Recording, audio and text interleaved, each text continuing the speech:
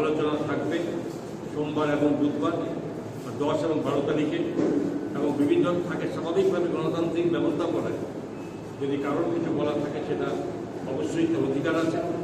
আমরাও সেই বাজেট অধিবেশনে আমরা কথা বলবো, শুনবো, এবং তার জন্য যা যা প্রয়োজনীয় ব্যাখ্যা দিতে হয় 12 তারিখে আমরা সমস্ত শোনার পরে এই বাজেট অধিবেশনের উপরে যারা তথ্য থাকবে তথ্য দেওয়ার চেষ্টা করব, এবং শেষ দিনে রাজ্যের মাননীয় মুখ্যমন্ত্রী প্রফেসর ডক্টর মানিক সাহ উনি ভাষণ দেবেন, বক্তব্য রাখবেন।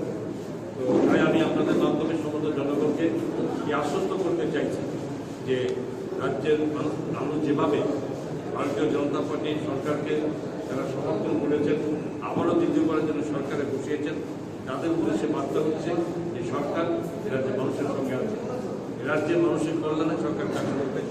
এবং আমাদের যশস্বী প্রধানমন্ত্রী নরেন্দ্র মোদীজি তারা এখানে নর্থ ইস্টের সঙ্গে এই রাজ্যের বিভিন্ন কল্যাণমূলক কাজের সঙ্গে উনি আমাদের সহযোগিতা করছেন, এবং তার প্রতিটি পদক্ষেপ প্রতিটি নির্দেশ এবং আমরা মেনে চলে আগামী দিনে রাজ্যের মানুষের কল্যাণে। ধন্যবাদ। ভিতরে ব্যাখ্যাটা বলি, এই প্রকল্পটা আমাদের পুরো পরিকাঠামো উন্নয়নের লক্ষ্যে আগামী 5 বছরে 1500 কোটি টাকা বিনিয়োগের লক্ষ্যমাত্রা হাতে নেওয়া হয়েছে। এই প্রকল্পের সাথে বর্তমান চালু ওয়েব প্রকল্প মিশে যাবে, এবং 23-24 অর্থ বছরে এই প্রকল্পের বরাদ্দ ধরা হয়েছে, যেরকম হয়েছে আগে 120 কোটি টাকা। তো এইভাবে ডিরেক্টর অফ গুড গভর্নেন্স, একটি ডিরেক্টর অফ গুড গভর্নেন্স নামক অধিদপ্তর স্থাপন করা হবে, যা সুশাসন বিভাগীয় কার্যকারিতা এবং জনগণের উপরে থাকা বিভিন্ন নিয়ম কানুনের বাধ্যবাধকতা লাগু করতে সহায়তা করবে, যার মাধ্যমে জীবনযাত্রা আরো সহজ শুরু হবে। এই রাজ্য সরকারের তরফে এনপিএস এর সরকারি অবদান দিতে কি রাজ্য সরকার 2018 সালে 1 জুলাই থেকে ন্যাশনাল পেনশন স্কিম চালু করেছে। রাজ্যের কর্মচারীদের সাথে ন্যাশনাল পেনশন স্কিমের আওতাভুক্ত সরকারি কর্মচারীদের রাজ্য সরকারের অবদান বর্তমানে বেসিকের 10% থেকে বাড়িয়ে মহার্ঘভাতা 14% করা হবে,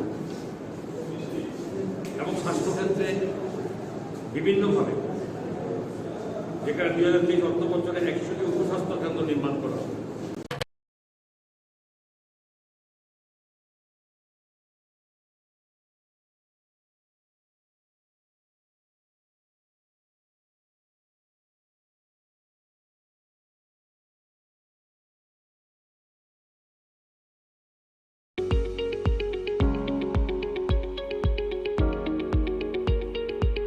টাটা সহ যে কোনো মডেলের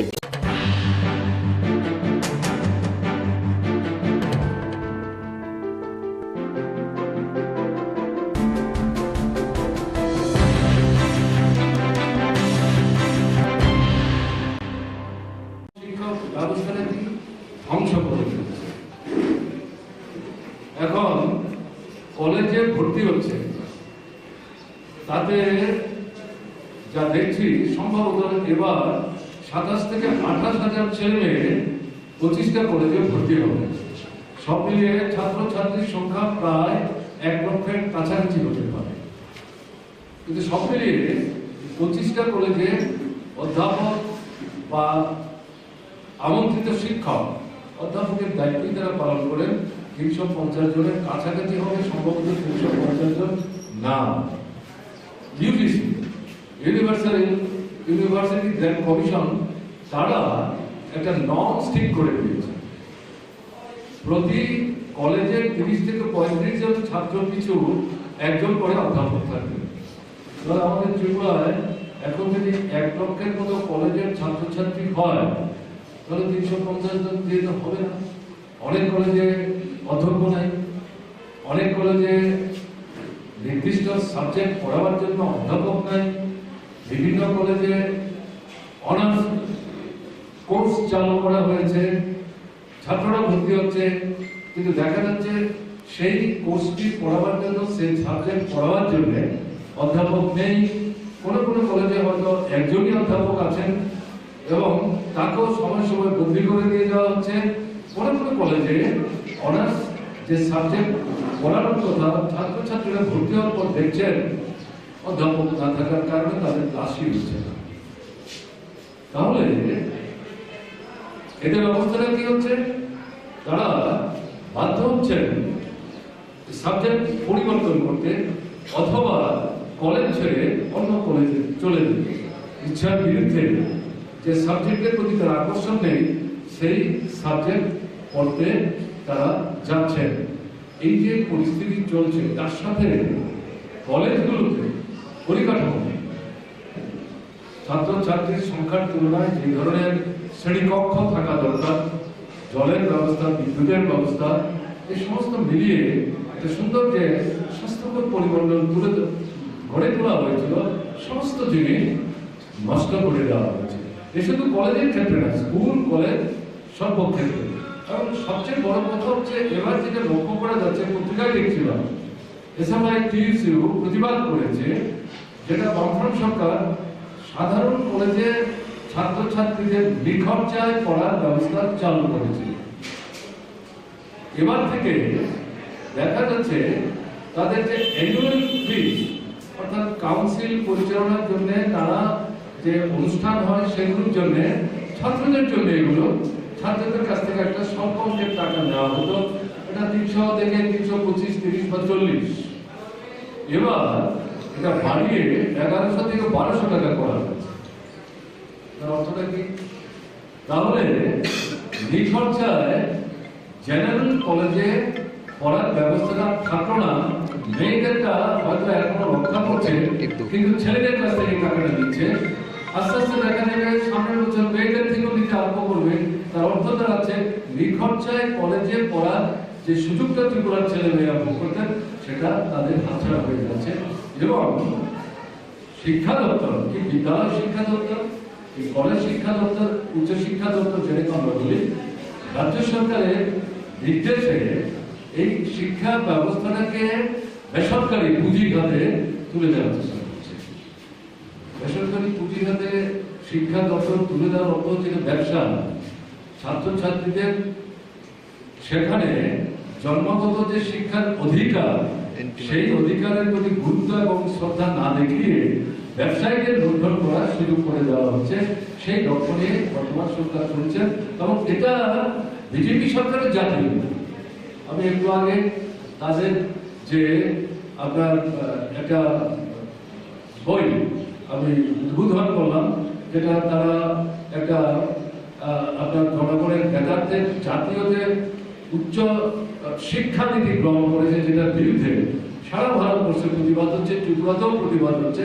সংক্ষিপ্ত পরিসরে তার মধ্যে উল্লেখ করেছেন এবং এটার মূল নির্যাসটাই হচ্ছে গরিবের ছেলে মেয়ে পড়াশোনা করতে পারবে না, নিম্নবিত্ত ঘরের ছেলে মেয়ে পড়াশোনা করতে পারবে না। স্কুলে অনেক আগেই শুরু হচ্ছে এবং স্কুলেও এই ভর্তির ক্ষেত্রে 1000-1200 টাকা করে ছেলে মেয়েদের কাছ থেকে 100-200 স্কুলে টাকা নেওয়া শুরু হয়েছে। 1 বছর পর সে সমস্ত স্কুলে যে সমস্ত মা বাবারা তাদের করে ছেলে মেয়েদের ভর্তি করিয়েছিলেন, অনেকে সেই স্কুল থেকে তারা বের করে নিয়ে যেতে বাধ্য হচ্ছেন, কারণ বছর বছর এত টাকা তাদের পক্ষে বহন করা সম্ভব হচ্ছে না।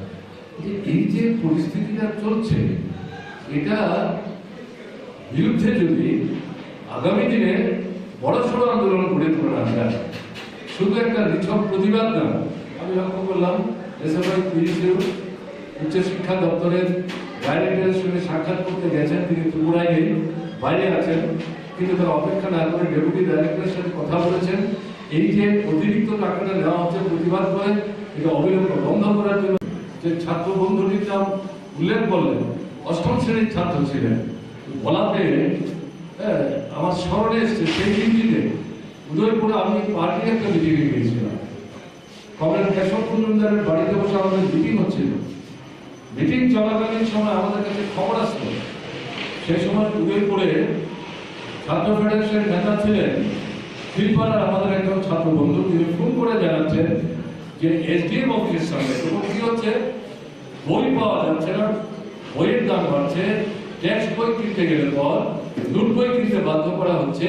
টেক্সট বইয়ের দাম যদি 2 টাকা হয়, নোট বইয়ের দাম 20 টাকা, এটা কেনা সম্ভব হচ্ছে না। ফলে ছাত্রছাত্রীরা দাম টেক্সট বই কিনতে পারছেন, দাম নোট বই কিনতে পারছেন, ক্লাস আরম্ভ হয়ে গেছে, পড়াশোনা করতে পারছেন না। এর প্রতিবাদে ছাত্র ফেডারেশনেরই দাবিতে সারা ত্রিপুরা আন্দোলন হচ্ছিল।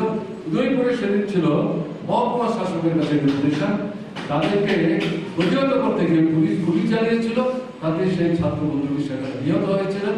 খবর পেয়ে আমরা ঘণ্টাখানেকের ব্যবধানে সবাই মিলে সেখানে ছুটে গিয়েছিলাম এবং যে স্পটটিতে সেই ছাত্রটি রক্তাক্ত হয়ে মৃত্যুবরণ করেছিলেন সেই স্পটটি আমরা দেখেছিলাম, সেখানে রক্তের দাগ তখনও লেগেছিল। এবং তার সাথে যিনি আহত হয়েছিলেন তাকে আগরতলা আইজিএম হসপিটালে ভর্তি করে চিকিৎসা করতে হয়েছে এবং অনেক সময় লেগেছে তার সুস্থ হতে। পরবর্তী সময় সে কলেজ পর্যন্ত পড়া শেষ করতে পেরেছিল কিনা আমার জানা নেই। যাই হোক, সেই সময়ে একটা ভীষণ প্রতিকূল পরিস্থিতির মধ্যেও ছাত্র আন্দোলনকে দমিয়ে রাখা যায়। কলেজে, স্কুলে প্রকাশ্যে কাজ করার ক্ষেত্রে বাধা হয়েছিল, বাইরে যে আন্দোলন সে আন্দোলনকে দমানো যায়। আমি আবেদন করব বর্তমানে ছাত্র ফেডারেশন এবং ট্রাইবাল স্টুডেন্টস ইউনিয়নের যে নেতৃত্ব, আপনারা উদ্যোগ গ্রহণ করুন। অন্যান্য যে সমস্ত ছাত্র সংগঠন আছে, যদি সম্ভব হয় তাদের সাথে কথা বলুন। যদি সক্রিয় ভূমিকা নেয় তো ভালো, কিন্তু আপনারা বসে না থেকে সারা রাজ্যে ঘুরে ঘুরে হাজার হাজার ছাত্রছাত্রী এই মুহূর্তে জমায়েত করা হয়তো সম্ভব না হতে পারে, কিন্তু রাস্তার মুড়ে মুড়ে দাঁড়িয়ে মাইক লাগিয়ে এই যে আক্রমণগুলো এক এক করে নামিয়ে আছে, সেই সম্পর্কে আপনাদের যে অবস্থা, জাতীয় শিক্ষানীতির বিরুদ্ধে আপনাদের যে বক্তব্য, আপনাদের যে অবস্থা, এটা বিদ্যালয় শিক্ষা হোক, উচ্চ শিক্ষা হোক, এটার বিরুদ্ধে আপনাদের যে বক্তব্য, ত্রিপুরা সরকারের এই যে অবস্থানের বিরুদ্ধে যে আপনাদের বক্তব্য, এটা ব্যাপক প্রচারে নিয়ে যাওয়ার চেষ্টা করুন। এই আন্দোলনটা কিন্তু শুধু ছাত্রদের আন্দোলন না, ছাত্র, অভিভাবক, শিক্ষানুরাগী সমস্ত অংশের মানুষের আন্দোলন। এটা আজ না হলেও আপনারা যদি এই উদ্যোগটা গ্রহণ করতে পারেন, অদূর ভবিষ্যতে আপনাদের এই প্রচারকে ভিত্তি করে বৃহত্তর পরিসরে ছাত্র যুব আন্দোলন এবং সামগ্রিকভাবে শিক্ষা বিরোধী মানুষের আন্দোলন কিন্তু একটা ব্যাপক চেহারা নিতে পারে। এই আন্দোলনগুলির মধ্য দিয়েই অরুণদেবদের মতো যারা শহীদের মৃত্যু বরণের মধ্য দিয়ে ত্রিপুরা শিক্ষা, সংস্কৃতি, গণতন্ত্র, সার্বিক উন্নতির জন্য লড়াই করতে গিয়ে যে জীবনদান করে দিয়েছেন, তাদের প্রতি যথার্থ শ্রদ্ধা কিন্তু প্রদর্শন করা সম্ভব হবে। আনুষ্ঠানিকতার মধ্যে নিজেদের সীমাবদ্ধ রাখলে চলবে না। এটা এই অনুষ্ঠানকে ভিত্তি করে বলার সুযোগ যেহেতু পেলাম, আমি এই কয়েকটা কথা বললাম।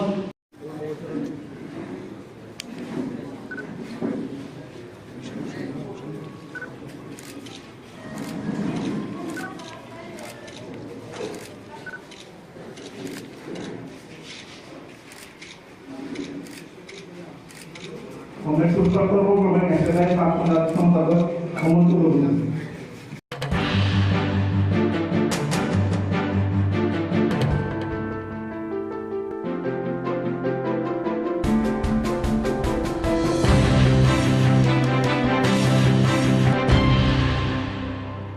শিক্ষক ব্যবস্থাটাকে ধ্বংস করে দিচ্ছে। এখন কলেজে ভর্তি হচ্ছে, তাতে যা দেখছি সম্ভবত এবার 27 থেকে 28,000 ছেলে মেয়ে 25টা কলেজে ভর্তি হবে। সব মিলিয়ে ছাত্রছাত্রীর সংখ্যা প্রায় 1 লক্ষের কাছাকাছি হতে পারে। কিন্তু সব মিলিয়ে 25টা কলেজে অধ্যাপক বা আমন্ত্রিত শিক্ষক, অধ্যাপকের দায়িত্ব যারা পালন করেন 350 জনের কাছাকাছি হবে, সম্ভবত 350 জন না। ইউজিসি, ইউনিভার্সিটি গ্র্যান্ট কমিশন, তারা একটা নর্মস ঠিক করে দিয়েছে। প্রতি কলেজে 30 থেকে 35 জন ছাত্র পিছু একজন করে অধ্যাপক থাকবে। তাহলে আমাদের ত্রিপুরায় এখন যদি 1 লক্ষের মতো কলেজের ছাত্রছাত্রী হয়, তাহলে 350 জন দিয়ে তো হবে না। অনেক কলেজে অধ্যক্ষ নাই, অনেক কলেজে নির্দিষ্ট সাবজেক্ট পড়াবার জন্য অধ্যাপক নাই, বিভিন্ন কলেজে অনার্স কোর্স চালু করা হয়েছে, ছাত্ররা ভর্তি হচ্ছে, কিন্তু দেখা যাচ্ছে সেই কোর্সটি পড়াবার জন্য, সেই সাবজেক্ট পড়াবার জন্য অধ্যাপক নেই। কোনো কোনো কলেজে হয়তো একজনই অধ্যাপক আছেন এবং তাকেও সময় সময় বদলি করে দিয়ে যাওয়া হচ্ছে। কোনো কোনো কলেজে অনার্স যে সাবজেক্ট পড়ানোর কথা ছাত্রছাত্রীরা ভর্তি হওয়ার পর দেখছেন অধ্যাপক না থাকার কারণে তাদের ক্লাসই হচ্ছে না। তাহলে এদের অবস্থাটা কি হচ্ছে? তারা বাধ্য হচ্ছেন সাবজেক্ট পরিবর্তন করতে অথবা কলেজ ছেড়ে অন্য কলেজে চলে যেতে, ইচ্ছার বিরুদ্ধে যে সাবজেক্টের প্রতি তার আকর্ষণ নেই সেই সাবজেক্ট পড়তে তারা যাচ্ছেন। এই যে পরিস্থিতি চলছে তার সাথে কলেজগুলোতে পরিকাঠামো নেই। ছাত্রছাত্রীর সংখ্যার তুলনায় যে ধরনের শ্রেণীকক্ষ থাকা দরকার, জলের ব্যবস্থা, বিদ্যুতের ব্যবস্থা, এই সমস্ত মিলিয়ে একটা সুন্দর যে স্বাস্থ্যকর পরিমণ্ডল গড়ে তোলা হয়েছিল, সমস্ত জিনিস নষ্ট করে দেওয়া হয়েছে। এ শুধু কলেজের ক্ষেত্রে না, স্কুল কলেজ সর্বক্ষেত্রে। এবং সবচেয়ে বড় কথা হচ্ছে এবার যেটা লক্ষ্য করা যাচ্ছে, পত্রিকায় দেখছিলাম এসএফআই টিইউসিও প্রতিবাদ করেছে, যেটা বামফ্রন্ট সরকার সাধারণ কলেজে ছাত্রছাত্রীদের নিখরচায় পড়ার ব্যবস্থা চালু করেছে। এবার থেকে দেখা যাচ্ছে তাদের যে অ্যানুয়াল ফিস, অর্থাৎ কাউন্সিল পরিচালনার জন্য তারা যে অনুষ্ঠান হয় সেগুলোর জন্য ছাত্রদের জন্য এগুলো ছাত্রদের কাছ থেকে একটা স্বল্প অঙ্কের টাকা নেওয়া হতো। এটা 300 থেকে 325, 30 বা 40। এবার এটা বাড়িয়ে 1100 থেকে 1200 টাকা করা হয়েছে। তার অর্থটা কি? তাহলে নিখরচায় জেনারেল কলেজে পড়ার ব্যবস্থাটা থাকলো না। মেয়েদেরটা হয়তো এখনো রক্ষা করছে, কিন্তু ছেলেদের কাছ থেকে টাকাটা দিচ্ছে। আস্তে আস্তে দেখা যাবে সামনের বছর মেয়েদের থেকেও নিতে আরম্ভ করবে।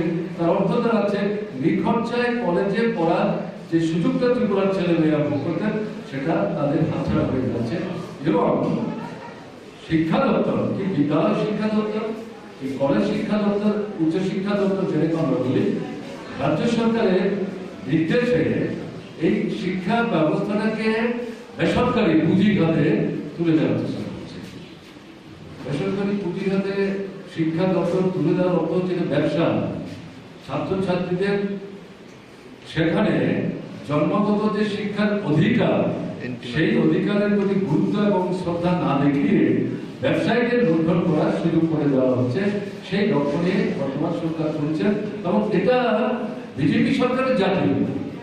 আমি একটু আগে তাদের যে আপনার একটা বই আমি উদ্বোধন করলাম, যেটা তারা একটা আপনার জনগণের বেকারদের জাতীয় যে উচ্চ শিক্ষানীতি গ্রহণ করেছে, যেটার বিরুদ্ধে সারা ভারতবর্ষে প্রতিবাদ হচ্ছে, ত্রিপুরাতেও প্রতিবাদ হচ্ছে।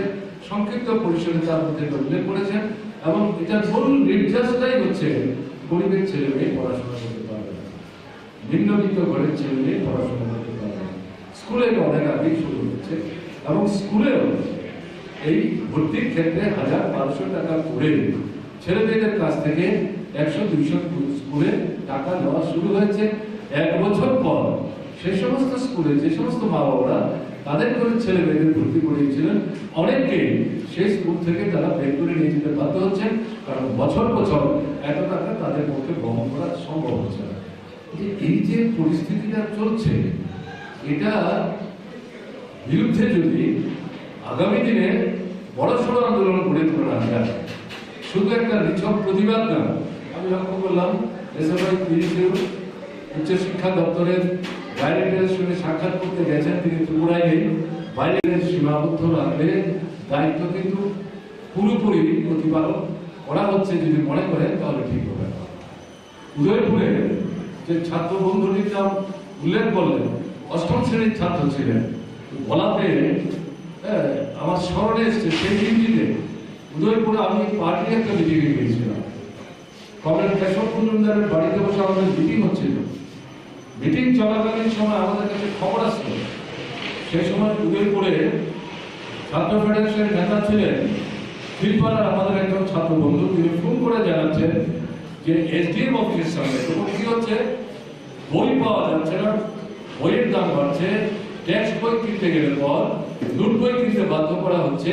টেক্সট বইয়ের দাম যদি 2 টাকা হয়, নোট বইয়ের দাম 20 টাকা, এটা কেনা সম্ভব হচ্ছে না। ফলে ছাত্রছাত্রীরা না টেক্সট বই কিনতে পারছেন, না নোট বই কিনতে পারছেন, ক্লাস আরম্ভ হয়ে গেছে, পড়াশোনা করতে পারছেন না। এর প্রতিবাদে ছাত্র ফেডারেশনেরই দাবিতে সারা ত্রিপুরা আন্দোলন হচ্ছিল।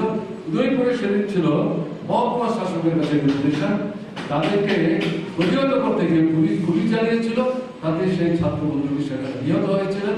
খবর পেয়ে আমরা ঘণ্টাখানেকের ব্যবধানে সবাই মিলে সেখানে ছুটে গিয়েছিলাম এবং যে স্পটটিতে সেই ছাত্রটি রক্তাক্ত হয়ে মৃত্যুবরণ করেছিলেন সেই স্পটটি আমরা দেখেছিলাম, সেখানে রক্তের দাগ তখনও লেগেছিল।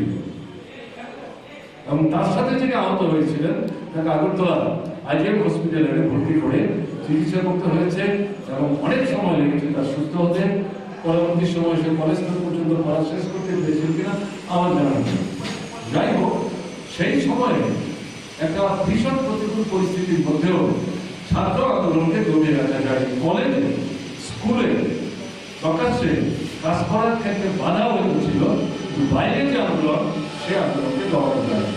আমি আবেদন করব বর্তমানে ছাত্র ফেডারেশন এবং ট্রাইবাল স্টুডেন্টস ইউনিয়নের যে নেতৃত্ব, আপনারা উদ্যোগ গ্রহণ করুন।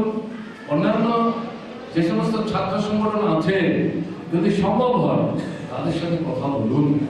যদি সক্রিয় ভূমিকা নেয় তো ভালো, কিন্তু আপনারা বসে না থেকে সারা রাজ্যে ঘুরে ঘুরে হাজার হাজার ছাত্রছাত্রী এই মুহূর্তে জমায়েত করা হয়তো সম্ভব না হতে পারে, কিন্তু রাস্তার মুড়ে মুড়ে দাঁড়িয়ে মাইক লাগিয়ে এই যে আক্রমণগুলো এক এক করে নামিয়ে আনছে, সেই সম্পর্কে আপনাদের যে অবস্থা, জাতীয় শিক্ষানীতির বিরুদ্ধে আপনাদের যে বক্তব্য, আপনাদের যে অবস্থা, এটা বিদ্যালয়ের শিক্ষা হোক, উচ্চ শিক্ষা হোক, এটার বিরুদ্ধে আপনাদের যে বক্তব্য, ত্রিপুরা সরকারের এই যে অবস্থানের বিরুদ্ধে যে আপনাদের বক্তব্য, এটা ব্যাপক প্রচারে নিয়ে যাওয়ার চেষ্টা করুন।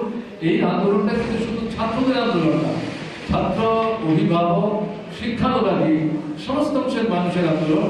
এটা আজ না হলেও আপনারা যদি এই উদ্যোগটা গ্রহণ করতে পারেন, অদূর ভবিষ্যতে আপনাদের এই প্রচারকে ভিত্তি করে বৃহত্তর পরিসরে ছাত্র যুব আন্দোলন এবং সামগ্রিকভাবে শিক্ষা দরদী মানুষের আন্দোলন কিন্তু একটা ব্যাপক চেহারা নিতে পারে।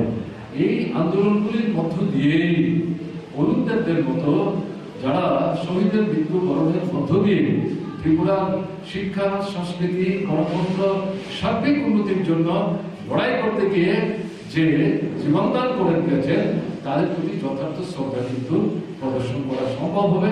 আনুষ্ঠানিকতার মধ্যে নিজেদের সীমাবদ্ধ রাখতে চলবে না। এটা এই অনুষ্ঠানকে ভিত্তি করে বলার সুযোগ যেহেতু পেলাম, আমি এই কয়েকটা কথা বললাম।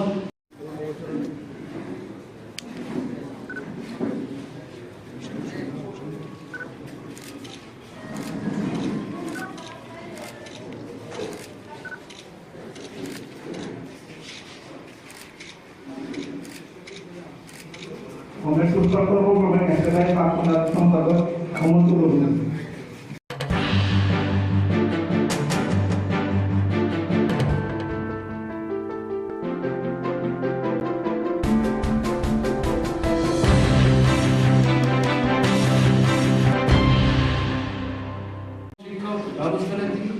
ধ্বংস করে দিয়েছে।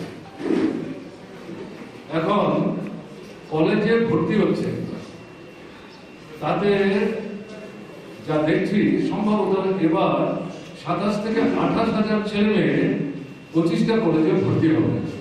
সব মিলিয়ে ছাত্রছাত্রীর সংখ্যা প্রায় 1 লক্ষের কাছাকাছি হতে পারে। কিন্তু সব মিলিয়ে 25টা কলেজে অধ্যাপক বা আমন্ত্রিত শিক্ষক, অধ্যাপকের দায়িত্ব যারা পালন করেন 350 জনের কাছাকাছি হবে, সম্ভবত 350 জন না। ইউজিসি,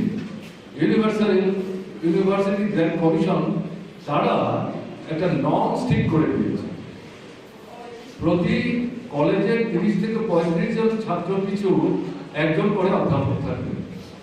আমাদের ত্রিপুরায় এখন যদি 1 লক্ষের মতো কলেজের ছাত্রছাত্রী হয়, তাহলে 350 জন দিয়ে তো হবে না। অনেক কলেজে অধ্যক্ষ নেই, অনেক কলেজে নির্দিষ্ট সাবজেক্ট পড়াবার জন্য অধ্যাপক নাই, বিভিন্ন কলেজে অনার্স কোর্স চালু করা হয়েছে, ছাত্ররা ভর্তি হচ্ছে, কিন্তু দেখা যাচ্ছে সেই কোর্সটি পড়াবার জন্য, সেই সাবজেক্ট পড়াবার জন্য অধ্যাপক নেই। কোনো কোনো কলেজে হয়তো একজনই অধ্যাপক আছেন এবং তাকেও সময় সময় বদলি করে দিয়ে দেওয়া হচ্ছে। কোনো কোনো কলেজে অনার্স যে সাবজেক্ট পড়ানোর কথা ছাত্রছাত্রীরা ভর্তি হওয়ার পর দেখছেন অধ্যাপক না থাকার কারণে তাদের ক্লাসই হচ্ছে না। তাহলে এদের অবস্থাটা কি হচ্ছে? তারা বাধ্য হচ্ছেন সাবজেক্ট পরিবর্তন করতে অথবা কলেজ ছেড়ে অন্য কলেজে চলে যেতে, ইচ্ছার বিরুদ্ধে। যে সাবজেক্টের প্রতি তার আকর্ষণ নেই সেই সাবজেক্ট পড়তে তারা যাচ্ছেন। এই যে পরিস্থিতি চলছে তার সাথে কলেজগুলোতে পরিকাঠামো, ছাত্রছাত্রীর সংখ্যার তুলনায় যে ধরনের শ্রেণীকক্ষ থাকা দরকার, জলের ব্যবস্থা, বিদ্যুতের ব্যবস্থা, এই সমস্ত মিলিয়ে একটা সুন্দর যে স্বাস্থ্যকর পরিমণ্ডল গড়ে তোলা হয়েছিল, সমস্ত জিনিস নষ্ট করে দেওয়া হয়েছে। এ শুধু কলেজের ক্ষেত্রে না, স্কুল কলেজ সর্বক্ষেত্রে। এবং সবচেয়ে বড় কথা হচ্ছে এবার যেটা লক্ষ্য করা যাচ্ছে, পত্রিকায় দেখছিলাম এসএমআই টিইউসিও প্রতিবাদ করেছে, যেটা বামফ্রন্ট সরকার সাধারণ কলেজের ছাত্রছাত্রীদের নিখরচায় পড়ার ব্যবস্থা চালু করেছে। এবার থেকে দেখা যাচ্ছে তাদের যে অ্যানুয়াল ফিস, অর্থাৎ কাউন্সিল পরিচালনার জন্য তারা যে অনুষ্ঠান হয় সেগুলোর জন্য ছাত্রদের জন্য এগুলো ছাত্রদের কাছ থেকে একটা স্বল্প অঙ্কের টাকা নেওয়া হতো। এটা 300 থেকে 325, 30 বা 40। এবার এটা বাড়িয়ে 1100 থেকে 1200 টাকা করা হয়েছে। তার অর্থটা কি? তাহলে নিখরচায় জেনারেল কলেজে পড়ার ব্যবস্থাটা থাকলো না। মেয়েদেরটা হয়তো এখনো রক্ষা করছে, কিন্তু ছেলেদের কাছ থেকে টাকাটা দিচ্ছে। আস্তে আস্তে দেখা যাবে সামনের বছর মেয়েদের থেকেও দিতে আরম্ভ করবে। তার অর্থ দাঁড়াচ্ছে নিখরচায় কলেজে পড়ার যে সুযোগটা ত্রিপুরার ছেলে মেয়েরা ভোগ করতেন সেটা তাদের হাতছাড়া হয়ে যাচ্ছে। এবং শিক্ষা দপ্তর, কি বিদ্যালয় শিক্ষা দপ্তর, কি কলেজ শিক্ষা দপ্তর, উচ্চ শিক্ষা দপ্তর, যেরকম আমরা বলি, রাজ্য সরকারের নির্দেশে এই শিক্ষা ব্যবস্থাটাকে বেসরকারি পুঁজিঘাতে তুলে দেওয়ার চেষ্টা করছে।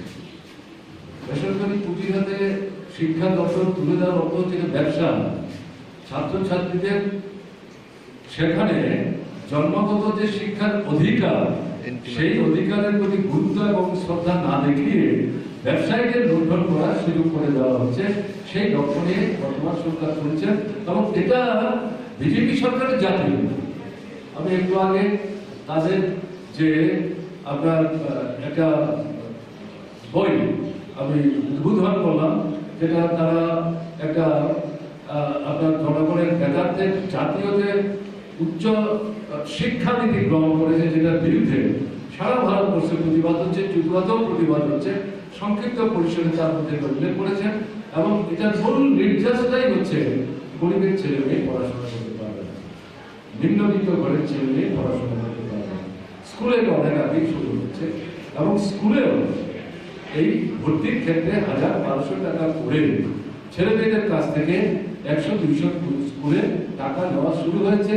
1 বছর পর সে সমস্ত স্কুলে যে সমস্ত মা বাবারা তাদের করে ছেলে মেয়েদের ভর্তি করিয়েছিলেন, অনেকে সেই স্কুল থেকে তারা বের করে নিয়ে যেতে বাধ্য হচ্ছেন, কারণ বছর বছর এত টাকা তাদের পক্ষে বহন করা সম্ভব হচ্ছে না।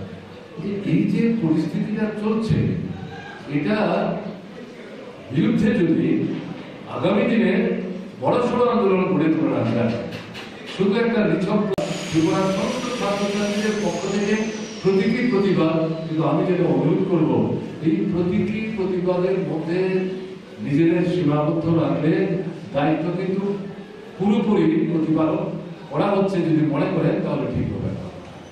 উদয়পুরে যে ছাত্র বন্ধুটির নাম উল্লেখ করলেন, 8ম শ্রেণীর ছাত্র ছিলেন, বলাতে আমার স্মরণে এসছে সেই দিনটিতে উদয়পুরে আমি পার্টির একটা মিটিংয়ে গিয়েছিলাম। কমরেড কেশব মজুমদারের বাড়িতে বসে আমাদের মিটিং হচ্ছিল। মিটিং চলাকালীন সময় আমাদের কাছে খবর আসলো, সেই সময় উদয়পুরে ছাত্র ফেডারেশনের নেতা ছিলেন ফিলপাড়ার আমাদের একজন ছাত্র বন্ধু, তিনি ফোন করে জানাচ্ছেন যে এসডিএম অফিসের সামনে তখন কি হচ্ছে, বই পাওয়া যাচ্ছে না, বইয়ের দাম বাড়ছে, টেক্সট বই কিনতে গেলে পর নোট বই কিনতে বাধ্য করা হচ্ছে। টেক্সট বইয়ের দাম যদি 2 টাকা হয়, নোট বইয়ের দাম 20 টাকা, এটা কেনা সম্ভব হচ্ছে না বলে ছাত্রছাত্রীরা দাম টেক্সট বই কিনতে পারছেন, দাম নোট বই কিনতে পারছেন, ক্লাস আরম্ভ হয়ে গেছে, পড়াশোনা করতে পারছেন না। এর প্রতিবাদে ছাত্র ফেডারেশনেরই দাবিতে সারা ত্রিপুরা আন্দোলন হচ্ছিল। উদয়পুরে সেদিন ছিল মহকুমা শাসকের কাছে নির্দেশন, তাদেরকে প্রতিহত করতে গিয়ে পুলিশ গুলি চালিয়েছিল, তাতে সেই ছাত্র বন্ধুকে সেখানে নিহত হয়েছিলেন। খবর পেয়ে আমরা ঘণ্টাখানেকের ব্যবধানে সবাই মিলে সেখানে ছুটে গিয়েছিলাম এবং যে স্পটটিতে সেই ছাত্রটি রক্তাক্ত হয়ে মৃত্যুবরণ করেছিলেন সেই স্পটটি আমরা দেখেছিলাম, সেখানে রক্তের দাগ তখনও লেগেছিল। এবং তার সাথে যিনি আহত হয়েছিলেন তাকে আগরতলা আইজিএম হসপিটালে ভর্তি করে চিকিৎসা করতে হয়েছে এবং অনেক সময় লেগেছে তার সুস্থ হতে। পরবর্তী সময় সে কলেজ পর্যন্ত পড়া শেষ করতে পেরেছিল কিনা আমার জানা নেই। যাই হোক, সেই সময়ে একটা ভীষণ প্রতিকূল পরিস্থিতির মধ্যেও ছাত্র আন্দোলনকে দমিয়ে রাখা যায়। কলেজে, স্কুলে প্রকাশ্যে কাজ করার ক্ষেত্রে বাধাও হয়েছিল, বাইরে যে আন্দোলন সেই আন্দোলনকে দমানো যায়। আমি আবেদন করব বর্তমানে ছাত্র ফেডারেশন এবং ট্রাইবাল স্টুডেন্টস ইউনিয়ন যে নেতৃত্ব, আপনারা উদ্যোগ গ্রহণ করুন। অন্যান্য যে সমস্ত ছাত্র সংগঠন আছে, যদি সম্ভব হয় তাদের সাথে কথা বলুন। যদি সক্রিয় ভূমিকা নেয় তো ভালো, কিন্তু আপনারা বসে না থেকে সারা রাজ্যে ঘুরে ঘুরে হাজার হাজার ছাত্রছাত্রী এই মুহূর্তে জমায়েত করা হয়তো সম্ভব না হতে পারে, কিন্তু রাস্তার মুড়ে মুড়ে দাঁড়িয়ে মাইক লাগিয়ে এই যে আক্রমণগুলি একের পর এক নামিয়ে আনছে, সেই সম্পর্কে আপনাদের যে অবস্থা, জাতীয় শিক্ষানীতির বিরুদ্ধে আপনাদের যে বক্তব্য, আপনাদের যে অবস্থা, এটা বিদ্যালয়ের শিক্ষা হোক, উচ্চশিক্ষা হোক, এটার বিরুদ্ধে আপনাদের যে বক্তব্য, ত্রিপুরা সরকারের এই যে অবস্থানের বিরুদ্ধে যে আপনাদের বক্তব্য, এটা ব্যাপক প্রচারে নিয়ে যাওয়ার চেষ্টা করুন। এই আন্দোলনটা কিন্তু শুধু ছাত্রদের আন্দোলন না, ছাত্র, অভিভাবক, শিক্ষানুরাগী সমস্ত অংশের মানুষের আন্দোলন। এটা আজ না হলেও আপনারা যদি এই উদ্যোগটা গ্রহণ করতে পারেন, অদূর ভবিষ্যতে আপনাদের এই প্রচারকে ভিত্তি করে বৃহত্তর পরিসরে ছাত্র যুব আন্দোলন এবং সামগ্রিকভাবে শিক্ষা দরদী মানুষের আন্দোলন কিন্তু একটা ব্যাপক চেহারা নিতে পারে। এই আন্দোলনগুলির মধ্য দিয়েই অরুণদেবদের মতো যারা শহীদের মৃত্যু বরণের মধ্য দিয়ে ত্রিপুরা শিক্ষা, সংস্কৃতি, গণতন্ত্র, সার্বিক উন্নতির জন্য লড়াই করতে গিয়ে যে জীবনদান করে গেছেন, তাদের প্রতি যথার্থ শ্রদ্ধা কিন্তু প্রদর্শন করা সম্ভব হবে। আনুষ্ঠানিকতার মধ্যে নিজেদের সীমাবদ্ধ রাখলে চলবে না। এটা এই অনুষ্ঠানকে ভিত্তি করে বলার সুযোগ যেহেতু পেলাম, আমি এই কয়েকটা কথা বললাম।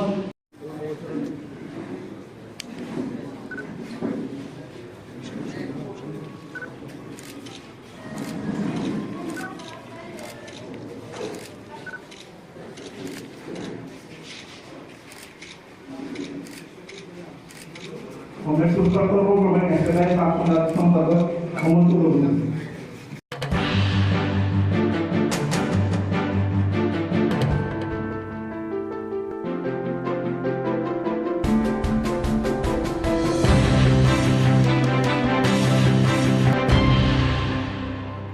শিক্ষক ব্যবস্থাটাকে ধ্বংস করে দিয়েছে। এখন কলেজে ভর্তি হচ্ছে, তাতে যা দেখছি সম্ভবত এবার 27 থেকে 28,000 ছেলে মেয়ে 25টা কলেজে ভর্তি হবে। সব মিলিয়ে ছাত্রছাত্রীর সংখ্যা প্রায় 1 লক্ষের কাছাকাছি হতে পারে। কিন্তু সব মিলিয়ে 25টা কলেজে অধ্যাপক বা আমন্ত্রিত শিক্ষক, অধ্যাপকের দায়িত্ব যারা পালন করেন 350 জনের কাছাকাছি হবে, সম্ভবত 350 জন না। ইউজিসি, ইউনিভার্সিটি গ্র্যান্ট কমিশন, তারা একটা নর্ম ঠিক করে দিয়েছে। প্রতি কলেজে 30 থেকে 35 জন ছাত্র পিছু একজন করে অধ্যাপক থাকবে। আমাদের ত্রিপুরায় এখন যদি 1 লক্ষের মতো কলেজের ছাত্রছাত্রী হয়, তাহলে 350 জন দিয়ে তো হবে না। অনেক কলেজে অধ্যক্ষ নাই, অনেক কলেজে নির্দিষ্ট সাবজেক্ট পড়াবার জন্য অধ্যাপক নাই, বিভিন্ন কলেজে অনার্স কোর্স চালু করা হয়েছে, ছাত্ররা ভর্তি হচ্ছে, কিন্তু দেখা যাচ্ছে সেই কোর্সটি পড়াবার জন্য, সেই সাবজেক্ট পড়াবার জন্য অধ্যাপক নেই। কোনো কোনো কলেজে হয়তো একজনই অধ্যাপক আছেন এবং তাকেও সময় সময় বদলি করে দিয়ে যাওয়া হচ্ছে। কোনো কোনো কলেজে অনার্স যে সাবজেক্ট পড়ানোর কথা, ছাত্রছাত্রীরা ভর্তি হওয়ার পর দেখছেন অধ্যাপক না থাকার কারণে তাদের ক্লাসই হচ্ছে না। তাহলে এদের অবস্থাটা কি হচ্ছে? তারা বাধ্য হচ্ছেন সাবজেক্ট পরিবর্তন করতে অথবা কলেজ ছেড়ে অন্য কলেজে চলে যেতে, ইচ্ছার বিরুদ্ধে। যে সাবজেক্টের প্রতি তার আকর্ষণ নেই সেই সাবজেক্ট পড়তে তারা যাচ্ছেন। এই যে পরিস্থিতি চলছে তার সাথে কলেজগুলোতে পরিকাঠামো, ছাত্রছাত্রীর সংখ্যার তুলনায় যে ধরনের শ্রেণীকক্ষ থাকা দরকার, জলের ব্যবস্থা, বিদ্যুতের ব্যবস্থা, এই সমস্ত মিলিয়ে একটা সুন্দর যে স্বাস্থ্যকর পরিমণ্ডল গড়ে তোলা হয়েছিল, সমস্ত জিনিস নষ্ট করে দেওয়া হয়েছে। এ শুধু কলেজের ক্ষেত্রে না, স্কুল কলেজ সর্বক্ষেত্রে। কারণ সবচেয়ে বড় কথা হচ্ছে এবার যেটা লক্ষ্য করা যাচ্ছে, পত্রিকায় দেখছিলাম এসএমআই টিইউসিও প্রতিবাদ করেছে, যেটা বামফ্রন্ট সরকার সাধারণ কলেজের ছাত্রছাত্রীদের নিখরচায় পড়ার ব্যবস্থা চালু করেছে। এবার থেকে দেখা যাচ্ছে তাদের যে অ্যানুয়াল ফিস, অর্থাৎ কাউন্সিল পরিচালনার জন্য তারা যে অনুষ্ঠান হয় সেগুলোর জন্য, ছাত্রদের জন্য এগুলো ছাত্রদের কাছ থেকে একটা স্বল্প অঙ্কের টাকা নেওয়া হতো। এটা 300 থেকে 325, 30 বা 40। এবার এটা বাড়িয়ে 1100 থেকে 1200 টাকা করা হয়েছে। তার অর্থটা কি? তাহলে নিখরচায় জেনারেল কলেজে পড়ার ব্যবস্থাটা থাকলো না। মেয়েদেরটা হয়তো এখনো রক্ষা করছে, কিন্তু ছেলেদের কাছ থেকে টাকাটা দিচ্ছে। আস্তে আস্তে দেখা যাবে সামনের বছর মেয়েদের থেকেও দিতে আরম্ভ করবে। তার অর্থ দাঁড়াচ্ছে নিখরচায় কলেজে পড়ার যে সুযোগটা ত্রিপুরার ছেলে মেয়েরা ভোগ করতেন সেটা তাদের হাতছাড়া হয়ে যাচ্ছে। এবং শিক্ষা দপ্তর, কি বিদ্যালয় শিক্ষা দপ্তর, কি কলেজ শিক্ষা দপ্তর, উচ্চ শিক্ষা দপ্তর, যেরকম আমরা বলি, রাজ্য সরকারের নির্দেশে এই শিক্ষা ব্যবস্থাটাকে বেসরকারি পুঁজির হাতে তুলে দেওয়ার চেষ্টা করছে। বেসরকারি পুঁজির হাতে শিক্ষা দপ্তর তুলে দেওয়ার অর্থ হচ্ছে ব্যবসা। ছাত্রছাত্রীদের সেখানে জন্মগত যে শিক্ষার অধিকার, সেই অধিকারের প্রতি গুরুত্ব এবং শ্রদ্ধা না দেখিয়ে ব্যবসায়ীদের লুণ্ঠন করার সুযোগ করে দেওয়া হচ্ছে। সেই লক্ষ্য নিয়ে বর্তমান সরকার চলছে এবং এটা বিজেপি সরকারের জাতীয়। আমি একটু আগে তাদের যে আপনার একটা বই আমি উদ্বোধন করলাম, যেটা তারা একটা আপনার জনগণের মেধার্থে জাতীয় যে উচ্চ শিক্ষানীতি গ্রহণ করেছে, যেটার বিরুদ্ধে সারা ভারতবর্ষে প্রতিবাদ হচ্ছে, ত্রিপুরাতেও প্রতিবাদ হচ্ছে। সংক্ষিপ্ত পরিসরে তার মধ্যে উল্লেখ করেছেন এবং এটার মূল নির্যাসটাই হচ্ছে গরিবের ছেলে মেয়ে পড়াশোনা করতে পারবে না, নিম্নবিত্ত ঘরের ছেলে মেয়ে পড়াশোনা করতে পারবে না। স্কুলে অনেক আগেই শুরু হচ্ছে এবং স্কুলেও এই ভর্তির ক্ষেত্রে 1000-1200 টাকা করে ছেলে মেয়েদের কাছ থেকে 100-200 স্কুলে টাকা নেওয়া শুরু হয়েছে। 1 বছর পর সে সমস্ত স্কুলে যে সমস্ত মা বাবারা তাদের করে ছেলে মেয়েদের ভর্তি করিয়েছিলেন, অনেকেই সেই স্কুল থেকে তারা বের করে নিয়ে যেতে বাধ্য হচ্ছেন, কারণ বছর বছর এত টাকা তাদের পক্ষে বহন করা সম্ভব হচ্ছে না। এই যে পরিস্থিতিটা চলছে, সরকারের যে সিদ্ধান্ত সংবলিত নির্দেশ নেওয়া, সেটাকে তারা শুরু করেছেন, আগুন দিয়ে পুড়িয়ে দিয়েছেন। এটা ত্রিপুরার সমস্ত ছাত্রছাত্রীদের পক্ষ থেকে প্রতীকী প্রতিবাদ। কিন্তু আমি যেটা অনুরোধ করবো, এই প্রতীকী প্রতিবাদের মধ্যে নিজেদের সীমাবদ্ধ রাখলে দায়িত্ব কিন্তু পুরোপুরি প্রতিপালন করা হচ্ছে যদি মনে করেন তাহলে ঠিক হবে না। উদয়পুরে যে ছাত্র বন্ধুটির নাম উল্লেখ করলেন, 8ম শ্রেণীর ছাত্র ছিলেন, বলাতে আমার স্মরণে এসছে সেই দিনটিতে উদয়পুরে আমি পার্টি একটা মিটিংয়ে গিয়েছিলাম। কমরেড কেশব মজুমদারের বাড়িতে বসে আমাদের মিটিং হচ্ছিল। মিটিং চলাকালীন সময় আমাদের কাছে খবর আসলো, সেই সময় উদয়পুরে ছাত্র ফেডারেশনের নেতা ছিলেন ফিলপাড়ার আমাদের একজন ছাত্র বন্ধু তিনি ফোন করে জানাচ্ছেন যে এসডিএম অফিসের সামনে তখন কি হচ্ছে, বই পাওয়া যাচ্ছে না, বইয়ের দাম বাড়ছে, ট্যাক্স বই কিনতে গেলে পর নোট বই কিনতে বাধ্য করা হচ্ছে। ট্যাক্স বইয়ের দাম যদি 2 টাকা হয়, নোট বইয়ের দাম 20 টাকা, এটা কেনা সম্ভব হচ্ছে না। ফলে ছাত্রছাত্রীরা দাম ট্যাক্স বই কিনতে পারছেন, দাম নোট বই কিনতে পারছেন, ক্লাস আরম্ভ হয়ে গেছে, পড়াশোনা করতে পারছেন না। এর প্রতিবাদে ছাত্র ফেডারেশনেরই দাবিতে সাথে করে আন্দোলন হচ্ছিল। দুই শ্রেণী ছিল মহকুমা সরকারের কাছে তাদের প্রতিরোধ করতে গিয়ে পুলিশ অভিযান দিয়েছিল, তাদের সেই ছাত্র হয়েছিলেন। খবর পেয়ে আমরা ঘণ্টাখানেকের ব্যবধানে সবাই মিলে ছুটে গিয়েছিলাম এবং যে স্পটটিতে সেই ছাত্রটি রক্তাক্ত হয়ে মৃত্যুবরণ করেছিলেন সেই স্পটটি আমরা দেখেছিলাম, সেখানে রক্তের লেগে গিয়েছিল এবং তার সাথে যিনি আহত হয়েছিলেন আগরতলা হসপিটালে করে চিকিৎসা করতে হয়েছে এবং অনেক সময় লেগেছে সুস্থ হতে। পরবর্তী সময় কলেজ পর্যন্ত শেষ করতে পেরেছিলাম আমরা। যাই হোক, সেই সময় একটা ভীষণ পরিস্থিতির মধ্যে ছাত্র আন্দোলনকে তুলে আনা যায়।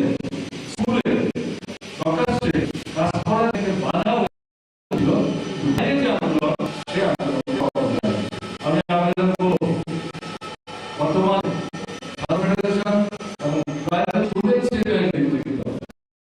আপনারা গ্রহণ করুন।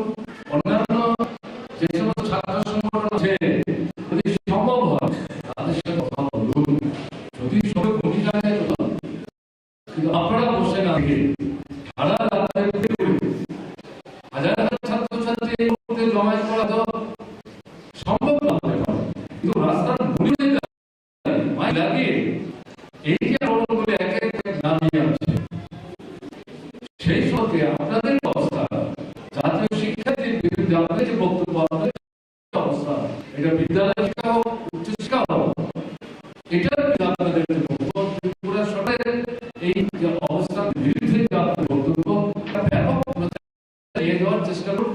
এই আন্দোলনটা শুধু ছাত্রদের আন্দোলন, ছাত্র, অভিভাবক, শিক্ষার্থী, সমস্ত মানুষের আন্দোলন।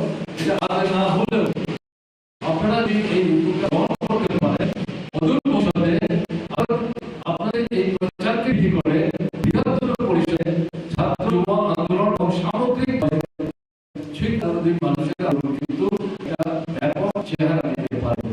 এই আন্দোলনগুলির মধ্য দিয়ে অরুণদের মতো যারা শহীদের মৃত্যুবরণ করতে ত্রিপুরা শিক্ষা, সংস্কৃতি, কর্ম, সার্বিক উন্নতির জন্য লড়াই করতে গিয়ে যে যোগদান করে দিয়েছেন তাদের যথার্থ শ্রদ্ধা প্রদান করা সম্ভব হয়।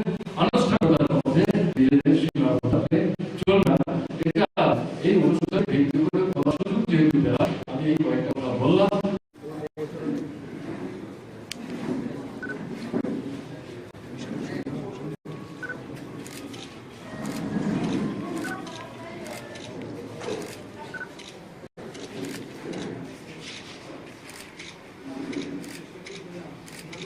কংগ্রেস উত্তর পূর্ব প্রবেশ এসএলআই প্রাক্তন সম্পাদক হেমন্ত রবিদাস।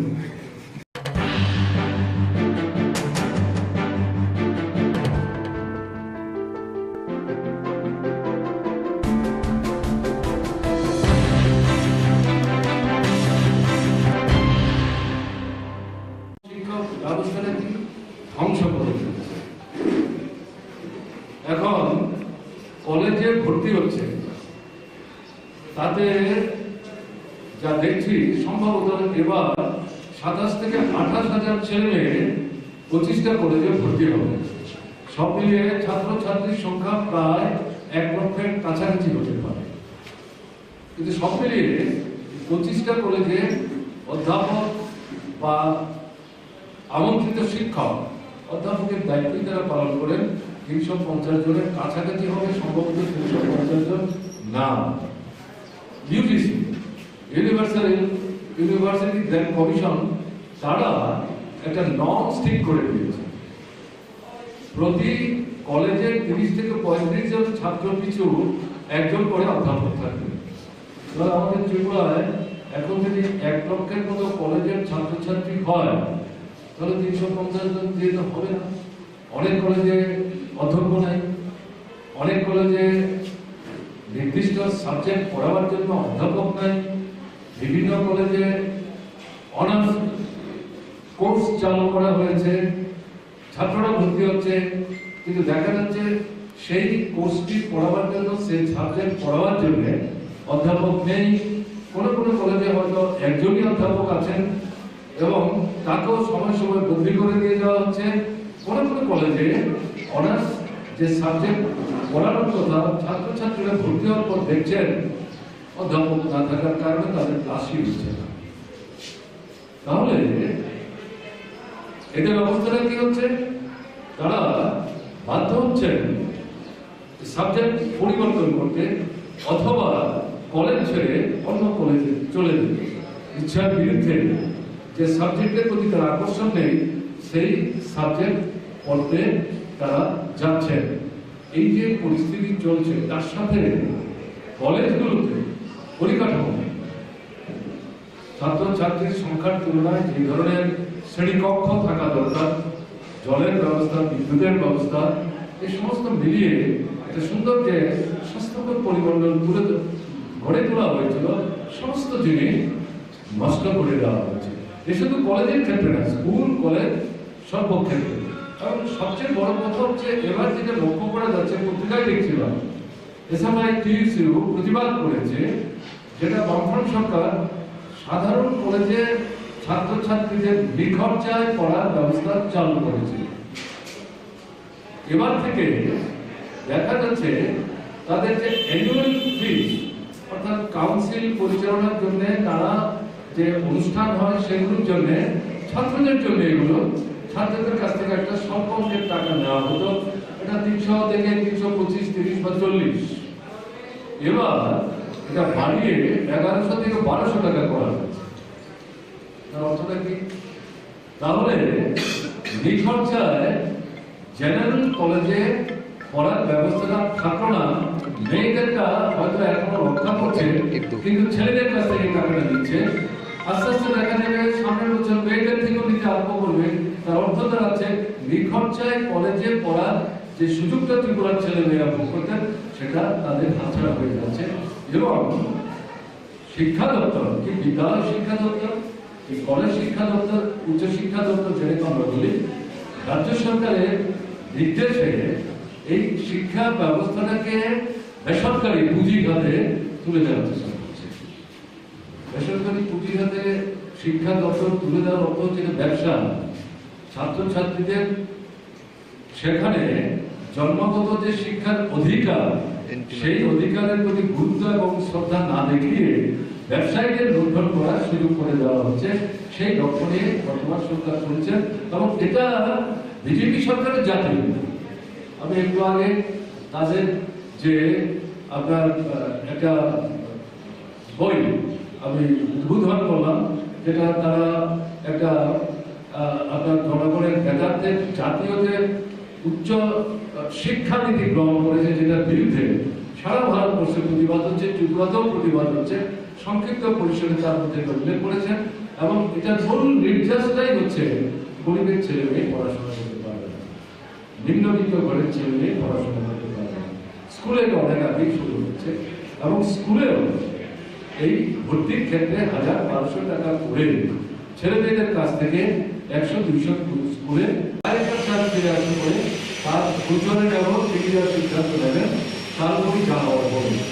এই পরিস্থিতিতে ছাত্র নেতৃত্ব বেরিয়েছে, সরকারের যে সিদ্ধান্ত সম্বলিত নির্দেশ করা সেটাকে তারা দিয়ে দুর্নীতি করেছেন, আগুন দিয়ে পুড়িয়ে দিয়েছেন। এটা ত্রিপুরার সমস্ত ছাত্রছাত্রীদের পক্ষ থেকে প্রতীকী প্রতিবাদ। কিন্তু আমি যেটা অনুরোধ করব, এই প্রতীকী প্রতিবাদের মধ্যে নিজেদের সীমাবদ্ধ রাখলে দায়িত্ব কিন্তু পুরোপুরি প্রতিপালন করা হচ্ছে যদি মনে করেন তাহলে ঠিক হবে। উদয়পুরে যে ছাত্র বন্ধুটির নাম উল্লেখ করলেন, 8ম শ্রেণীর ছাত্র ছিলেন, বলাতে আমার স্মরণে এসছে সেই দিনটিতে উদয়পুরে আমি পার্টির একটা মিটিংয়ে গিয়েছিলাম। কমরেড কেশব মজুমদারের বাড়িতে বসে আমাদের মিটিং হচ্ছিল। মিটিং চলাকালীন সময় আমাদের কাছে খবর আসলো, সেই সময় উদয়পুরে ছাত্র ফেডারেশনের নেতা ছিলেন শিল্পাড়ার আমাদের একজন ছাত্র বন্ধু তিনি ফোন করে জানাচ্ছেন যে এসডিএম অফিসের সামনে তখন কি হচ্ছে, বই পাওয়া যাচ্ছে না, বইয়ের দাম বাড়ছে, টেক্সট বই কিনতে গেলে পর নোট বই কিনতে বাধ্য করা হচ্ছে।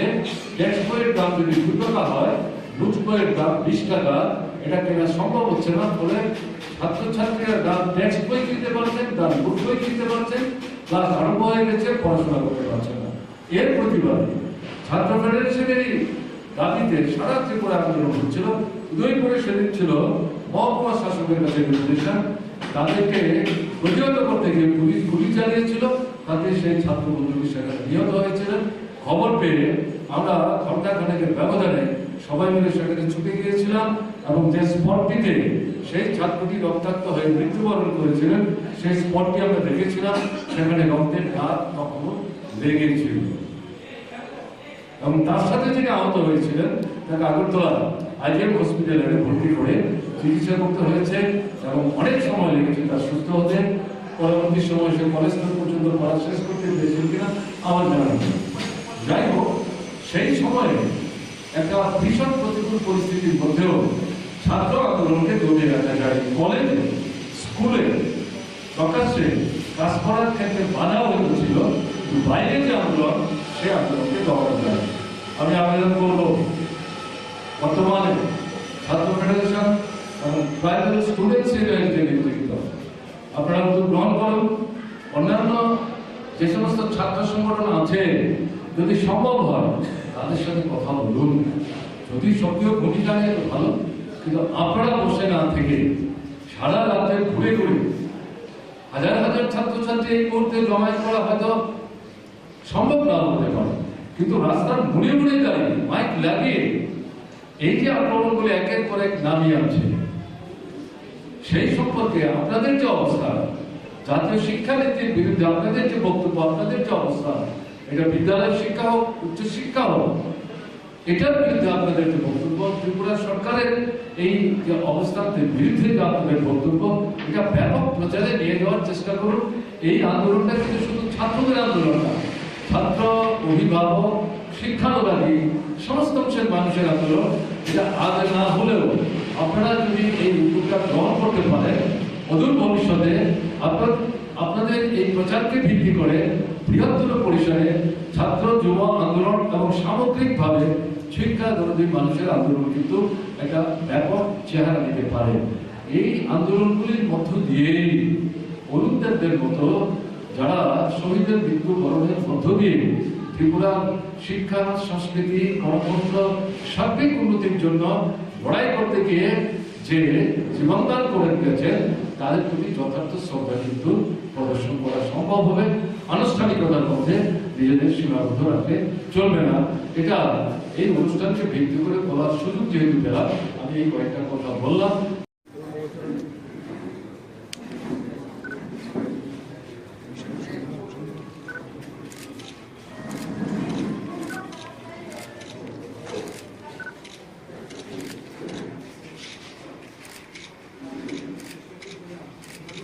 কংগ্রেস উত্তর পূর্ব ক্রমে ন্যাশনাল প্রাক্তন সম্পাদক হেমন্ত রঘুনাথ।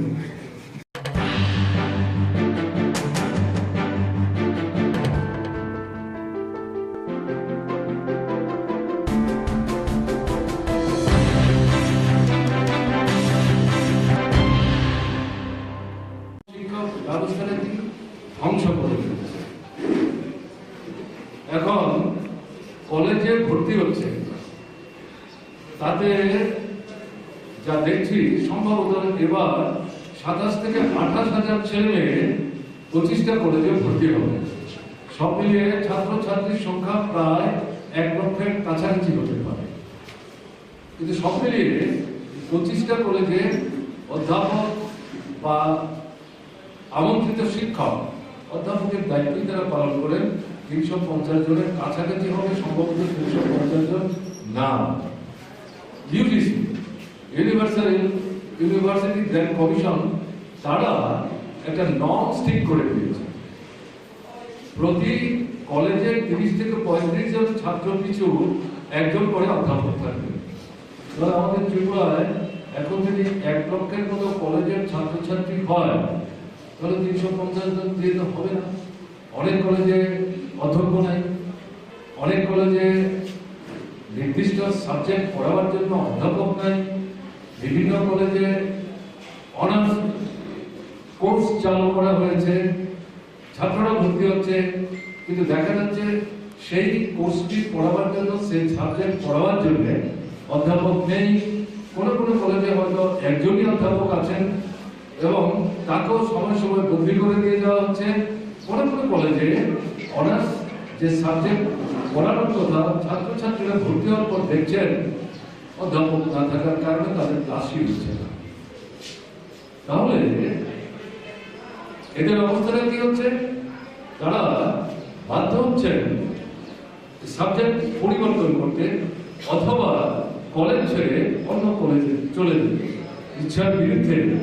যে সাবজেক্টের প্রতি তার আকর্ষণ নেই সেই সাবজেক্ট পড়তে তারা যাচ্ছেন। এই যে পরিস্থিতি চলছে তার সাথে কলেজগুলোতে পরিকাঠামো নেই।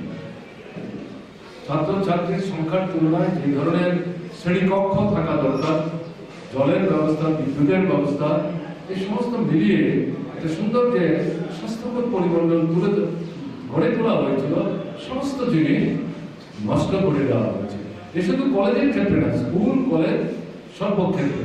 এবং সবচেয়ে বড় কথা হচ্ছে এবার যেটা লক্ষ্য করা যাচ্ছে, পত্রিকায় দেখছিলাম এসএমআই টিইউসিও প্রতিবাদ করেছে, যেটা বামফ্রন্ট সরকার সাধারণ কলেজে ছাত্রছাত্রীদের নিখরচায় পড়ার ব্যবস্থা চালু করেছে। এবার থেকে দেখা যাচ্ছে তাদের যে অ্যানুয়াল ফিস, অর্থাৎ কাউন্সিল পরিচালনার জন্য তারা যে অনুষ্ঠান হয় সেগুলোর জন্য, ছাত্রদের জন্য এগুলো ছাত্রদের কাছ থেকে একটা স্বল্প অঙ্কের টাকা নেওয়া হতো। এটা 300 থেকে 325, 30 বা 40। এবার এটা বাড়িয়ে 1100 থেকে 1200 টাকা করা হয়েছে। তার অর্থটা কি? তাহলে নিখরচায় জেনারেল কলেজে পড়ার ব্যবস্থাটা থাকলো না। মেয়েদেরটা হয়তো এখনো রক্ষা করছে, কিন্তু ছেলেদের কাছ থেকে টাকাটা নিচ্ছে। আস্তে আস্তে দেখা যাবে সামনের বছর মেয়েদের থেকেও নিতে আরম্ভ করবে। তার অর্থ দাঁড়াচ্ছে নিখরচায় কলেজে পড়ার যে সুযোগটা ত্রিপুরার ছেলে মেয়েরা ভোগ করতেন সেটা তাদের হাতছাড়া হয়ে যাচ্ছে। এবং শিক্ষা দপ্তর, কি বিদ্যালয় শিক্ষা দপ্তর, কি কলেজ শিক্ষা দপ্তর, উচ্চ শিক্ষা দপ্তর, যেটাকে আমরা বলি, রাজ্য সরকারের নির্দেশে এই শিক্ষা ব্যবস্থাটাকে বেসরকারি পুঁজিঘাতে তুলে দেওয়ার চেষ্টা করছে। বেসরকারি পুঁজিঘাতে শিক্ষা দপ্তর তুলে দেওয়ার অর্থ হচ্ছে ব্যবসা। ছাত্রছাত্রীদের সেখানে জন্মগত যে শিক্ষার অধিকার, সেই অধিকারের প্রতি গুরুত্ব এবং শ্রদ্ধা না দেখিয়ে ব্যবসায়ীদের লুণ্ঠন করার সুযোগ করে দেওয়া হচ্ছে। সেই লক্ষ্য নিয়ে বর্তমান সরকার চলছে এবং এটা বিজেপি সরকারের জাতীয়। আমি একটু আগে তাদের যে আপনার একটা বই আমি উদ্বোধন করলাম, যেটা তারা একটা আপনার জনগণের নেতাদের জাতীয় যে উচ্চ শিক্ষানীতি গ্রহণ করেছে, যেটার বিরুদ্ধে সারা ভারতবর্ষে প্রতিবাদ হচ্ছে, ত্রিপুরাতেও প্রতিবাদ হচ্ছে। সংক্ষিপ্ত পরিসরে তার মধ্যে উল্লেখ করেছেন এবং এটার মূল নির্যাসটাই হচ্ছে গরিবের ছেলে মেয়ে পড়াশোনা করতে পারবে না, নিম্নবিত্ত ঘরের ছেলে মেয়ে পড়াশোনা করতে পারবে না। স্কুলে অনেক আগেই শুরু হচ্ছে এবং স্কুলেও এই ভর্তির ক্ষেত্রে 1000-1200 টাকা করে ছেলে মেয়েদের কাছ থেকে 100-200 আপনার সম্পাদক অমন্তুল অভিযান।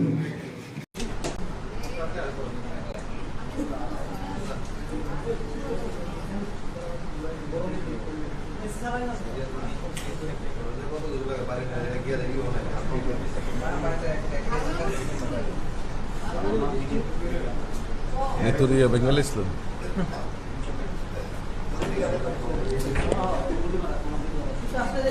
Itu soleh sama.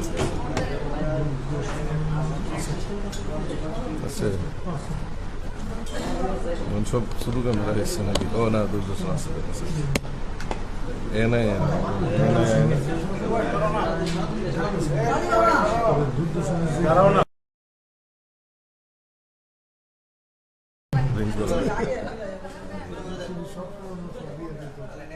শুরু করুন না। নমস্কার সাংবাদিক বন্ধুরা, আপনারা অনেকেই গতকালকে আমাদের ব্যয় বরাদ্দের দাবি পেশ করার অবরোধ করেই আপনারা আমাদের প্রতিক্রিয়া জানতে চাইছিলেন। আমরা যথাসম্ভব আপনাদের বলেছি, তবু আমাদের পার্টির তরফ থেকে আজকে আমাদের পার্টিতে এ নিয়ে যে চর্চা হয়েছে, তারপর পার্টির যে অবস্থান তাকে স্পষ্ট করা হবে আপনাদের সামনে, আপনাদের মাধ্যমে জনগণকেও অবহিত করা হবে। তবে পুরোপুরি বিষয়টাই আপনাদের কাছে বলবেন আমাদের পার্টির প্রদেশ সভাপতি মাননীয় রাজীব ভট্টাচার্য মহোদয়। তার আগে আমি কয়েকটা বিষয় আপনাদের বলছি। কালকে আপনারা অনেকেই ছিলেন রাজ্য বিধানসভায়। রাজ্য বিধানসভায় গতকাল যে ধরনের ঘটনা ঘটেছে, কিছু পুরনো বিধায়কও আছেন যারা অভিজ্ঞ, আবার কিছু নবাগত আছেন, নতুন বিধায়ক হয়ে এসছেন। যে ধরনের আচার আচরণ তারা করেছেন কালকে, মনে রাখতে হবে জনগণের প্রতিনিধিতা, জনগণ অনেক উদ্দেশ্য নিয়ে এই গণতন্ত্রের পীঠস্থান আইনসভায় তাদের পাঠান। যে ধরনের অসংসদীয় শব্দের ব্যবহার কালকে হয়েছে, এতে প্রমাণ করে তারা কি ধরনের আতঙ্কে ভুগছেন। বিরোধী পক্ষে অনেক প্রবীণ বিধায়ক ছিলেন যারা চুপ করে বসেছিলেন, যারা অনভিপ্রেত এই সমস্ত কার্যকলাপ নীরবে সমর্থন করে গেছেন। আপনারা খুব ভালোভাবেই দেখেছেন কয়েকজন প্রবীণ বিধায়ক কিভাবে নতুন বিধায়কদের বারবার প্ররোচিত করেছেন এই ধরনের অভব্য আচরণের জন্য। এই ধরনের ঘটনা কাম্য হতে পারে না।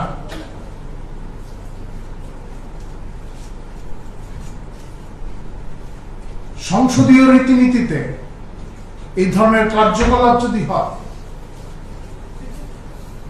সাধারণ মানুষ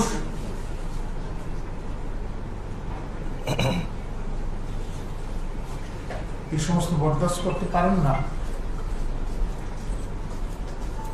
আগে একটা সময় ছিল যখন এই সমস্ত বিষয় দেখতো না, সংসদের ভিতরে কি হচ্ছে, বিধানসভার ভিতরে কি হচ্ছে, এগুলি তারা দেখতেন না। কিন্তু এখন সরাসরি দেখতে পাচ্ছেন তারা। এতে আপনাদের অবস্থান দুর্বল হয়েছে। যে সমস্ত শব্দের ব্যবহার আপনারা করছিলেন, কেউ শুনেনি এমনটা কিন্তু নয়। জনগণ এই জন্য আপনাদের বিধায়ক করে পাঠিয়েছেন এমনটা নয়। জনগণের আশা ভরসা আপনারা নষ্ট করছেন।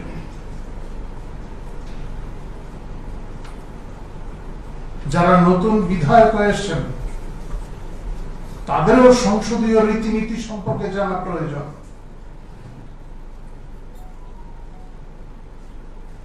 যাই হোক, বিধানসভার অধ্যক্ষ সঠিক সিদ্ধান্ত নিয়েছেন এবং আমরা প্রত্যাশা করি আগামী দিনে সর্বস্তরের বিধায়করা বিধানসভার গরিমা বজায় রাখবেন এবং জনগণের আশা আকাঙ্ক্ষা পূরণে তারা সক্রিয় থাকবেন। বিরোধী যারা আছেন তারা নিশ্চয়ই গণতন্ত্র রক্ষায় তাদেরও একটা বড় ভূমিকা রয়েছে। গঠনমূলক আলোচনা হবে, সমালোচনা হবে, কিন্তু তার মানে এই না বিধানসভার গরিমা নষ্ট করতে হবে। যাই হোক, আমরা প্রত্যাশা করি জনগণের মতো, সাধারণ জনগণের মতো আমরাও পার্টির তরফ থেকে প্রত্যাশা রাখি আগামী দিন এই সমস্ত বিষয়ের পুনরাবৃত্তি না হয়। আমাদের ব্যয় বরাদ্দের দাবি নিয়ে এখন আপনাদের সামনে বিস্তারিত বলবেন, পার্টির অবস্থান স্পষ্ট করবেন আমাদের প্রদেশ সভাপতি মাননীয় রাজীব ভট্টাচার্য মহোদয়।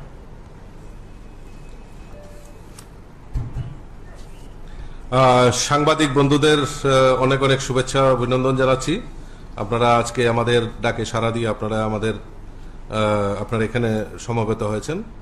আমার পাশে উপস্থিত রয়েছেন আমাদের প্রবক্তা শ্রী নবেন্দু ভট্টাচার্য মহোদয়। তো মূলত আপনারা গতকালকে আমাদের মাননীয় অর্থমন্ত্রী 2023-24 যে বাজেট উনি পেশ করেছেন, টোটাল 27,654.40 কোটি টাকার বাজেট সেখানে মাননীয় অর্থমন্ত্রী পেশ করেছেন। এই বাজেটে আমরা যদি লক্ষ্য করে দেখি যে আমাদের এই রাজ্যের সমস্ত সমাজের প্রত্যেকটা অংশের মানুষের জন্য কিছু না কিছু আমাদের এই বাজেটে উল্লেখ রয়েছে।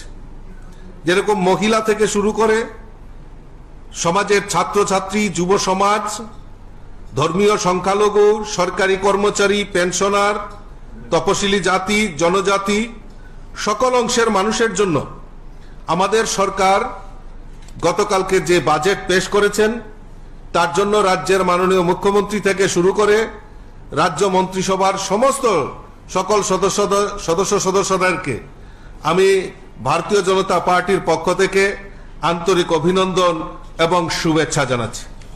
আমরা জানি যে এই রাজ্যে মাননীয় মুখ্যমন্ত্রী প্রায় 13টি প্রকল্প, মুখ্যমন্ত্রীর যে প্রকল্প সেইগুলি 13টা প্রকল্পের উনি ঘোষণা করেছেন, যার মধ্যে আমাদের যে শিক্ষা, সমাজ কল্যাণ ও সমাজ শিক্ষা দপ্তরের তরফ থেকে যে বাজেটে প্রভিশন রাখা হয়েছে সেখানে 4,939 কোটি টাকা সড়কের ক্ষেত্রে আয় বৃদ্ধির লক্ষ্যে, এবং রাজ্যের এটা ঐতিহাসিক বাজেট সেখানে পেশ করা হয়েছে। তার জন্য আবারও রাজ্যের মুখ্যমন্ত্রীকে ধন্যবাদ জানাচ্ছি।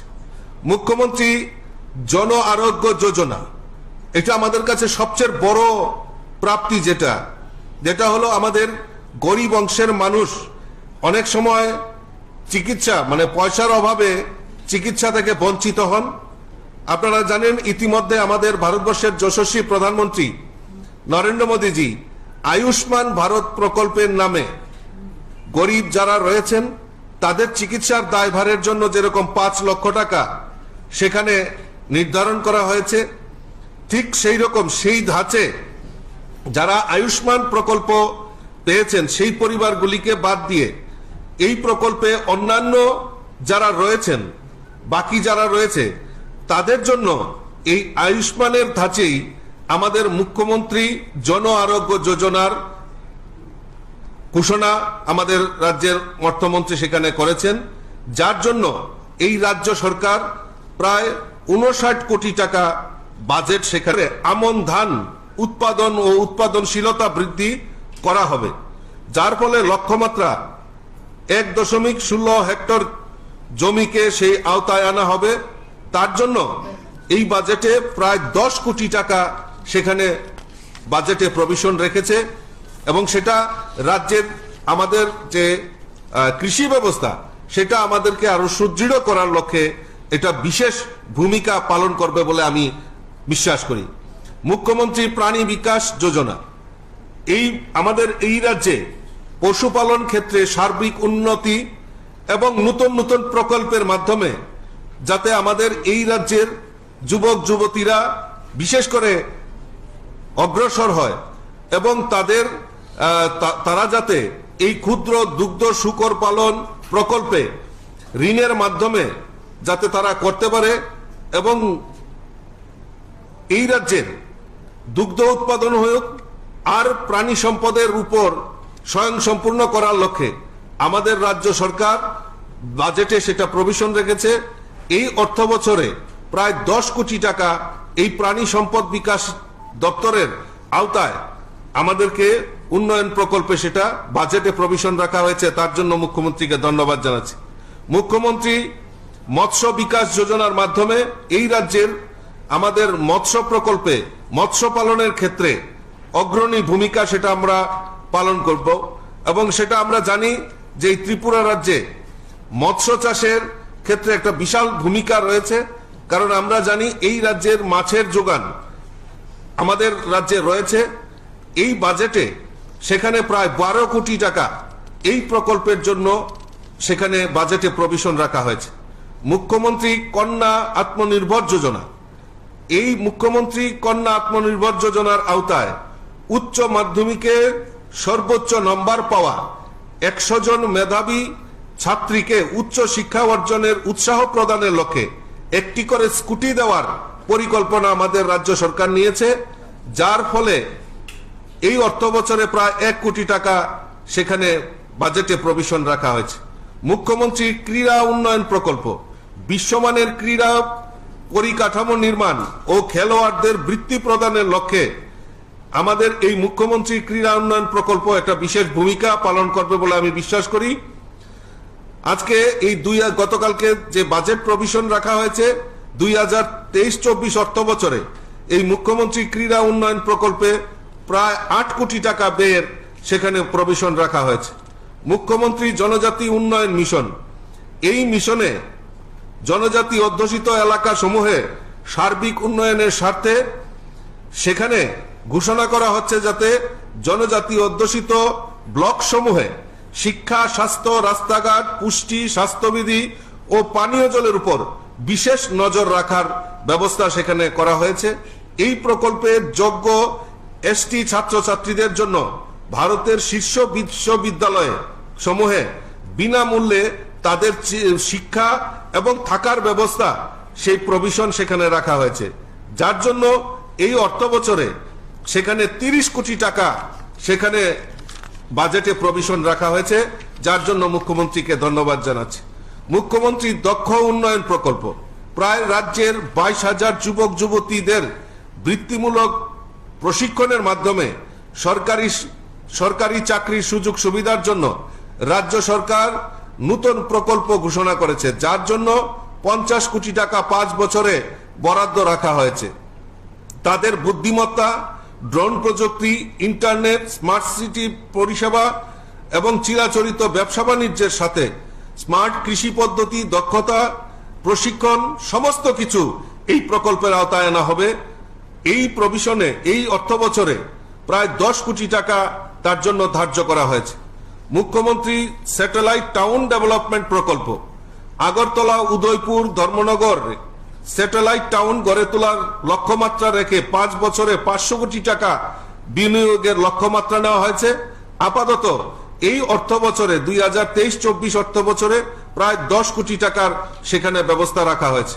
মুখ্যমন্ত্রী নগর উন্নয়ন প্রকল্প, মুখ্যমন্ত্রী স্টেট ট্যালেন্ট সার্চ প্রোগ্রাম, সেখানে 5 লক্ষ টাকা নির্বাচিত মহিলা খেলোয়াড়দের দেওয়া হবে।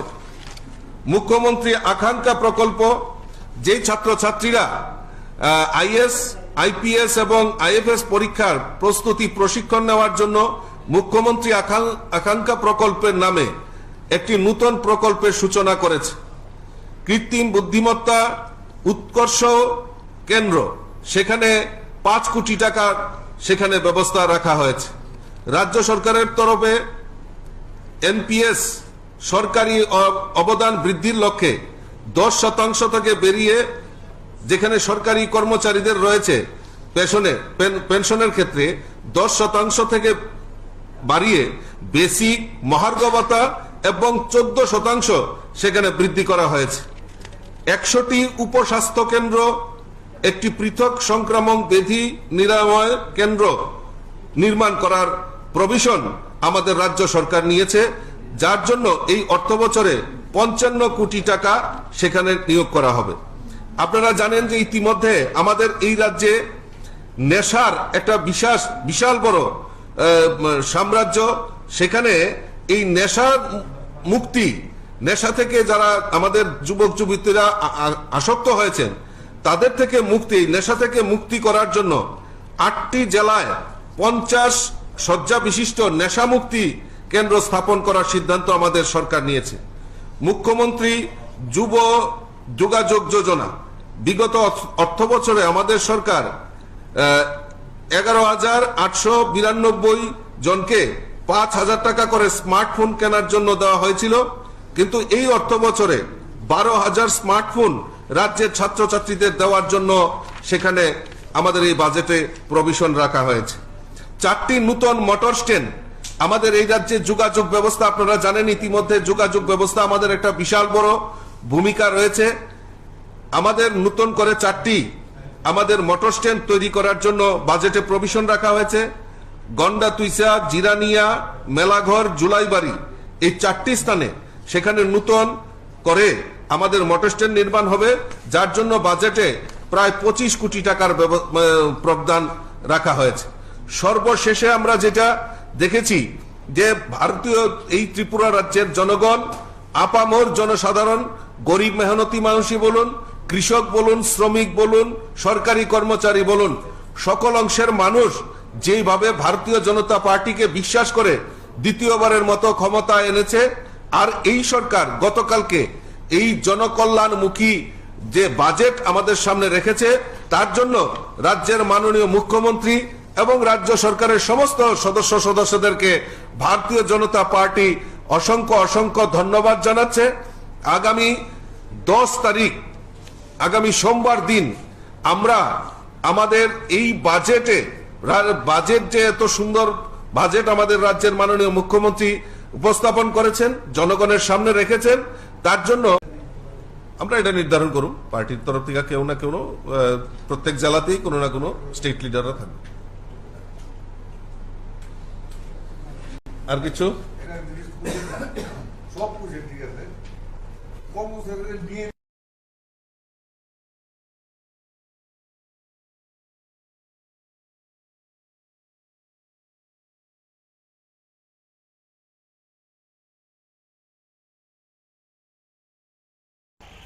নমস্কার, স্বাগত আপনাদের ত্রিপুরা নিউজ 8-এর পর্দায়। এই মুহূর্তে আমি আপনাদের সাথে আছি পূজা। আমরা দেখানোর চেষ্টা করছি আপনাদের, আমরা বর্তমানে উপস্থিত রয়েছি আইএলএস হাসপাতালে, এবং এই আইএলএস হাসপাতাল কিন্তু একটি গুরুত্বপূর্ণ জায়গা বললে চলে, যে রাজ্যে রোগীরা যারা রয়েছেন, রোগী এবং রোগীর পরিবার পরিজনরা সেখানে প্রতিনিয়ত এসে থাকেন যারা রোগীরা রয়েছেন তারা চিকিৎসা করানোর জন্য। এবং যে বিষয়টি রয়েছে, প্রতিনিয়ত একটা অভিযোগ উঠে আসে যে এই পিডব্লিউডির যে রাস্তাটি রয়েছে, সেই রাস্তায় যারা রোগীর পরিবার পরিজনরা রয়েছে।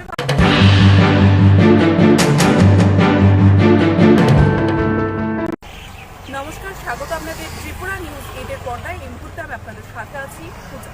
আমরা দেখানোর চেষ্টা করছি আপনাদের, আমরা বর্তমানে উপস্থিত রয়েছি আইএলএস হাসপাতালে, এবং এই আইএলএস হাসপাতাল কিন্তু একটি গুরুত্বপূর্ণ জায়গা বললে চলে, যে রাজ্যে রোগীরা যারা রয়েছেন, রোগী এবং রোগীর পরিবার পরিজনরা সেখানে প্রতিনিয়ত এসে থাকেন যারা রোগীরা রয়েছেন তারা চিকিৎসা করানোর জন্য। এবং যে বিষয়টি রয়েছে, প্রতিনিয়ত একটা অভিযোগ উঠে আসে যে এই পিডব্লিউডির যে রাস্তাটি রয়েছে, সেই রাস্তায় যারা রোগীর পরিবার পরিজনরা রয়েছে বা অনেকেই সেখানে পেশেন্ট পার্টি যদি আমরা বলি, তারা তাদের যে পার্সোনাল গাড়ি রয়েছে সেই গাড়িগুলো রেখে দেওয়ার কারণে কিন্তু অনেকটা যানজটের সৃষ্টি হয়, যেহেতু একটি গুরুত্বপূর্ণ স্থান রয়েছে সেটি, এবং সেখানে গাড়ি ঘোড়ার মাধ্যমে রাস্তাটাকে ব্লক করে দেওয়া, সেটা কিন্তু একটা কোনো না কোনো সময় একটা দুর্ঘটনার কারণও হতে পারে। কারণ বিভিন্ন রাস্তা দিয়ে, এই যে দুটো রাস্তা রয়েছে আসার, আপনাদের দেখানোর চেষ্টা করবো রাস্তাটি। এই যে দুটো রাস্তা রয়েছে, এই রাস্তা দিয়ে কিন্তু পেশেন্ট পার্টি আসে, যে কোনো সময় অ্যাম্বুলেন্স নিয়ে আসা হয়। যদি গাড়ি যানজটের মাধ্যমে এভাবে গাড়ি রেখে যদি যানজট সৃষ্টি করে দেওয়া হয়, তবে কিন্তু সেই রোগীর এসে পৌঁছতে হয়তো বা হাসপাতালে ডিলে হয়ে যেতে পারে, সেখানে কিন্তু কোনো একটি দুর্ঘটনার সৃষ্টি হয়ে যেতে পারে। আমরা আপনাদের দেখানোর চেষ্টা করছি, শুধুমাত্র এই রাস্তাটি নয়, আমরা একেবারে যে শেষ পর্যন্ত রোগী রয়েছে সেখানে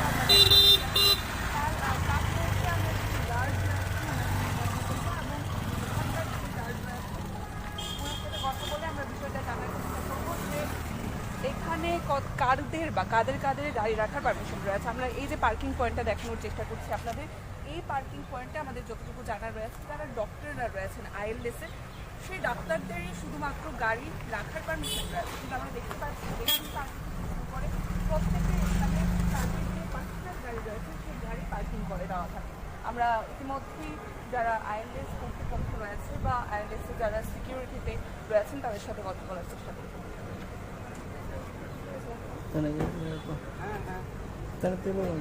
আমরা কথা বলার চেষ্টা করবো সিকিউরিটি বা গার্ড যারা রয়েছে তারা একটু কথা বলবো, আপনার সাথে কথা বলবো।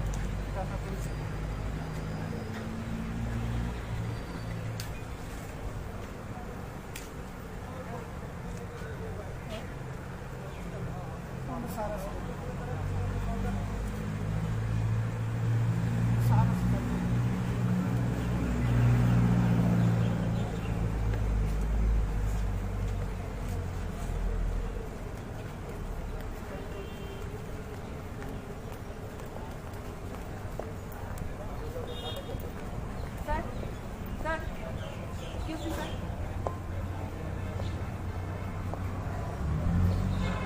কথা বলবো। স্যার আপনি কি সিকিউরিটি সিস্টেম একটা অভিযোগ রয়েছে কি যে এখানে সেই জন্য আমি দৌড়ে এসেছি। মানে এখানে সবারই যদি জায়গা থাকে প্লিজ সাইড করে রাখার জন্য বলা হয়েছে। সেই ব্যাপারে কাছে কে বারণ করেছে আমি বলতে পারছি না। স্যার আপনার সিকিউরিটি বারণ করেছে, আমাদের কাছে ফুটেজ আছে স্যার। এই জন্য আমি দৌড়ে এসেছি। না কিভাবে কি বারণ করতে পারে স্যার? না, প্লেসটা একটু কম, যদি জায়গা থাকে সবাই দেখবে জায়গা আছে, ঠিক আছে সাইড করে। না, এখানে কাদের গাড়ি রাখার পারমিশন দেয়? এমনি তো ডক্টরদের রাখার পারমিশন, কিন্তু ডক্টর রাখার পরে যদি খালি থাকে তাহলে যেই আসুক, যদি জায়গা থাকে রেখে দেওয়া। পেশেন্টরা কোথায় রাখবে স্যার? পেশেন্টের পার্টি যারা আছে কোথায়? পেশেন্ট পার্টিও রাখতে হবে, সবাই পারবে, কিন্তু জায়গাটা তো পৃষ্ঠা কম। যখন জায়গা না থাকবে তখন তো জায়গা ছিল স্যার, তারপরে মানা করা হয়েছে। সেই জন্যই আমি দৌড়ে এসেছি। কে বলেছে তুমি বলতে পারছি না। আপনার কি বিপ্লব বলে একজন সিকিউরিটি গার্ড সেই জন্যই বলেছে, দৌড়ে গতকালকেও মানা করা হয়েছে, আজকেও মানা করা হয়েছে। জায়গা থাকলে সবাই সহযোগিতা করে রাখবে। আর একটা জিনিস স্যার, আপনাদের কি দু সাইডে আপনাদের গাড়ি, পেশেন্টের গাড়ি রাখার কি আপনার অথরিটি আছে? কি অথরিটি আপনাদের আইএলএস অথরিটি কি আছে যে পারমিশন দিয়ে আপনি দু সাইডে গাড়ি রাখতে পারবেন? রাস্তার এদিকে দুপাশে আমাদের লোকের লোকে যেতে আসতে খুব অসুবিধা হয়, এটার মধ্যে এটা কি অথরিটি আছে এই যে আপনাদের? বারণ দেখে এই যে ট্রাফিক রাখা হয়েছে, এই যে স্ট্যান্ডগুলি দেওয়া হয়েছে না, দেওয়া হয়েছে এই যে জায়গাটা সংকীর্ণ, সুন্দর করে একটা সাইড, মানে যাতে গাড়ি আসা যাওয়া করতে ইমার্জেন্সি অসুবিধা না হয়েছে, সবাই আপনারা দেখে রাখুন। এতে গাড়িগুলি রেখে দেওয়া হয়, যদি যানজট সৃষ্টি হয়, রুগী বা পেশেন্ট যদি এসে পৌঁছতে না পারে হাসপাতাল পর্যন্ত, তার দায় কি আপনারা নেবেন?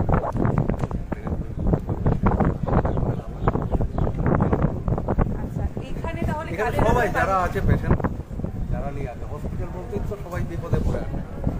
গাড়িগুলি সবারই দায়িত্ব সুন্দরভাবে সিস্টেম ওয়াইজ কীভাবে রাখা। সেটা কি আপনারা কোনো জায়গাতে মেনশন করে রেখেছেন? এখানে মেনশন তো নেই, কারণ জায়গাটা রাস্তার আপনার পাশে। মুখে বলা কথা।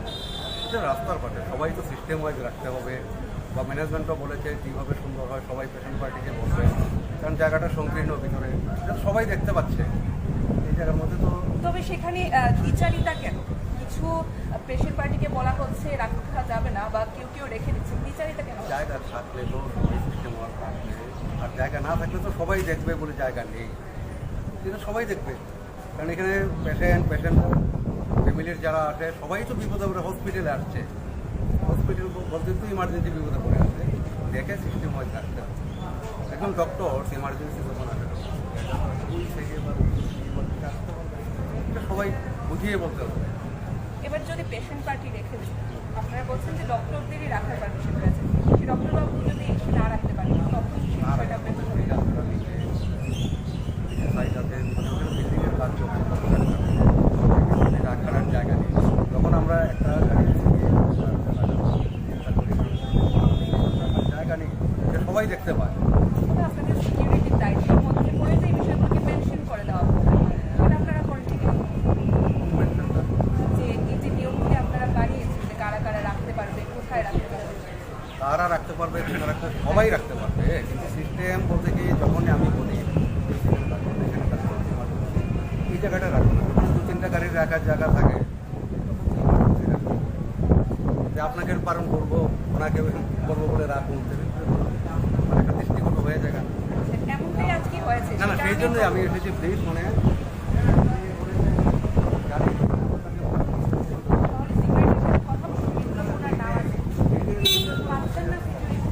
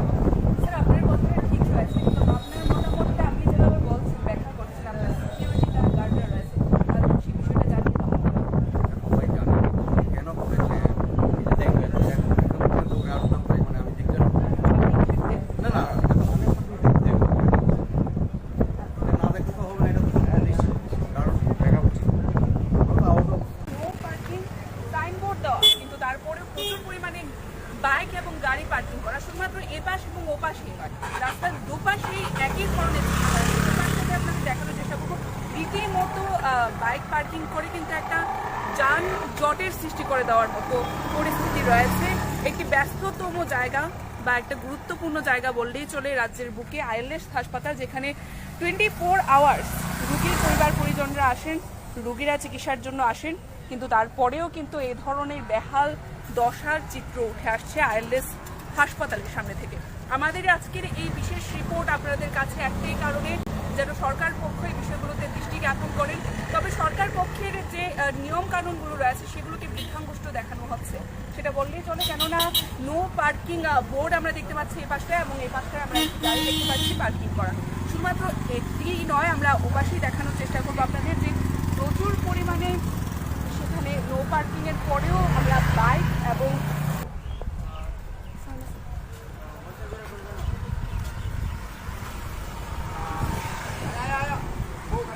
যারা অটো চালকরা রয়েছে এখানকার নিত্যদিনের জানেন, আমরা কথা বলার চেষ্টা করবো। দাদা আপনার নাম? এই যে গাড়িগুলো পার্কিং করা হয় নো পার্কিং এর পরেও আপনারা তো নিশ্চয়ই দেখেন কি কি সমস্যা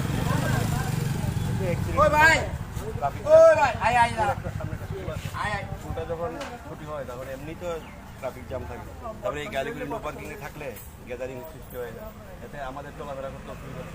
রুগীরও নিশ্চয়ই সেখানে একটা দুর্ঘটনা ঘটেই যেতে পারে যদি নিশ্চয়ই ইমার্জেন্সি একটা গাড়ি অ্যাম্বুলেন্স আসলে গাড়িগুলির জন্য দিতে পারে। এর আগে কি এর জন্য কোনো পদক্ষেপ নেওয়া হয়েছে? এর আগে তো পদক্ষেপ আমরা নিজেরা নো পার্কিং বোর্ড লেখা আছে, তারপরে করতে না পারে তাও তার মূর্খতার পরিচয়।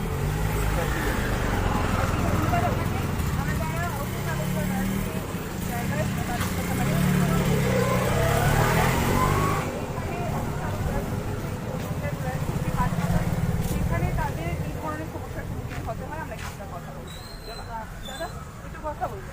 এই যে জায়গাটি রয়েছে আপনারা নিত্যদিন এখানে থাকেন বা আসলে থাকেন,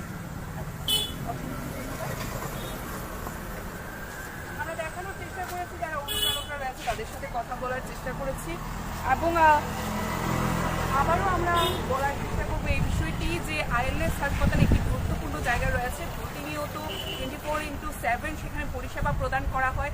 সেই জায়গাতে নো পার্কিংয়ের পরেও এভাবে পার্কিং করা রয়েছে রাস্তার দুপাশে, আপনাদের দেখানোর চেষ্টা করেছি, যার মাধ্যমে নানান সমস্যার সৃষ্টি হয় রাজ্যের শিক্ষিত লোকজন রয়েছে অবশ্যই। তারপরেও আমরা দেখতে পাচ্ছি তারা নো পার্কিং সাইনবোর্ডের পরেও মূর্খতার পরিচয় দিচ্ছেন, সেটাই কিন্তু একজন অটো চালকও তুলে ধরেছেন আমরা যে বিষয়টা বললাম।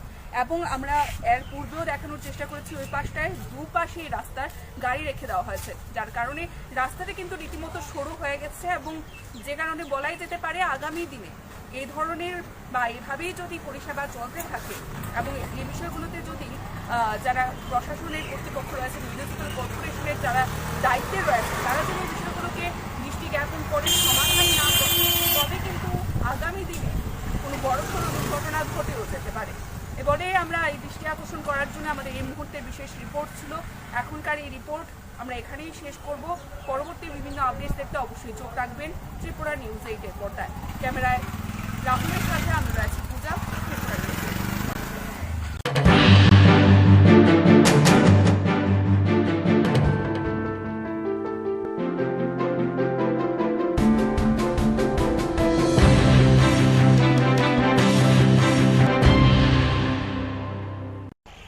নমস্কার, স্বাগত আপনাদের ত্রিপুরা নিউজ 8-এর পর্দায়। এই মুহূর্তে আমি আপনাদের সাথে আছি পূজা। আমরা দেখানোর চেষ্টা করছি আপনাদের, আমরা বর্তমানে উপস্থিত রয়েছি আইএলএস হাসপাতালে, এবং এই আইএলএস হাসপাতাল কিন্তু একটি গুরুত্বপূর্ণ জায়গা বললে চলে, যে রাজ্যে রোগীরা যারা রয়েছেন, রোগী এবং রোগীর পরিবার পরিজনরা সেখানে প্রতিনিয়ত এসে থাকেন যারা রোগীরা রয়েছেন তারা চিকিৎসা করানোর জন্য। এবং যে বিষয়টি রয়েছে প্রতিনিয়ত একটা অভিযোগ উঠে আসে যে এই পিডব্লিউডির যে রাস্তাটি রয়েছে সেই রাস্তায় যারা রোগীর পরিবার পরিজনরা রয়েছে বা অনেকেই সেখানে পেশেন্ট পার্টি যদি আমরা বলি, তারা তাদের যে পার্সোনাল গাড়ি রয়েছে সেই গাড়িগুলো রেখে দেওয়ার কারণে কিন্তু অনেকটা যানজটের সৃষ্টি হয়, যেহেতু একটি গুরুত্বপূর্ণ স্থান রয়েছে সেটি, এবং সেখানে গাড়ি ঘোড়ার মাধ্যমে রাস্তাটাকে ব্লক করে দেওয়া, সেটা কিন্তু একটা কোনো না কোনো সময় একটা দুর্ঘটনার কারণও হতে পারে। কেননা বিভিন্ন রাস্তা দিয়ে এই যে দুটো রাস্তা রয়েছে আসার, আপনাদের দেখানোর চেষ্টা করবো রাস্তা, এই যে দুটো রাস্তা রয়েছে এই রাস্তা দিয়ে কিন্তু পেশেন্ট পার্টি আসে, যে কোনো সময় অ্যাম্বুলেন্স নিয়ে আসা হয়। যদি গাড়ি যানজটের মাধ্যমে এভাবে গাড়ি রেখে যদি যানজট সৃষ্টি করে দেওয়া হয় তবে কিন্তু সেই রোগীর এসে পৌঁছতে হয়তো বা হাসপাতালে ডিলে হয়ে যেতে পারে, সেখানে কিন্তু কোনো একটি দুর্ঘটনার সৃষ্টি হয়ে যেতে পারে। আমরা আপনাদের দেখানোর চেষ্টা করছি শুধুমাত্র এই রাস্তাটি নয়, আমরা একেবারে যে শেষ পর্যন্ত রোগী রয়েছে সেখানে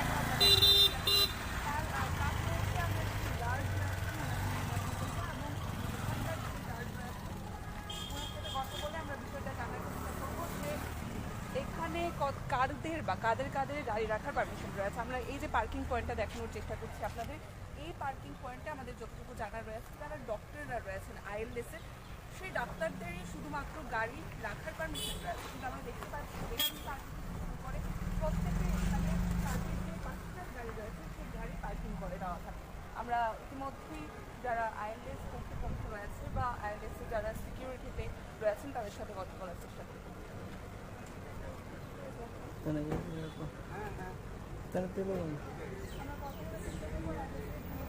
সিকিউরিটি বা গার্ড যেখানে রয়েছেন তাদের একটু কথা বলবো, আপনার সাথে কথা বলবো।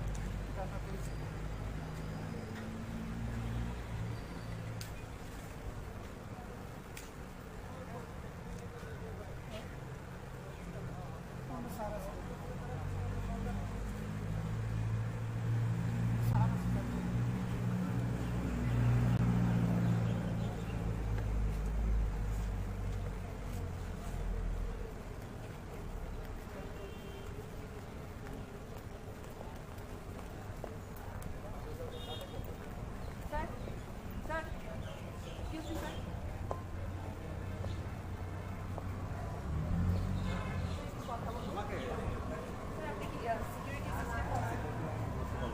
একটা অভিযোগ রয়েছে কি যে এখানে সেই জন্য আমি দৌড়ে এসেছি, মানে এখানে সবারই যদি জায়গা থাকে প্লিজ সাইড করে রাখার জন্য বলা হয়েছে। সেই ব্যাপারে কাছে কে বারণ করেছে আমি বলতে পারছি না। স্যার আপনার সিকিউরিটি বারণ করেছে, আমাদের কাছে ফুটেজ আছে স্যার। সেই জন্য আমি দৌড়ে এসেছি। না কিভাবে কি বারণ করতে পারে স্যার? না, প্লেসটা একটু কম, যদি জায়গা থাকে সবাই দেখবে জায়গা আছে, ঠিক আছে চেক করে। এখানে কাদের গাড়ি রাখার পারমিশন রয়েছে? এমনি তো ডক্টরদের রাখার পারমিশন, কিন্তু ডক্টরের রাখার পরে যদি খালি থাকে তাহলে যেই আসে যদি জায়গা থাকে রেখে দেওয়া।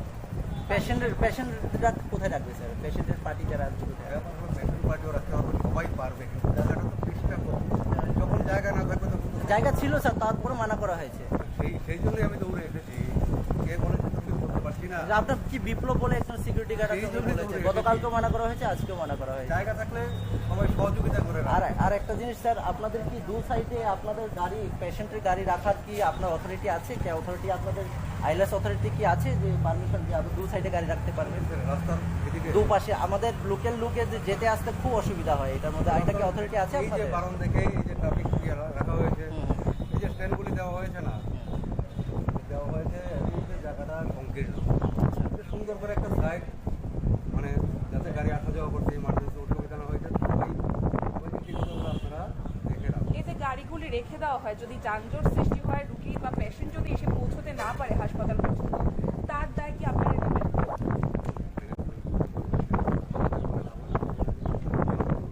আচ্ছা, এখানে তাহলে এখানে কাদের সবাই রাখার যারা আছে পেশেন্ট, গাড়িগুলি সবারই দায়িত্ব সুন্দরভাবে সিস্টেম ওয়াইজ কীভাবে রাখা। সেটা কি আপনারা কোনো জায়গাতে মেনশন করে রেখেছেন? এখানে মেনশন তো নেই, কারণ জায়গাটা রাস্তার আপনার পাশে, মুখে বলা কথা। এটা রাস্তার পাশে, সবাই তো সিস্টেম ওয়াইজ রাখতে হবে, বা ম্যানেজমেন্টও বলেছে কীভাবে সুন্দর হয়, সবাই পেশেন্ট পার্টিকে বলবে, কারণ জায়গাটা সংকীর্ণ ভিতরে, এটা সবাই দেখতে পাচ্ছে এই জায়গার মধ্যে। তো তবে সেখানে দ্বিচারিতা কেন? কিছু পেশেন্ট পার্টিকে বলা হচ্ছে রাখা যাবে না, বা কেউ রেখে দিচ্ছে, দ্বিচারিতা কেন? জায়গা থাকলে তো সবাই সিস্টেম ওয়াইজ রাখবে, আর জায়গা না থাকলে তো সবাই দেখবে বলে জায়গা নেই, কিন্তু সবাই দেখবে, কারণ এখানে পেশেন্ট ফ্যামিলির যারা আসে সবাই তো বিপদে পড়ে হসপিটালে আসছে, হসপিটাল বলতে তো ইমার্জেন্সি বিপদে পড়ে আছে, দেখে সিস্টেম ওয়াইজ রাখতে হবে। একদম ডক্টর ইমার্জেন্সি যখন আসে সবাই বুঝিয়ে বলতে হবে। এবার যদি পেশেন্ট পার্টি রেখে দিন, আপনারা বলছেন যে ডক্টরদেরই রাখার পারমিশন রয়েছে, সেই ডক্টরবাবু যদি এসে না রাখতে পারেন তখন সেই বিষয়টা আপনার বিল্ডিংয়ের কাজ চলছে, রাখার জায়গা যখন আমরা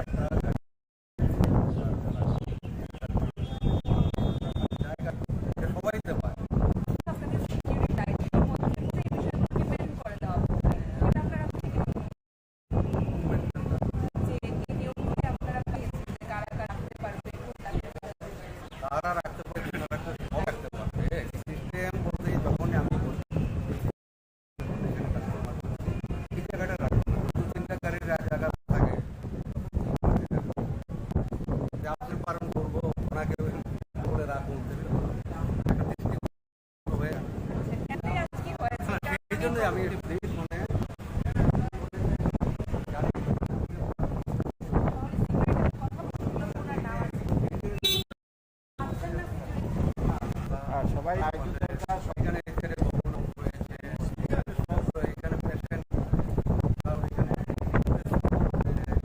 সবই তো মানে সবাইকে নিতে হবে।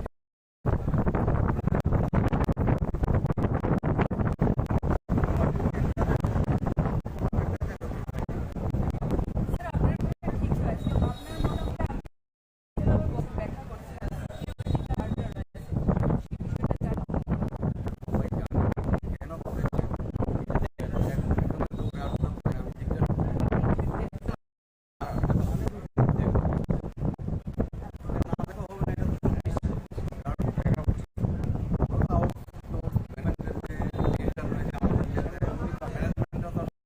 আসেন না আমাদের উপরে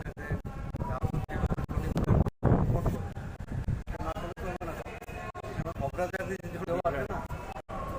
আমরা এখানে না অন্যান্যরা যারা এই ধরনের পেশার মুখোমুখি রয়েছেন তাদের সাথে কিছুটা কথা বলা যায় করবো এবং তার পূর্বে আমরা দেখানোর চেষ্টা করবো রাস্তার বাইরে যে পিডাব্লিউডির যে রোডটি রয়েছে সেই রোড কিন্তু আমরা দুপাশে দেখতে পাচ্ছি প্রচুর পরিমাণে রেখে দেওয়া হয়, যাতে পেস্টিসাইড রয়েছে, বেশ পার্টি যে পার্সোনাল রয়েছে সেগুলোকে কিন্তু রাস্তায় একটি যানজট সৃষ্টি করা হয়, সেই বিষয়টা আমরা তুলে ধরার চেষ্টা করবো।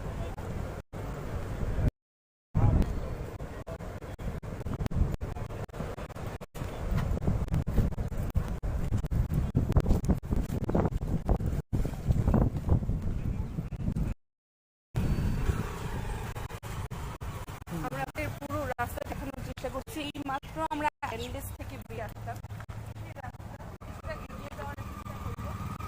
আপনারা দেখতে পাচ্ছেন যে রাস্তার পাশে গাড়ি দেওয়া হয়, দুপাশে গাড়ি রয়েছে। আমাদের গাড়ির নাম্বারও আমরা দেখানোর চেষ্টা করবো, কোন নাম্বার বা কোন গাড়িগুলি রেখে দেওয়া হয়েছে। আমরা এই বিষয়টিকে নিয়ে সরাসরি লাইভে আসার কারণ রয়েছে যে মিউনিসিপ্যাল কর্পোরেশন রয়েছে তারা যেন সেগুলোতে পদক্ষেপ গ্রহণ করেন। এইভাবে একটি ব্যস্ততম রোডকে দুপাশ দিয়ে গাড়ি পার্কিং করে এই যানজটের সৃষ্টি করে দেওয়া হয়।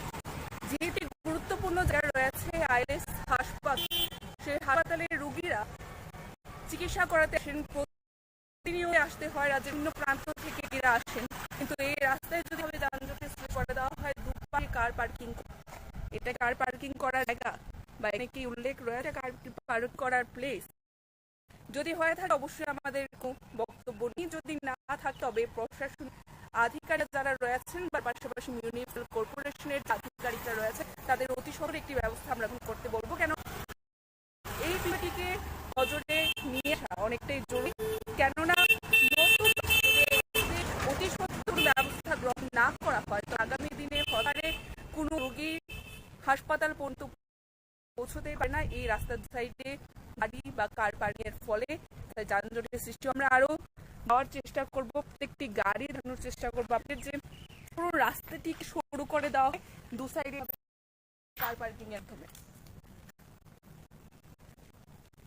রাস্তার দুপাশে আপনারা দেখতে পাচ্ছেন যে প্রচুর পরিমাণে কার এখানে পার্কিং করা আছে এবং পেশেন্ট পার্টও থাকে বা এখানকার যে কোয়ার্টারগুলো আছে সেই কোয়ার্টারে অনেকেই সেখানে পার্ক করে থাকেন এবং আপনারা দেখতে পাচ্ছেন এই পার্কিংগুলি অনেক কিভাবে রাস্তায় শুরু করে দেওয়া হচ্ছে। আমি সরুর কারণে তো যানজটের সৃষ্টি হতে পারে, যদি পরিবার এদিক থেকে আসার হয় তবে কিন্তু কোনো না কোনো সময় যানজটের কারণে আমরা সেই বিষয়ের কারণেই তাদের দৃষ্টি আকর্ষণ করার চেষ্টা করছি।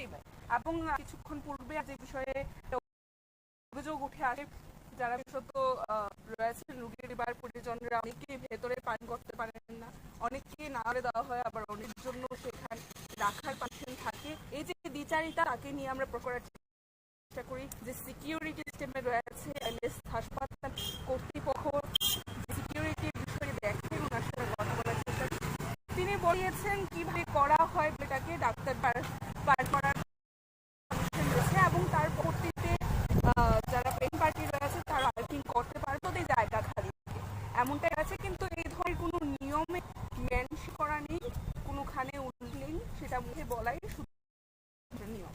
এমনটাই আমরা জানতে পারি যিনি আইএলএস এ সিকিউরিটি সিস্টেমের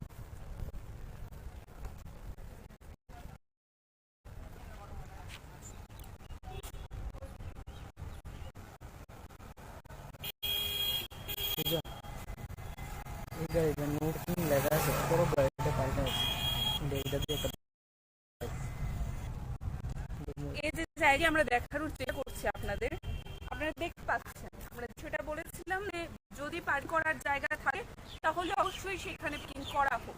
আপনাদের দেখানোর চেষ্টা করবো, দেখতে পাচ্ছেন বোর্ড রয়েছে, পার্কিং সাইনবোর্ড সেখানে লাগানো রয়েছে, তারপরেও একটি গাড়ি পার্কিং আছে।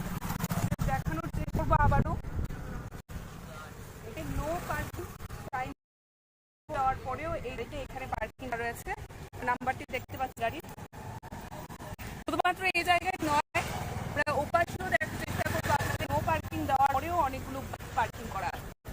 এবং এই পাশটা আমাদের দেখানোর চেষ্টা করবো নো পার্কিং সাইন দেওয়া, কিন্তু তারপরে প্রচুর পরিমাণে বাইক এবং গাড়ি পার্কিং, শুধুমাত্র এ পাশ ও পাশে নয়, রাস্তার দুপাশে একই ধরনের আপনাদের দেখানোর চেষ্টা করবো। রীতিমতো পার্কিং করে একটা জটের সৃষ্টি করে দেওয়ার পরিস্থিতি আছে। এই ব্যস্ততম জায়গা বা একটা গুরুত্বপূর্ণ জায়গা নিয়ে চলে রাজ্যকে আইএলএস থাকা, যেখানে 24 আওয়ার্স রুগীর পরিজনরা আসেন রোগীর চিকিৎসার জন্য আসেন, কিন্তু তারপরেও কিন্তু এই ধরনের বেহাল দশার চিত্র উঠে আসছে আইএলএস হাসপাতালের সামনে থেকে। আমাদের আজকের বিশেষ রিপোর্ট আমাদের কাছে এক কারণে যে সরকার পক্ষ এগুলোতে দৃষ্টি করেন, তবে সরকার পক্ষের নিয়ম কানুন রয়েছে সেগুলো সংঘষ্ট দেখা যাচ্ছে, সেটা বলে চলে। কেননা নো পার্ক বোর্ড আমরা দেখছি এই পাশটায় এবং একটা আমরা পার্কিং, শুধুমাত্র একটি নয়, ওপাশেই দেখার চেষ্টা করবো আপনাদের প্রচুর পরিমাণে সেখানে পার্কিং এর পরে আমরা বাইক এবং কার পার্কিং করার রয়েছে, আমরা সবটা আপনি দেখতে পাচ্ছি। আমরা এখানকার অটো চালক রয়েছে তাদের সাথে কথা বলেছি।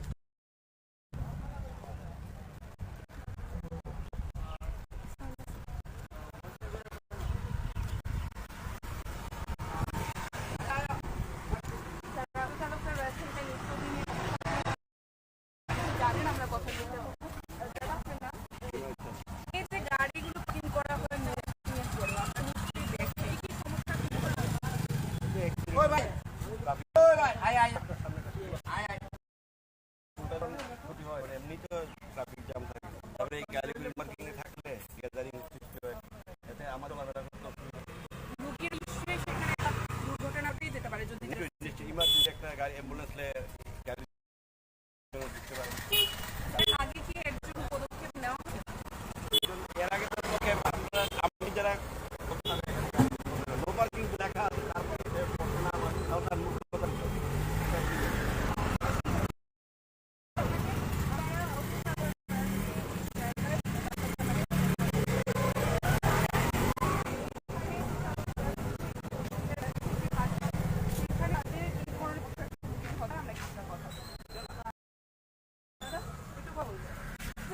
জায়গাটি আপনার নিত্যদিন এনে থাকে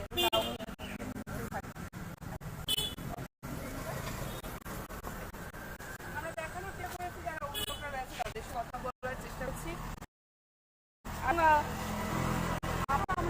বলার চেষ্টা করবো এটি যে আইএলএস হাসপাতালে গুরুত্বপূর্ণ জায়গা রয়েছে, প্রতিনিয়ত 24/7 সেখানে পরিষেবা প্রদান করা, সেই জায়গাতে নো পার্কিং এর পরেও এইভাবে পার্কিং করার রাস্তার দুপাশে দেখানোর চেষ্টা করছি, যার মাধ্যমে নানান সমস্যার সৃষ্টি হয় রাজ্যের শিক্ষিত তারপরেও আমরা দেখতে পাচ্ছি তারা নো পার্কিং সাইনের পরেও মূর্খতা পরিচয় দিচ্ছেন। সে কিন্তু আগে অটো চালকও তুলে ধরেছেন, আমরা বললাম, এবং আমরা এরও দেখানোর চেষ্টা করছি ওই পাশটায় দুপাশে গাড়ি রেখে দেওয়া হয়েছে, যার কারণ রাস্তা থেকে রীতিমতো সরু গেছে এবং যে কারণে বলাই পারে আগামী এই ধরনের বা এদের যদি পরিষেবা বন্ধ থাকে এবং এই বিষয়তে যদি যারা প্রশাসনের কর্তৃপক্ষ বা মিউনিসিপ্যাল কর্তৃপক্ষের যারা আগামী বড়সড় দুর্ঘটনা ঘটেও যেতে পারে, বলে এই দৃষ্টি আকর্ষণের জন্য আমাদের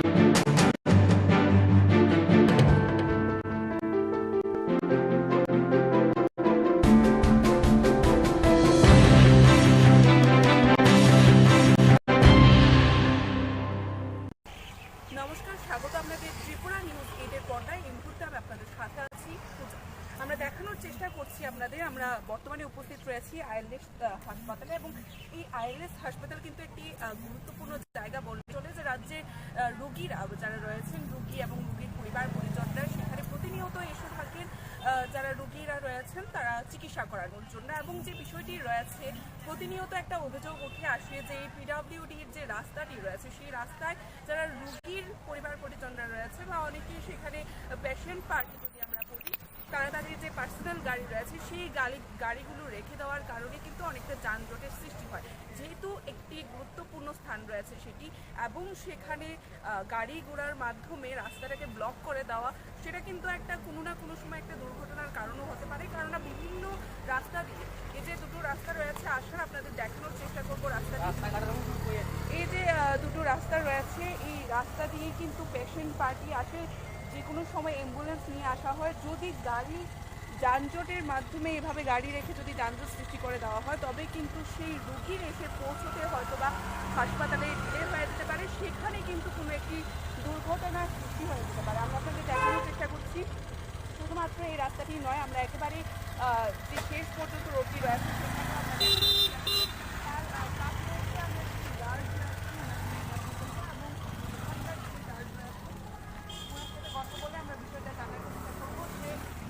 এখানে কাদের গাড়ি রাখার পারমিশন রয়েছে। আমরা এই যে পার্কিং পয়েন্টটা দেখানোর চেষ্টা করছি আপনাদের, এই পার্কিং পয়েন্টে আমাদের যতটুকু জানা রয়েছে, যারা ডক্টররা রয়েছেন আইএলএসের, সেই ডাক্তারদেরই শুধুমাত্র গাড়ি রাখার পারমিশন রয়েছে। কিন্তু আমরা দেখতে পাচ্ছি করে প্রত্যেকের এখানে তাদের যে পার্সোনাল গাড়ি রয়েছে সেই গাড়ি পার্কিং করে দেওয়া থাকে।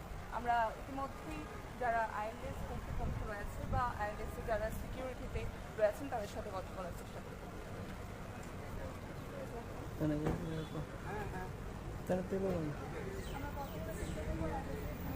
সিকিউরিটি বা গার্ড যেখানে রয়েছে তারা একটু কথা বলবো, আপনার সাথে কথা বলবো।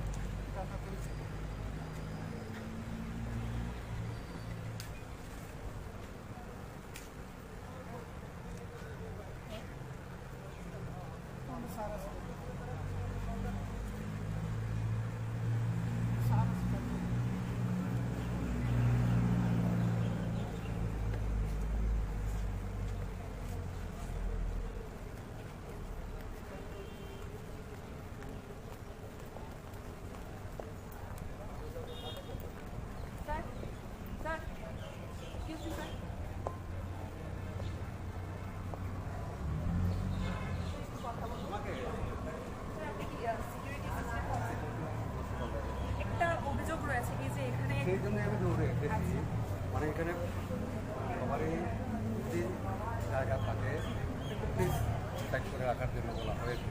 সেই ব্যাপারে কাছে কে বারণ করেছে আমি বলতে পারছি স্যার, আপনার সিকিউরিটি বারণ করেছে, আমাদের কাছে ফুটেজ আছে স্যার। এই জন্য আমি দৌড়ে এসেছি। না কিভাবে কি বারণ করতে পারে স্যার? না, প্লেসটা একটু কম, যদি জায়গা থাকে সবাই দেখবে জায়গা আছে, ঠিক আছে সাইড করে। এখানে কাদের গাড়ি রাখার পারমিশন রয়েছে? এমনি তো ডক্টরদের রাখার পারমিশন, কিন্তু ডক্টরদের রাখার পরে যদি খালি থাকে তাহলে যেই আসুক, যদি জায়গা থাকে রেখে দেওয়া। পেশেন্টরা কোথায় রাখবে স্যার? পেশেন্টের পার্টি যারা পেশেন্ট পার্টিও রাখতে হবে, সবাই পারবে, কিন্তু জায়গাটা তো চেষ্টা করবো। যখন জায়গা না থাকবে তখন জায়গা ছিল স্যার, তারপরে মানা করা হয়েছে। সেই জন্যই আমি দৌড়ে এসেছি। কে বলেছে তুমি করতে পারছি না? আপনার কি বিপ্লব বলে একজন সিকিউরিটি গার্ড বলেছে, গতকালকেও মানা করা হয়েছে, আজকেও মানা করা হয়েছে। জায়গা থাকলে সবাই সহযোগিতা করে। আর একটা জিনিস স্যার, আপনাদের কি দু সাইডে আপনাদের গাড়ি, পেশেন্টের গাড়ি রাখার কি আপনার অথরিটি আছে? কি অথরিটি আপনাদের আইএলএস অথরিটি কি আছে যে পারমিশন দিয়ে আপনি দু সাইডে গাড়ি রাখতে পারবেন? রাস্তার এদিকে দুপাশে আমাদের লোকাল লোকে যেতে আসতে খুব অসুবিধা হয়, এটার মধ্যে আরেকটা কি অথরিটি আছে এই যে আপনাদের? বারণ দেখে এই যে ট্রাফিক রাখা হয়েছে, এই যে স্ট্যান্ডগুলি দেওয়া হয়েছে না, দেওয়া হয়েছে এই যে জায়গাটা সংকীর্ণ, সুন্দর করে একটা সাইড, মানে যাতে গাড়ি আসা যাওয়া করতে ইমার্জেন্সি অসুবিধা না হয়েছে, সবাই ওই দিকগুলো আপনারা দেখে রাখুন। এই যে গাড়িগুলি রেখে দেওয়া হয়, যদি যানজট সৃষ্টি হয়, রুগী বা পেশেন্ট যদি এসে পৌঁছতে না পারে হাসপাতাল পর্যন্ত, তার দায় কি আপনারা নেবেন?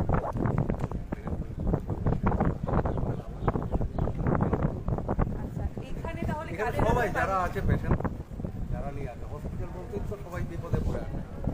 গাড়িগুলি সবারই দায়িত্ব সুন্দরভাবে সিস্টেম ওয়াইজ কীভাবে রাখা। সেটা কি আপনারা কোনো জায়গাতে মেনশন করে রেখেছেন? এখানে মেনশন তো নেই, কারণ জায়গাটা রাস্তার আপনার পাশে। মুখে বলা কথা, এটা রাস্তার পাশে, সবাই তো সিস্টেম ওয়াইজ রাখতে হবে, বা ম্যানেজমেন্টও বলেছে কীভাবে সুন্দর হয়, সবাই পেশেন্ট পার্টিকে বলবে, কারণ জায়গাটা সংকীর্ণ ভিতরে, এটা সবাই দেখতে পাচ্ছে। এই জায়গার মধ্যে তো তবে সেখানে দ্বিচারিতা কেন? কিছু পেশেন্ট পার্টিকে বলা হচ্ছে রাখা যাবে না বা কেউ কেউ রেখে দিচ্ছে, দ্বিচারিতা কেন? জায়গা থাকলে তো সবাই সিস্টেম থাকবে, আর জায়গা না থাকলে তো সবাই দেখবে বলে জায়গা নেই, কিন্তু সবাই দেখবে, কারণ এখানে পেশেন্ট ফ্যামিলির যারা আসে সবাই তো বিপদে পড়ে হসপিটালে আসছে, হসপিটাল বলতে তো ইমার্জেন্সি বিপদে পড়ে আছে, দেখে সিস্টেম হয় থাকতে হবে। একদম ডক্টর ইমার্জেন্সি যখন আসে সবাই বুঝিয়ে বলতে হবে। এবার যদি পেশেন্ট পার্টি রেখে দেয়, আপনারা বলছেন যে ডক্টরদেরই রাখার পারমিশন রয়েছে, সেই ডক্টরবাবু যদি এসে না রাখতে পারেন তখন সেই বিষয়টা আপনার বিল্ডিংয়ের কাজ চলছে, রাখার জায়গা নেই, তখন আমরা একটা জায়গা নেই, যে সবাই দেখতে পায়। আপনাদের সিকিউরিটির দায়িত্বের মধ্যে পড়ে যে এই বিষয়গুলোকে মেনশন করে দেওয়া হবে, এটা আপনারা করেন ঠিক যে এই যে নিয়মগুলি আপনারা বানিয়েছেন যে কারা কারা রাখতে পারবে, কোথায় রাখতে পারবে, তারা রাখতে পারবে, তোমরা রাখতে, সবাই রাখতে পারবে, কিন্তু সিস্টেম বলতে কি যখনই আমি বলি এই জায়গাটা রাখবো না, যখন 2-3টা গাড়ির রাখার জায়গা থাকে যে আপনাকে পালন করবো, ওনাকে করবো বলে রাখুন, মানে একটা দৃষ্টিগত হয়ে যায়। এমনটাই আজকে হয়েছে। না না, সেই জন্যই আমি এসেছি, প্লিজ মানে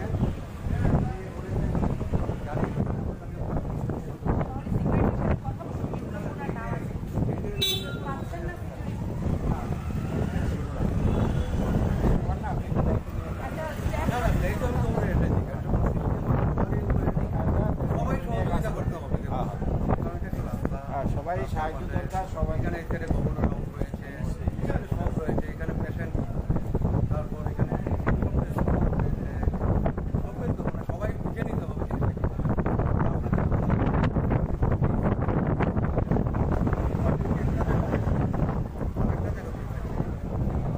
স্যার আপনার কথাটা ঠিক হয়েছে, কিন্তু আপনার মতামতটা আপনি যেভাবে বলছেন, ব্যাখ্যা করছেন, আপনার সিকিউরিটি গার্ডরা রয়েছে, তাদের সেই বিষয়টা জানিয়ে সবাই জানে কেন করেছে, দেখবেন দৌড়ে আসলাম তাই মানে আমি জিজ্ঞাসা না না না দেখতে তো হবে না, এটা তো কারণ বলবো, কেননা এই বিষয়টিকে নজরে নিয়ে আসা অনেকটাই জরুরি, কেননা নতুবা যদি এতে অতি সত্বর কোনো ব্যবস্থা গ্রহণ না করা হয় তবে আগামী দিনে হতে পারে কোনো রোগী হাসপাতাল পর্যন্ত পৌঁছতেই পারবে না। এই রাস্তার দু সাইডে গাড়ি বা কার পার্কিংয়ের ফলে রাস্তায় যানজটের সৃষ্টি হবে। আমরা আরও যাওয়ার চেষ্টা করব, প্রত্যেকটি গাড়ি দেখানোর চেষ্টা করব আপনাদের, যে পুরো রাস্তাটিকেই সরু করে দেওয়া হয় দু সাইডে এইভাবে কার পার্কিংয়ের মাধ্যমে। রাস্তার দুপাশেই আপনারা দেখতে পাচ্ছেন যে প্রচুর পরিমাণে কার এখানে পার্কিং করা আছে এবং পেশেন্ট পার্টিরও থাকে বা এখানকার যে কোয়ার্টারগুলো রয়েছে সেই কোয়ার্টারেরও অনেকেই সেখানে পার্কিং করে থাকেন এবং আপনারা দেখতে পাচ্ছেন যে এই পার্কিংগুলির কারণে কিভাবে রাস্তাটাকে সরু করে দেওয়া হচ্ছে এবং এই সরুর কারণে কিন্তু যানজটের সৃষ্টি হতে পারে।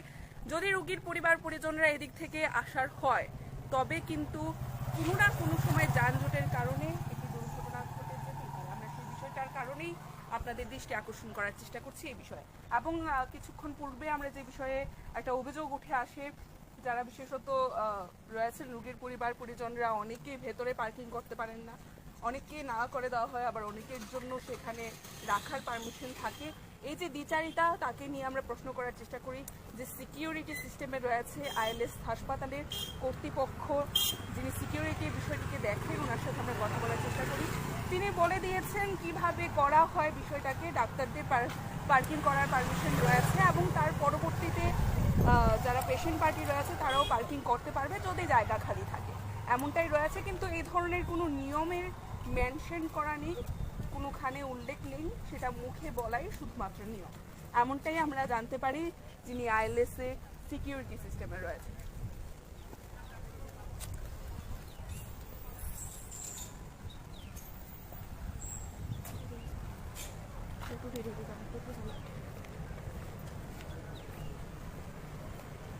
মোবাইলটা তো মোবাইলটা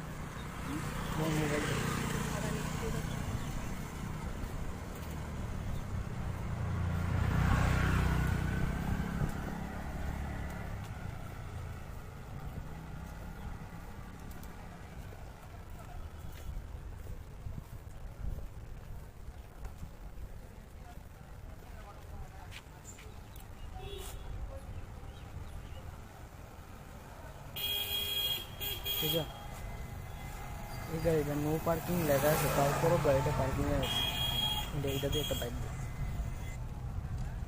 এই যে জায়গাটি আমরা দেখানোর চেষ্টা করছি আপনাদের, আপনারা দেখতেই পাচ্ছেন আমরা যে বিষয়টা বলেছিলাম যে যদি পার্কিং করার জায়গা থাকে তাহলে অবশ্যই সেখানে পার্কিং করা হোক। আপনাদের দেখানোর চেষ্টা করবো, এই যে আপনারা দেখতে পাচ্ছেন যে বোর্ড রয়েছে, নো পার্কিং সাইনবোর্ড সেখানে লাগানো রয়েছে, তারপরেও এখানে একটি গাড়ি পার্কিং করা আছে। আপনাদের দেখানোর চেষ্টা করবো আবারও, এখানে নো পার্কিং সাইনবোর্ড দেওয়ার পরেও এই গাড়িটি এখানে পার্কিং করা রয়েছে। আপনারা নাম্বারটি দেখতে পাচ্ছেন গাড়ির।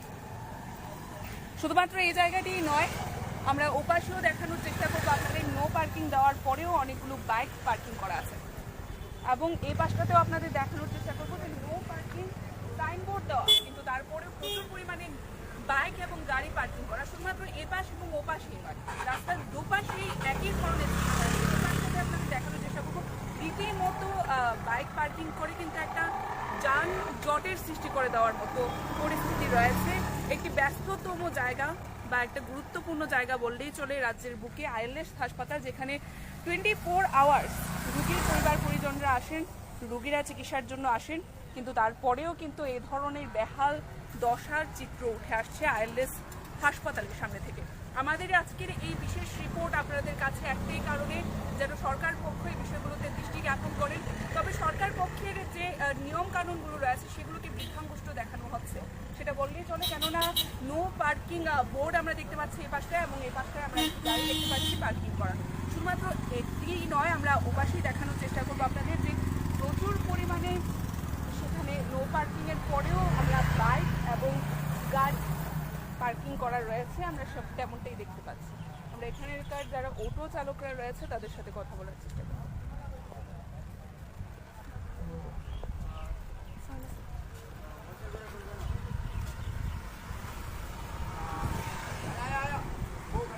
যারা অটো চালকরা রয়েছে এখানকার নিত্যদিনের জানেন, আমরা কথা বলার চেষ্টা করবো।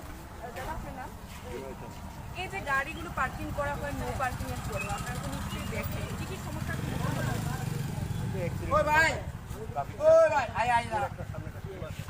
ওটা যখন ক্ষতি হয় তখন এমনি তো ট্রাফিক জ্যাম থাকে, তারপরে এই গাড়িগুলি নো পার্কিংয়ে থাকলে গ্যাদারিং সৃষ্টি হয়ে যায়, এতে আমাদের চলাফেরা করতে অসুবিধা।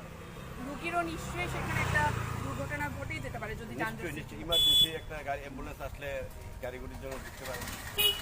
এর আগে কি এর জন্য কোনো পদক্ষেপ নেওয়া হয়েছে? এর আগে তো পদক্ষেপ আমরা নিজেরা নো পার্কিং বোর্ড লেখা আছে, তারপরে পড়তে না পারি তাও তার মূর্খতার পরিচয়।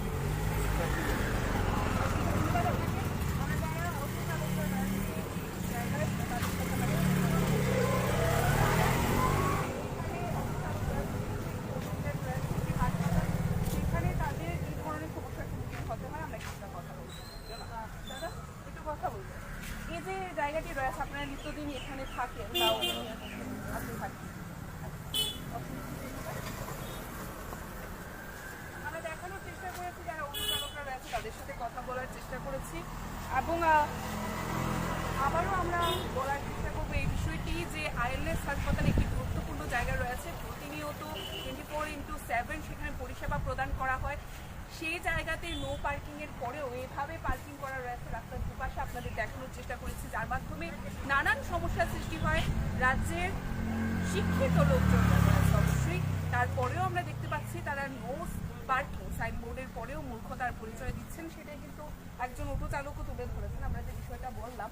এবং আমরা এর পূর্বেও দেখানোর চেষ্টা করেছি ওই পাশটায় দুপাশেই রাস্তার গাড়ি রেখে দেওয়া হয়েছে, যার কারণে রাস্তাটা কিন্তু রীতিমতো সরু হয়ে গেছে, এবং যে কারণে বলাই যেতে পারে আগামী দিনে এই ধরনের বা এভাবেই যদি পরিষেবা চলতে থাকে এবং এই বিষয়গুলোতে যদি যারা প্রশাসনের কর্তৃপক্ষ রয়েছে, মিউনিসিপ্যাল কর্পোরেশনের যারা দায়িত্বে রয়েছে তারা যদি এই বিষয়গুলোকে দৃষ্টি জ্ঞাপন করে সমাধান না করে, তবে কিন্তু আগামী দিনে কোনো বড়সড় দুর্ঘটনা ঘটেও যেতে পারে। এবারে আমরা এই দৃষ্টি আকর্ষণ করার জন্য আমাদের এই মুহূর্তের বিশেষ রিপোর্ট ছিল। এখনকার এই রিপোর্ট আমরা এখানেই শেষ করব। পরবর্তী বিভিন্ন আপডেট দেখতে অবশ্যই চোখ রাখবেন ত্রিপুরা নিউজ 8-এর পর্দায়। ক্যামেরায় রাহুলের সাথে আমি রয়েছি পূজা।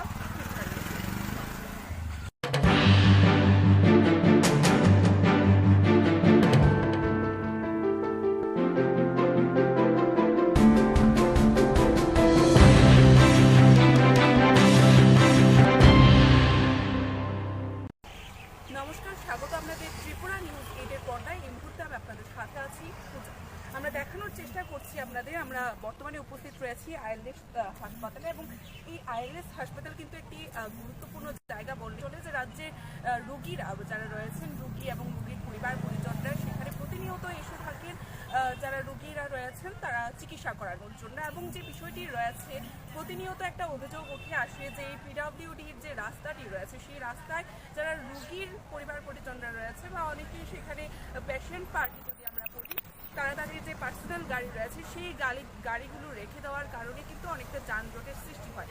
যেহেতু একটি গুরুত্বপূর্ণ স্থান রয়েছে সেটি, এবং সেখানে গাড়ি ঘোড়ার মাধ্যমে রাস্তাটাকে ব্লক করে দেওয়া, সেটা কিন্তু একটা কোনো না কোনো সময় একটা দুর্ঘটনার কারণও হতে পারে। কেননা বিভিন্ন রাস্তা দিয়ে, এই যে দুটো রাস্তা রয়েছে আসার, আপনাদের দেখানোর চেষ্টা করবো রাস্তা এই যে দুটো রাস্তা রয়েছে, এই রাস্তা দিয়ে কিন্তু পেশেন্ট পার্টি আসে, যে কোনো সময় অ্যাম্বুলেন্স নিয়ে আসা হয়। যদি গাড়ি যানজটের মাধ্যমে এভাবে গাড়ি রেখে যদি যানজট সৃষ্টি করে দেওয়া হয়, তবে কিন্তু সেই রোগীর এসে পৌঁছতে হয়তো বা হাসপাতালে ডিলে হয়ে যেতে পারে, সেখানে কিন্তু কোনো একটি দুর্ঘটনার সৃষ্টি হয়ে যেতে পারে। আমরা আপনাদের দেখানোর চেষ্টা করছি শুধুমাত্র এই রাস্তাটি নয়, আমরা একেবারে যে শেষ পর্যন্ত রোগী রয়েছে সেখানে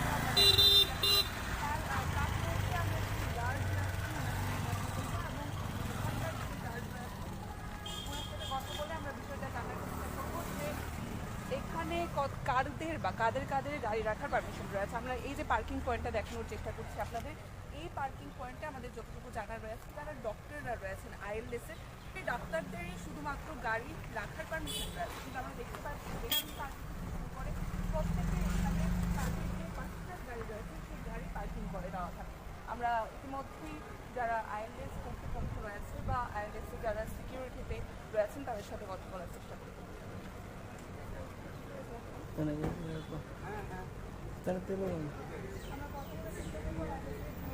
সিকিউরিটি বা গার্ড যেখানে রয়েছে তারা একটু কথা বলবো, আপনার সাথে কথা বলবো।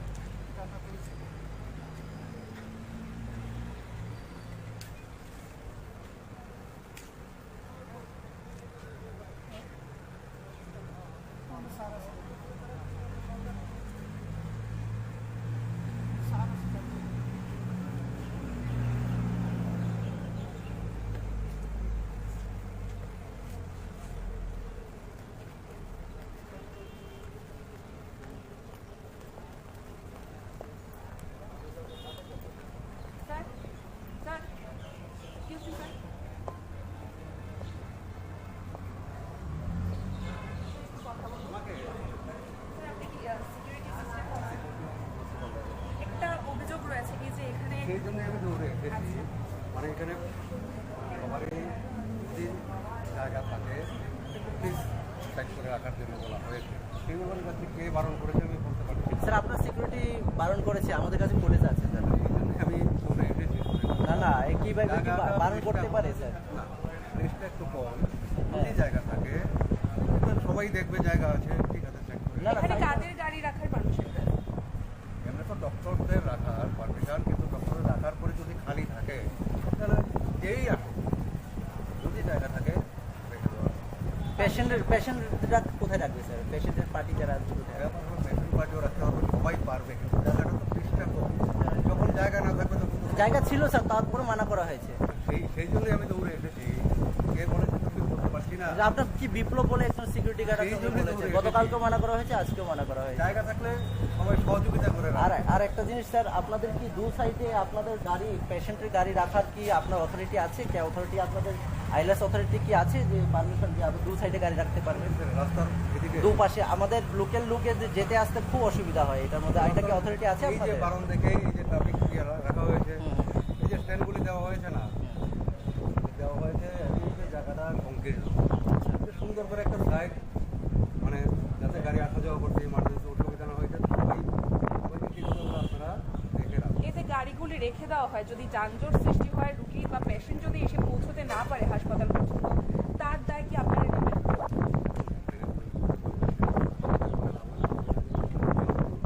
আচ্ছা, এখানে তাহলে এখানে সবাই যারা আছে পেশেন্ট, যারা নিয়ে আছে হসপিটাল বলতেই তো সবাই বিপদে পড়ে আছে। গাড়িগুলি সবারই দায়িত্ব সুন্দরভাবে সিস্টেম ওয়াইজ কীভাবে রাখা। সেটা কি আপনারা কোনো জায়গাতে মেনশন করে রেখেছেন? এখানে মেনশন তো নেই, কারণ জায়গাটা রাস্তার আপনার পাশে, মুখে বলা কথা। এটা রাস্তার পাশে, সবাই তো সিস্টেম ওয়াইজ রাখতে হবে, বা ম্যানেজমেন্টও বলেছে কীভাবে সুন্দর হয়, সবাই পেশেন্ট পার্টিকে বলবে, কারণ জায়গাটা সংকীর্ণ ভিতরে, এটা তো সবাই দেখতে পাচ্ছে। এই জায়গার মধ্যে তো তবে সেখানে দ্বিচারিতা কেন? কিছু পেশেন্ট পার্টিকে বলা হচ্ছে রাখা যাবে না বা কেউ কেউ রেখে দিচ্ছে, দ্বিচারিতা কেন? জায়গা থাকলে তো সবাই সিস্টেম থাকবে, আর জায়গা না থাকলে তো সবাই দেখবে বলে জায়গা নেই, সেটা সবাই দেখবে। কারণ এখানে পেশেন্ট ফ্যামিলির যারা আসে সবাই তো বিপদে পড়ে হসপিটালে আসছে, হসপিটাল বলতে তো ইমার্জেন্সি বিপদে পড়ে আসে, দেখে সিস্টেম হয় থাকতে হবে। একদম ডক্টর ইমার্জেন্সি যখন আসে সবাই বুঝিয়ে বলতে হবে। এবার যদি পেশেন্ট পার্টি রেখে দেয়, আপনারা বলছেন যে ডক্টরদেরই রাখার পারমিশন রয়েছে, সেই ডক্টরবাবু যদি এসে না রাখতে পারেন তখন সেই বিষয়টা আপনাদের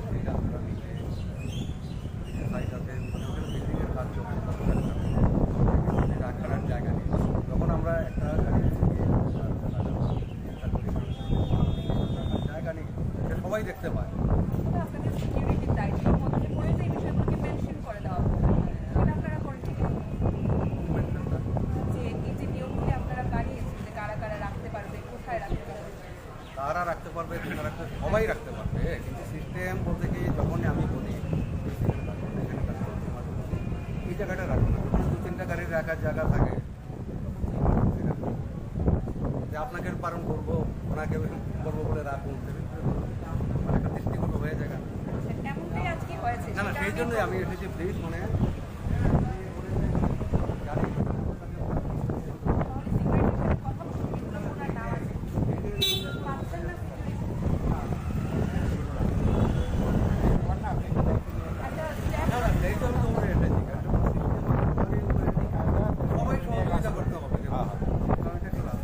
সবাই সাহায্য দরকার, সবাই এখানে এখানে গভর্নর হাউস রয়েছে, এখানে সব রয়েছে, এখানে পেশেন্ট, তারপর এখানে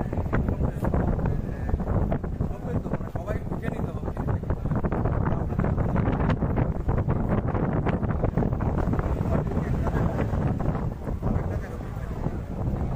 স্যার আপনার কথাটা ঠিক হয়েছে, কিন্তু আপনার মতামতটা আপনি যেভাবে বলছেন, ব্যাখ্যা করছেন, আপনার সিকিউরিটি যারা গার্ডরা রয়েছে তাদের সেই বিষয়টা জানি সবাই জানে কেন করেছে।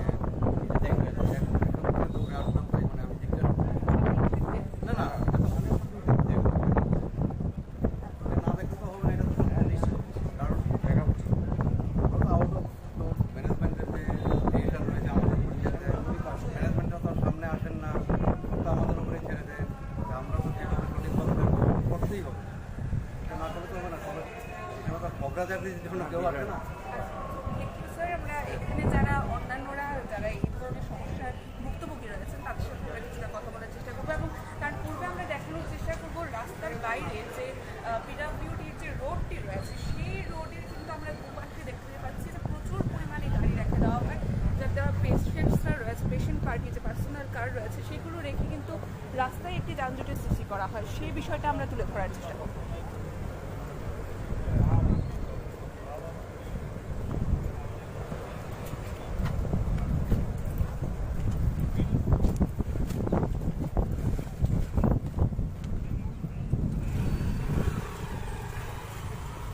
আমরা আপনাদের পুরো রাস্তাটি দেখানোর চেষ্টা করছি। এই মাত্র আমরা আইএলএস থেকে বেরিয়ে আসতাম, এই সেই রাস্তা কিছুটা এগিয়ে যাওয়ার আমরা চেষ্টা করবো। আপনারা দেখতেই পাচ্ছেন যে রাস্তার পাশে গাড়ি রেখে দেওয়া হয়, দুপাশে গাড়ি রয়েছে। আপনাদের গাড়ির নাম্বারগুলো আমরা দেখানোর চেষ্টা করব, কোন গাড়ির নাম্বার বা কোন গাড়িগুলিকে রেখে দেওয়া হয়েছে। আমরা এই বিষয়টিকে নিয়ে সরাসরি লাইভে আসার একটাই কারণ রয়েছে যে মিউনিসিপ্যাল কর্পোরেশন রয়েছে তারা যেন এই বিষয়গুলোতে পদক্ষেপ গ্রহণ করেন। এইভাবে একটি ব্যস্ততম রোডকে দুপাশ দিয়ে গাড়ি পার্কিং করে অনেকটাই যানজটের সৃষ্টি করে দেওয়া হয়। যেহেতু একটি গুরুত্বপূর্ণ জায়গা রয়েছে আইএলএস হাসপাতাল, সেই হাসপাতালের রোগীরা চিকিৎসা করাতে আসেন, প্রতিনিয়তই আসতে হয়, রাজ্যের বিভিন্ন প্রান্ত থেকে রোগীরা আসেন, কিন্তু এই রাস্তায় যদি এইভাবে যানজটের সৃষ্টি করে দেওয়া হয় দুপাশে কার পার্কিং করে, এটা কি কার পার্কিং করার জায়গা বা এখানে কি উল্লেখ রয়েছে এটা কার পার্কিং করার প্লেস? যদি হয়ে থাকে অবশ্যই আমাদের কোনো বক্তব্য নেই, যদি না থাকে তবে প্রশাসনিক আধিকারিকরা যারা রয়েছেন বা তার পাশাপাশি মিউনিসিপ্যাল কর্পোরেশনের যারা আধিকারিকরা রয়েছেন তাদের অতি সত্বর একটি ব্যবস্থা আমরা গ্রহণ করতে বলবো, কেননা এই বিষয়টিকে নজরে নিয়ে আসা অনেকটাই জরুরি। কেননা নতুবা অতি সত্বর কোনো ব্যবস্থা গ্রহণ না করা হয় তবে আগামী দিনে হতে পারে কোনো রোগী হাসপাতাল পর্যন্ত পৌঁছতেই পারবে না। এই রাস্তার দু সাইডে গাড়ি বা কার পার্কিং এর ফলে রাস্তায় যানজটের সৃষ্টি হবে। আমরা আরো যাওয়ার চেষ্টা করব, প্রত্যেকটি গাড়ি দেখানোর চেষ্টা করব আপনাদের, যে পুরো রাস্তাটিকেই সরু করে দেওয়া হয় দু সাইডে এইভাবে কার পার্কিং এর মাধ্যমে। রাস্তার দুপাশেই আপনারা দেখতে পাচ্ছেন যে প্রচুর পরিমাণে কার এখানে পার্কিং করা আছে এবং পেশেন্ট পার্টিরও থাকে বা এখানকার যে কোয়ার্টারগুলো রয়েছে সেই কোয়ার্টারেরও অনেকেই সেখানে পার্কিং করে থাকেন এবং আপনারা দেখতে পাচ্ছেন যে এই পার্কিংগুলির কারণে কিভাবে রাস্তাটাকে সরু করে দেওয়া হচ্ছে এবং এই সরুর কারণে কিন্তু যানজটের সৃষ্টি হতে পারে। যদি রোগীর পরিবার পরিজনরা এদিক থেকে আসার হয় তবে কিন্তু কোনো না কোনো সময় যানজটের কারণে একটি দুর্ঘটনা ঘটে যেতেই পারে। আমরা সেই বিষয়টার কারণেই আপনাদের দৃষ্টি আকর্ষণ করার চেষ্টা করছি এই বিষয়ে। এবং কিছুক্ষণ পূর্বে আমরা যে বিষয়ে একটা অভিযোগ উঠে আসে, যারা বিশেষত রয়েছেন রোগীর পরিবার পরিজনরা অনেকেই ভেতরে পার্কিং করতে পারেন না, অনেককে না করে দেওয়া হয়, আবার অনেকের জন্য সেখানে রাখার পারমিশন থাকে। এই যে দ্বিচারিতা, তাকে নিয়ে আমরা প্রশ্ন করার চেষ্টা করি যে সিকিউরিটি সিস্টেমে রয়েছে আইএলএস হাসপাতালের কর্তৃপক্ষ, যিনি সিকিউরিটি বিষয়টিকে দেখেন, ওনার সাথে আমরা কথা বলার চেষ্টা করি। তিনি বলে দিয়েছেন কিভাবে করা হয় বিষয়টাকে। ডাক্তারদের পার্কিং করার পারমিশন রয়েছে এবং তার পরবর্তীতে যারা পেশেন্ট পার্টি রয়েছে তারাও পার্কিং করতে পারবে যদি জায়গা খালি থাকে, এমনটাই রয়েছে। কিন্তু এই ধরনের কোনো নিয়মের মেনশন করা নেই, কোনোখানে উল্লেখ নেই, সেটা মুখে বলাই শুধুমাত্র নিয়ম, এমনটাই আমরা জানতে পারি যিনি আইএলএস এ সিকিউরিটি সিস্টেমে রয়েছে।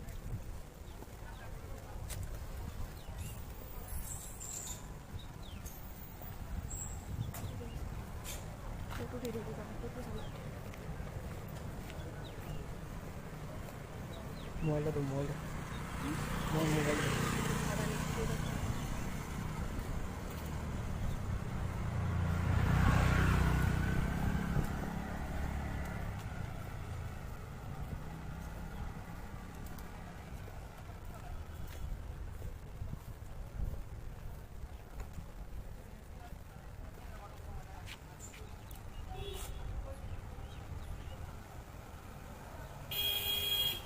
ঠিক আছে। এই গাড়িটা নো পার্কিং লেখা আছে, তারপরও গাড়িটা পার্কিংয়ে আছে। এইটা দিয়ে একটা বাইক। এই যে জায়গাটি আমরা দেখানোর চেষ্টা করছি আপনাদের, আপনারা দেখতেই পাচ্ছেন আমরা যে বিষয়টা বলেছিলাম যে যদি পার্কিং করার জায়গা থাকে তাহলে অবশ্যই সেখানে পার্কিং করা হোক। আপনাদের দেখানোর চেষ্টা করবো, এই যে আপনারা দেখতে পাচ্ছেন যে বোর্ড রয়েছে, নো পার্কিং সাইনবোর্ড সেখানে লাগানো রয়েছে, তারপরেও এখানে একটি গাড়ি পার্কিং করা আছে। আপনাদের দেখানোর চেষ্টা করবো আবারও, এখানে নো পার্কিং সাইনবোর্ড দেওয়ার পরেও এই গাড়িটা এখানে পার্কিং করা রয়েছে। আপনারা নাম্বারটি দেখতে পাচ্ছেন গাড়ির। শুধুমাত্র এই জায়গাটি নয়, আমরা ওপাশেও দেখানোর চেষ্টা করবো আপনাদের। নো পার্কিং দেওয়ার পরেও অনেকগুলো বাইক পার্কিং করা আছে এবং এই পাশটাতেও আপনাদের দেখানোর চেষ্টা করবো যে নো পার্কিং সাইনবোর্ড দেওয়া, কিন্তু তারপরেও প্রচুর পরিমাণে বাইক এবং গাড়ি পার্কিং করা। শুধুমাত্র এ পাশ এবং ও পাশেই নয়, রাস্তার দুপাশেই একই ধরনের সাথে আপনাদের দেখানোর চেষ্টা করবো। রীতিমতো বাইক পার্কিং করে কিন্তু একটা যানজটের সৃষ্টি করে দেওয়ার মতো পরিস্থিতি রয়েছে। একটি ব্যস্ততম জায়গা বা একটা গুরুত্বপূর্ণ জায়গা বললেই চলে রাজ্যের বুকে আইএলএস হাসপাতাল, যেখানে 24 আওয়ার্স রোগীর পরিবার পরিজনরা আসেন, রোগীরা চিকিৎসার জন্য আসেন, কিন্তু তারপরেও কিন্তু এই ধরনের বেহাল দশার চিত্র উঠে আসছে আইএলএস হাসপাতালের সামনে থেকে। আমাদের আজকের এই বিশেষ রিপোর্ট আপনাদের কাছে একটাই কারণে, যেন সরকার পক্ষ এই বিষয়গুলোতে দৃষ্টি জ্ঞাপন করেন। তবে সরকার পক্ষের যে নিয়ম কানুনগুলো রয়েছে সেগুলোকে বৃদ্ধাঙ্গুষ্ঠ দেখানো হচ্ছে সেটা বললেই চলে, কেননা নো পার্কিং বোর্ড আমরা দেখতে পাচ্ছি এই পাশটায় এবং এই পাশটায় আমরা গাড়ি দেখতে পাচ্ছি পার্কিং করানো। শুধুমাত্র একটি নয়, আমরা ওপাশেই দেখানোর চেষ্টা করবো আপনাদের যে প্রচুর পরিমাণে সেখানে নো পার্কিংয়ের পরেও আমরা বাইক এবং গাড়ি পার্কিং করা রয়েছে। আমরা সব তেমনটাই দেখতে পাচ্ছি। আমরা এখানকার যারা অটো চালকরা রয়েছে তাদের সাথে কথা বলার চেষ্টা করব।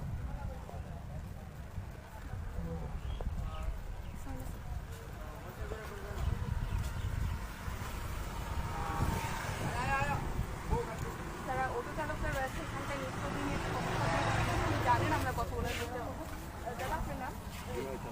এই যে গাড়িগুলো পার্কিং করা হয় নো পার্কিং এর জন্য, আপনারা তো নিশ্চয়ই দেখেন কি কি সমস্যা? ট্রাফিক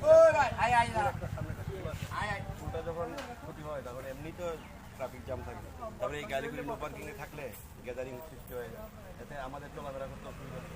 রুগীরও নিশ্চয়ই সেখানে একটা দুর্ঘটনা ঘটেই যেতে পারে যদি যানজট নিশ্চয়ই ইমার্জেন্সি একটা গাড়ি অ্যাম্বুলেন্স আসলে গাড়িগুলির জন্য বুঝতে পারে। এর আগে কি এর জন্য কোনো পদক্ষেপ নেওয়া হয়েছে? এর আগে তো পদক্ষেপ আমরা নিজেরা করতাম, নো পার্কিং বোর্ড লেখা আছে, তারপরে করতে না পারি তাও তার মূর্খতার পরিচয়।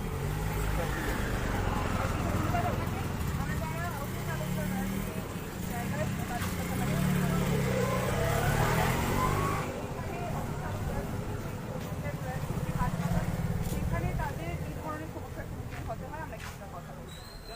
দাদা একটু কথা বলবো, এই যে জায়গাটি রয়েছে আপনারা নিত্যদিন এখানে থাকেন বা আপনি থাকেন, আমরা দেখানোর চেষ্টা করেছি যারা অন্য চালকরা রয়েছে তাদের সাথে কথা বলার চেষ্টা করেছি এবং আবারও আমরা বলার চেষ্টা করবো এই বিষয়টি যে আইএলএস হাসপাতালে একটি গুরুত্বপূর্ণ জায়গা রয়েছে, প্রতিনিয়ত 24/7 সেখানে পরিষেবা প্রদান করা হয়। সেই জায়গাতে নো পার্কিংয়ের পরেও এভাবে পার্কিং করা রয়েছে রাস্তার দুপাশে, আপনাদের দেখানোর চেষ্টা করেছি, যার মাধ্যমে নানান সমস্যার সৃষ্টি হয় রাজ্যের শিক্ষিত লোকজন রয়েছে অবশ্যই। তারপরেও আমরা দেখতে পাচ্ছি তারা নো পার্কিং সাইনবোর্ডের পরেও মূর্খতার পরিচয় দিচ্ছেন, সেটাই কিন্তু একজন অটো চালকও তুলে ধরেছেন, আমরা যে বিষয়টা বললাম। এবং আমরা এর পূর্বেও দেখানোর চেষ্টা করেছি ওই পাশটায় দুপাশে রাস্তার গাড়ি রেখে দেওয়া হয়েছে, যার কারণে রাস্তাটা কিন্তু রীতিমতো সরু হয়ে গেছে এবং যে কারণে বলাই যেতে পারে আগামী দিনে এই ধরনের বা এভাবেই যদি পরিষেবা চলতে থাকে এবং এই বিষয়গুলোতে যদি যারা প্রশাসনের কর্তৃপক্ষ রয়েছে, মিউনিসিপ্যাল কর্পোরেশনের যারা দায়িত্বে রয়েছে তারা যদি এই বিষয়গুলোকে দৃষ্টি জ্ঞাপন করে সমাধান না করে তবে কিন্তু আগামী দিনে কোনো বড়সড় দুর্ঘটনা ঘটেও যেতে পারে। এবারে আমরা এই দৃষ্টি আকর্ষণ করার জন্য আমাদের এই মুহূর্তে বিশেষ রিপোর্ট ছিল। এখনকার এই রিপোর্ট আমরা এখানেই শেষ করব। পরবর্তী বিভিন্ন আপডেট দেখতে অবশ্যই চোখ রাখবেন ত্রিপুরা নিউজ 8-এর পর্দায়। ক্যামেরায় রাহুলের সাথে আমরা রয়েছি পূজা।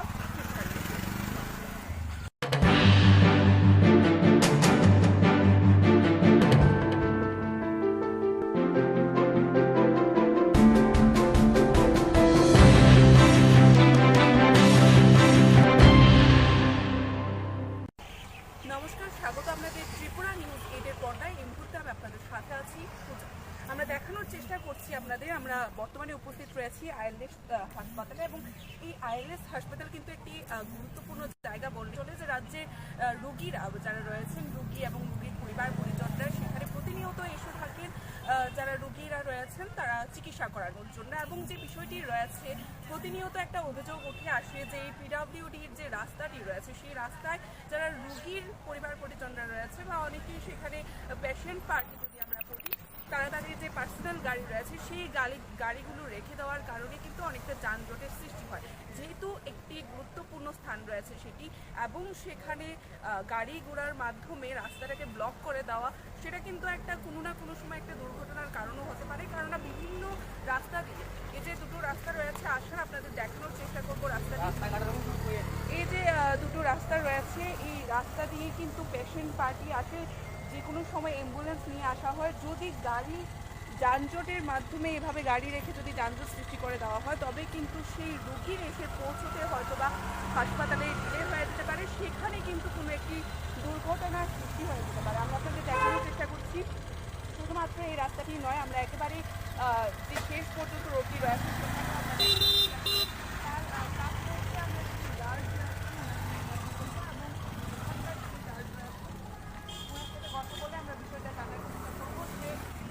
এখানে কাদের গাড়ি রাখার পারমিশন রয়েছে। আমরা এই যে পার্কিং পয়েন্টটা দেখানোর চেষ্টা করছি আপনাদের, এই পার্কিং পয়েন্টে আমাদের যতটুকু জানা রয়েছে যারা ডক্টররা রয়েছেন আইএলএসের সেই ডাক্তারদেরই শুধুমাত্র গাড়ি রাখার পারমিশন রয়েছে, কিন্তু আমরা দেখতে পাচ্ছি এখানে পার্কিং শুরু করে প্রত্যেকে এখানে তাদের যে পার্সোনাল গাড়ি রয়েছে সেই গাড়ি পার্কিং করে দেওয়া থাকে।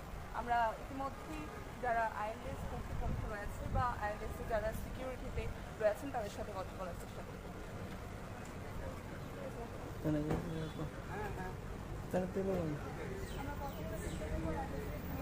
সিকিউরিটি বা গার্ড যেখানে রয়েছেন তারা একটু কথা বলবো, আপনার সাথে কথা বলবো।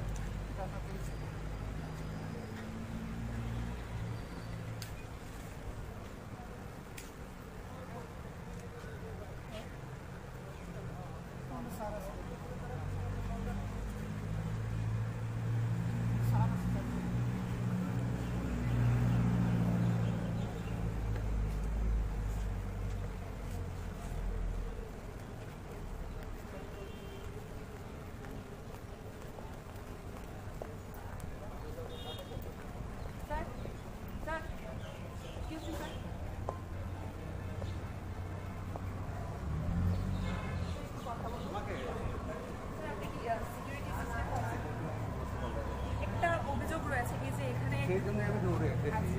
মানে এখানে সবারই যদি জায়গা থাকে প্লিজ সাইড করে রাখার জন্য বলা হয়েছে। সেই ব্যাপারে কাছে কে বারণ করেছে আমি বলতে পারছি না। স্যার আপনার সিকিউরিটি বারণ করেছে, আমাদের কাছে ফুটেজ আছে স্যার। এই জন্য আমি দৌড়ে এসেছি।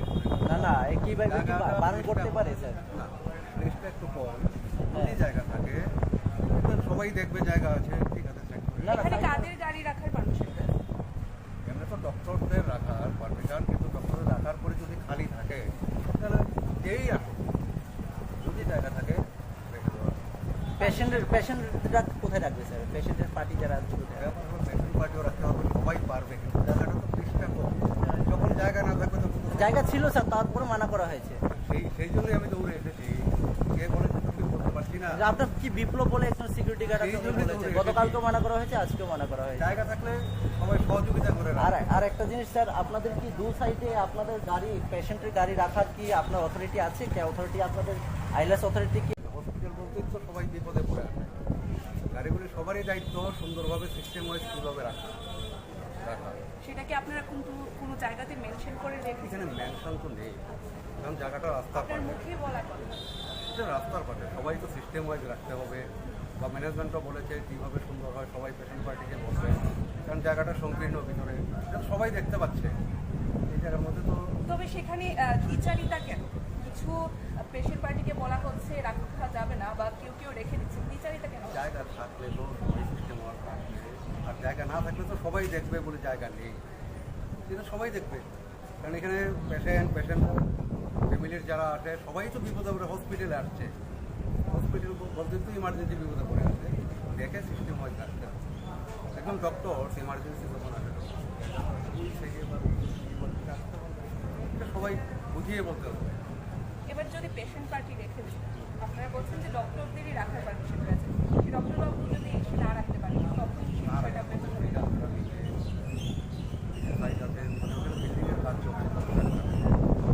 রাখার জায়গা নেই। যখন আমরা একটা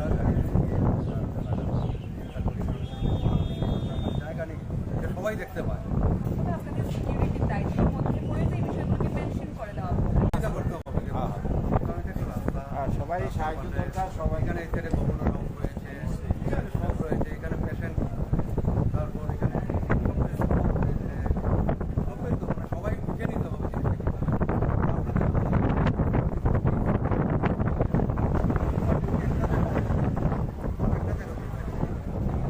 স্যার আপনার কথাটা ঠিক রয়েছে, কিন্তু আপনার মতামতটা আপনি যেভাবে বলছেন, ব্যাখ্যা করছেন, আপনার সিকিউরিটি গার্ডরা রয়েছে, তাদের সেই বিষয়টা জানিয়ে দেওয়া হবে। সবাই জানে কেন করেছে, দেখবেন দৌড়ে আসলাম, তাই মানে আমি জিজ্ঞাসা করি না না না দেখতে তো হবে না, এটা তো কারণ দেখা আউট অফ ম্যানেজমেন্টের যে ডিসিশন রয়েছে আমাদের ম্যানেজমেন্টটা তো সামনে আসেন না, তো আমাদের উপরে ছেড়ে দেন, আমরা তো সেভাবে সঠিকভাবে করতেই হবে, এটা না করলে তো হবে না। সবাই এখানে তো খবরাজাতির জন্য কেউ আসে না। স্যার আমরা এখানে যারা অন্যান্যরা যারা এই ধরনের সমস্যার ভুক্তভোগী রয়েছেন তাদের সাথে আমরা কিছুটা কথা বলার চেষ্টা করবো, এবং তার পূর্বে আমরা দেখানোর চেষ্টা করবো রাস্তার বাইরে যে পিডব্লিউডির যে রোডটি রয়েছে, সেই রোডে কিন্তু আমরা দুপাশে দেখতে পাচ্ছি যে প্রচুর পরিমাণে গাড়ি রেখে দেওয়া হয়, যাতে পেশেন্টসরা রয়েছে, পেশেন্ট পার্টি যে পার্সোনাল কার রয়েছে সেগুলো রেখে কিন্তু রাস্তায় একটি যানজটের সৃষ্টি করা হয়, সেই বিষয়টা আমরা তুলে ধরার চেষ্টা করবো।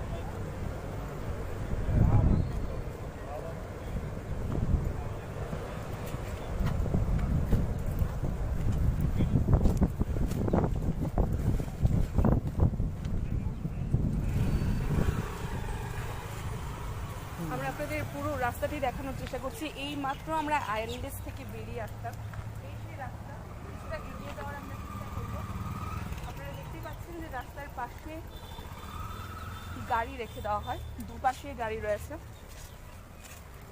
আপনাদের গাড়ির নাম্বারগুলো আমরা দেখানোর চেষ্টা করব, কোন গাড়ির নাম্বার বা কোন গাড়িগুলিকে রেখে দেওয়া হয়েছে। আমরা এই বিষয়টিকে নিয়ে সরাসরি লাইভে আসার একটাই কারণ রয়েছে, যে মিউনিসিপ্যাল কর্পোরেশন রয়েছে তারা যেন এই বিষয়গুলোতে পদক্ষেপ গ্রহণ করেন। এইভাবে একটি ব্যস্ততম রোডকে দুপাশ দিয়ে গাড়ি পার্কিং করে অনেকটাই যানজটের সৃষ্টি করে দেওয়া হয়। যেহেতু একটি গুরুত্বপূর্ণ জায়গা রয়েছে আইএলএস হাসপাতাল, সেই হাসপাতালের রোগীরা চিকিৎসা করাতে আসেন, প্রতিনিয়তই আসতে হয়, রাজ্যের বিভিন্ন প্রান্ত থেকে রোগীরা আসেন, কিন্তু এই রাস্তায় যদি এইভাবে যানজটের সৃষ্টি করে দেওয়া হয়, দুপাশে কার পার্কিং করে, এটা কি কার পার্কিং করার জায়গা বা এখানে কি উল্লেখ রয়েছে এটা কার পার্কিং করার প্লেস? যদি হয়ে থাকে অবশ্যই আমাদের কোনো বক্তব্য নেই, যদি না থাকে তবে প্রশাসনিক আধিকারিকরা যারা রয়েছেন বা তার পাশাপাশি মিউনিসিপ্যাল কর্পোরেশনের যারা আধিকারিকরা রয়েছেন তাদের অতি সত্বর একটি ব্যবস্থা আমরা গ্রহণ করতে বলবো, কেননা এই বিষয়টিকে নজরে নিয়ে আসা অনেকটাই জরুরি। কেননা নতুবা যদি অতি সত্বর কোনো ব্যবস্থা গ্রহণ না করা হয় তবে আগামী দিনে হতে পারে কোনো রোগী হাসপাতাল পর্যন্ত পৌঁছতেই পারবে না। এই রাস্তার দু সাইডে গাড়ি বা কার পার্কিং এর ফলে রাস্তায় যানজটের সৃষ্টি হবে। আমরা আরো যাওয়ার চেষ্টা করব, প্রত্যেকটি গাড়ি দেখানোর চেষ্টা করব আপনাদের, যে পুরো রাস্তাটিকেই সরু করে দেওয়া হয় দু সাইডে এইভাবে কার পার্কিং এর মাধ্যমে। রাস্তার দুপাশেই আপনারা দেখতে পাচ্ছেন যে প্রচুর পরিমাণে কার এখানে পার্কিং করা আছে এবং পেশেন্ট পার্টিরও থাকে বা এখানকার যে কোয়ার্টারগুলো রয়েছে সেই কোয়ার্টারেরও অনেকেই সেখানে পার্কিং করে থাকেন এবং আপনারা দেখতে পাচ্ছেন যে এই পার্কিংগুলির কারণে কিভাবে রাস্তাটাকে সরু করে দেওয়া হচ্ছে এবং এই সরুর কারণে কিন্তু যানজটের সৃষ্টি হতে পারে। যদি রোগীর পরিবার পরিজনরা এদিক থেকে আসার হয় তবে কিন্তু কোনো না কোনো সময় যানজটের কারণে একটি দুর্ঘটনা ঘটে যেতে পারে। আমরা সেই বিষয়টার কারণেই আপনাদের দৃষ্টি আকর্ষণ করার চেষ্টা করছি এই বিষয়ে। এবং কিছুক্ষণ পূর্বে আমরা যে বিষয়ে একটা অভিযোগ উঠে আসে, যারা বিশেষত রয়েছেন রোগীর পরিবার পরিজনরা অনেকেই ভেতরে পার্কিং করতে পারেন না, অনেককে না করে দেওয়া হয়, আবার অনেকের জন্য সেখানে রাখার পারমিশন থাকে। এই যে দ্বিচারিতা তাকে নিয়ে আমরা প্রশ্ন করার চেষ্টা করি, যে সিকিউরিটি সিস্টেমে রয়েছে আইএলএস হাসপাতালের কর্তৃপক্ষ যিনি সিকিউরিটি বিষয়টিকে দেখেন ওনার সাথে আমরা কথা বলার চেষ্টা করি। তিনি বলে দিয়েছেন কিভাবে করা হয় বিষয়টাকে, ডাক্তারদের পার্কিং করার পারমিশন রয়েছে এবং তার পরবর্তীতে যারা পেশেন্ট পার্টি রয়েছে তারাও পার্কিং করতে পারবে যদি জায়গা খালি থাকে, এমনটাই রয়েছে। কিন্তু এই ধরনের কোনো নিয়মের মেনশন করা নেই, কোনোখানে উল্লেখ নেই, সেটা মুখে বলাই শুধুমাত্র নিয়ম, এমনটাই আমরা জানতে পারি যিনি আইএলএস এ সিকিউরিটি সিস্টেমে রয়েছে।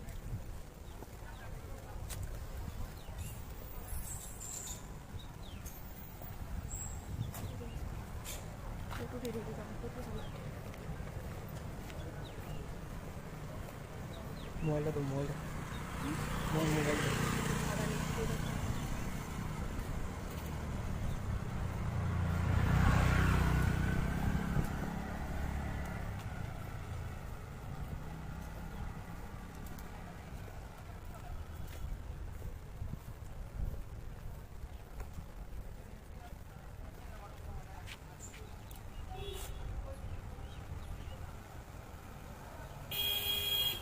ঠিক আছে।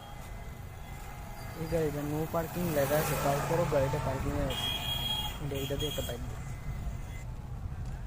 এই যে জায়গাটি আমরা দেখানোর চেষ্টা করছি আপনাদের, আপনারা দেখতেই পাচ্ছেন আমরা যেটা বলেছিলাম যে যদি পার্কিং এর জায়গা থাকে তাহলে অবশ্যই সেখানে পার্কিং করা হোক।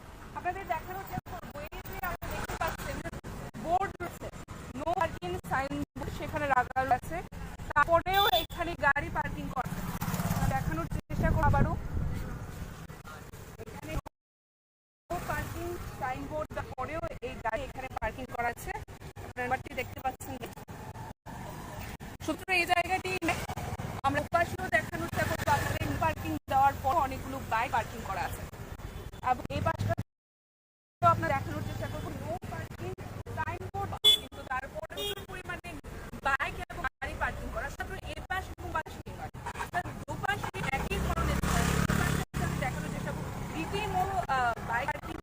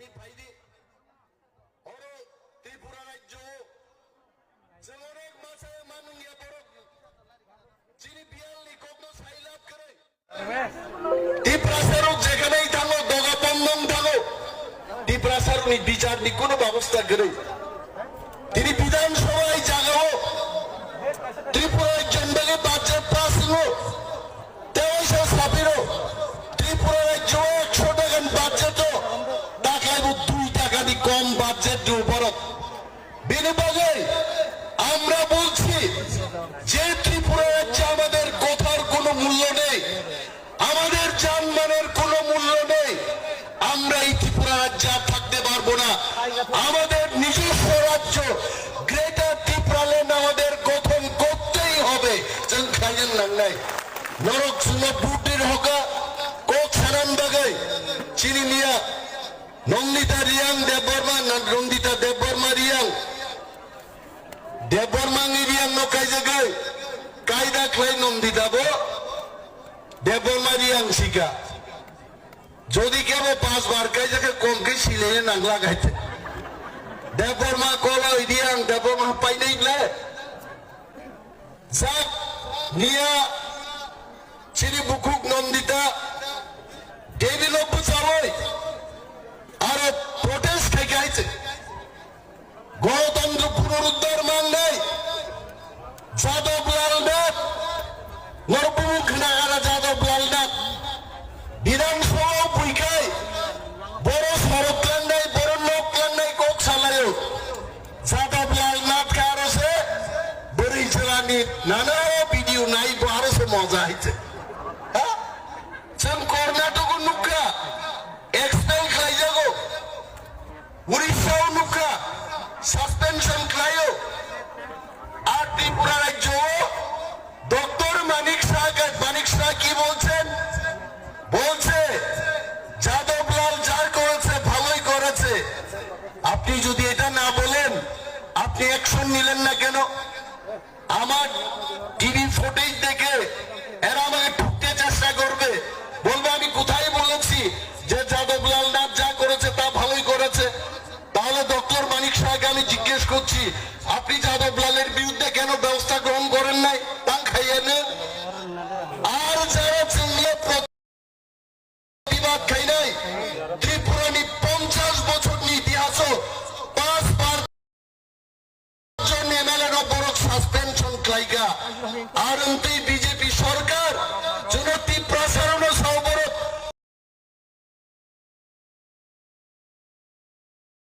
অবরোধ জঙ্গলি অবরোধ বলঙ্গি ফাইনের অবরোধ বিধানসভা ভাইকাই প্রতিবাদ ফাইনের নাঙ্গা আর যাদবলাল Nath video film blue film দেখে আমাকে বুঝি জঙ্গল নিয়ে আমাকে শহরের মানুষ অসরকার নি থেকে দা কোনো আশাই মান আমরা ছাড়বো না নিয়াত টেবিল জড়ানো থাকা আগামী দিন টেবিল টুকরা টুকরা টুকরা আমার চিনি কাম হইতে মগ মনে তাকাই দে जों 13 জন जों কম 13 জন আং 130 জন নি সমান আর থাকে বিশ্বজিৎ কবর নিয়াত আং নুখা বনো বিখাইয়া কইছে ডাগর পকা বহক বাইন ডাগাত থাকা আইকা হানি ইনি মাকা আইগে বিশ্বজিৎ বা বহক বাই আইগে ডাগত লাগা এই ঘরচের নাম এনে চিনি দাও কুমার রিয়াং প্রাক্তন মন্ত্রী বিনি বটলা ফিলিপ কুমার রিয়াং বগে খিসলাং বাই আইগে ডাগাত লাগ খাইতে উনকে আমরা খাইলেন ক্রুজ গরিকা নাই মানগা ইয়েস টিপ প্রমোদানি 13 জন এমএলএ 1300 বরং সমান হইছে जों ফাইট খেলে মক কাওয়ানা দে जोंनो লগি দিতে जोंनो ফান দিতে বুয়া গ্রাম ফান দিতে টিপ প্রমোদ যে ইমান গ্রেটার ত্রিপুরাল্যান্ড আবো একদিন সাকসেস নাই দাখুক কিন্তু থানসা মা দংনে আনতে গোबां কক সালিয়া আরে খ্লাইদায় অনেক সামন সাদিভাবে সাইনি আবলাইত অনেক প্রসেস দং আরো আসাম রক মা খ্লাইও বালাই বালাই দংথকা দিনি দাওয়াইসাং সানান মুজুগো ইস্ট ওয়েস্ট পশ্চিম পান্ডানি গালাফা থাংনি ইস্ট ওয়েস্ট ত্রিপুরাসাজ আর দি বেস্ট চীন দফানো সবচেয়ে কাহাম হয় আগাবাইলেও কোনো এক সময় 1998 1999 2001 তিনবার আমেরিকা চাকরি খাইনো সুযোগ মানফানো ঈশ্বর আনত লাঙ্গিয়া ও দফাবাই তংনান বাগিনো হইতে আং খুব তং থগাইতে বেলায় বেলায় হামবাই যতনো টিপ্রামত হাইক লোক থং বোগাগ্রা হাইক লোক থং বেলাইনো হামবাইসা নিনি নাংকুমানি কক সুনো বেলাই খেলা তথ বখানি কক আবার সুন যতনো নিনি খুমপাং থে খানা মুজমানে না কক সুনো খানা মাই তানা বেলাইনা হামবাই ফাইতে বেসা পার খেয়া বখর লাগাই বোগাগ্রা কে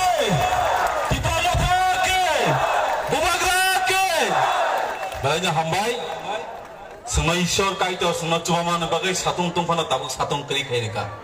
Hai no hai, sini apa andonan macarana ni bagai tay, apa manja faiza, sini orang TTADC hapang ni honorable chairman, sini sar Jagadish no bahai no, bonus sini morway sini atu panga atu na bagai bono koi jauh sarano. Jatuh pang kaya apa korban koi jauh. Aban lagi faiza faiza, sini Tripura Legislative Assembly sini honorable MLA. Sini borong guna sar Paul Dangsu, nang jajaban thangkai nono bahai noni sini morui atuna doi nono koizau.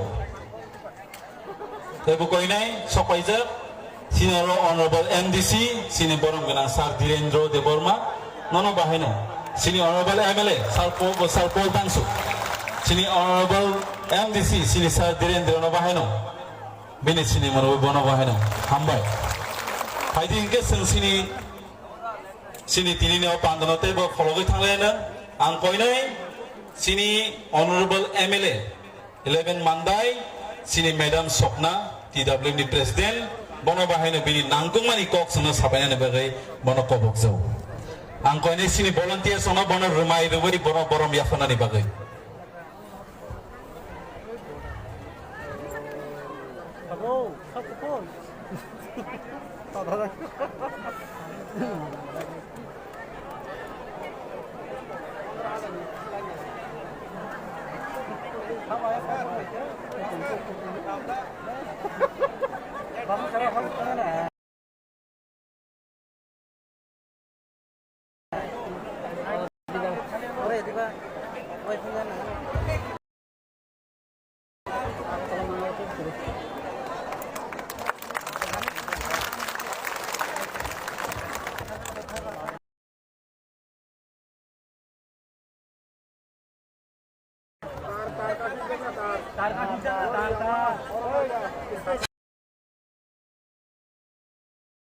Hambai, tini bubagrani senamjak ti pramotha ni wings YTF ni da pandani tuifang pandawo manjak phaika ti pramotha ni president borong ganang Bijay Kumar Angkol teborgo TTADC ni chairman borong ganang Jagadish Deborma tai orgo MLA ekaba বিরোধী দলীয় নেতা borong ganang Onimesh Deborma teborgo CM TTADC borong ganang Purno Chandra Jamatia joto MLAs joto MDCs tai EM ex MDC ex minister ex MLA tai orwo joto IOT joto TWF joto Tipramotha tai mai khoita ani khorang khanai tongnai joto nono pipeline hamjak ma tai chobani chibai ang short ke kok sanai tamni himale bubagra phai tongo ani uklogo kok sanai rok tebo tongo boromon ang jorari kuknai tini ang sanani musumo o jagawono BJP IPFT program khai thangka tiaba BJP IPFT ni tamumbai tipra bothani tamum pherlai nai tipra mothangka bubagrani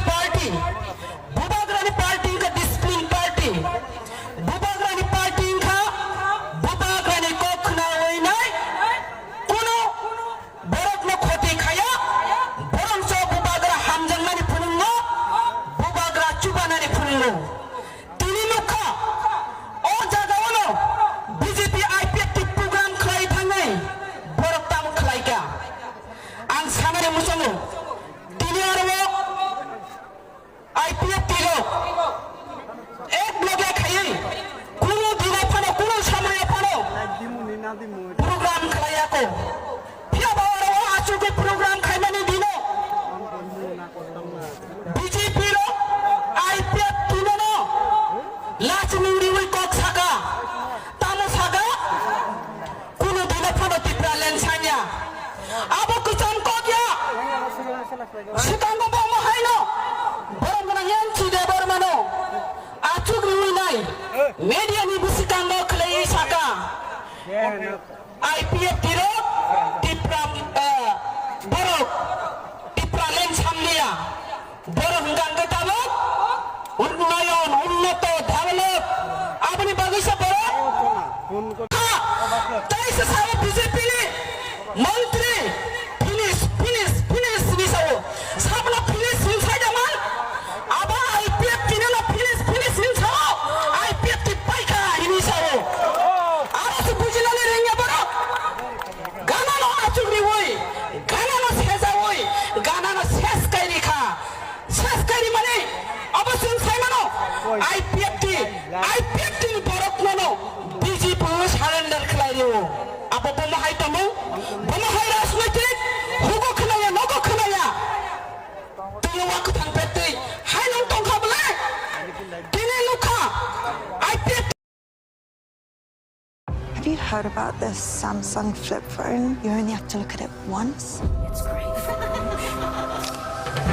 And then it gets like stuck inside your mind or something.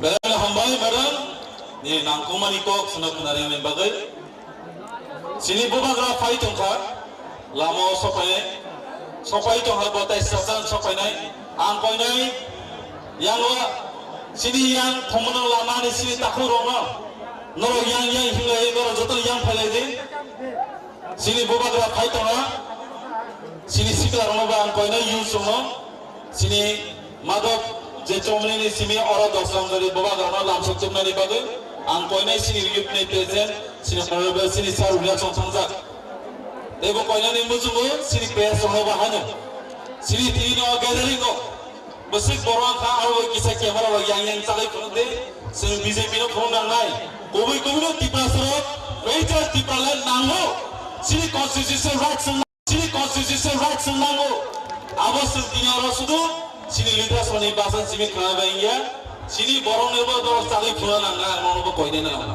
faili hanga se tabu kisisa sini mind fresh kana ni bagoi ang koine sini borong takut sekarang ini kolam ketiga semua ini sini bisa mana semua kerana bayang kau ini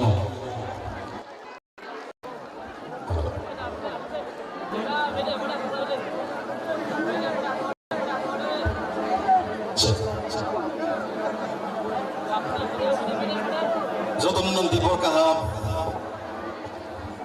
agar sana sekarang lagi pro sinema rogo mana iman kau teman kaisa mutuman man tinggi lama berarti fighting awang ka naik pai bunda walai layo film fighting ngake buma side payo awang ni ke kise ne asal boro buma kaisa ni busa se Allah langsung seboro semana gunda benayo olagan gunda benayo hamza gaitiro bethalai tiro phone pulai toklai walai solai baba bawa thangbayo ang toy nai sini youth ono kisa ayal sini mado bayo thangani bagai sini boba grafai tongka sini joto yoro tonga youth ono ang toy nai kisa please dorai thangai sini boba ran lam sutuna bai nong nang toy nai yang no tonai ro bahino ayang go tonai ro bahino kisa toy nai hari bagai sentini walai lemani tok lemani awan uklogo kaisa na karon sen buma kaisa ni besar ni semua sugia wato fa kaisa ni besar ni semua sugia hai ni bagai an bagai tini sen belai kono sinani na khas sen sabo sen kha tiprasa omo mai no gerenja gesa mongtangsa ar samni bung nong kha tiprasa sini mong nong kha tiprasa sengno hani besar bukung barasa mohon cikonsa sengno hani besar hai nang le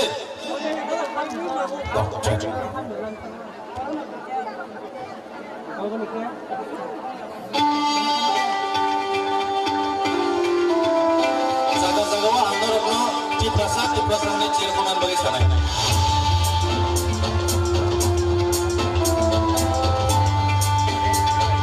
Waktu apa kau lagi sah?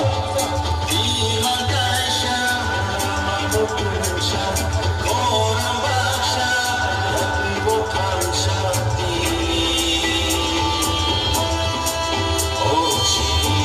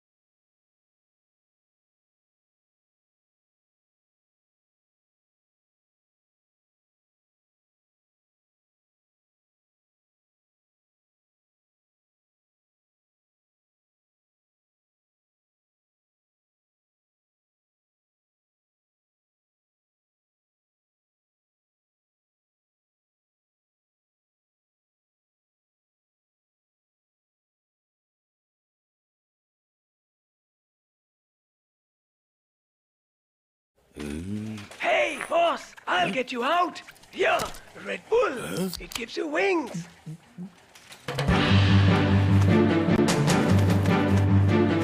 Wings are very funny.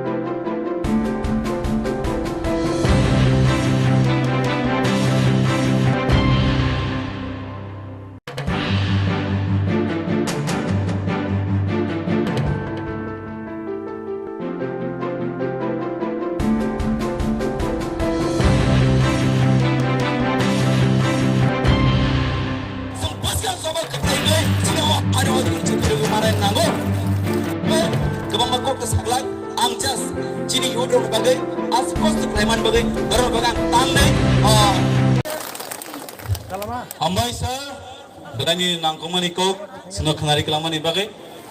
Fadi agai, ang koinai sini joto yang tonai takhung rok, kisan rok joto na asuk di sini bukuk sombok, sini bubagra fai tongka, sini bubagra fai tongka. Iko sompai ke sini bubagra. Fadi sini bubagra joto na pal baksa basal nyabe kau yang joto na. Bubagra, ayo latam. Bubagra, ayo latam. Bubagra, ayo latam. Bubagra, ayo latam. Bubagra pilih panas joto na bubagra latam. Bubagra.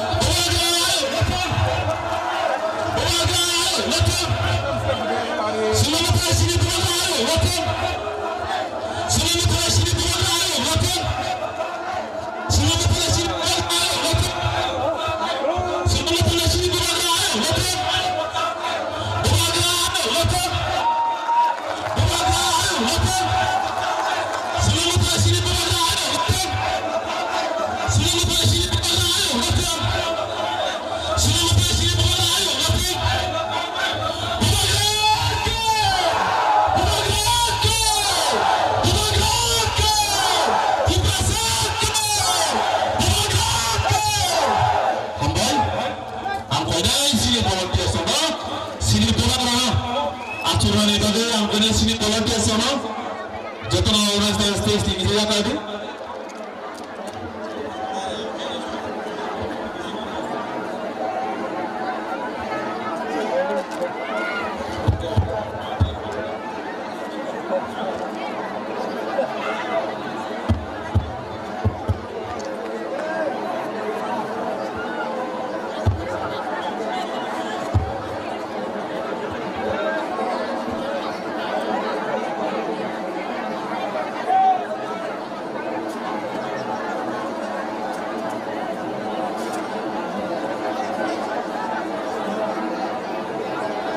Paling sini beberapa pasok kemana ya bro? Sini pada cewek kawan ni, angkanya sini honorable Yen Education sini Sar Ravindrono, di nangkung mani kok semua saya kenal mana. Sini Sarwa angkanya mana rumah ini orang yang mana bagus. Kisah jodoh acuh bedi, sini beberapa pasok pakai kisah jodoh acuh bedi, jodoh kisah acuh bedi. Baik selapsan ia boleh beberapa selapsan ia lalu, di nangkung mani kok semua sana. Angkanya sini volunteer semua, mana rumah ini orang yang mana bagus.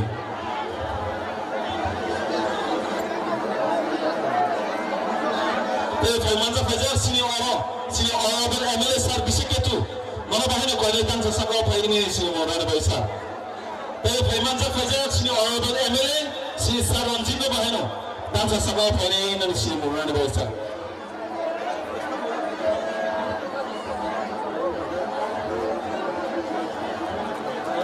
Manza Fajar sini honorable MLA sini Frimla bahan sini ramai bagai baru langsung.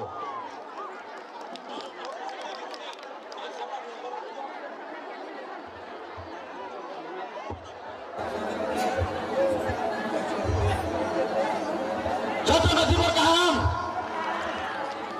Bubarake. Alai hambai. Bubarake muskango. Kok sana kai samaro. Khawasong phawasong koroi mathango. Asuk pham. Borong sini bubarake. Borong sini Presiden BK Rangkol. Chairman TTADC, Sir CM Punachandra Domatia, Joto EM, Joto MLA, YTFD, Joto Warriors Rock, Sini TWFD, Joto Warriors Rock, Tini Kerang Amchaini, Finai Chini Joto Khajane Takoptai Bukuk Songno. Khorok noye naro pulera khulumjo tamokok sanai norok tamni bagi phai norok saimano sang dofano yok sarnane bagi phai sini dofa tamoko sang yogi manyako sini dofa yok nani ka sunai sini borok no khajani takoktai bukok তিনি ভাই প্রায় 55 বছর সেখান ক বরক তুই ক বরক মানস্ক্রিপ্ট তুই আন্দোলন কই ফাইমানি जोंहा প্রথম হিংসা সিপিএম रो প্রথম হিংসা বরক সাও তখা তলিংসে ক বরক সায়া তামনি সাসা বরক মুসুকু তুই নুখাইবা আই তলিং সাপো মরসিনি গিয়ে পাইতে তো ওলাকা তখা গানা তলিং সাপো খাও বাবা খাও Mokor singmai kenapa? Tabuk jogon jon cini tipra sarok.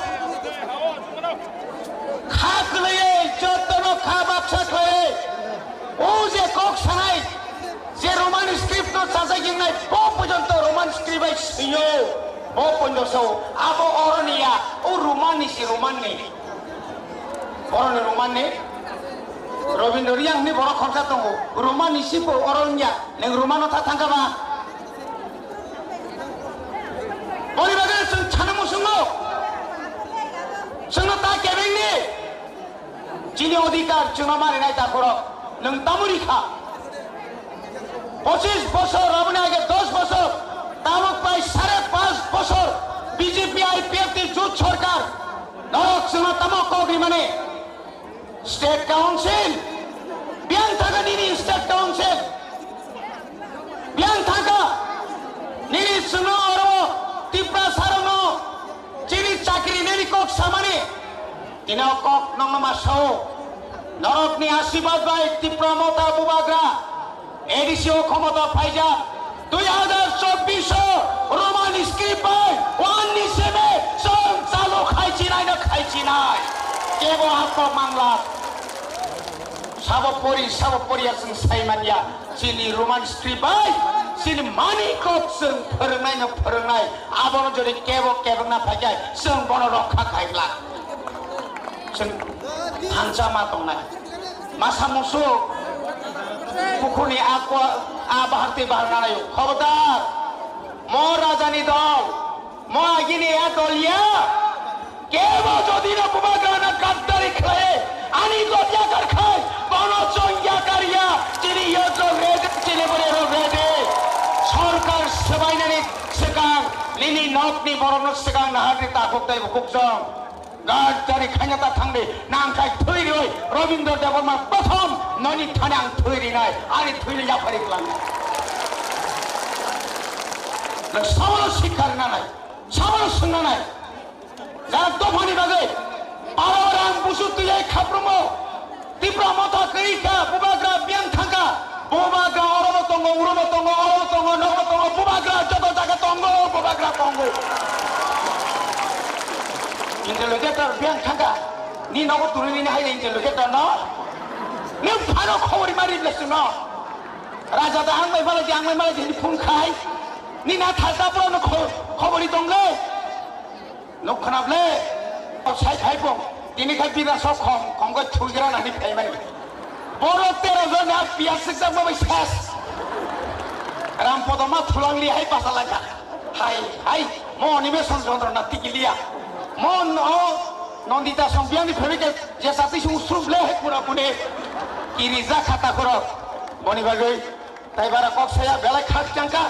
Nok sungai subadi, bubagrani bumungi suridi. Mata ini bumungi suridi. Sung mansinai na mansinai. Tai bisi lelia, nah hari itu ngocina tapi fighting lama wa, fight tongka, tai kisah bagi nasing tu belum baik hambai. Belanya hambai sir, ini belai nangkung mani kok sunat kenara mana bagai. Pada setiap biasa pal ke sar ni bayar apa kalau lain. Sini bubagra fight sopakia, sini bubagra kisah lelah geratan. Abang iya kalau nak bubagra sunat kok sanai, angkoi ni tabuk. Sini Tipra Mothani Honorable President. Sini agili sini sinto fane bai samong kai fai nai sini sar bikeno na kar di faide yang ke sin kisa khala nai sini TDADC Honorable Chairman sini sar Jagadish no be nangkumani ko khala bagai sima sanan bai bono kisa pawok jau jotra pal kaya pa parde sini sar ni bagai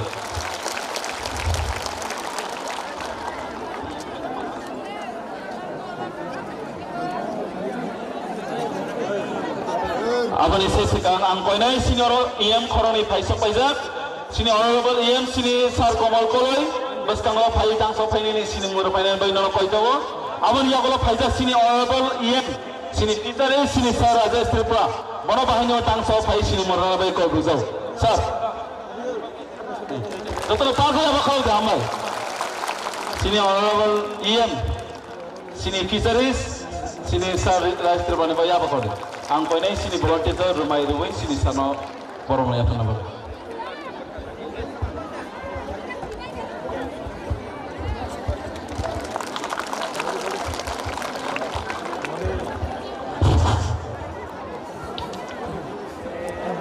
Tipra Mothani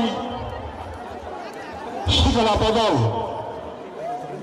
pan kebang bodol, pan kerak bodol, YTA bai. সংসদ গাপ্তি খাই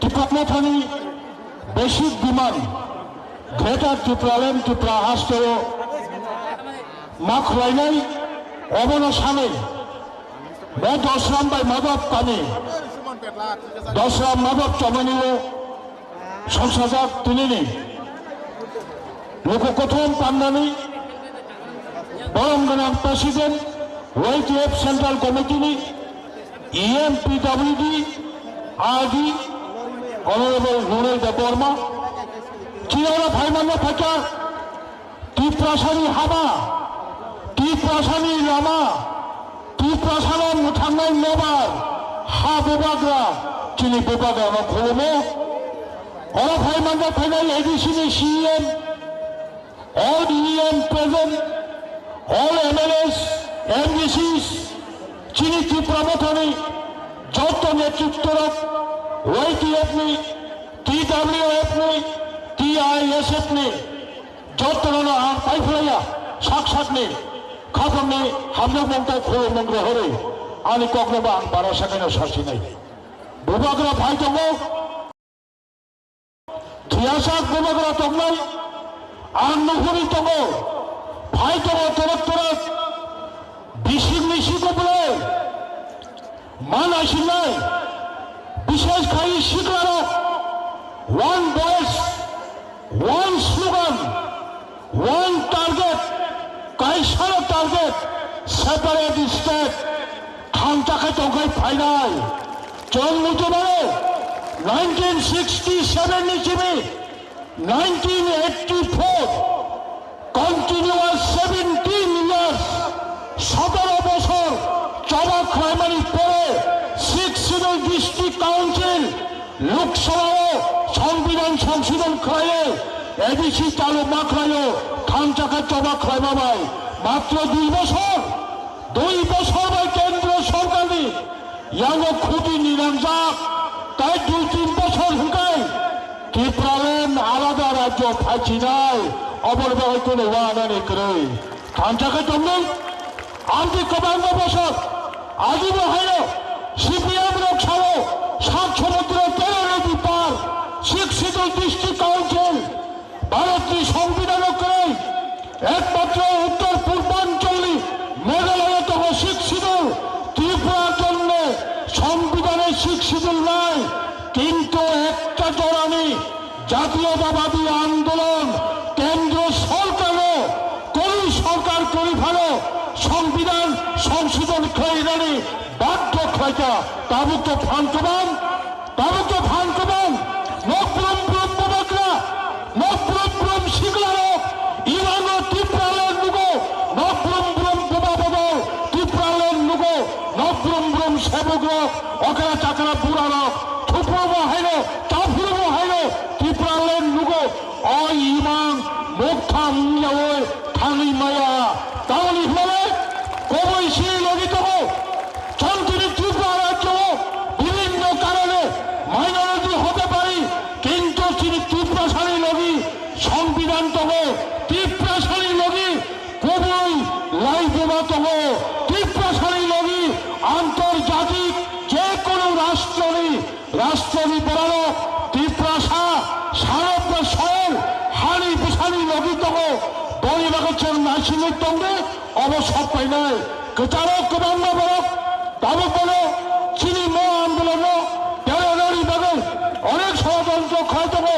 তুচ্ছতাওয়ালাদি young বিনতি নবার ওয়াংশুগুই তঙ্গে বলে বাগে আন্তবানি কবর নারক নাই শিকার পুষ্কাম আগতি সুগান্তি সাদি নো গ্রেটার ত্রিপুরালেন নিউ রেস্ট নো কাশা শিবাগতি চলে ছাড়া ত্রিপুরা রাজ্য 14 লক্ষ বড় নগদ থাকে গ্রেটার ত্রিপুরালেন পপুলার খাইতে সাদি হাইকেন গ্রেটার ত্রিপুরালেন ফাইছ পাই নাই খুলুমকা যত হামবাই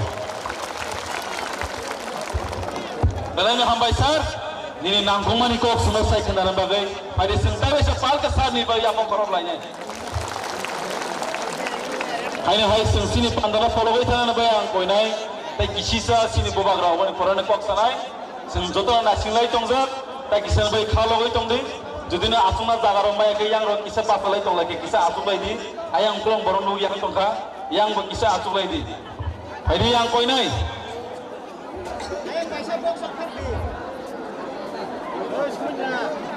Hari yang kau ini tahu, sini diplomasi, Honorable President, sini sar bikin yang kono bi nangkuman ikut sampai ni bagai. Jatuh napal ke sini sar bikin bagai apa korol lagi? Ang kau ini sini volunteer sih sono, bono rumai bono biasa ni bagai.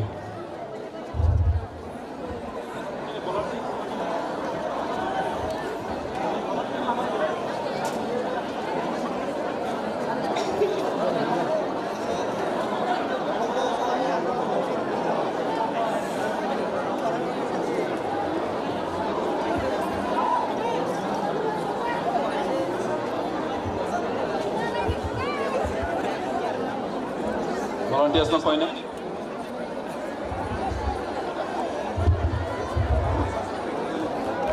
Tara palki ya khol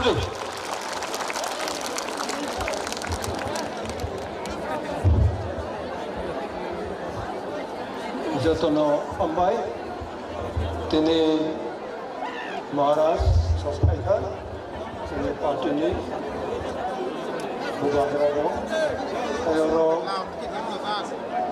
TTADC chairman CM opposition leader MLS honorable MDCs kacang MLA kacang YEMRO MDC-ro Taibere Mothani, Sikla Mothani, Jotono, Kapahambu. Jadi kau betul jaga negara. Itu cung je kelai paimani, cung kelai payung kelai, kumlung keruyung kamu. Abon narau kam kelai, bakam mati nai nang nai. Obo jotokon porjonto narau nata jong kelai, tabok je hau kelai mani. Cini Maharaj ni bikon kelai nai. Cung keboi dia awak mana isia, jerkom cung disiplin keroi tu, awak mana parti ni kamu atau awak mana apa betul sia, cini dapi apa betul sia, apa ni bagai dalam satu nak koyo, je, ang poila no kaham binai congratulations to our 13 MLA berau ni, Ron Mia berau jerkom, nini ani bagai berau Vidhan Sabha floor inside the assembly berau je performance apa ni bagai berau nang kulumo jotono ke tini Delhi pai chung salai home minister pai tini chairman tini Maharaj pai juga melayu berau fighting le chung thangai kong salayo kintu berau ko boi de chung bai kong salai le ridrop de khai tongo obini bagai no chung ko berau no kok kecamro khanariwo যখন ওয়াইবি চাওয়ান ইন্দিরা গান্ধী প্রধানমন্ত্রী নি তোলাও বো home minister তংপুরো বো আনো paisa cock সামানি উসগাং Himanta Biswa Sarma নব সাইখানকা তিনি মহারাজ প্রথম অরণ্য ডেলিগেট প্রথম আপরো ইন্দিরা গান্ধী বাই মালাই পাই হোম মিনিস্টার বাই মালাই বো আনো সাও my young man I can't give you chocolate assurance chocolate ni assurance tu na angri maya boko boino chini tipra sarono amjago ini 1969 tini ya bo onek boro apur ataya bo tabok je tu hau ulai mani angno karak angno kaham ulai mani ro nero ataya bo apuro chung pradhan mantri home minister of isalai tini ha tini tipra ni bagai chung lorai khlayo andolon khlayo kaisi chini mangrang chairman jagadish babu saka je jokhon tabok chung ek kathong ka chung jokhon united omotabok chini force chini pan thik jaga chung nang nai kachar mataro ang hayong nai tabok ongya ongsong yako tabok seklai tong mani abodei protongo abo kintu the spirit the real spirit abo kintu abo hamjakia nini bisingo pola je guri lai tong mani a pola kintu abo hamjakia ebong nung manai de maya abo birat kaisa proshno tongo tino ne borok kobang ya punam one borok chini log andolon thai thayo brauno chung khulumo brauno chung morjada mariyo tabo tini je chini present generation narau new fan narau ni intellectuality narau ni je force tong mani upon thik jaga chung rangna ni namo upon ni bagai ang jotno ma koyo je tini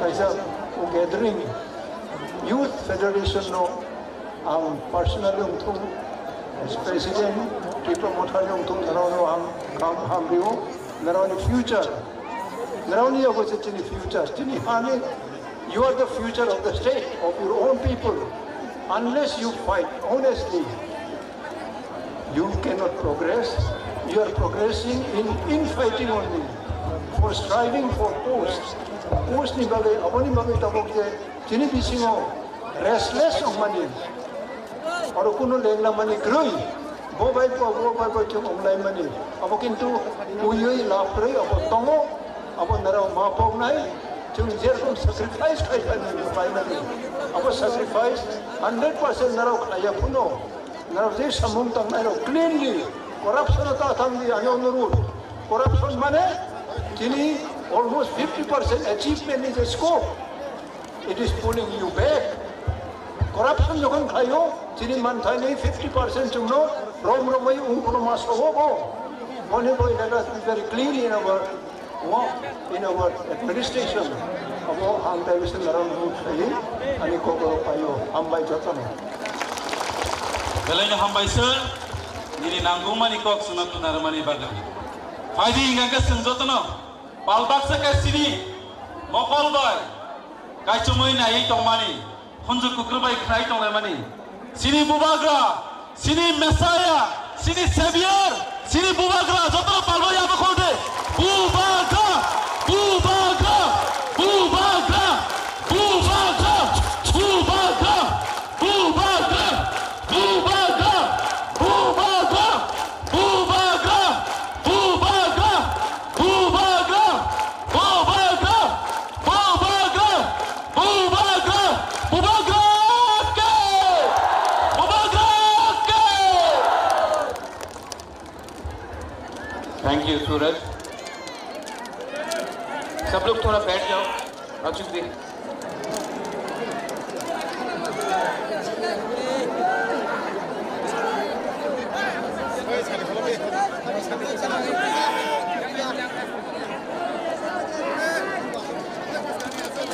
जो तो पाओ है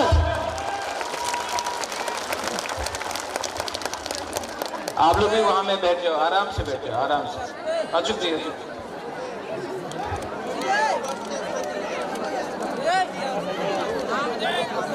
और सब लोग 5-10 minute के लिए बुबागरा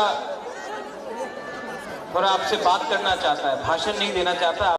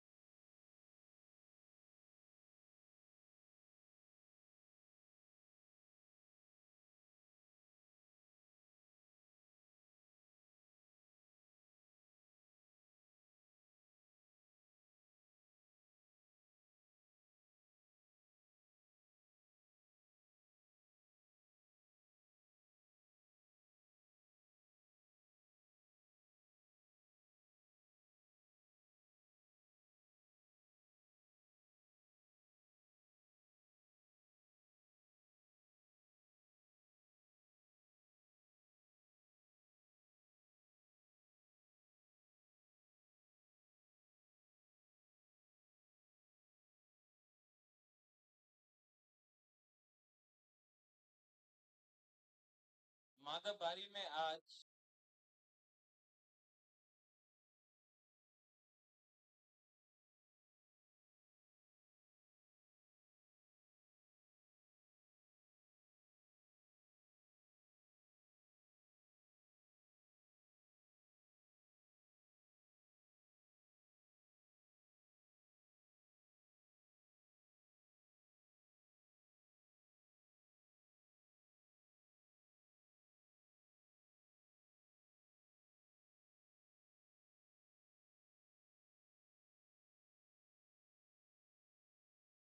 2018 में किया, बिना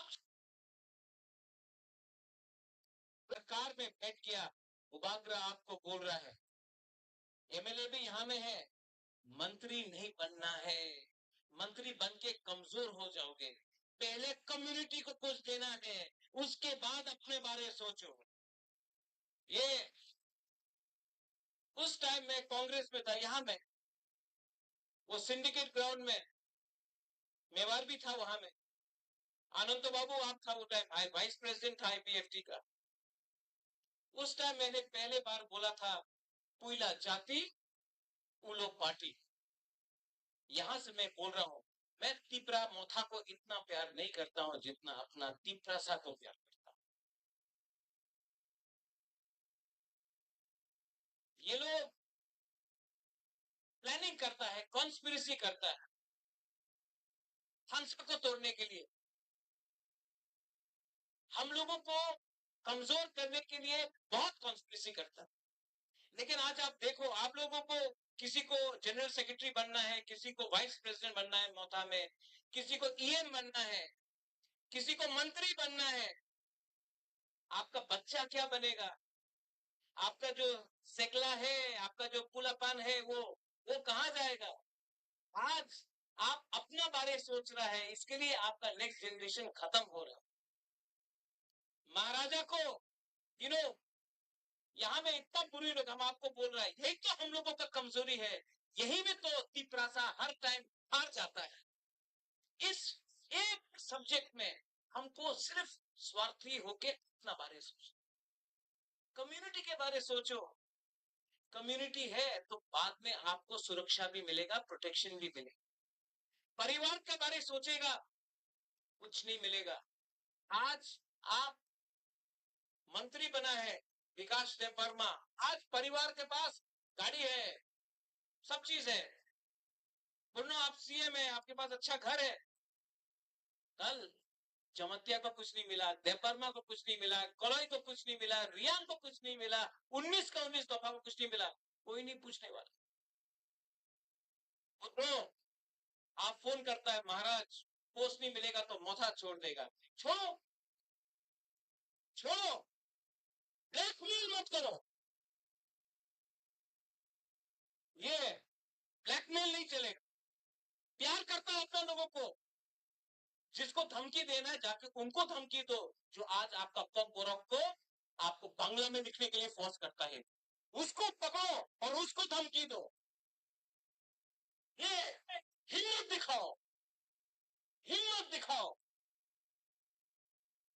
हिम्मत एक दूसरे से झगड़ने से नहीं है, हिम्मत लाल बत्ती से नहीं है। इतना मिनिस्टर देख रहा, आप सबका कॉन्वॉय है, कॉन्वॉय है, कॉन्वॉय है। आज अगर हम लोगों को बचना है तो आंदोलन ग्रेटर तिपरालैंड का फिर से शुरू करना पड़ेगा। Vijay Ramgol, you are right. जब तक we do not put pressure on the government of India, they will not take us seriously. Pressure तो रखना पड़ेगा। वीसी इलेक्शन, आज खबर मिला है कि वीसी इलेक्शन होगा। कोर्ट से ऑर्डर लेके आया है। ये लोग जो बोलता है तिपरालैंड होवे ना, चलवे ना, होवे ना, होवे ना। चलो हमारा बुकुंबारा से एक बार डायरेक्ट कॉन्टेस्ट करके देखो ना गांव में, हम दिखाता है कौन किसका बाप है। यहाँ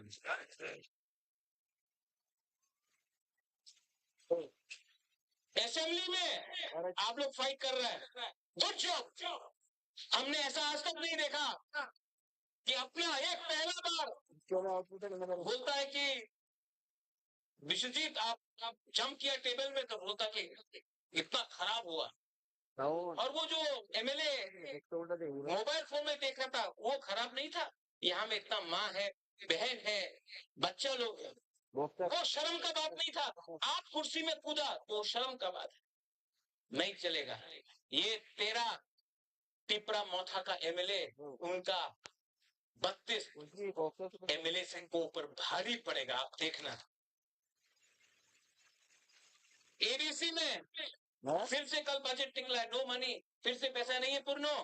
जगदीश बाबू, भवरंजन, डॉली, अनंत बाबू, सोहेल, रुनेल, आप लोग सब पीएम है, लेकिन आपका डिपार्टमेंट में पैसा नहीं है। आप पीएम बन के क्या करेगा? अगर हिम्मत है ना तो रेडी हो जाओ, जाकर गवर्नर के सामने रेजिग्नेशन देकर बोलने के लिए फिर से करो जो केजरीवाल ने किया दिल्ली में। अगर हिम्मत है तो करने के लिए मैं जाऊंगा रिजाइन करने सबसे पहले और चैलेंज करने के लिए। प्रेशर रखना पड़ेगा, प्रेशर रखना पड़ेगा, क्योंकि ये फाइट आपका लिए नहीं है, ये फाइट आपके लिए नहीं है, ये फाइट भूभागल का भी नहीं है, ये हमारा जाति का है, ये हमारा खून का है, हमारा जमीन का है, हमारा कुछ नहीं बदला, कुछ नहीं बदला। और ये लोग थानसा तोड़ने का चक्कर में, यहाँ में मातापारी में रैली किया ना, हम लोग का ऑफिस तोड़ा, तोड़ने दो। कौन एक बीजेपी का एमएलए बोल रहा है टिपरालैंड नहीं मिलेगा। मैं मातापारी से मीडिया को बोलना चाहता हूँ, ये मीडिया तो you take it out also, Delhi में भी जाएगा ये मीडिया, एएनआई है, हमेशा लिखता है कि हम रिजाइन कर रहे हैं। एक मेरा बाइट ले जाओ, टिपरालैंड आज नहीं मिला ना, कल नहीं मिला ना, परसों नहीं मिला ना, एक दिन तो ग्रेटर टिपरालैंड मिलेगा, ये हम लोग का दिल का होगा। पैसा देके, रेगा देके, नौकरी देके, झूठ बोल के हम लोगों को झूठ बोल के रेगा नहीं आनाओ, नहीं आनाओ, डिमांड करो ना, पार्टी करो ना, ये बोल के हम लोगों का थानसा को तोड़ता है। लेकिन टिपरासा बीजेपी का हो, सीपीएम का हो, कांग्रेस का हो या अपना मथा का हो, वो उसके दिल के अंदर ग्रेटर टिपरालैंड जिंदा है, एक ना एक दिन तो मिलेगा। विजय बाबू आप नहीं हो, you may not be around, nowadays is disqualification to be old। Jagdish babu आप नहीं रहे, मैं नहीं रहूं, यहाँ में वो बच्चा लोग है ना, वो एक दिन देखेगा, वो देखेगा। और ये टिपरालैंड कोई कम्युनिटी के खिलाफ नहीं होगा, We will not be against any community, कोई धर्म के खिलाफ नहीं होगा, कोई मजहब के खिलाफ नहीं होगा, कोई बंगाली टिपरासा नहीं करेगा, कोई हिंदू क्रिश्चियन नहीं करेगा, कोई मुसलमान हिंदू नहीं करेगा। ये अपना अधिकार में अपना जमीन के लिए बात करेगा, किसी का अधिकार नहीं छीनेगा। हमारा अधिकार छीना जाता है। एडीसी में सिर्फ 2% पैसा भेजा गया, सिर्फ दो। क्यों? सबका साथ, सबका विकास।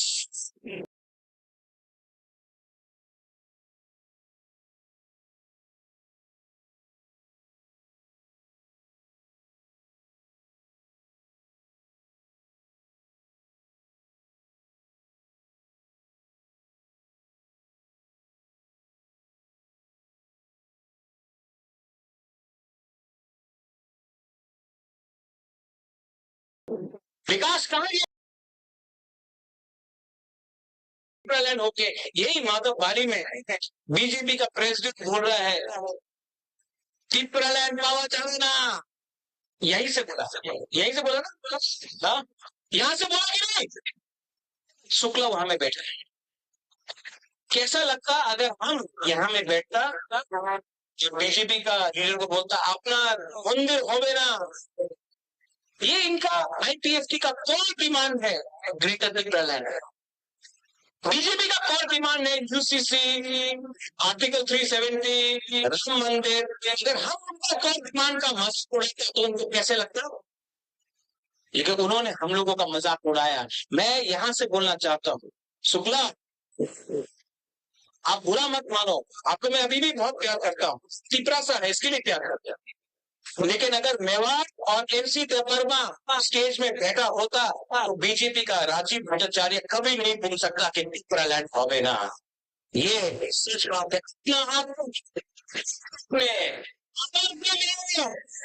गाँव के लिए आपने अपने आप को हल्का किया है।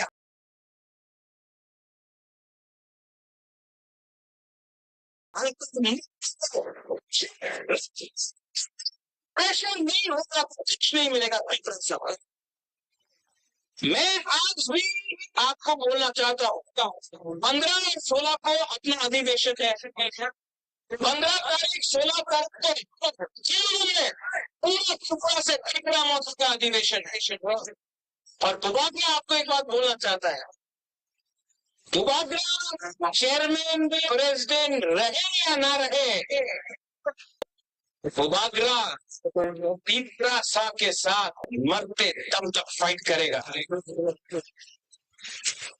इस मंच से मैं आज आपको बोलना चाहता हूँ, जब तक दिल में जान है त्रिपुरा के लिए लास्ट मोमेंट फाइट करूंगा, नहीं करूंगा। कॉम्प्रोमाइज करना चाहिए।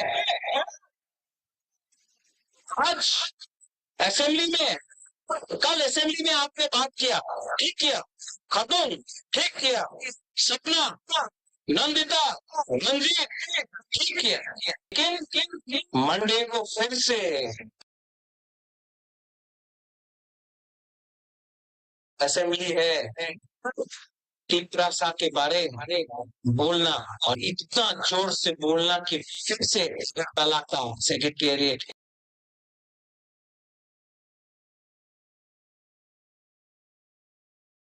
हिल जाए।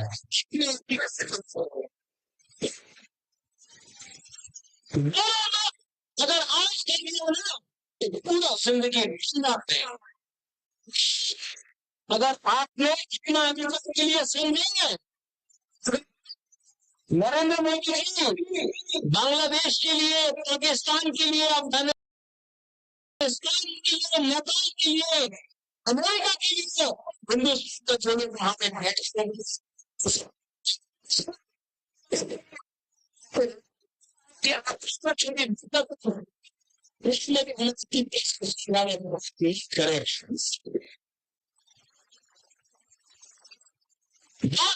चाहिए, नहीं चाहिए। और जिस दिन करप्शन किया ना, जिस दिन पैसा कमाया ना, उस दिन आप चुप बैठ जाएगा। अरे तो काला चश्मा पहनने से खत्म नहीं होगा, चश्मा निकालो, सच्चाई को देखो। मैंने देखा है अच्छे एमपीसी सीएम आजकल काला चश्मा लगाकर महाराजा से बन के मोबाइल फोन लगाकर स्कॉर्पियो गाड़ी में घूम रहा हुर्र करके। मैं महाराजा हूँ, बचपन से पैसा था, सब लोग जानता है कि न्यूमा में मेरा घर है। गरीब परिवार से होता है, इतना गरीब लोगों को बोलो, गरीब लोगों का लिए ही आप आज पावर में आया है। और जिस दिन ये हमारा पूमा, हम लोग का युद्ध छिड़ जाएगा ना, 2 मिनट के अंदर आप भी पावर से बाहर निकलेगा है।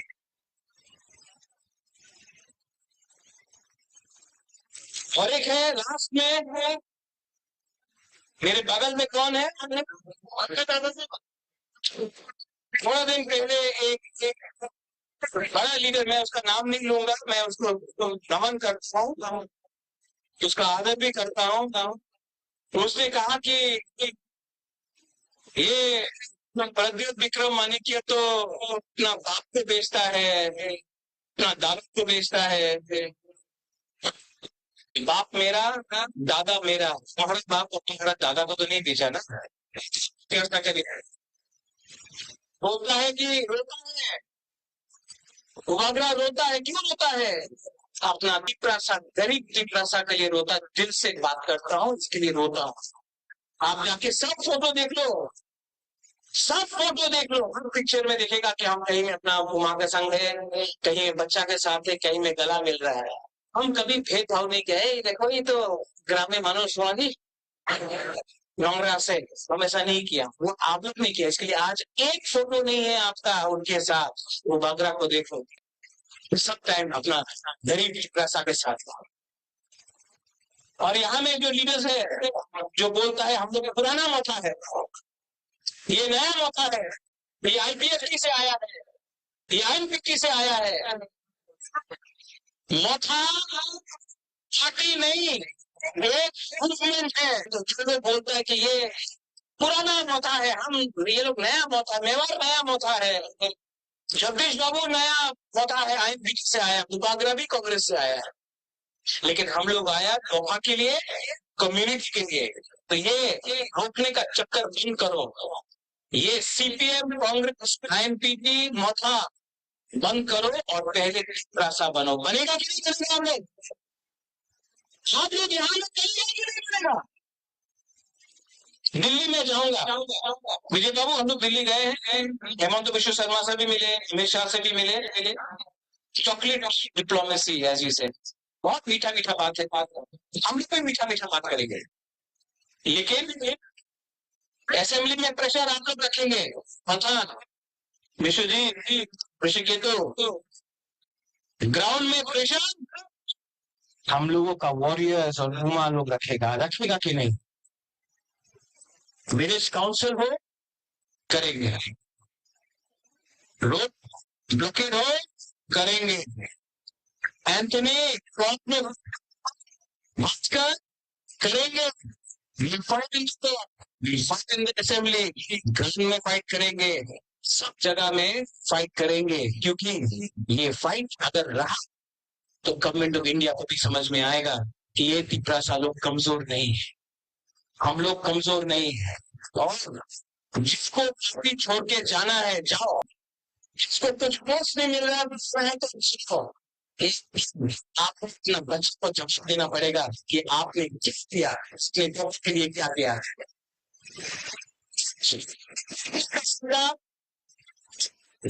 के लिए आज आप कमजोर हैं।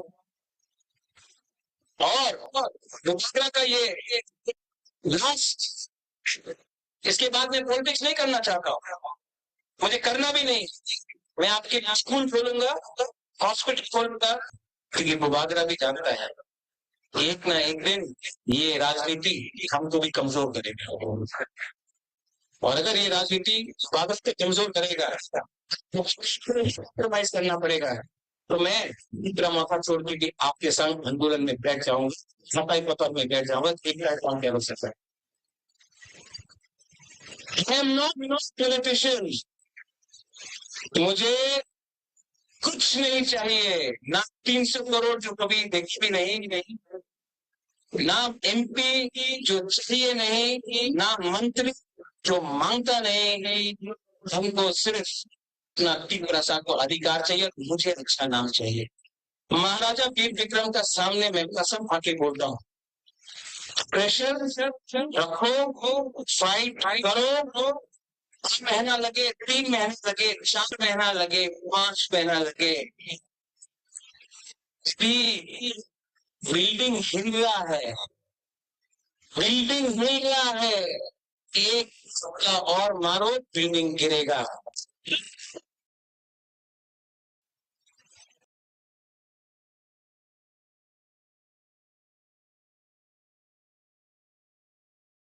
लेकिन आज अगर आपका खांसा चला गया, अगर आज आपका खांसा चला गया तो आपका भविष्य और कोई नहीं बचा सकता। ये लास्ट फाइट मेरे बाद और कोई नहीं कर सकता, मैं जानता हूँ, मैं भी जानता हूँ। इसके लिए डोंट गिव अप। 15-16 तारीख को पार्टी को सब जोनल लेवल से ठीक करेंगे, नया लीडर्स को लाएंगे, जो सिर्फ पैसा चाहिए, पोस्ट चाहिए, उनको गुड बाय टाटा बोलेंगे, और नया लीडर को जान देके इंजेक्शन देगा तो आप लोगों को चलाएंगे। पार्टी जाति से बड़ा नहीं होता है, और जाति को कुछ मिलना है तो पार्टी को पहले जाति के बारे में सोचना पड़ेगा। I love all of you, मैं आप सबसे प्यार करता हूँ, और मैं आपको एक लिस्ट में से देना चाहता हूँ, डरो मत, बिको मत, और खांसा को तोड़ने मत दो। अगर खांसा टूट गया ना तो बुबागरा भी मर जाएगा, अगर खांसा रहेगा तिपरासा जिंदा रहेगा। आप लोग रेडी है? मीडिया के थ्रू बहुत लोग कंचनपुर से नहीं आया है, बहुत लोग साबरूम से नहीं आया है, जुलाई पारी से नहीं आया है, किला से नहीं आया है, रायमा वैली गंडतीसा से नहीं आया है। मैं आप सबको अपील करना चाहता हूँ, जहां से भी आप हो, 15 और 16 तारीख को अटेंड कीजिए हमारा अधिवेशन। उस दिन बात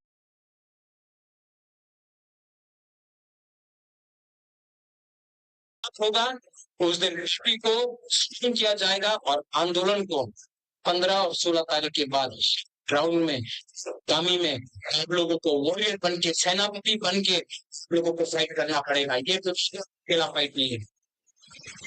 मैं थक गया हूं लेकिन कमजोर नहीं हुआ हूं। We are not weak, yes we are tired, लेकिन जब क्षत्रिय का खून है ना, आखिरी दम तक फाइट करूंगा। मंडे को असेंबली को हिलाना है। रेडी रेडी आप लोग देखना, और अगर आपका एमएलए ने काम नहीं किया, आपका ईएमएमडीसी ने काम नहीं किया, डायरेक्टली फोन करके बोलो उनको, बागरा का बात मानो, शो कर देगा। বাগরা না চিনিয়া খো, টাকা দিলে কিছু হবে না, অধিকার দিয়ে দো সবকিছু হয়ে যাবে। अधिकार दो। I love all of you all. आप लोग सब खड़े होके एक फोटो लेता है, सबको पब्लिक में करो।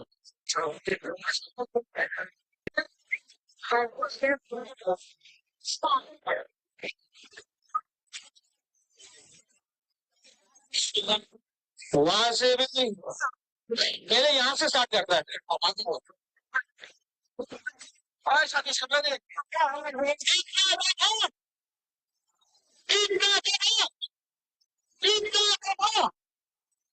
आप लोग से यहाँ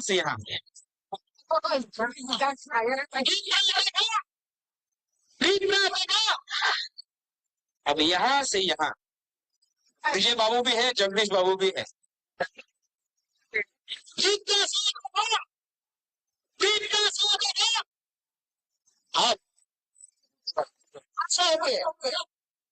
सब लोग, वो तो आप भी,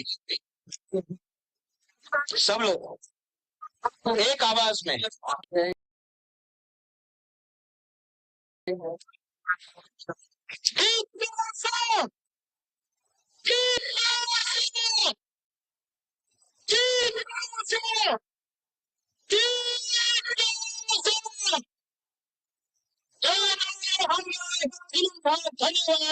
इनका साथ कथा आयुक्त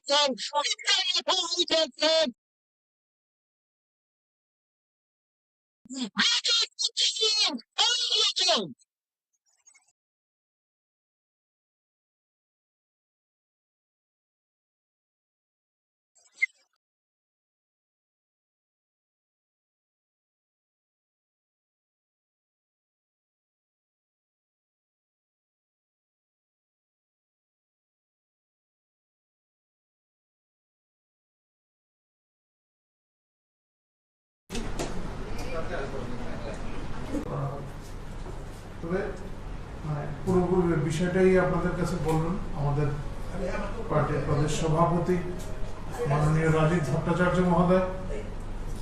তার আগে আমি কয়েকটা বিষয় আপনাদের বলছি। কালকে আপনারা অনেকেই ছিলেন রাজ্য বিধানসভায়। রাজ্য বিধানসভায় গতকাল যে ধরনের ঘটনা ঘটেছে, কিছু পুরনো বিধায়কও আছেন যারা অভিজ্ঞ, আবার কিছু নবাগত আছেন, নতুন বিধায়ক হয়ে এসেছেন। যে ধরনের আচার আচরণ তারা করেছেন কালকে, মনে রাখতে হবে জনগণের প্রতিনিধিতা, জনগণ অনেক উদ্দেশ্য নিয়ে এই গণতন্ত্রের পীঠস্থান আইনসভায় তাদের পাঠান। যে ধরনের অসংসদীয় শব্দের ব্যবহার কালকে হয়েছে, এতে প্রমাণ করে তারা কি ধরনের আতঙ্কে ভুগছেন। বিরোধী পক্ষে অনেক প্রবীণ বিধায়ক ছিলেন যারা চুপ করে বসেছিলেন, যারা অনভিপ্রেত এই সমস্ত কার্যকলাপ নীরবে সমর্থন করে গেছেন। আপনারা খুব ভালোভাবেই দেখেছেন কয়েকজন প্রবীণ বিধায়ক কিভাবে নতুন বিধায়কদের বারবার প্ররোচিত করেছেন এই ধরনের অভব্য আচরণের জন্য। এই ধরনের ঘটনা কাম্য হতে পারে না।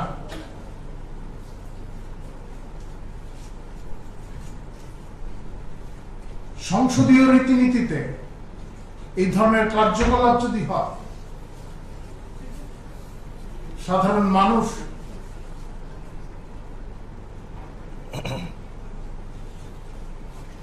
এই সমস্ত বরদাস্ত করতে পারেন না। আগে একটা সময় ছিল যখন এই সমস্ত বিষয় দেখতো না, সংসদের ভিতরে কি হচ্ছে, বিধানসভার ভিতরে কি হচ্ছে, এইগুলি তারা দেখতেন না। কিন্তু এখন সরাসরি দেখতে পাচ্ছেন তারা। এতে আপনাদের অবস্থান দুর্বল হয়েছে।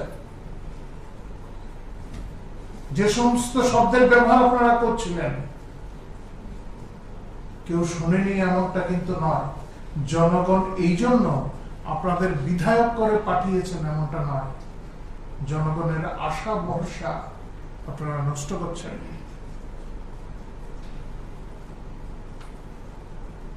যারা নতুন বিধায়ক এসেছেন তাদেরও সংসদীয় রীতিনীতি সম্পর্কে জানা প্রয়োজন।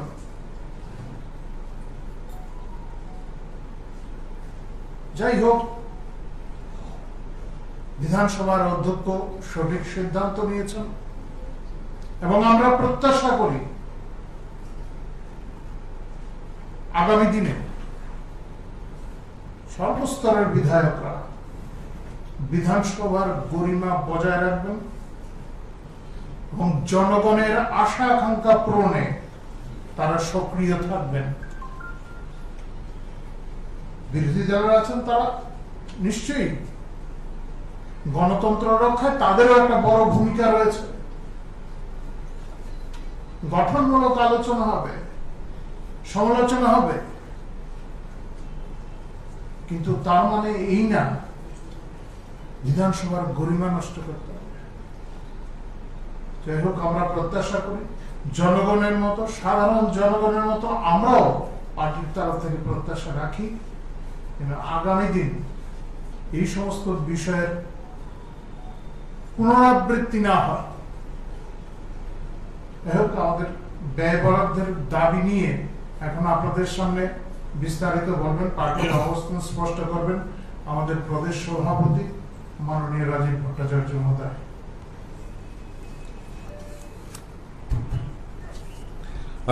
সাংবাদিক বন্ধুদের অনেক অনেক শুভেচ্ছা অভিনন্দন জানাচ্ছি। আপনারা আজকে আমাদের ডাকে সাড়া দিয়ে আপনারা এখানে সমবেত হয়েছেন। আমার পাশে উপস্থিত রয়েছেন আমাদের প্রবক্তা শ্রী নবেন্দু ভট্টাচার্য মহোদয়। তো মূলত আপনারা গতকালকে আমাদের মাননীয় অর্থমন্ত্রী 2023-24 যে বাজেট উনি পেশ করেছেন, টোটাল 27,654.40 কোটি টাকার বাজেট সেখানে মাননীয় অর্থমন্ত্রী পেশ করেছেন। এই বাজেটে আমরা যদি লক্ষ্য করে দেখি যে আমাদের এই রাজ্যের সমস্ত সমাজের প্রত্যেকটা অংশের মানুষের জন্য কিছু না কিছু আমাদের এই বাজেটে উল্লেখ রয়েছে। যেরকম মহিলা থেকে শুরু করে সমাজের ছাত্রছাত্রী, যুব সমাজ, ধর্মীয় সংখ্যালঘু, সরকারি কর্মচারী, পেনশনার, তপশিলি জাতি, জনজাতি, সকল অংশের মানুষের জন্য আমাদের সরকার গতকালকে যে বাজেট পেশ করেছেন তার জন্য রাজ্যের মাননীয় মুখ্যমন্ত্রী থেকে শুরু করে রাজ্য মন্ত্রিসভার সমস্ত সকল সদস্যদেরকে আমি ভারতীয় জনতা পার্টির পক্ষ থেকে আন্তরিক অভিনন্দন এবং শুভেচ্ছা জানাচ্ছি।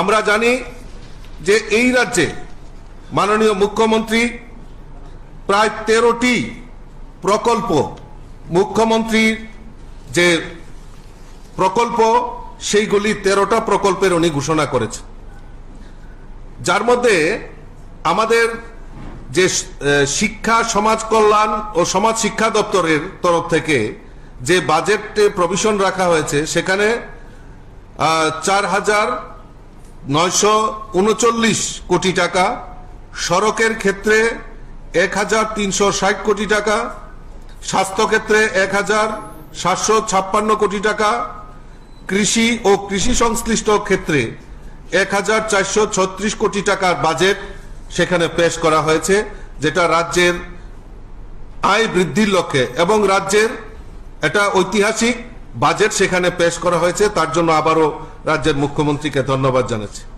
মুখ্যমন্ত্রী জন আরোগ্য যোজনা, এটা আমাদের কাছে সব প্রাপ্তি, যেটা হলো আমাদের গরিব অংশের মানুষ অনেক সময় চিকিৎসা মানে পয়সার অভাবে চিকিৎসা থেকে বঞ্চিত হন। আপনারা জানেন ইতিমধ্যে আমাদের ভারতবর্ষের যশস্বী প্রধানমন্ত্রী নরেন্দ্র মোদীজি আয়ুষ্মান ভারত প্রকল্পের নামে গরিব যারা রয়েছেন তাদের চিকিৎসার দায়ভারের জন্য যেরকম 5 লক্ষ টাকা সেখানে নির্ধারণ করা হয়েছে, ঠিক সেই রকম সেই ধাঁচে যারা আয়ুষ্মান প্রকল্প পেয়েছেন সেই পরিবারগুলিকে বাদ দিয়ে এই প্রকল্পে অন্যান্য যারা রয়েছেন, বাকি যারা রয়েছে তাদের জন্য এই আয়ুষ্মানের ধাঁচেই আমাদের মুখ্যমন্ত্রী জন আরোগ্য যোজনার ঘোষণা আমাদের রাজ্যের অর্থমন্ত্রী সেখানে করেছেন, যার জন্য এই রাজ্য সরকার প্রায় 59 কোটি টাকা বাজেট সেখানে রাখা হয়েছে। মুখ্যমন্ত্রী ইন্টিগ্রেটেড ক্রপ ম্যানেজমেন্ট প্রোগ্রাম, এর মাধ্যমে রাজ্যের কৃষি পদ্ধতি সার্বিক উন্নয়ন এবং বিশেষ করে আমন ধান উৎপাদন ও উৎপাদনশীলতা বৃদ্ধি করা হবে, যার ফলে লক্ষ্যমাত্রা 1.16 হেক্টর জমিকে সেই আওতায় আনা হবে। তার জন্য এই বাজেটে প্রায় 10 কোটি টাকা সেখানে বাজেটে প্রভিশন রেখেছে এবং সেটা রাজ্যের আমাদের যে কৃষি ব্যবস্থা সেটা আমাদেরকে আরো সুদৃঢ় করার লক্ষ্যে এটা বিশেষ ভূমিকা পালন করবে বলে আমি বিশ্বাস করি। মুখ্যমন্ত্রী প্রাণী বিকাশ যোজনা, এই আমাদের এই রাজ্যে পশুপালন ক্ষেত্রে সার্বিক উন্নতি এবং নতুন নতুন প্রকল্পের মাধ্যমে যাতে আমাদের এই রাজ্যের যুবক যুবতীরা বিশেষ করে অগ্রসর হয় এবং তারা যাতে এই ক্ষুদ্র দুগ্ধ শূকর পালন প্রকল্পে ঋণের মাধ্যমে যাতে তারা করতে পারে এবং এই রাজ্যের দুগ্ধ উৎপাদন হোক আর প্রাণী সম্পদের উপর স্বয়ংসম্পূর্ণ করার লক্ষ্যে আমাদের রাজ্য সরকার বাজেটে সেটা প্রভিশন রেখেছে। এই অর্থ বছরে প্রায় 10 কোটি টাকা এই প্রাণী সম্পদ বিকাশ দপ্তরের আওতায় আমাদেরকে উন্নয়ন প্রকল্পে সেটা বাজেটে প্রভিশন রাখা হয়েছে, তার জন্য মুখ্যমন্ত্রীকে ধন্যবাদ জানাচ্ছি। মুখ্যমন্ত্রী মৎস্য বিকাশ যোজনার মাধ্যমে এই রাজ্যের আমাদের মৎস্য প্রকল্পে মৎস্য পালনের ক্ষেত্রে অগ্রণী ভূমিকা সেটা আমরা পালন করব এবং সেটা আমরা জানি যে এই ত্রিপুরা রাজ্যে মৎস্য চাষের ক্ষেত্রে একটা বিশাল ভূমিকা রয়েছে, কারণ আমরা জানি এই রাজ্যের মাছের যোগান আমাদের রাজ্যে রয়েছে। এই বাজেটে সেখানে প্রায় 12 কোটি টাকা এই প্রকল্পের জন্য সেখানে বাজেটে প্রভিশন রাখা হয়েছে। মুখ্যমন্ত্রী কন্যা আত্মনির্ভর যোজনা, এই মুখ্যমন্ত্রী কন্যা আত্মনির্ভর যোজনার আওতায় উচ্চ মাধ্যমিকে সর্বোচ্চ নম্বর পাওয়া 100 জন মেধাবী ছাত্রীকে উচ্চ শিক্ষা অর্জনের উৎসাহ প্রদানের লক্ষ্যে একটি করে স্কুটি দেওয়ার পরিকল্পনা আমাদের রাজ্য সরকার নিয়েছে, যার ফলে এই অর্থ বছরে প্রায় 1 কোটি টাকা সেখানে বাজেটে প্রভিশন রাখা হয়েছে। মুখ্যমন্ত্রী ক্রীড়া উন্নয়ন প্রকল্প, বিশ্বমানের ক্রীড়া পরিকাঠামো নির্মাণ ও খেলোয়াড়দের বৃত্তি প্রদানের লক্ষ্যে আমাদের এই মুখ্যমন্ত্রী ক্রীড়া উন্নয়ন প্রকল্প একটা বিশেষ ভূমিকা পালন করবে বলে আমি বিশ্বাস করি। আজকে এই গতকালকে যে বাজেট প্রভিশন রাখা হয়েছে 2023-24 অর্থ বছরে এই মুখ্যমন্ত্রী ক্রীড়া উন্নয়ন প্রকল্পে প্রায় 8 কোটি টাকা ব্যয়ের সেখানে প্রভিশন রাখা হয়েছে। মুখ্যমন্ত্রী জনজাতি উন্নয়ন মিশন, এই মিশনে জনজাতি অধ্যুষিত এলাকা সমূহে সার্বিক উন্নয়নের স্বার্থে সেখানে ঘোষণা করা হচ্ছে যাতে জনজাতি অধ্যুষিত ব্লক সমূহে শিক্ষা, স্বাস্থ্য, রাস্তাঘাট, পুষ্টি, স্বাস্থ্যবিধি ও পানীয় জলের উপর বিশেষ নজর রাখার ব্যবস্থা সেখানে করা হয়েছে। এই প্রকল্পের যোগ্য এসটি ছাত্রছাত্রীদের জন্য ভারতের শীর্ষ বিশ্ববিদ্যালয়ে সমূহে বিনামূল্যে তাদের শিক্ষা এবং থাকার ব্যবস্থা সেই প্রভিশন সেখানে রাখা হয়েছে, যার জন্য এই অর্থ বছরে সেখানে 30 কোটি টাকা সেখানে বাজেটে প্রভিশন রাখা হয়েছে, যার জন্য মুখ্যমন্ত্রীকে ধন্যবাদ জানাচ্ছি। মুখ্যমন্ত্রী দক্ষ উন্নয়ন প্রকল্প, প্রায় রাজ্যের 22,000 যুবক যুবতীদের বৃত্তিমূলক প্রশিক্ষণের মাধ্যমে সরকারি চাকরির সুযোগ সুবিধার জন্য রাজ্য সরকার নতুন প্রকল্প ঘোষণা করেছে, যার জন্য 50 কোটি টাকা 5 বছরে বরাদ্দ রাখা হয়েছে। তাদের বুদ্ধিমত্তা, ড্রোন প্রযুক্তি, ইন্টারনেট, স্মার্ট সিটি পরিষেবা এবং চিরাচরিত ব্যবসা বাণিজ্যের সাথে স্মার্ট কৃষি পদ্ধতি, দক্ষতা প্রশিক্ষণ সমস্ত কিছু এই প্রকল্পের আওতায় আনা হবে। এই প্রভিশনে এই অর্থ বছরে প্রায় 10 কোটি টাকা তার জন্য ধার্য করা হয়েছে। মুখ্যমন্ত্রী স্যাটেলাইট টাউন ডেভেলপমেন্ট প্রকল্প, আগরতলা, উদয়পুর, ধর্মনগর স্যাটেলাইট টাউন গড়ে তোলার লক্ষ্যমাত্রা রেখে 5 বছরে 500 কোটি টাকা বিনিয়োগের লক্ষ্যমাত্রা নেওয়া হয়েছে। আপাতত এই অর্থ বছরে 2023-24 অর্থ বছরে প্রায় 10 কোটি টাকার সেখানে ব্যবস্থা রাখা হয়েছে। মুখ্যমন্ত্রী নগর উন্নয়ন প্রকল্প, মুখ্যমন্ত্রী স্টেট ট্যালেন্ট সার্চ প্রোগ্রাম, সেখানে 5 লক্ষ টাকা নির্বাচিত মহিলা খেলোয়াড়দের দেওয়া হবে। মুখ্যমন্ত্রী আকাঙ্ক্ষা প্রকল্প, যে ছাত্রছাত্রীরা আইএস, আইপিএস এবং আইএফএস পরীক্ষার প্রস্তুতি প্রশিক্ষণ নেওয়ার জন্য মুখ্যমন্ত্রী আকাঙ্ক্ষা প্রকল্পের নামে একটি নতুন প্রকল্পের সূচনা করেছে। কৃত্রিম বুদ্ধিমত্তা উৎকর্ষ কেন্দ্র, সেখানে 5 কোটি টাকার সেখানে ব্যবস্থা রাখা হয়েছে। রাজ্য সরকারের তরফে এনপিএস সরকারি অবদান বৃদ্ধির লক্ষ্যে 10% থেকে বেরিয়ে, যেখানে সরকারি কর্মচারীদের রয়েছে পেনশনের ক্ষেত্রে 10% থেকে বাড়িয়ে বেসিক, মহার্ঘ ভাতা এবং 14% সেখানে বৃদ্ধি করা হয়েছে।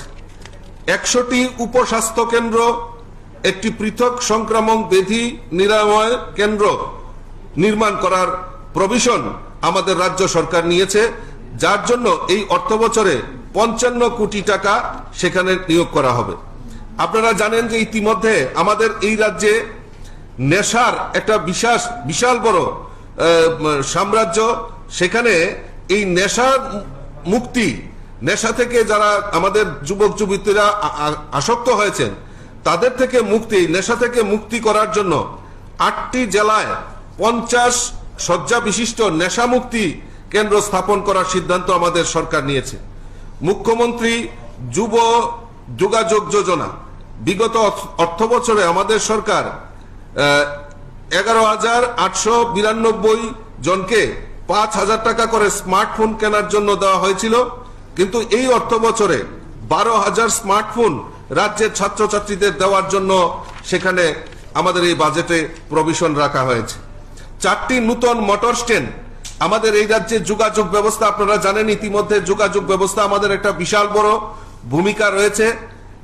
আমাদের নতুন করে 4টি আমাদের মোটর স্ট্যান্ড তৈরি করার জন্য বাজেটে প্রভিশন রাখা হয়েছে। গন্ডা তুইসা, জিরানিয়া, মেলাঘর, জুলাইবাড়ি এই 4টি স্থানে সেখানে নতুন করে আমাদের মোটর স্ট্যান্ড নির্মাণ হবে, যার জন্য বাজেটে প্রায় 25 কোটি টাকার প্রাবধান রাখা হয়েছে। সর্বশেষে আমরা যেটা দেখেছি যে ভারতীয় এই ত্রিপুরা রাজ্যের জনগণ, আপামর জনসাধারণ, গরিব মেহনতি মানুষই বলুন, কৃষক বলুন, শ্রমিক বলুন, সরকারি কর্মচারী বলুন, সকল অংশের মানুষ যেভাবে ভারতীয় জনতা পার্টিকে বিশ্বাস করে দ্বিতীয়বারের মতো ক্ষমতা এনেছে, আর এই সরকার গতকালকে এই জনকল্যাণমুখী যে বাজেট আমাদের সামনে রেখেছে, তার জন্য রাজ্যের মাননীয় মুখ্যমন্ত্রী এবং রাজ্য সরকারের সমস্ত সদস্যদেরকে ভারতীয় জনতা পার্টি অসংখ্য অসংখ্য ধন্যবাদ জানাচ্ছে। আগামী 10 তারিখ, আগামী সোমবার দিন আমরা আমাদের এই বাজেট যে এত সুন্দর বাজেট আমাদের রাজ্যের মাননীয় মুখ্যমন্ত্রী উপস্থাপন করেছেন, জনগণের সামনে রেখেছেন, তার জন্য আমরা আগামী সোমবার দিন বিকাল 5 ঘটিকায় আমাদের সাংগঠনিক, আপনারা জানেন যে 8টি জেলা রয়েছে আমাদের অ্যাডমিনিস্ট্রেশন সরকারিভাবে, কিন্তু আমাদের সাংগঠনিক ক্ষেত্রে 10টি জেলা রয়েছে। 10টি জেলাতেই আমরা বিকাল 5 ঘটিকায় আমরা একটি ধন্যবাদ র্যালি প্রত্যেক জেলাতে মাননীয় মুখ্যমন্ত্রী এবং রাজ্য সরকারকে ধন্যবাদ জানিয়ে প্রত্যেক জেলাতে আমরা ধন্যবাদ র্যালি আমরা সংগঠিত করব, সেই সিদ্ধান্ত আমরা নিয়েছি। সর্বপরিসরে গতকালকে আমরা দেখেছি, আমার প্রবক্তা আপনাদের সামনে রেখেছেন, যেভাবে আমাদের এই পবিত্র বিধানসভাকে কলুষিত করার চেষ্টা করা হয়েছে, সেটা জনগণের সামনে আজকে যারা বিরোধী দল আমরা মনে করি যে সরকারের প্রতিবিম্ব হিসাবে কাজ করে, কনস্ট্রাকটিভ আলোচনা হবে এবং মানুষের জন্য সেখানে সমস্ত দিক নিয়ে আলোচনার জায়গা রয়েছে। কিন্তু আমরা গতকালকে দেখেছি এই বিরোধী দলের তরফ থেকে যেভাবে বিধানসভায়, পবিত্র বিধানসভায় যেভাবে ভাষা প্রয়োগ করা হয়েছে, এটা রাজ্যের জন্য দুঃখজনক এবং লজ্জাজনক। এবং আমি মনে করি এটা সারা রাজ্যের মানুষ সেটা প্রত্যক্ষ করেছে। আগামী দিন তাদেরকে, এই বিরোধী দলের এই ভূমিকাকে নিশ্চয়ই ধিক্কার এবং নিন্দা জানাবে। তো আমি আমার বিস্তারিত আমি আপনাদের সামনে তুলে ধরলাম। আমি আবারও আপনাদের মাধ্যমে সমস্ত রাজ্যবাসীর তরফ থেকে, আমি ভারতীয় জনতা পার্টির তরফ থেকে, আমি রাজ্যের মুখ্যমন্ত্রী থেকে শুরু করে রাজ্য সরকারকে অসংখ্য অসংখ্য ধন্যবাদ এবং অভিনন্দন জানাচ্ছি, শুভেচ্ছা জানাচ্ছি। এবং এই বাজেট জনকল্যাণমুখী এবং আগামী দিন এই বাজেটের মাধ্যমে আমাদের যে স্বপ্ন, যে এক ত্রিপুরা শ্রেষ্ঠ ত্রিপুরা, এই এক ত্রিপুরা শ্রেষ্ঠ ত্রিপুরার লক্ষ্যে আমাদের সরকার ইতিবাচক ভূমিকা নিয়ে কাজ করবে। অসংখ্য ধন্যবাদ, নমস্কার।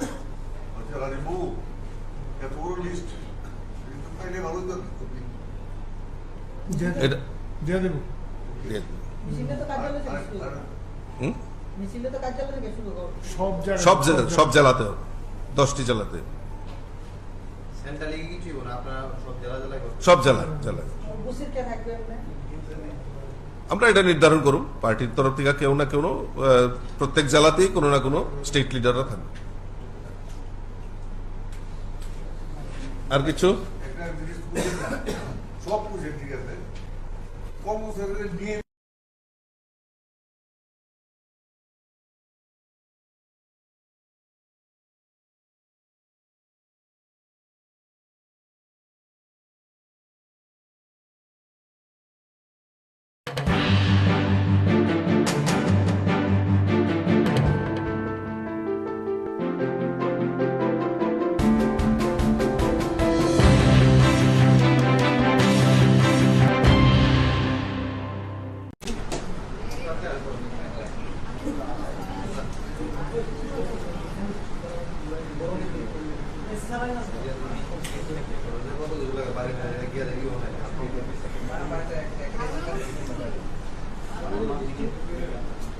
Nituria Bengalis lo.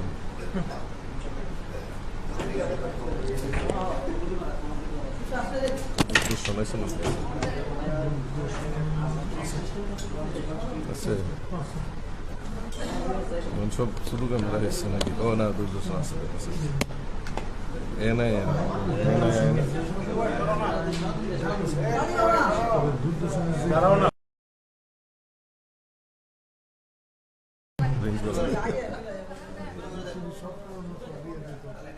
শুরু করুন না। নমস্কার সাংবাদিক বন্ধুরা, আপনারা অনেকেই গতকালকে আমাদের ব্যয় বরাদ্দের দাবি পেশ করার অবরোধ করেই আপনারা আমাদের প্রতিক্রিয়া জানতে চাইছিলেন। আমরা যথাসম্ভব আপনাদের বলেছি, তবু আমাদের পার্টির তরফ থেকে আজকে আমাদের পার্টিতে এ নিয়ে যে চর্চা হয়েছে, তারপর পার্টির যে অবস্থান তা আজকে স্পষ্ট করা হবে আপনাদের সামনে, আপনাদের মাধ্যমে জনগণকেও অবহিত করা হবে। তবে পুরোপুরি বিষয়টাই আপনাদের কাছে বলবেন আমাদের পার্টির প্রদেশ সভাপতি মাননীয় রাজীব ভট্টাচার্য মহোদয়। তার আগে আমি কয়েকটা বিষয় আপনাদের বলছি। কালকে আপনারা অনেকেই ছিলেন রাজ্য বিধানসভায়। রাজ্য বিধানসভায় গতকাল যে ধরনের ঘটনা ঘটেছে, কিছু পুরনো বিধায়কও আছেন যারা অভিজ্ঞ, আবার কিছু নবাগত আছেন, নতুন বিধায়ক হয়ে এসছেন। যে ধরনের আচার আচরণ তারা করেছেন কালকে, মনে রাখতে হবে জনগণের প্রতিনিধিতা, জনগণ অনেক উদ্দেশ্য নিয়ে এই গণতন্ত্রের পীঠস্থান আইনসভায় তাদের পাঠান। যে ধরনের অসংসদীয় শব্দের ব্যবহার কালকে হয়েছে, এতে প্রমাণ করে তারা কি ধরনের আতঙ্কে ভুগছেন। বিরোধী পক্ষে অনেক প্রবীণ বিধায়ক ছিলেন যারা চুপ করে বসেছিলেন, যারা অনভিপ্রেত এই সমস্ত কার্যকলাপ নীরবে সমর্থন করে গেছেন। আপনারা খুব ভালোভাবেই দেখেছেন কয়েকজন প্রবীণ বিধায়ক কিভাবে নতুন বিধায়কদের বারবার প্ররোচিত করেছেন এই ধরনের অভব্য আচরণের জন্য। এই ধরনের ঘটনা কাম্য হতে পারে না।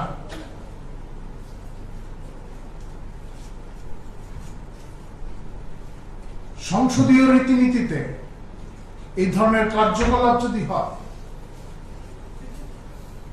সাধারণ মানুষ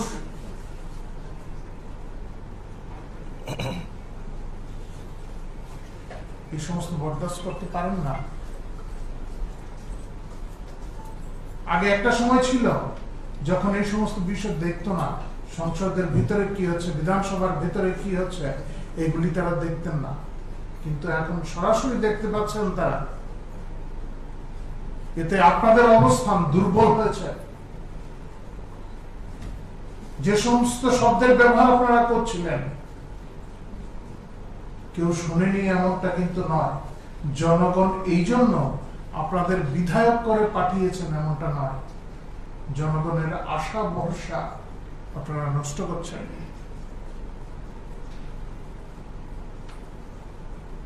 যারা নতুন বিধায়ক এসেছেন তাদেরও সংসদীয় রীতিনীতি সম্পর্কে জানা প্রয়োজন।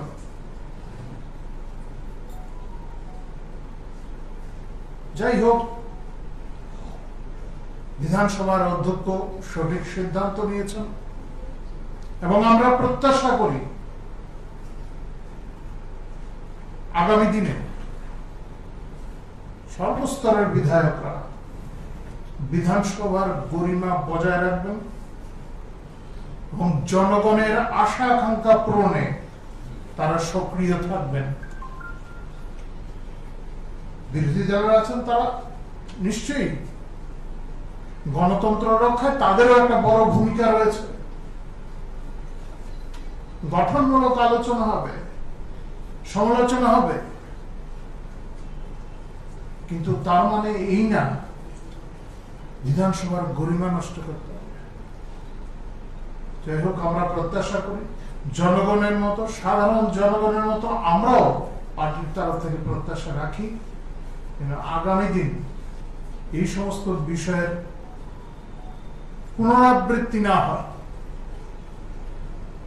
আমাদের ব্যয় বরাদ্দের দাবি নিয়ে এখন আপনাদের সামনে বিস্তারিত বলবেন, পার্টির অবস্থান স্পষ্ট করবেন আমাদের প্রদেশ সভাপতি মাননীয় রাজীব ভট্টাচার্য মহোদয়।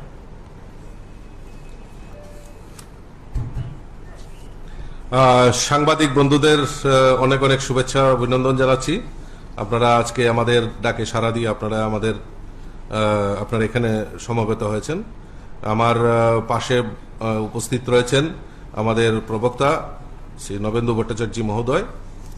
তো মূলত আপনারা গতকালকে আমাদের মাননীয় অর্থমন্ত্রী 2023-24 যে বাজেট উনি পেশ করেছেন, টোটাল 27,654.40 কোটি টাকার বাজেট সেখানে মাননীয় অর্থমন্ত্রী পেশ করেছেন। এই বাজেটে আমরা যদি লক্ষ্য করে দেখি যে আমাদের এই রাজ্যের সমস্ত সমাজের প্রত্যেকটা অংশের মানুষের জন্য কিছু না কিছু আমাদের এই বাজেটে উল্লেখ রয়েছে।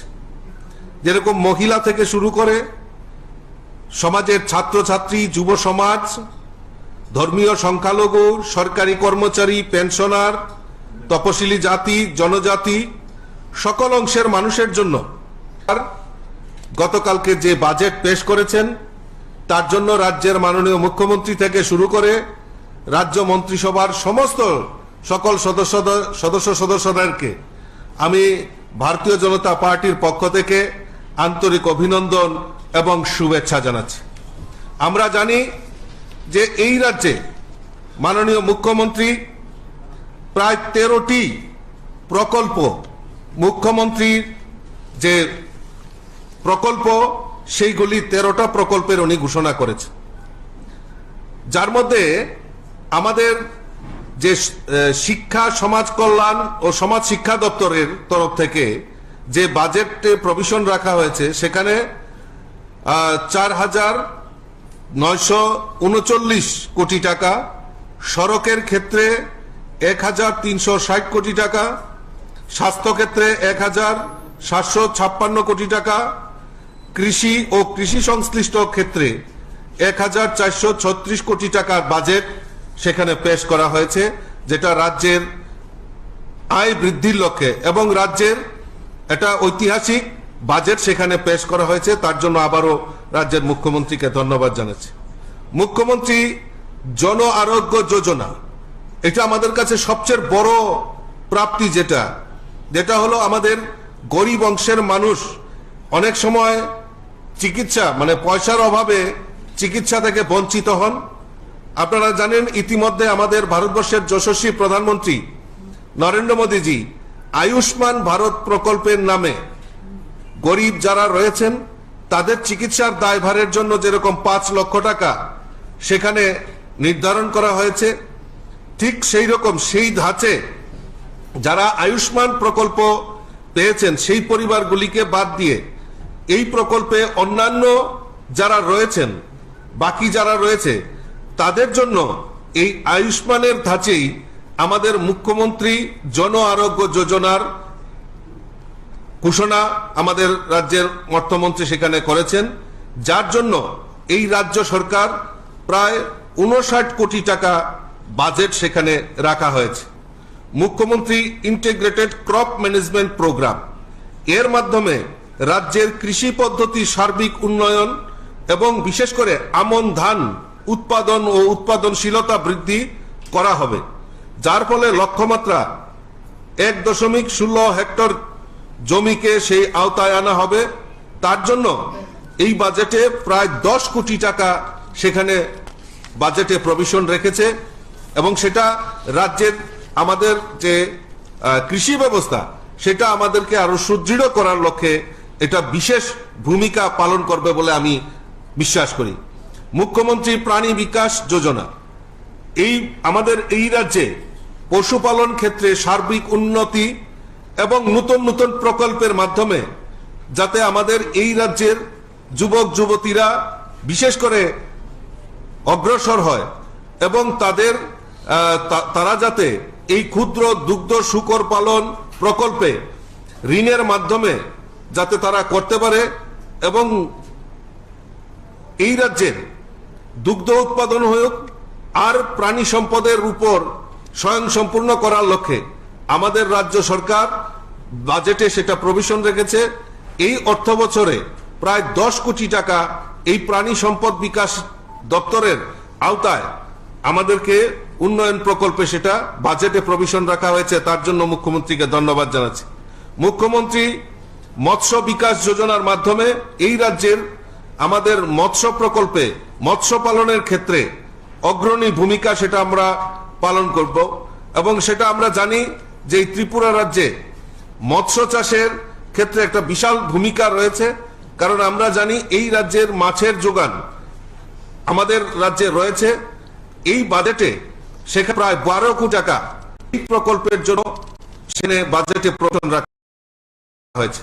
মুখ্যমন্ত্রী কন্যা আত্মনির্ভর যোজনা, এই মুখ্যমন্ত্রী কন্যা আত্মনির্ভর যোজনার আওতায় উচ্চ মাধ্যমিকে সর্বোচ্চ নাম্বার পাওয়া 100 জন মেধাবী ছাত্রীকে উচ্চ শিক্ষা অর্জনের উৎসাহ দানের লক্ষ্যে একটি করে সিটি দেওয়ার পরিকল্পনা আমাদের রাজ্য সরকার নিয়েছে, যার ফলে এই অর্থবছরে প্রায় 1 কোটি টাকা সেখানে বাজেটে প্রভিশন করা হয়েছে। মুখ্যমন্ত্রী ক্রীড়া উন্নয়ন প্রকল্প, বিশ্বের ক্রীড়া পরিকাঠামো নির্মাণ ও খেলোয়াড়দের বৃত্তি প্রদানের লক্ষ্যে আমাদের এই মুখ্যমন্ত্রী ক্রীড়া প্রকল্প একটা বেশ ভূমিকা পালন করবে বলে আমি বিশ্বাস করি। আজকে এই গতকালকে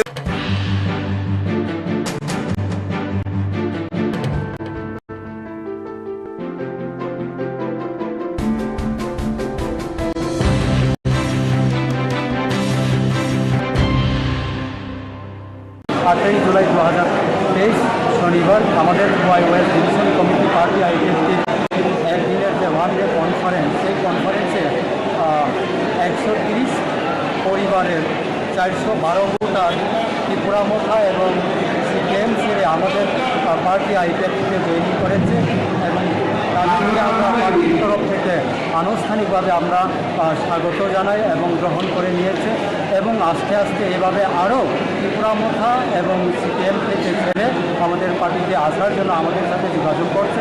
খুব শীঘ্রই আরও বিশাল সংখ্যক নিয়ে আমাদের আইপিএফটিকে জয়েনিং করবে। শুধু এই রামচন্দ্রঘাট বিধানসভা কেন্দ্রতেই নয়, সারা ত্রিপুরা রাজ্যতে এখন প্রত্যেক দিনে আমাদের আইপিএফটিকে বিভিন্ন পার্টি ছেড়ে ত্রিপুরা মোথা, বিশেষ করে ত্রিপুরা মোথা এবং সিপিএম ছেড়ে প্রত্যেক দিন সারা ত্রিপুরা রাজ্যতে আইপিএফটিকে জয়েনিং করতেছে। তার জন্য আমি সমগ্র যারা জয়েনিং আসছে আমাদের এখানে জয়েনিংয়ে অংশগ্রহণ করেছেন, জয়েনিং করার জন্য এসেছেন, সবাইকে পার্টির তরফ থেকে আমি স্বাগত জানাই। ধন্যবাদ।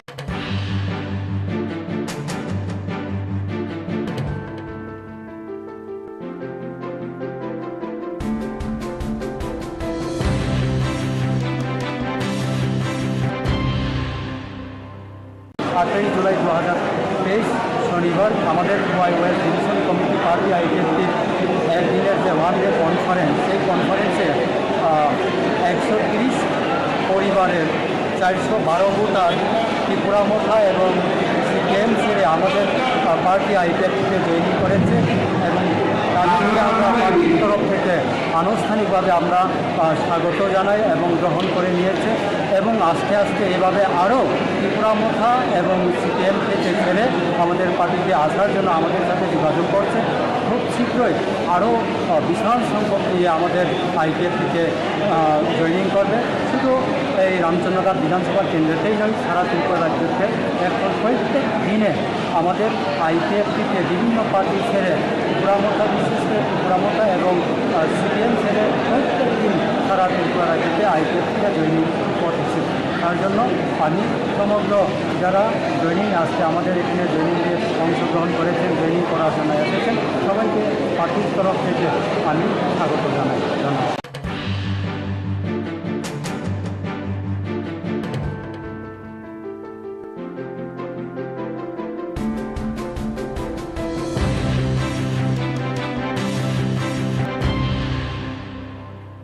8ই জুলাই 2023 শনিবার আমাদের ওয়াইওয়াইএস ডিভিশন কমিটি পার্টি আইডিএফটির একদিনের যে ওয়ান ডে কনফারেন্স, সেই কনফারেন্সে 130 পরিবারের 412 ভোটার ত্রিপুরা মোথা এবং সিপিএম ছেড়ে আমাদের পার্টি আইপিএফটিতে জয়েনিং করেছে এবং তারা জয়েনিং করবে।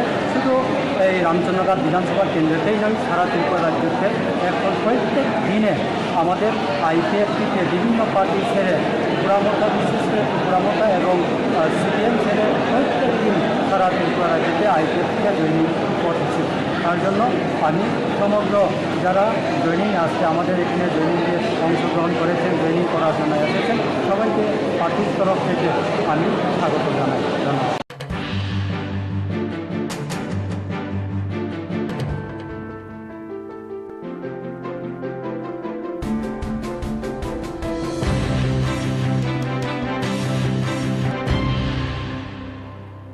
8ই জুলাই 2023 শনিবার আমাদের ওয়াইওয়াইএস ডিভিশন কমিটি পার্টি আইডিএফটির একদিনের যে ওয়ান ডে কনফারেন্স, সেই কনফারেন্সে 130 পরিবারের 412 ভোটার ত্রিপুরা মোথা এবং সিপিএম ছেড়ে আমাদের পার্টি আইপিএফটিতে জয়েনিং করেছে এবং তাদেরকে আমরা পার্টির তরফ থেকে আনুষ্ঠানিকভাবে আমরা স্বাগত জানাই এবং গ্রহণ করে নিয়েছে এবং আস্তে আস্তে এভাবে আরও ত্রিপুরা মোথা এবং সিপিএম থেকে ছেড়ে আমাদের পার্টি নয়, সারা ত্রিপুরা রাজ্যতে এখন প্রত্যেক দিনে আমাদের আইপিএফটিতে বিভিন্ন পার্টি ছেড়ে ত্রিপুরা মোথা, বিশেষ করে ত্রিপুরা মোথা এবং সিপিএম ছেড়ে প্রত্যেক দিন সারা ত্রিপুরা রাজ্যতে আইপিএফটিতে জয়েনিং করতেছে।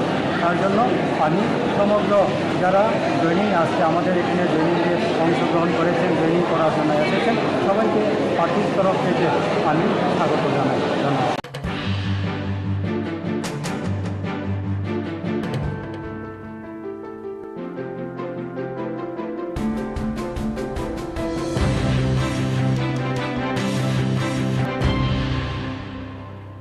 8ই জুলাই 2023 শনিবার আমাদের ওয়াইওয়াইএস ডিভিশন কমিটি পার্টি আইডিএফটির একদিনের যে ওয়ান ডে কনফারেন্স, সেই কনফারেন্সে 130 পরিবারের 412 ভোটার ত্রিপুরা মোথা এবং সিপিএম ছেড়ে আমাদের পার্টি আইপিএফটিতে জয়েনিং করেছে এবং তাদেরকে আমরা পার্টির তরফ থেকে আনুষ্ঠানিকভাবে আমরা স্বাগত জানাই এবং গ্রহণ করে নিয়েছে এবং আস্তে আস্তে এভাবে আরও ত্রিপুরা মোথা এবং সিপিএম থেকে ছেড়ে আমাদের পার্টিতে আসার জন্য আমাদের সাথে যোগাযোগ করছে।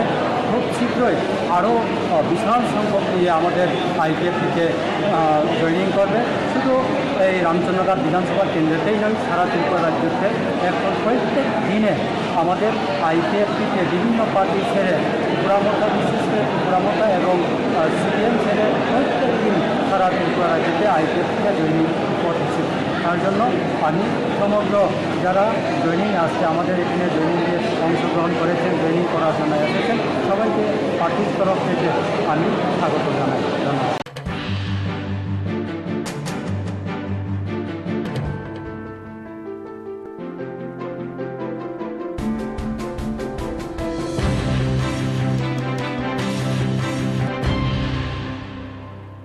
8ই জুলাই 2023 শনিবার আমাদের ওয়াইওয়াইএস ডিভিশন কমিটি পার্টি আইডিএফটির একদিনের যে ওয়ান ডে কনফারেন্স, সেই কনফারেন্সে 130 পরিবারের 412 ভোটার ত্রিপুরা মোথা এবং সিপিএম ছেড়ে আমাদের পার্টি আইপিএফটিতে জয়েনিং করেছে এবং তাদেরকে আমরা পার্টির তরফ থেকে আনুষ্ঠানিকভাবে আমরা স্বাগত জানাই এবং গ্রহণ করে নিয়েছে এবং আস্তে আস্তে এভাবে আরও ত্রিপুরা মোথা এবং সিপিএম থেকে ছেড়ে আমাদের পার্টিতে আসার জন্য আমাদের সাথে যোগাযোগ করছে। খুব শীঘ্রই আরও বিশাল সংখ্যক নিয়ে আমাদের আইপিএফটিতে জয়েনিং করবে। শুধু এই রামচন্দ্রঘাট বিধানসভা কেন্দ্রতেই নয়, সারা ত্রিপুরা রাজ্যতে এখন প্রত্যেক দিনে আমাদের আইপিএফটিতে বিভিন্ন পার্টি ছেড়ে ত্রিপুরা মোথা, বিশেষ করে ত্রিপুরা মোথা এবং সিপিএম ছেড়ে প্রত্যেক দিন সারা ত্রিপুরা রাজ্যতে আইপিএফটিতে জয়েনিং করতেছে। তার জন্য আমি সমগ্র যারা জয়েনিং আসছে, আমাদের এখানে জয়েনিংয়ে অংশগ্রহণ করেছেন, জয়েনিং করার জন্য এসেছেন, সবাইকে পার্টির তরফ থেকে আমি স্বাগত জানাই। ধন্যবাদ।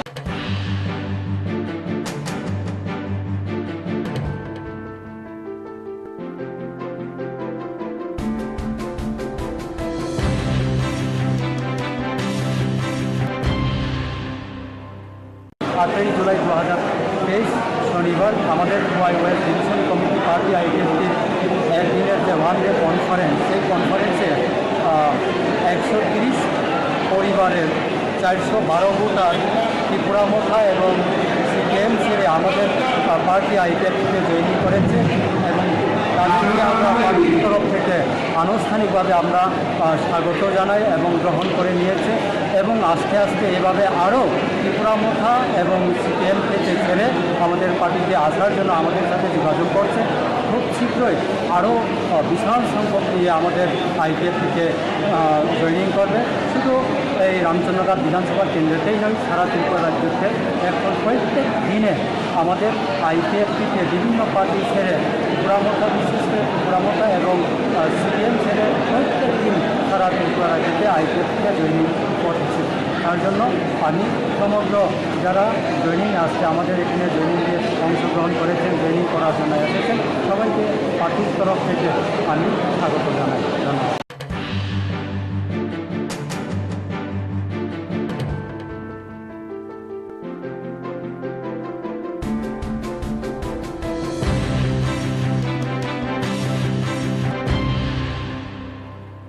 8ই জুলাই 2023 শনিবার আমাদের ওয়াইওয়াই ডিভিশন কমিটি পার্টি আইডিএফটির একদিনের যে ওয়ান ডে কনফারেন্স, সেই কনফারেন্সে 130 পরিবারের 412 ভোটার ত্রিপুরা মোথা এবং সিপিএম ছেড়ে আমাদের পার্টি আইপিএফটিতে জয়েনিং করেছে এবং তাদেরকে আমরা পার্টির তরফ থেকে আনুষ্ঠানিকভাবে আমরা স্বাগত জানাই এবং গ্রহণ করে নিয়েছে এবং আস্তে আস্তে এভাবে আরও ত্রিপুরা মোথা এবং সিপিএম থেকে ছেড়ে আমাদের পার্টিতে আসার জন্য আমাদের সাথে যোগাযোগ করছে।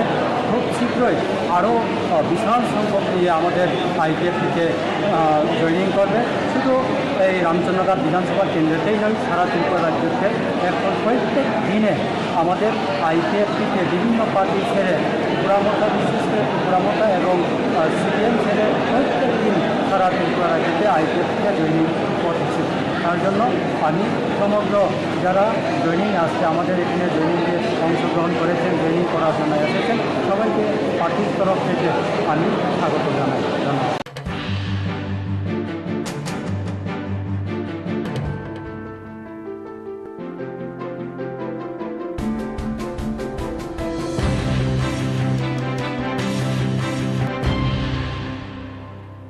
8ই জুলাই 2023 শনিবার আমাদের ওয়াইওয়াই ডিভিশন কমিটি পার্টি আইডিএফটির একদিনের যে ওয়ান ডে কনফারেন্স, সেই কনফারেন্সে 130 পরিবারের 412 ভোটার ত্রিপুরা মোথা এবং সিপিএম ছেড়ে আমাদের পার্টি আইপিএফটিতে জয়েনিং করেছে এবং তাদেরকে আমরা পার্টির তরফ থেকে আনুষ্ঠানিকভাবে আমরা স্বাগত জানাই এবং গ্রহণ করে নিয়েছে এবং আস্তে আস্তে এভাবে আরও ত্রিপুরা মোথা এবং সিপিএম থেকে ছেড়ে আমাদের পার্টিতে আসার জন্য আমাদের সাথে যোগাযোগ করছে। খুব শীঘ্রই আরও বিশাল সংখ্যক নিয়ে আমাদের আইপিএফটিতে জয়েনিং করবে। শুধু এই রামচন্দ্রঘাট বিধানসভা কেন্দ্রতেই নয়, সারা ত্রিপুরা রাজ্যতে এখন প্রত্যেক দিনে আমাদের আইপিএফটিতে বিভিন্ন পার্টি ছেড়ে ত্রিপুরা মোথা, বিশেষ করে ত্রিপুরা মোথা এবং সিপিএম ছেড়ে প্রত্যেক দিন সারা ত্রিপুরা রাজ্যতে আইপিএফটিতে জয়েনিং করছে। তার জন্য আমি সমগ্র যারা জয়েনিং আসছে, আমাদের এখানে জয়েনিংয়ে অংশগ্রহণ করেছেন, জয়েনিং করার জন্য এসেছেন, সবাইকে পার্টির তরফ থেকে আমি স্বাগত জানাই। ধন্যবাদ।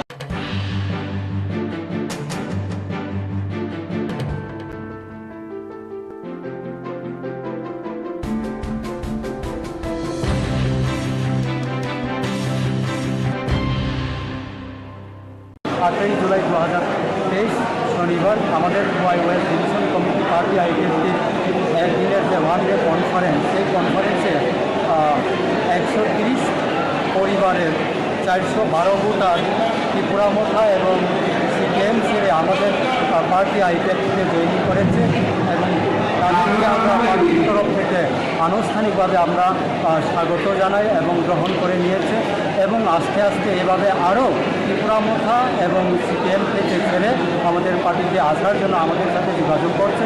খুব শীঘ্রই আরও বিশাল সংখ্যক পার্টি আইডিএফটির একদিনের যে ওয়ান ডে কনফারেন্স, সেই কনফারেন্সে 130 পরিবারের 412 ভোটার ত্রিপুরা মোথা এবং সিপিএম ছেড়ে আমাদের পার্টি আইপিএফটিতে জয়েন করেছে এবং তাদেরকে আমরা পার্টির তরফ থেকে আনুষ্ঠানিকভাবে আমরা স্বাগত জানাই এবং গ্রহণ করে নিয়েছে এবং আস্তে আস্তে এভাবে আরও ত্রিপুরা মোথা এবং সিপিএম থেকে ছেড়ে আমাদের পার্টিতে আসার জন্য আমাদের সাথে যোগাযোগ করছে।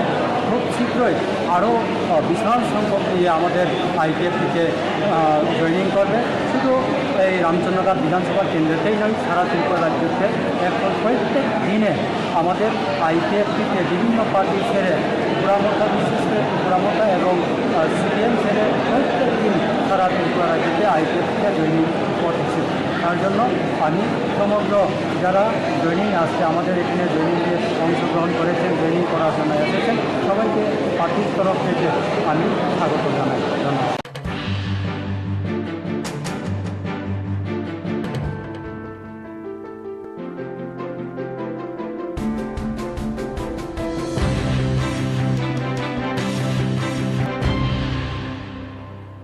আটই জুলাই 2023 শনিবার আমাদের ওয়েস্ট ডিভিশন কমিটি পার্টি আইপিএফটির একদিনের যে ওয়ান ডে কনফারেন্স, সেই কনফারেন্সে 130 পরিবারের 412 ভোটার ত্রিপুরা মোথা এবং সিপিএম ছেড়ে আমাদের পার্টি আইপিএফটিতে জয়েন করেছে এবং তাদেরকে আমরা পার্টির তরফ থেকে আনুষ্ঠানিকভাবে আমরা স্বাগত জানাই এবং গ্রহণ করে নিয়েছে এবং আস্তে আস্তে এভাবে আরও ত্রিপুরা মোথা এবং সিপিএম থেকে ছেড়ে আমাদের পার্টিতে আসার জন্য আমাদের সাথে যোগাযোগ করছে।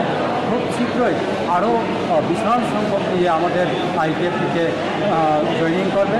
শুধু এই রামচন্দ্রঘাট বিধানসভা কেন্দ্রতেই নয়, সারা ত্রিপুরা রাজ্যতে এখন প্রত্যেক দিনে আমাদের আইপিএফটিতে বিভিন্ন পার্টি ছেড়ে ত্রিপুরা মোথা, বিশেষ করে ত্রিপুরা মোথা এবং সিপিএম ছেড়ে প্রত্যেক দিন সারা ত্রিপুরা রাজ্যতে আইপিএফটিতে জয়েনিং করতেছে।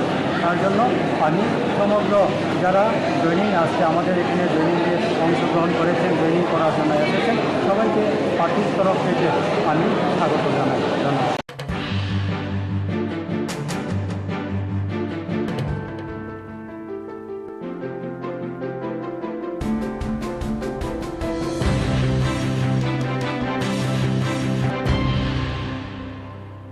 8ই জুলাই 2023 শনিবার আমাদের ওয়েস্ট ডিভিশন কমিটি পার্টি আইপিএফটির একদিনের যে ওয়ান ডে কনফারেন্স, সেই কনফারেন্সে 130 পরিবারের 412 ভোটার ত্রিপুরা মোথা এবং সিপিএম ছেড়ে আমাদের পার্টি আইপিএফটিতে জয়েন করেছে এবং তাদেরকে আমরা পার্টির তরফ থেকে আনুষ্ঠানিকভাবে আমরা স্বাগত জানাই এবং গ্রহণ করে নিয়েছে এবং আস্তে আস্তে এভাবে আরও ত্রিপুরা মোথা এবং সিপিএম থেকে ছেড়ে আমাদের পার্টিতে আসার জন্য আমাদের সাথে যোগাযোগ করছে। খুব শীঘ্রই আরও বিশাল সংখ্যক নিয়ে আমাদের আইপিএফটিতে জয়েনিং করবে। শুধু এই রামচন্দ্রঘাট বিধানসভা কেন্দ্রতেই নয়, সারা ত্রিপুরা রাজ্যতে এখন প্রত্যেক দিনে আমাদের আইপিএফটিতে বিভিন্ন পার্টি ছেড়ে ত্রিপুরা মোথা, বিশেষ করে ত্রিপুরা মোথা এবং সিপিএম ছেড়ে প্রত্যেক দিন সারা ত্রিপুরা রাজ্যতে আইপিএফটিতে জয়েনিং করতেছে। তার জন্য আমি সমগ্র যারা জয়েনিং আসছে, আমাদের এখানে জয়েনিংয়ে অংশগ্রহণ করেছেন, জয়েনিং করার জন্য এসেছেন, সবাইকে পার্টির তরফ থেকে আমি স্বাগত জানাই। ধন্যবাদ।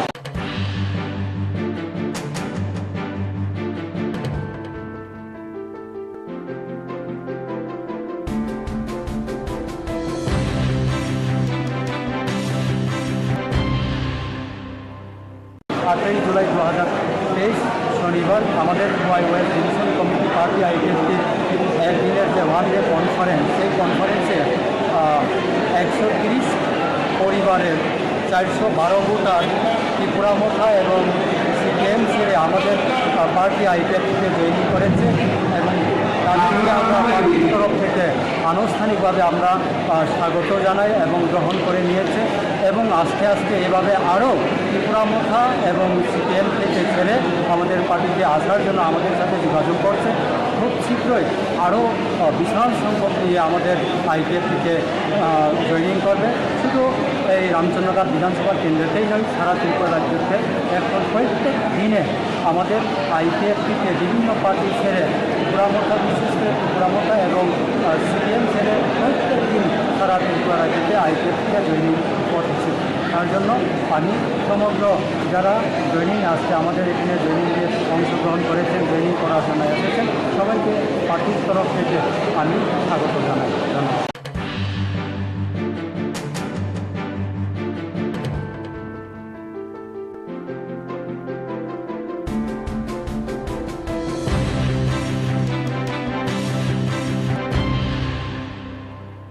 আটই জুলাই 2023 শনিবার আমাদের ওয়াইওয়াই ডিভিশন কমিটি পার্টি আইডিএসটির একদিনের যে ওয়ান ডে কনফারেন্স, সেই কনফারেন্সে 130 পরিবারের 412 ভোটার ত্রিপুরা মোথা এবং সিপিএম ছেড়ে আমাদের পার্টি আইপিএফটিতে জয়েন করেছে এবং তাদেরকে আমরা পার্টির তরফ থেকে আনুষ্ঠানিকভাবে আমরা স্বাগত জানাই এবং গ্রহণ করে নিয়েছে এবং আস্তে আস্তে এভাবে আরও ত্রিপুরা মোথা এবং সিপিএম থেকে ছেড়ে আমাদের পার্টিতে আসার জন্য আমাদের সাথে যোগাযোগ করছে।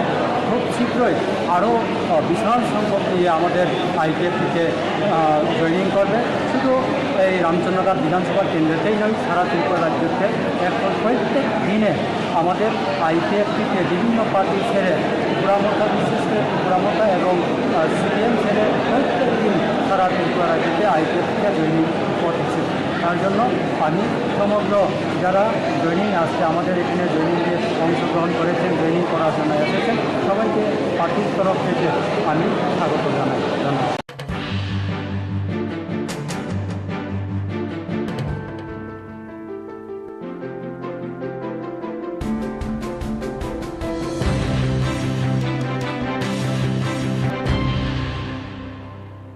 আটই জুলাই 2023 শনিবার আমাদের ওয়াইওয়াই ডিভিশন কমিটি পার্টি আইডিএসটির একদিনের যে ওয়ান ডে কনফারেন্স, সেই কনফারেন্সে 130 পরিবারের 412 ভোটার ত্রিপুরা মোথা এবং সিপিএম ছেড়ে আমাদের পার্টি আইপিএফটিতে জয়েন করেছে এবং তাদেরকে আমরা পার্টির তরফ থেকে আনুষ্ঠানিকভাবে আমরা স্বাগত জানাই এবং গ্রহণ করে নিয়েছে এবং আস্তে আস্তে এভাবে আরও ত্রিপুরা মোথা এবং সিপিএম থেকে ছেড়ে আমাদের পার্টিতে আসার জন্য আমাদের সাথে যোগাযোগ করছে।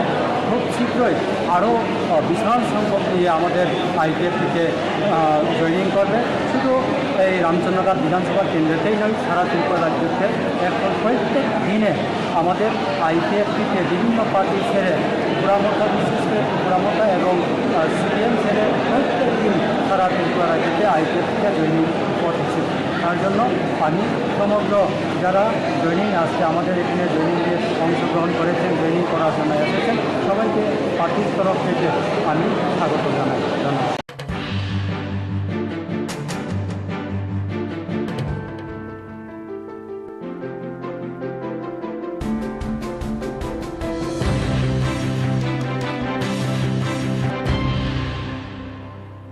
আটই জুলাই 2023 শনিবার আমাদের ওয়াইওয়াই ডিভিশন কমিটি পার্টি আইডিএসটির একদিনের যে ওয়ান ডে কনফারেন্স, সেই কনফারেন্সে 130 পরিবারের 412 ভোটার ত্রিপুরা মোথা এবং সিপিএম ছেড়ে আমাদের পার্টি আইপিএফটিতে জয়েন করেছে এবং তাদেরকে আমরা পার্টির তরফ থেকে আনুষ্ঠানিকভাবে আমরা স্বাগত জানাই এবং গ্রহণ করে নিয়েছে এবং আস্তে আস্তে এভাবে আরও ত্রিপুরা মোথা এবং সিপিএম থেকে ছেড়ে আমাদের পার্টিতে আসার জন্য আমাদের সাথে যোগাযোগ করছে।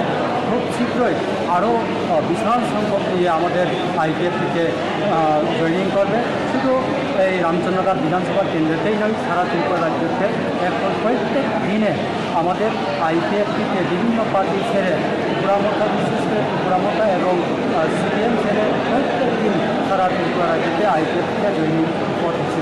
তার জন্য আমি সমগ্র যারা জয়েনিং আসছে আমাদের এখানে জয়েনিংয়ে অংশগ্রহণ করেছেন, জয়েনিং পড়াশোনায় এসেছেন, সবাইকে পার্টির তরফ থেকে আমি স্বাগত জানাই। ধন্যবাদ।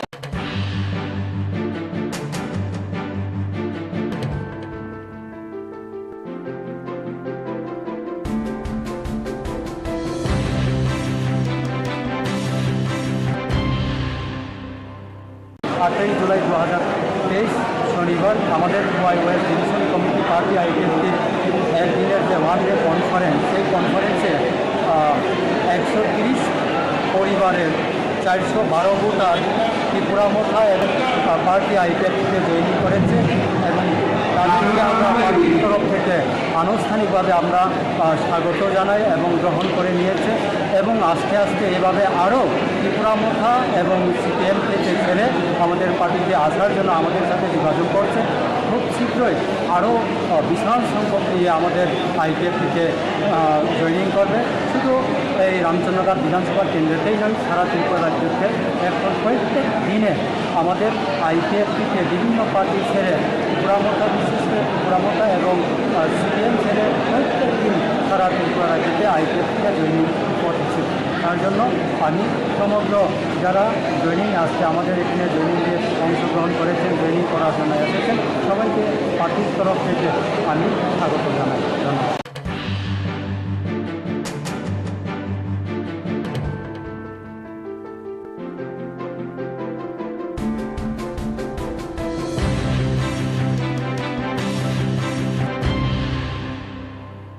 আটই জুলাই 2023 শনিবার আমাদের ওয়াইওয়াই ডিভিশন কমিটি পার্টি আইডিএফটির একদিনের যে ওয়ান ডে কনফারেন্স, সেই কনফারেন্সে 130 পরিবারের 412 ভোটার ত্রিপুরামথা এবং সিপিএম ছেড়ে আমাদের পার্টি আইপিএফটিতে জয়েনিং করেছে এবং তাদেরকে আমরা পার্টির তরফ থেকে আনুষ্ঠানিকভাবে আমরা স্বাগত জানাই এবং গ্রহণ করে নিয়েছে এবং আস্তে আস্তে এভাবে আরও ত্রিপুরামথা এবং সিপিএম থেকে ছেড়ে আমাদের পার্টিতে আসার জন্য আমাদের সাথে যোগাযোগ করছে। খুব শীঘ্রই আরও বিশাল সংখ্যক নিয়ে আমাদের আইপিএফ থেকে জয়েনিং করবে। শুধু এই রামচন্দ্রঘাট বিধানসভা কেন্দ্রতেই নয়, সারা ত্রিপুরা রাজ্যকে এখন প্রত্যেক দিনে আমাদের আইপিএফ থেকে বিভিন্ন পার্টি ছেড়ে ত্রিপুরামথা, বিশেষ করে ত্রিপুরামথা এবং সিপিএম ছেড়ে প্রত্যেক দিন সারা ত্রিপুরা রাজ্যতে আইপিএফ থেকে জয়েনিং করতেছে।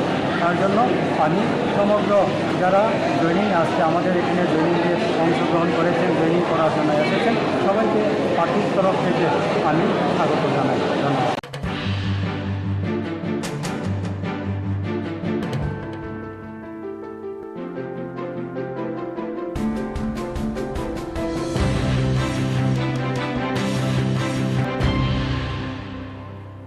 আটই জুলাই 2023 শনিবার আমাদের ওয়াইওয়াই ডিভিশন কমিটি পার্টি আইডিএফটির একদিনের যে ওয়ান ডে কনফারেন্স, সেই কনফারেন্সে 130 পরিবারের 412 ভোটার ত্রিপুরামথা এবং সিপিএম ছেড়ে আমাদের পার্টি আইপিএফ থেকে জয়েনিং করেছে এবং তাদেরকে আমরা পার্টির তরফ থেকে আনুষ্ঠানিকভাবে আমরা স্বাগত জানাই এবং গ্রহণ করে নিয়েছে এবং আস্তে আস্তে এভাবে আরও ত্রিপুরামথা এবং সিপিএম থেকে ছেড়ে আমাদের পার্টিতে আসার জন্য আমাদের সাথে যোগাযোগ করছে।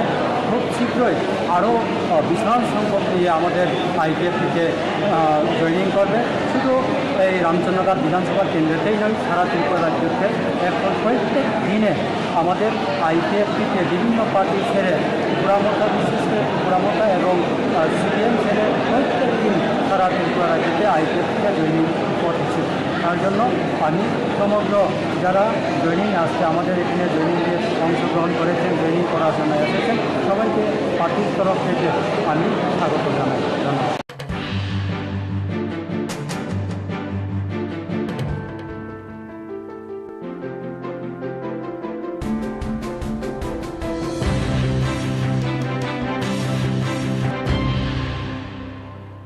আটই জুলাই 2023 শনিবার আমাদের ওয়াইওয়াই ডিভিশন কমিটি পার্টি আইডিএফটির একদিনের যে ওয়ান ডে কনফারেন্স, সেই কনফারেন্সে 130 পরিবারের 412 ভোটার ত্রিপুরামথা এবং সিপিএম ছেড়ে আমাদের পার্টি আইপিএফ থেকে জয়েনিং করেছে এবং তাদেরকে আমরা পার্টির তরফ থেকে আনুষ্ঠানিকভাবে আমরা স্বাগত জানাই এবং গ্রহণ করে নিয়েছে এবং আস্তে আস্তে এভাবে আরও ত্রিপুরামথা এবং সিপিএম থেকে ছেড়ে আমাদের পার্টিতে আসার জন্য আমাদের সাথে যোগাযোগ করছে। খুব শীঘ্রই আরও বিশাল সংখ্যক নিয়ে আমাদের আইপিএফ থেকে জয়েনিং করবে। শুধু এই রামচন্দ্রঘাট বিধানসভা কেন্দ্রতেই নয়, সারা ত্রিপুরা রাজ্যকে এখন প্রত্যেক দিনে আমাদের আইপিএফ থেকে বিভিন্ন পার্টি ছেড়ে ত্রিপুরামথা, বিশেষ করে ত্রিপুরামথা এবং সিপিএম ছেড়ে প্রত্যেক দিন সারা ত্রিপুরা রাজ্যতে আইপিএফ থেকে জয়েনিং করতেছে। তার জন্য আমি সমগ্র যারা জয়েনিং আসছে, আমাদের এখানে জয়েনিংয়ে অংশগ্রহণ করেছেন, জয়েনিং করার জন্য এসেছেন, সবাইকে পার্টির তরফ থেকে আমি স্বাগত জানাই। ধন্যবাদ।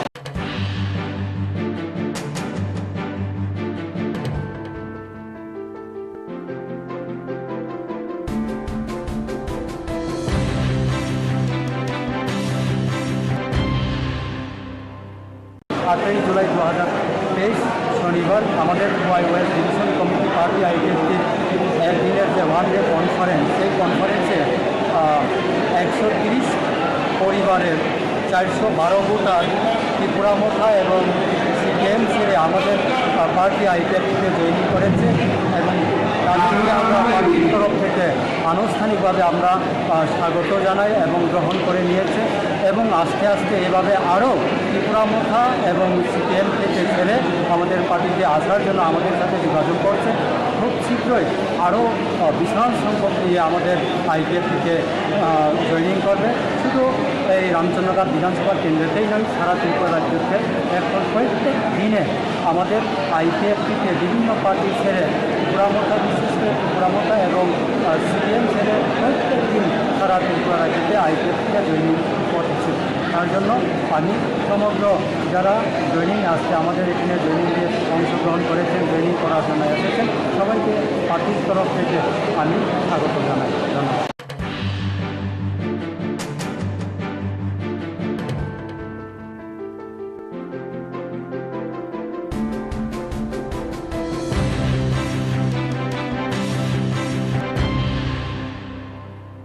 আটই জুলাই 2023 শনিবার আমাদের Khowai west division committee party আইপিএফটির একদিনের যে ওয়ান ডে কনফারেন্স, সেই কনফারেন্সে 130 পরিবারের 412 ভোটার ত্রিপুরামথা এবং সিপিএম ছেড়ে আমাদের পার্টি আইপিএফটিতে জয়েন করেছে এবং তাদেরকে আমরা পার্টির তরফ থেকে আনুষ্ঠানিকভাবে আমরা স্বাগত জানাই এবং গ্রহণ করে নিয়েছে এবং আস্তে আস্তে এভাবে আরও ত্রিপুরামথা এবং সিপিএম থেকে ছেড়ে আমাদের পার্টিতে আসার জন্য আমাদের সাথে যোগাযোগ করছে। খুব শীঘ্রই আরও বিশাল সংখ্যক নিয়ে আমাদের আইপিএফটিতে জয়েনিং করবে। শুধু এই রামচন্দ্রঘাট বিধানসভা কেন্দ্রতেই নয়, সারা ত্রিপুরা রাজ্যকে এখন প্রত্যেক দিনে আমাদের আইপিএফটিতে বিভিন্ন পার্টি ছেড়ে ত্রিপুরামথা, বিশেষ করে ত্রিপুরামথা এবং সিপিএম ছেড়ে প্রত্যেক দিন সারা ত্রিপুরা রাজ্যতে আইপিএফটিতে জয়েনিং করছে। তার জন্য আমি সমগ্র যারা জয়েনিং আসছে, আমাদের এখানে জয়েনিংয়ে অংশগ্রহণ করেছেন, জয়েনিং করার জন্য এসেছেন, সবাইকে পার্টির তরফ থেকে আমি স্বাগত জানাই। ধন্যবাদ।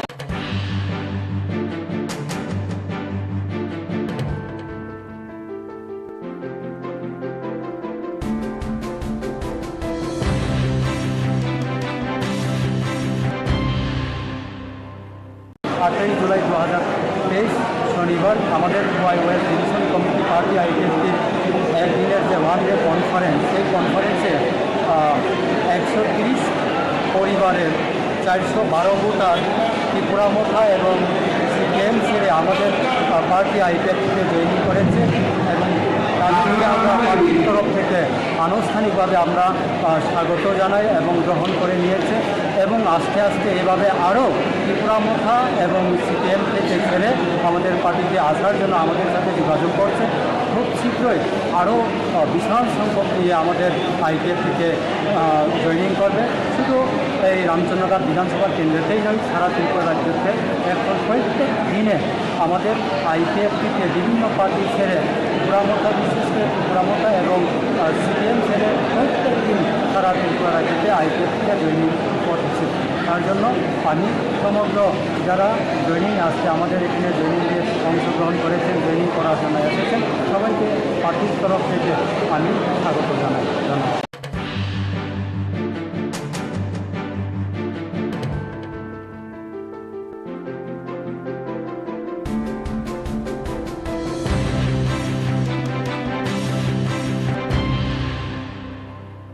আটই জুলাই 2023 শনিবার আমাদের Khowai west division committee party আইপিএফটির একদিনের যে ওয়ান ডে কনফারেন্স, সেই কনফারেন্সে 130 পরিবারের 412 ভোটার ত্রিপুরামথা এবং সিপিএম ছেড়ে আমাদের পার্টি আইপিএফটিতে জয়েন করেছে এবং তাদেরকে আমরা পার্টির তরফ থেকে আনুষ্ঠানিকভাবে আমরা স্বাগত জানাই এবং গ্রহণ করে নিয়েছে এবং আস্তে আস্তে এভাবে আরও ত্রিপুরামথা এবং সিপিএম থেকে ছেড়ে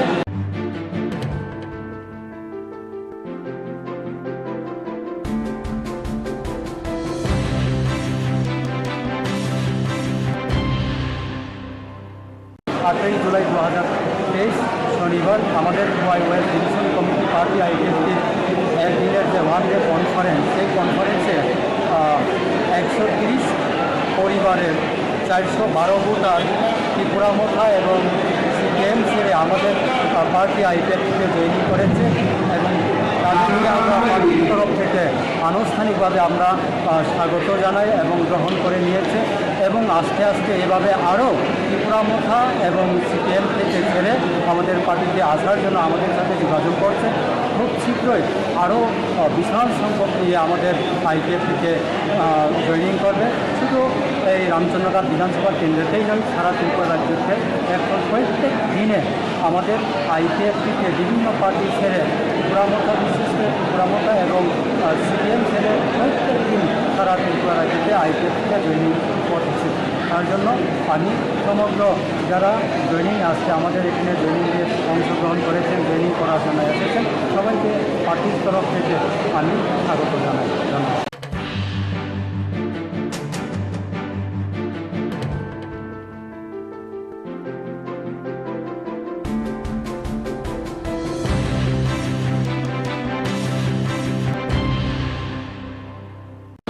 জুলাই 2023 শনিবার আমাদের ওয়েস্ট ডিভিশন কমিটি পার্টি আইপিএফটির একদিনের যে ওয়ান ডে কনফারেন্স, সেই কনফারেন্সে 130 পরিবারের 412 ভোটার ত্রিপুরামথা এবং সিপিএম ছেড়ে আমাদের পার্টি আইপিএফটিতে জয়েন করেছে এবং তাদেরকে আমরা পার্টির তরফ থেকে আনুষ্ঠানিকভাবে আমরা স্বাগত জানাই এবং গ্রহণ করে নিয়েছে এবং আস্তে আস্তে এভাবে আরও ত্রিপুরামথা এবং সিপিএম থেকে ছেড়ে আমাদের পার্টিতে আসার জন্য আমাদের সাথে যোগাযোগ করছে।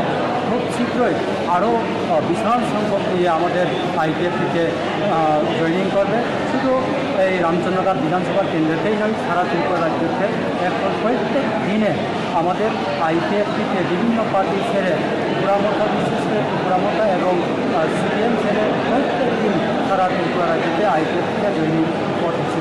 তার জন্য আমি সমগ্র যারা জয়েনিং আসছে, আমাদের এখানে জয়েনিংয়ে অংশগ্রহণ করেছেন, জয়েনিং করার জন্য এসেছেন, সবাইকে পার্টির তরফ থেকে আমি স্বাগত জানাই। ধন্যবাদ।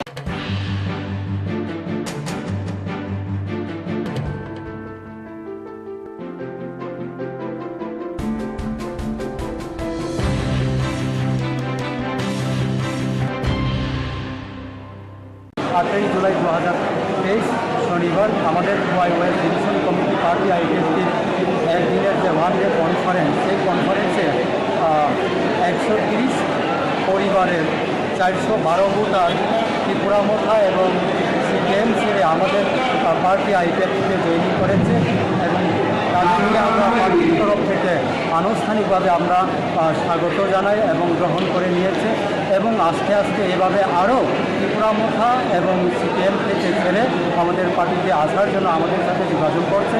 খুব শীঘ্রই আরও বিশাল সংখ্যক নিয়ে আমাদের আইপিএফটিতে জয়েনিং করবে। শুধু এই রামচন্দ্রঘাট বিধানসভা কেন্দ্রেতেই নয়, সারা ত্রিপুরা রাজ্যতে এখন প্রত্যেক দিনে আমাদের আইপিএফটিতে বিভিন্ন পার্টি ছেড়ে ত্রিপুরামথা, বিশেষ করে ত্রিপুরামথা এবং সিপিএম ছেড়ে প্রত্যেক দিন সারা ত্রিপুরা রাজ্যতে আইপিএফটিতে জয়েনিং করতেছে। তার জন্য আমি সমগ্র যারা জয়েনিং আসছে, আমাদের এখানে জয়েনিংয়ে অংশগ্রহণ করেছেন, জয়েনিং করার জন্য এসেছেন, সবাইকে পার্টির তরফ থেকে আমি স্বাগত জানাই। ধন্যবাদ।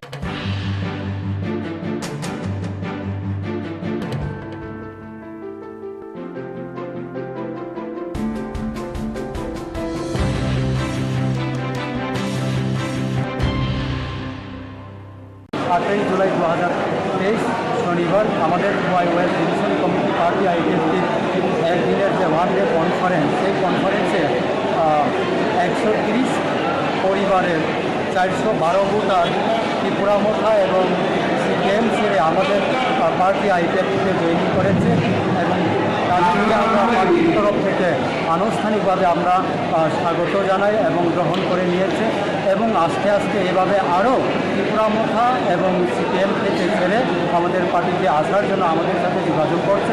খুব শীঘ্রই আরও বিশাল সংখ্যক নিয়ে আমাদের আইপিএফটিতে জয়েনিং করবে। শুধু এই রামচন্দ্রঘাট বিধানসভা কেন্দ্রেতেই নয়, সারা ত্রিপুরা রাজ্যতে এখন প্রত্যেক দিনে আমাদের আইপিএফটিতে বিভিন্ন পার্টি ছেড়ে ত্রিপুরামথা বিশেষ করে ত্রিপুরামথা এবং সিপিএম ছেড়ে প্রত্যেক দিন সারা ত্রিপুরা রাজ্যতে আইপিএফ থেকে জয়েনিং করছে। তার জন্য আমি সমগ্র যারা জয়েনিং আসছে আমাদের এখানে জয়েনিংয়ে অংশগ্রহণ করেছেন, জয়েনিং করার জন্য এসেছেন, সবাইকে পার্টির তরফ থেকে আমি স্বাগত জানাই। ধন্যবাদ।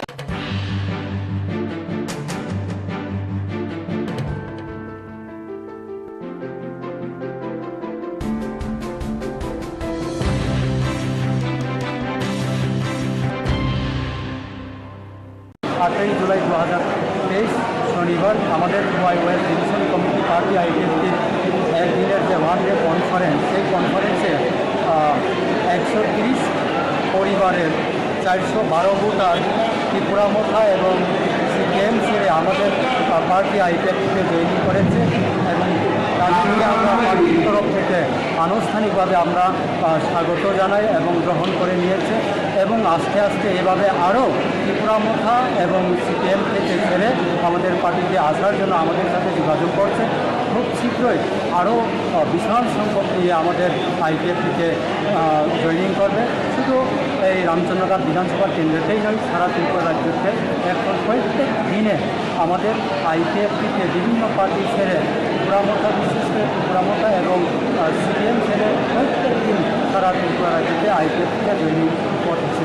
তার জন্য আমি সমগ্র যারা জয়েনিং আসছে আমাদের এখানে জয়েনিংয়ে অংশগ্রহণ করেছেন, জয়েনিং করার জন্য এসেছেন, সবাইকে পার্টির তরফ থেকে আমি স্বাগত জানাই। ধন্যবাদ।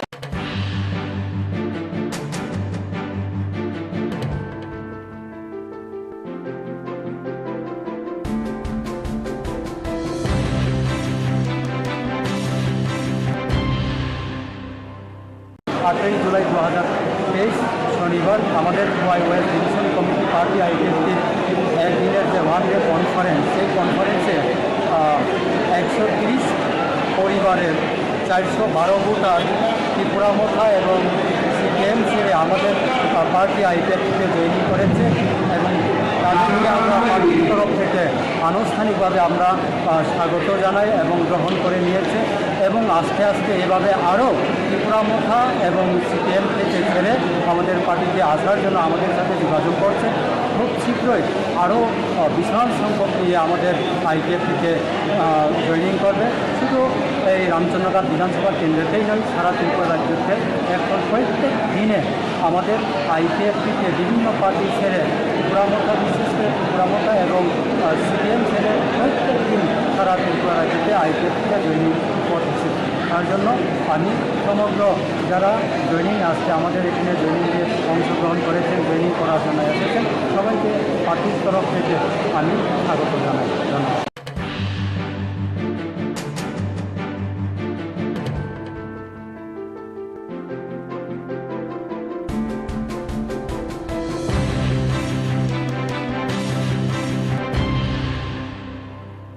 আটই জুলাই 2023 শনিবার আমাদের ওয়াইওয়াইএস ডিভিশন কমিটি পার্টি আইপিএফটির একদিনের যে ওয়ান ডে কনফারেন্স, সেই কনফারেন্সে 130 পরিবারের 412 ভোটার ত্রিপুরামথা এবং সিপিএম ছেড়ে আমাদের পার্টি আইপিএফটিতে জয়েনিং করেছে এবং তাদেরকে আমরা পার্টির তরফ থেকে আনুষ্ঠানিকভাবে আমরা স্বাগত জানাই এবং গ্রহণ করে নিয়েছে এবং আস্তে আস্তে এভাবে আরও ত্রিপুরামথা এবং সিপিএম থেকে ছেড়ে আমাদের পার্টিতে আসার জন্য আমাদের সাথে যোগাযোগ করছে।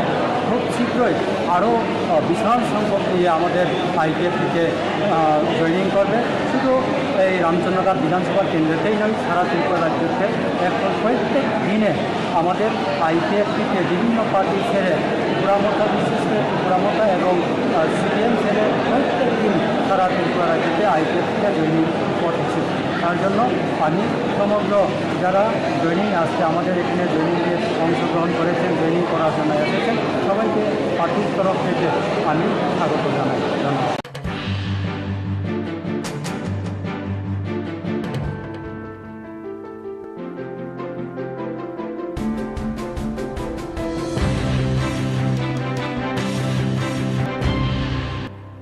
আটই জুলাই 2023 শনিবার আমাদের ওয়াইওয়াইএস ডিভিশন কমিটি পার্টি আইপিএফটির একদিনের যে ওয়ান ডে কনফারেন্স, সেই কনফারেন্সে 130 পরিবারের 412 ভোটার ত্রিপুরামথা এবং সিপিএম ছেড়ে আমাদের পার্টি আইপিএফটিতে জয়েন করেছে এবং তাদেরকে আমরা পার্টির তরফ থেকে আনুষ্ঠানিকভাবে আমরা স্বাগত জানাই এবং গ্রহণ করে নিয়েছে এবং আস্তে আস্তে এভাবে আরও ত্রিপুরামথা এবং সিপিএম থেকে ছেড়ে আমাদের পার্টিতে আসার জন্য আমাদের সাথে যোগাযোগ করছে। খুব শীঘ্রই আরও বিশাল সংখ্যক নিয়ে আমাদের আইপিএফটিতে জয়েনিং করবে। শুধু এই রামচন্দ্রঘাট বিধানসভা কেন্দ্রতেই নয়, সারা ত্রিপুরা রাজ্যতে এখন প্রত্যেক দিনে আমাদের আইপিএফটিতে বিভিন্ন পার্টি ছেড়ে ত্রিপুরামথা, বিশেষ করে ত্রিপুরামথা এবং সিপিএম ছেড়ে প্রত্যেক দিন সারা ত্রিপুরা রাজ্যতে আইপিএফটিতে জয়েনিং করতেছে। তার জন্য আমি সমগ্র যারা জয়েনিং আসছে আমাদের এখানে জয়েনিংয়ে অংশগ্রহণ করেছেন, জয়েনিং করার জন্য এসেছেন, সবাইকে পার্টির তরফ থেকে আমি স্বাগত জানাই। ধন্যবাদ।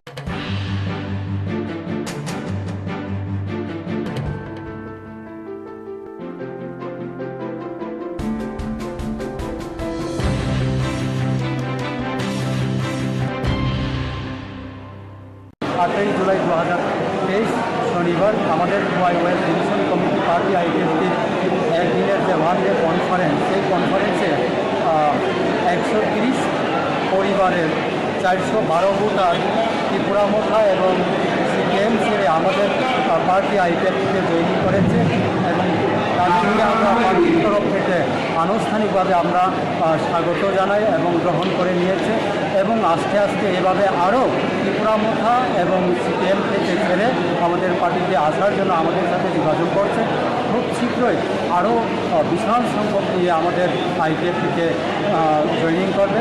শুধু এই রামচন্দ্রঘাট বিধানসভা কেন্দ্রতেই নয়, সারা ত্রিপুরা রাজ্যতে এখন প্রত্যেক দিনে আমাদের আইপিএফটিতে বিভিন্ন পার্টি ছেড়ে ত্রিপুরামথা, বিশেষ করে ত্রিপুরামথা এবং সিপিএম ছেড়ে প্রত্যেক দিন সারা ত্রিপুরা রাজ্যতে আইপিএফটিতে জয়েনিং করতেছে। তার জন্য আমি সমগ্র যারা জয়েনিং আসছে আমাদের এখানে জয়েনিংয়ে অংশগ্রহণ করেছেন, জয়েনিং করার জন্য এসেছেন, সবাইকে পার্টির তরফ থেকে আমি স্বাগত জানাই। ধন্যবাদ।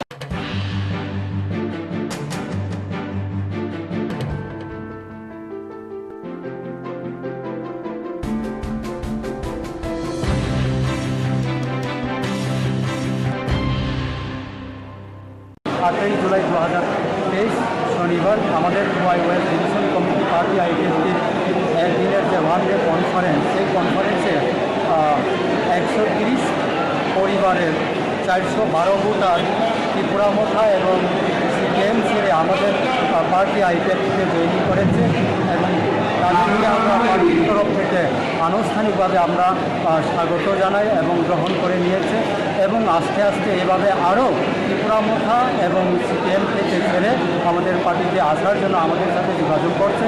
খুব শীঘ্রই আরও বিশাল সংখ্যক নিয়ে আমাদের আইপিএফটিতে জয়েনিং করবে। শুধু এই রামচন্দ্রঘাট বিধানসভা কেন্দ্রতেই নয়, সারা ত্রিপুরা রাজ্যতে এখন প্রত্যেক দিনে আমাদের আইপিএফটিতে বিভিন্ন পার্টি ছেড়ে ত্রিপুরামথা, বিশেষ করে ত্রিপুরামথা এবং সিপিএম ছেড়ে প্রত্যেক দিন সারা ত্রিপুরা রাজ্যতে আইপিএফটিতে জয়েনিং করতেছে। তার জন্য আমি সমগ্র যারা জয়েনিং আসছে আমাদের এখানে জয়েনিংয়ে অংশগ্রহণ করেছেন, জয়েনিং করার জন্য এসেছেন, সবাইকে পার্টির তরফ থেকে আমি স্বাগত জানাই। ধন্যবাদ।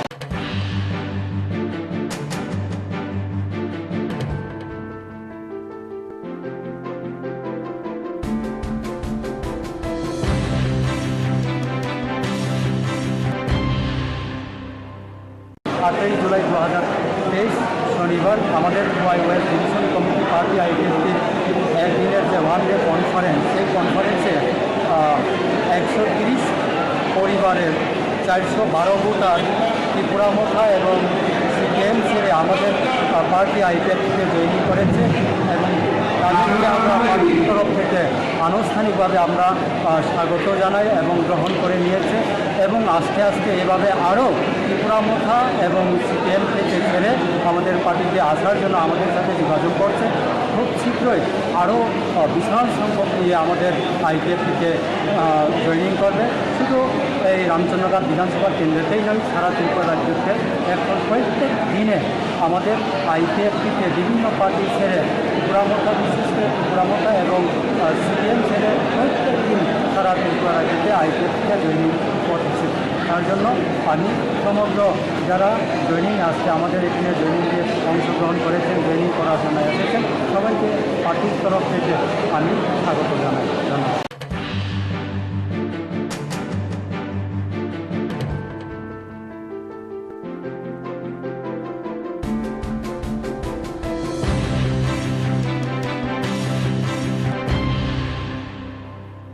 আটই জুলাই 2023 শনিবার আমাদের ওয়াইওয়াই ডিভিশন কমিটি পার্টি আইডেন্টিটির একদিনের যে ওয়ান ডে কনফারেন্স, সেই কনফারেন্সে 130 পরিবারের 412 ভোটার ত্রিপুরা মোথা এবং সিপিএম ছেড়ে আমাদের পার্টি আইপিএফ থেকে জয়েনিং করেছে এবং তাদেরকে আমরা পার্টির তরফ থেকে আনুষ্ঠানিকভাবে আমরা স্বাগত জানাই এবং গ্রহণ করে নিয়েছে এবং আস্তে আস্তে এভাবে আরও ত্রিপুরা মোথা এবং সিপিএম থেকে ছেড়ে আমাদের পার্টিতে আসার জন্য আমাদের সাথে যোগাযোগ করছে। খুব শীঘ্রই আরও বিশাল সংখ্যক নিয়ে আমাদের আইপিএফ থেকে জয়েনিং করবে। শুধু এই রামচন্দ্রঘাট বিধানসভা কেন্দ্রতেই নয়, সারা ত্রিপুরা রাজ্যতে এখন প্রত্যেক দিনে আমাদের আইপিএফ থেকে বিভিন্ন পার্টি ছেড়ে ত্রিপুরা মোথা, বিশেষ করে ত্রিপুরা মোথা এবং সিপিএম ছেড়ে প্রত্যেক দিন সারা ত্রিপুরা রাজ্যতে আইপিএফ থেকে জয়েনিং করতেছে। তার জন্য আমি সমগ্র যারা জয়েনিং আসছে আমাদের এখানে জয়েনিংয়ে অংশগ্রহণ করেছেন, জয়েনিং করার জন্য এসেছেন, সবাইকে পার্টির তরফ থেকে আমি স্বাগত জানাই। ধন্যবাদ।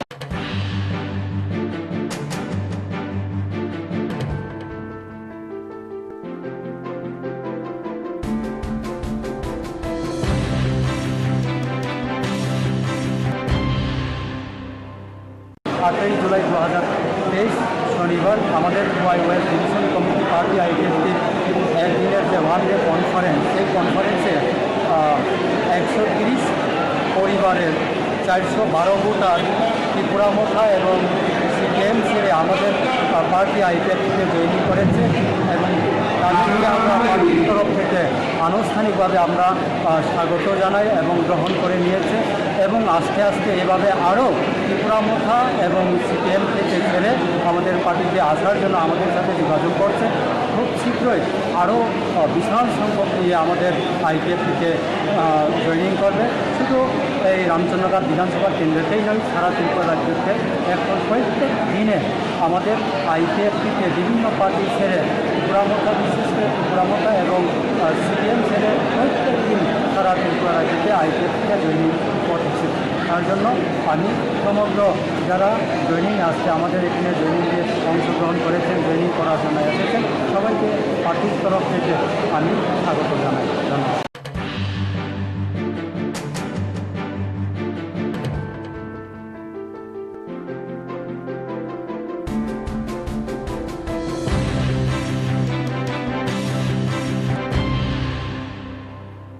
আটই জুলাই 2023 শনিবার আমাদের ওয়াইওয়াই ডিভিশন কমিটি পার্টি আইডেন্টিটির একদিনের যে ওয়ান ডে কনফারেন্স, সেই কনফারেন্সে 130 পরিবারের 412 ভোটার ত্রিপুরা মোথা এবং সিপিএম ছেড়ে আমাদের পার্টি আইপিএফ থেকে জয়েনিং করেছে এবং তাদেরকে আমরা পার্টির তরফ থেকে আনুষ্ঠানিকভাবে আমরা স্বাগত জানাই এবং গ্রহণ করে নিয়েছে এবং আস্তে আস্তে এভাবে আরও ত্রিপুরা মোথা এবং সিপিএম থেকে ছেড়ে আমাদের পার্টিতে আসার জন্য আমাদের সাথে যোগাযোগ করছে। খুব শীঘ্রই আরও বিশাল সংখ্যক নিয়ে আমাদের আইপিএফ থেকে জয়েনিং করবে। শুধু এই রামচন্দ্রঘাট বিধানসভা কেন্দ্রতেই নয়, সারা ত্রিপুরা রাজ্যতে এখন প্রত্যেক দিনে আমাদের আইপিএফ থেকে বিভিন্ন পার্টি ছেড়ে ত্রিপুরা মোথা, বিশেষ করে ত্রিপুরা মোথা এবং সিপিএম ছেড়ে প্রত্যেক দিন সারা ত্রিপুরা রাজ্যতে আইপিএফ থেকে জয়েনিং করতেছে। তার জন্য আমি সমগ্র যারা জয়েনিং আসছে আমাদের এখানে জয়েনিংয়ে অংশগ্রহণ করেছেন, জয়েনিং করার জন্য এসেছেন, সবাইকে পার্টির তরফ থেকে আমি স্বাগত জানাই। ধন্যবাদ।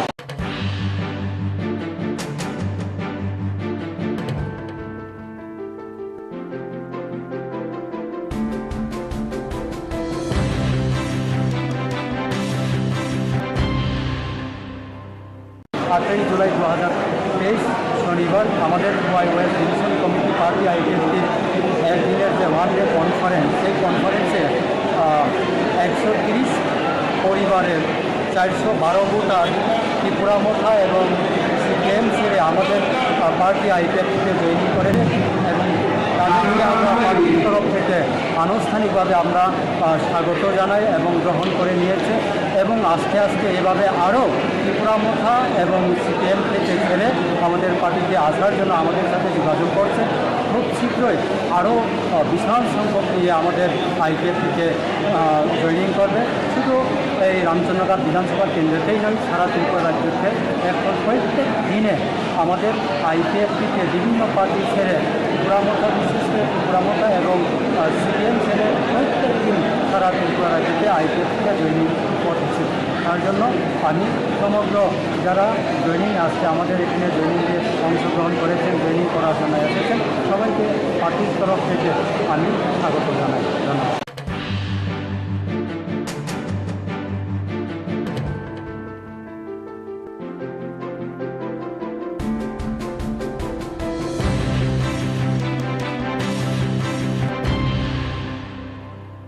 আটই জুলাই 2023 শনিবার আমাদের ওয়াইওয়াই ডিভিশন কমিটি পার্টি আইপিএফটির একদিনের যে ওয়ান ডে কনফারেন্স, সেই কনফারেন্সে 130 পরিবারের 412 ভোটার ত্রিপুরামথা এবং সিপিএম ছেড়ে আমাদের পার্টি আইপিএফটিতে জয়েনিং করেছে এবং তাদেরকে আমরা পার্টির তরফ থেকে আনুষ্ঠানিকভাবে আমরা স্বাগত জানাই এবং গ্রহণ করে নিয়েছে এবং আস্তে আস্তে এভাবে আরও ত্রিপুরামথা এবং সিপিএম থেকে ছেড়ে আমাদের পার্টিতে আসার জন্য আমাদের সাথে যোগাযোগ করছে। খুব শীঘ্রই আরও বিশাল সংখ্যক নিয়ে আমাদের আইপিএফটিতে জয়েনিং করবে। শুধু এই রামচন্দ্রঘাট বিধানসভা কেন্দ্রতেই নয়, সারা ত্রিপুরা রাজ্যতে এখন প্রত্যেক দিনে আমাদের আইপিএফটিতে বিভিন্ন পার্টি ছেড়ে ত্রিপুরামথা, বিশেষ করে ত্রিপুরামথা এবং সিপিএম ছেড়ে প্রত্যেক দিন সারা ত্রিপুরা রাজ্যতে আইপিএফটিতে জয়েনিং করছে। তার জন্য আমি সমগ্র যারা জয়েনিং আসছে আমাদের এখানে জয়েনিংয়ে অংশগ্রহণ করেছেন, জয়েনিং করার জন্য এসেছেন, সবাইকে পার্টির তরফ থেকে আমি স্বাগত জানাই। ধন্যবাদ।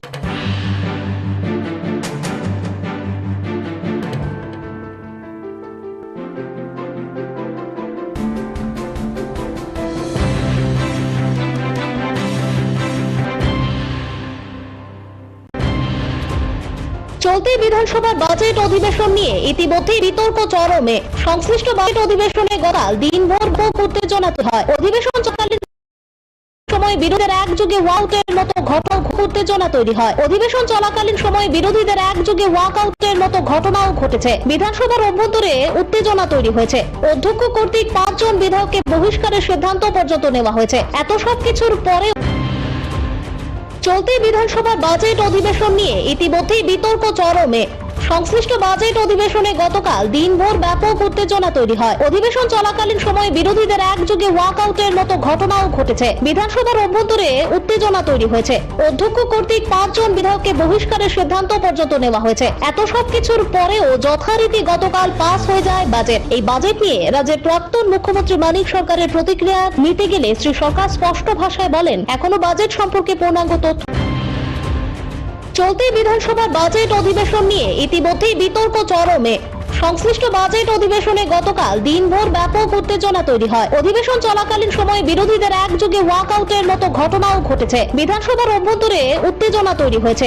অধ্যক্ষ কর্তৃক 5 জন বিধায়ককে বহিষ্কারের সিদ্ধান্ত পর্যন্ত নেওয়া হয়েছে। এত সবকিছুর পরেও যথারীতি গতকাল পাস হয়ে যায় বাজেট। এই বাজেট নিয়ে রাজ্যের প্রাক্তন মুখ্যমন্ত্রী মানিক সরকারের প্রতিক্রিয়া নিতে গেলে শ্রী সরকার স্পষ্ট ভাষায় বলেন, এখনো বাজেট সম্পর্কে পূর্ণাঙ্গ তথ্য ওনার হাতে এসে পৌঁছায়নি। সেই কারণে তিনি এই বিষয় নিয়ে মন্তব্য করতে পারবেন না। পাশাপাশি তিনি এটাও বলেছেন, এটা ওনার বদ্ধমূল ধারণা, যেহেতু বর্তমান সরকার আকণ্ঠ ঋণে নিমজ্জিত রয়েছে, তাই এই সরকার কোনো মতেই ভালো বাজেট পেশ করতে পারবে না।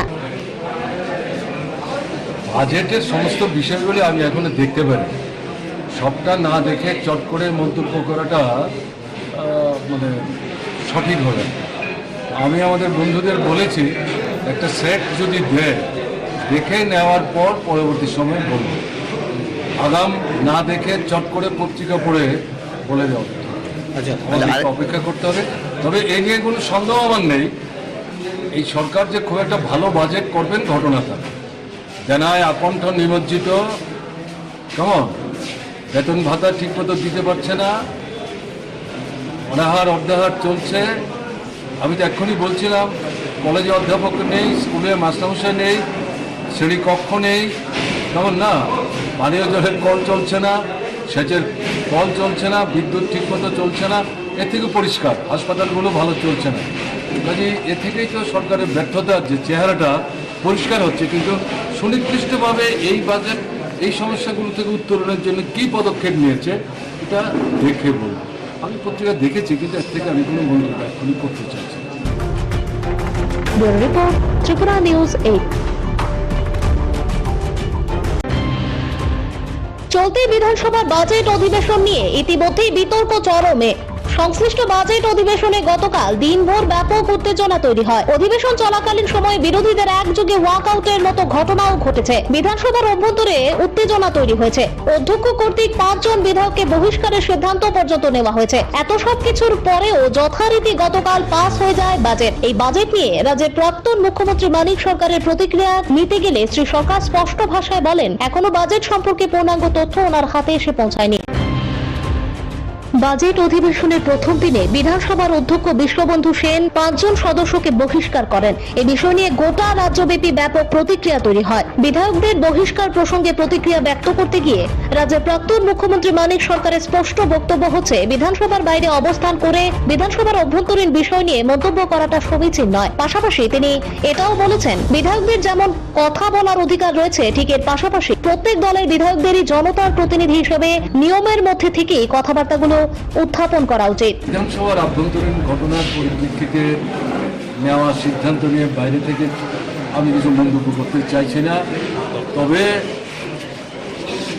বিধায়কদের তো কথা বলবার অধিকার আছে এবং যুক্তিসঙ্গত কোনো বিষয়ের উপর দাঁড়িয়ে তারা যদি বক্তব্য রাখার চেষ্টা করে সেটা তো বলতে দেওয়া হচ্ছে অধ্যক্ষের দায়িত্ব। কিন্তু সেই দায়িত্ব অধ্যক্ষ যদি পালন না করেন তাহলে খুব বাড়তেই থাকবে এবং এটা হওয়া সঙ্গত না। এবং বিধায়ক বন্ধুরা যারা, তাদেরও দায়িত্ব হচ্ছে তারা জনগণের প্রতিনিধি, জনগণের সমস্যাগুলি নিয়ে তারা তো কথা বলবে। কাজেই উভয় পক্ষের মধ্যেই কিন্তু এই আদান প্রদানের ভিত্তিতে একটা সুস্থ পরিবেশে বিধানসভা চলতে সাহায্য করতে হবে। কালকের ঘটনা নিয়ে আমি আলাদা করে কিছু বলতে পারি। এরকম কি আর কোনো সময় হয়েছে, যেহেতু আপনি দীর্ঘদিন ধরে বিধানসভায় ছিলেন? আমাদের সময়ে মানে এরকম তর্ক বিতর্ক তো হতোই, কিন্তু আমি পত্রিকাগুলোতেই দেখলাম তারাই মন্তব্য করেছে যে শরণার্থী কালের মধ্যে গতকালকে ত্রিপুরা বিধানসভায় যা ঘটনা ঘটেছে এরকম ঘটনা তাদের দেখবার সুযোগ, তারাই বলেছে। Bureau report, Tripura news 8।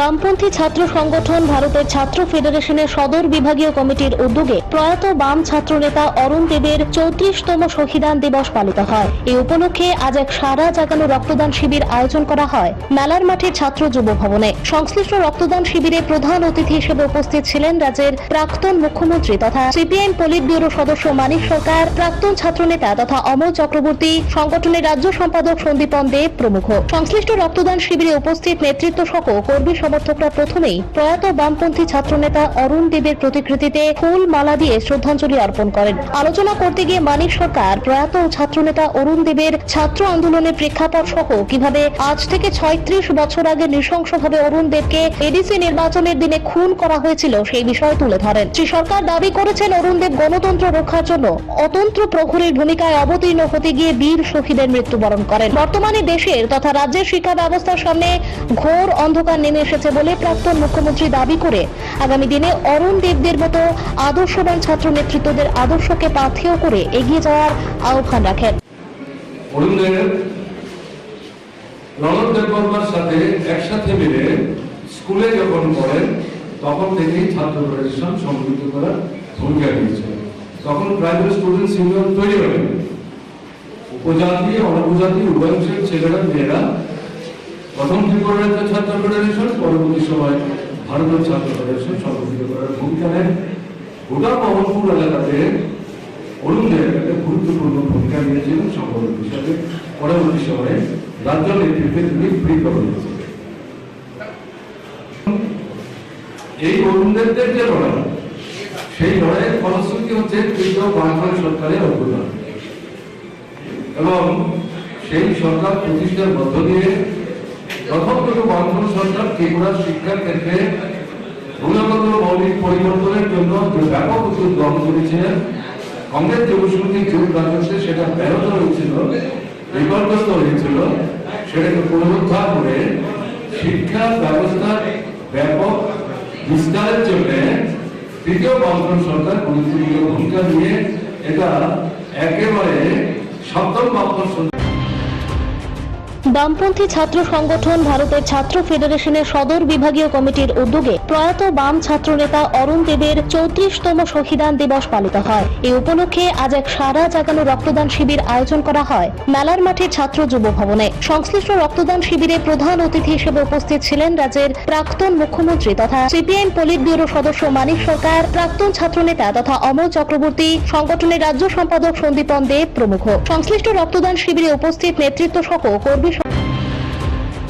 বামপন্থী ছাত্র সংগঠন ভারতের ছাত্র ফেডারেশনের সদর বিভাগীয় কমিটির উদ্যোগে প্রয়াত বাম ছাত্রনেতা অরুণ দেবের 34তম শহীদান দিবস পালিত হয়। এই উপলক্ষে আজ এক সারা জাগানো রক্তদান শিবির আয়োজন করা হয় মেলার মাঠে ছাত্র যুব ভবনে। সংশ্লিষ্ট রক্তদান শিবিরে প্রধান অতিথি হিসেবে উপস্থিত ছিলেন রাজ্যের প্রাক্তন মুখ্যমন্ত্রী তথা সিপিআইএম পলিট ব্যুরো সদস্য মানিক সরকার, প্রাক্তন ছাত্রনেতা তথা অমল চক্রবর্তী, সংগঠনের রাজ্য সম্পাদক সন্দীপন দেব প্রমুখ। সংশ্লিষ্ট রক্তদান শিবিরে উপস্থিত নেতৃত্ব সহ কর্মী সমর্থকরা প্রথমেই প্রয়াত বামপন্থী ছাত্রনেতা অরুণ দেবের প্রতিকৃতিতে ফুল মালা দিয়ে শ্রদ্ধাঞ্জলি অর্পণ করেন। আলোচনা করতে গিয়ে মানিক সরকার প্রয়াত ছাত্রনেতা অরুণ দেবের ছাত্র আন্দোলনের প্রেক্ষাপট সহ কিভাবে আজ থেকে 36 বছর আগে নৃশংসভাবে অরুণ দেবকে এডিসি নির্বাচনের দিনে খুন করা হয়েছিল সেই বিষয় তুলে ধরেন। শ্রী সরকার দাবি করেছেন অরুণ দেব গণতন্ত্র রক্ষার জন্য অতন্ত্র প্রহরীর ভূমিকায় অবতীর্ণ হতে গিয়ে বীর শহীদের মৃত্যুবরণ করেন। বর্তমানে দেশের তথা রাজ্যের শিক্ষা ব্যবস্থার সামনে ঘোর অন্ধকার নেমে এসেছে বলে প্রাক্তন মুখ্যমন্ত্রী দাবি করে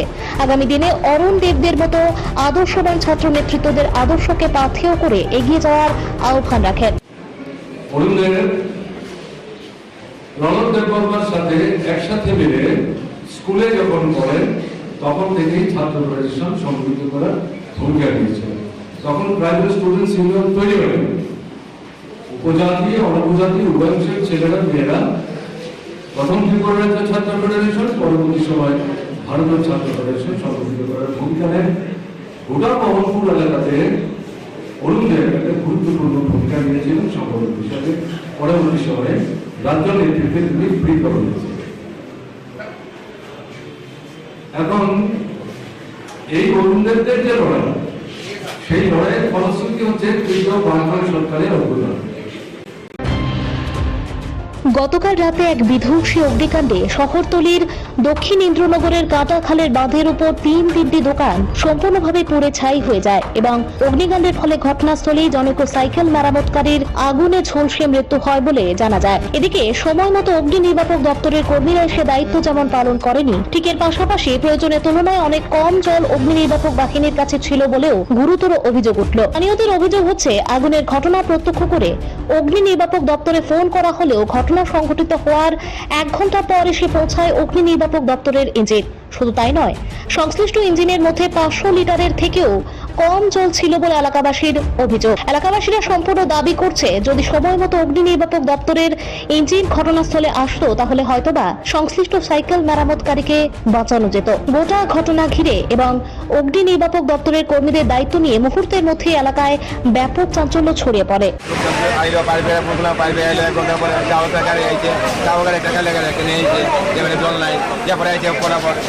আধা ঘন্টা পরে আরো 2 গাড়ি, হ্যাঁ জল নাই, এক লাগাই নিয়েছে আগুন তো পুরো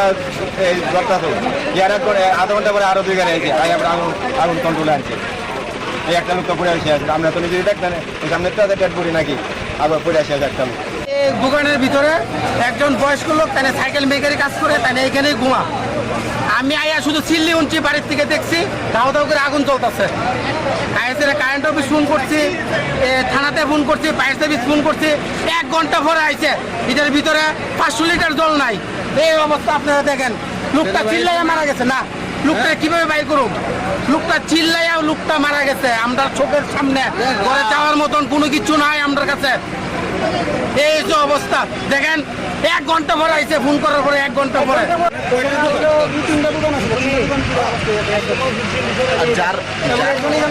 ঘুমাইতে পাইনি, হয়তো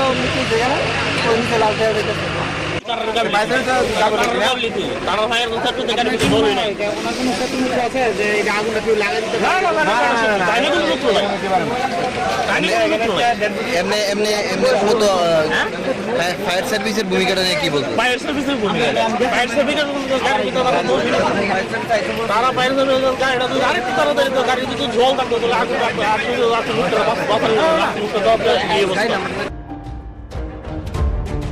ব্যুরো রিপোর্ট, ত্রিপুরা নিউজ 8।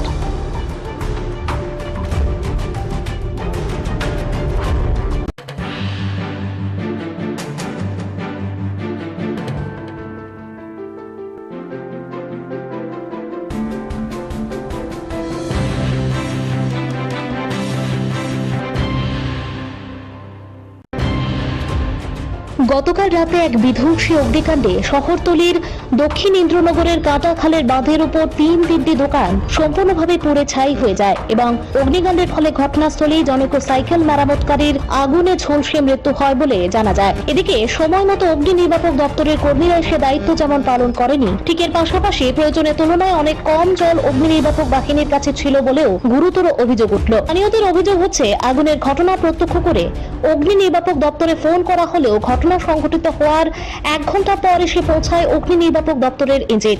শুধু তাই নয়, সংশ্লিষ্ট ইঞ্জিনের মধ্যে 500 লিটারের থেকেও কম জল ছিল বলে এলাকাবাসীর অভিযোগ। এলাকাবাসীরা সম্পূর্ণ দাবি করছে, যদি সময় মতো অগ্নি নির্বাপক দপ্তরের ইঞ্জিন ঘটনাস্থলে আসতো তাহলে হয়তোবা সংশ্লিষ্ট সাইকেল মেরামতকারীকে বাঁচানো যেত। গোটা ঘটনা ঘিরে এবং অগ্নি নির্বাপক দপ্তরের কর্মীদের দায়িত্ব নিয়ে মুহূর্তের মধ্যে এলাকায় ব্যাপক চাঞ্চল্য ছড়িয়ে পড়ে।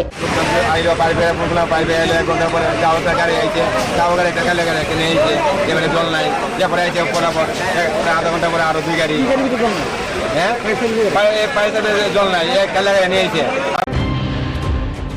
বরাবরের মতো আজ আরো একবার নেতাজি সুভাষ রোডে ছাত্রবন্ধু ক্লাব সামাজিক কর্মকাণ্ডে নজির স্থাপন করলেও বলা চলে। এক অনাড়ম্বর অনুষ্ঠানের মধ্য দিয়ে ক্লাব সংলগ্ন সখীচরণ বিদ্যালয়ের দুস্থ ছাত্রছাত্রীদের মধ্যে স্কুল ড্রেস বিতরণ করা হয়। এ উপলক্ষে আয়োজিত অনুষ্ঠানে অন্যদের মধ্যে উপস্থিত ছিলেন সংশ্লিষ্ট স্কুলের প্রাক্তন শিক্ষক সুধীর চন্দ্র মজুমদার, ছাত্রবন্ধু ক্লাবের সভাপতি, সম্পাদক সহ স্কুলের প্রধান শিক্ষক সহ অন্যান্য বিশিষ্ট ব্যক্তিত্বরা। গোটা বিষয় নিয়ে ক্লাবের তরফ থেকে দাবি করা হয়, বরাবরই সখীচরণ স্কুলের পারিপার্শ্বিক অবস্থার মান উন্নয়নে ক্লাব ভূমিকা পালন করে এসেছে এবং আগামী দিনেও বিভিন্নভাবে ক্লাবের তরফ থেকে সংশ্লিষ্ট বিদ্যালয়কে সাহায্য সহযোগিতা করে পাশে থাকার প্রচেষ্টা অব্যাহত থাকবে বলে উদ্যোক্তাদের তরফ থেকে দাবি করা হয়। ছাত্রবন্ধু ক্লাব সবসময় এই স্কুলের সহায়তা আমরা হাত বেরিয়ে এসেছি এবং স্কুলের যদি পুরনো ইতিহাস আপনারা যদি জানেন, এই ক্লাবের যারা কর্মকর্তা ছিলেন আমাদের পূর্বপুরুষরা, তাদের ওখান থেকে ইচ্ছাই আজকে স্কুলটা এই পর্যায়ে এসেছে। একটা প্রাথমিক বিদ্যামন্দির বলে একটা স্কুল ছিল, এটাতে আগরতলা শহরে অনেক পুরনো যারা আছে প্রাথমিক শিক্ষা এখান থেকে দিয়েছেন। তারপরে ধীরে ধীরে ওখান থেকে এই জায়গায় চলে আসে এবং আমাদের ক্লাবের যারা পূর্বপুরুষ যারা ছিলেন, আমাদের ক্লাবের যারা প্রতিষ্ঠাতা, তাদের ঐকান্তিক প্রচেষ্টায় আজকে স্কুলটা এই পর্যায়ে উন্নত হয়েছে। এবং আগামী দিনেও আমরা আমাদের যে পূর্বপুরুষরা যে প্রচেষ্টা নিয়ে গেছেন আমরা সেটাকে চালিয়ে যাব। এবং আজকে শুধু না, আমরা বরাবরই প্রতি বছর বিভিন্নভাবে এই স্কুল যারা দুস্থ ছাত্র আছেন তাদেরকে বিভিন্নভাবে আর্থিক সহায়তা করে, বই দিয়ে, ড্রেস দিয়ে বা অন্যান্যভাবে সাহায্য করছি এবং স্কুলের যাতে শ্রীবৃদ্ধি হয় তার জন্যই আমরা একটা ঐকান্তিক প্রচেষ্টা আমরা করছি, আগামী দিন করে যাব।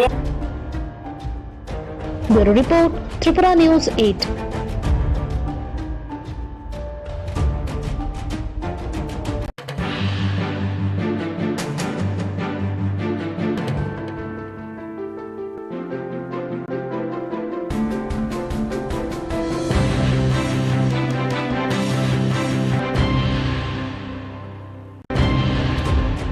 বামপন্থী ছাত্র সংগঠন ভারতের ছাত্র ফেডারেশনের সদর বিভাগীয় কমিটির উদ্যোগে প্রয়াত বাম ছাত্রনেতা অরুণ দেবের 34তম শহীদান দিবস পালিত হয়। এই দাবি করেছেন অরুণ দেব গণতন্ত্র রক্ষার জন্য অতন্ত্র প্রহরীর ভূমিকায় অবতীর্ণ হতে গিয়ে বীর শহীদের মৃত্যুবরণ করেন। বর্তমানে দেশের তথা রাজ্যের শিক্ষা ব্যবস্থার সামনে ঘোর অন্ধকার নেমে এসেছে বলে প্রাক্তন মুখ্যমন্ত্রী দাবি করে আগামী দিনে অরুণ দেবদের মতো আদর্শবান ছাত্র নেতৃত্বদের আদর্শকে পাথেয় করে এগিয়ে যাওয়ার আহ্বান রাখেন। অরুণ দেব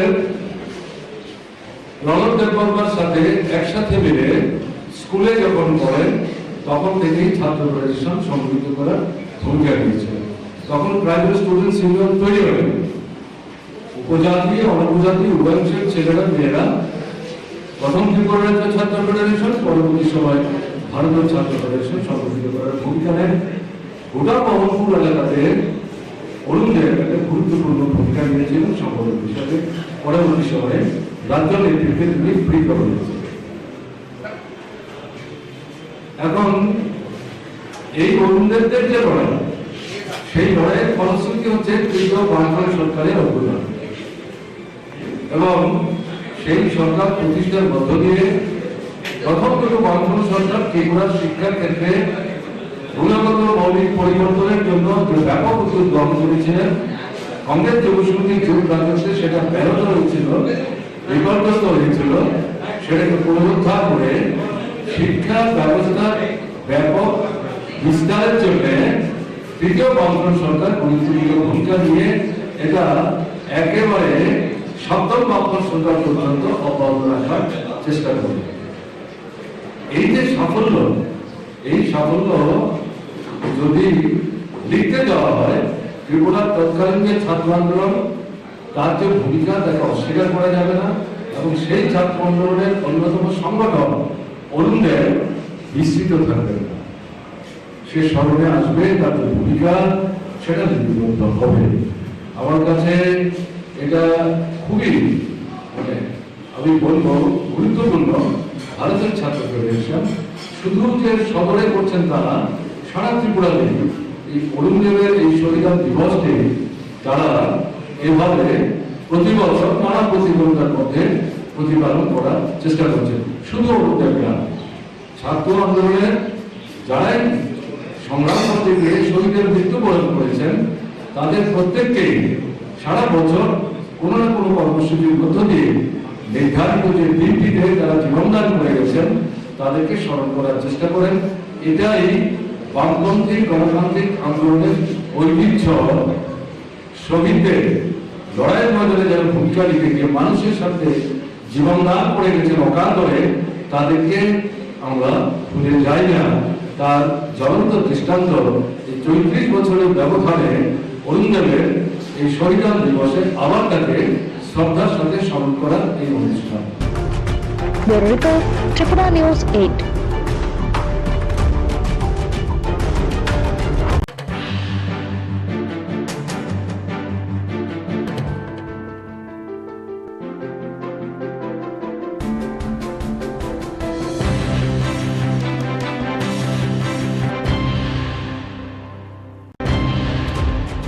বামপন্থী ছাত্র সংগঠন ভারতের ছাত্র ফেডারেশনের সদর বিভাগীয় কমিটির উদ্যোগে প্রয়াত বাম ছাত্রনেতা অরুণ দেবের 34তম শহীদান দিবস পালিত হয়। এই উপলক্ষে আজ এক সারা জাগানো রক্তদান শিবির আয়োজন করা হয় মেলার মাঠে ছাত্র যুব ভবনে। সংশ্লিষ্ট রক্তদান শিবিরে প্রধান অতিথি হিসেবে উপস্থিত ছিলেন রাজ্যের প্রাক্তন মুখ্যমন্ত্রী তথা সিপিআইএম পলিট ব্যুরো সদস্য মানিক সরকার, প্রাক্তন ছাত্রনেতা তথা অমল চক্রবর্তী, সংগঠনের রাজ্য সম্পাদক সন্দীপন দেব প্রমুখ। সংশ্লিষ্ট রক্তদান শিবিরে উপস্থিত নেতৃত্ব সহ কর্মী সমর্থকরা প্রথমেই প্রয়াত বামপন্থী ছাত্রনেতা অরুণ দেবের প্রতিকৃতিতে ফুল মালা দিয়ে শ্রদ্ধাঞ্জলি অর্পণ করেন। আলোচনা করতে গিয়ে মানিক সরকার প্রয়াত ছাত্রনেতা অরুণ দেবের ছাত্র আন্দোলনের প্রেক্ষাপট সহ কিভাবে আজ থেকে 36 বছর আগে নৃশংসভাবে অরুণ দেবকে এডিসি নির্বাচনের দিনে খুন করা হয়েছিল সেই বিষয় তুলে ধরেন। শ্রী সরকার দাবি করেছেন অরুণ দেব গণতন্ত্র রক্ষার জন্য অতন্ত্র প্রহরীর ভূমিকায় অবতীর্ণ হতে গিয়ে বীর শহীদের মৃত্যুবরণ করেন। বর্তমানে দেশের তথা রাজ্যের শিক্ষা ব্যবস্থার সামনে ঘোর অন্ধকার নেমে এসেছে বলে প্রাক্তন মুখ্যমন্ত্রী দাবি করে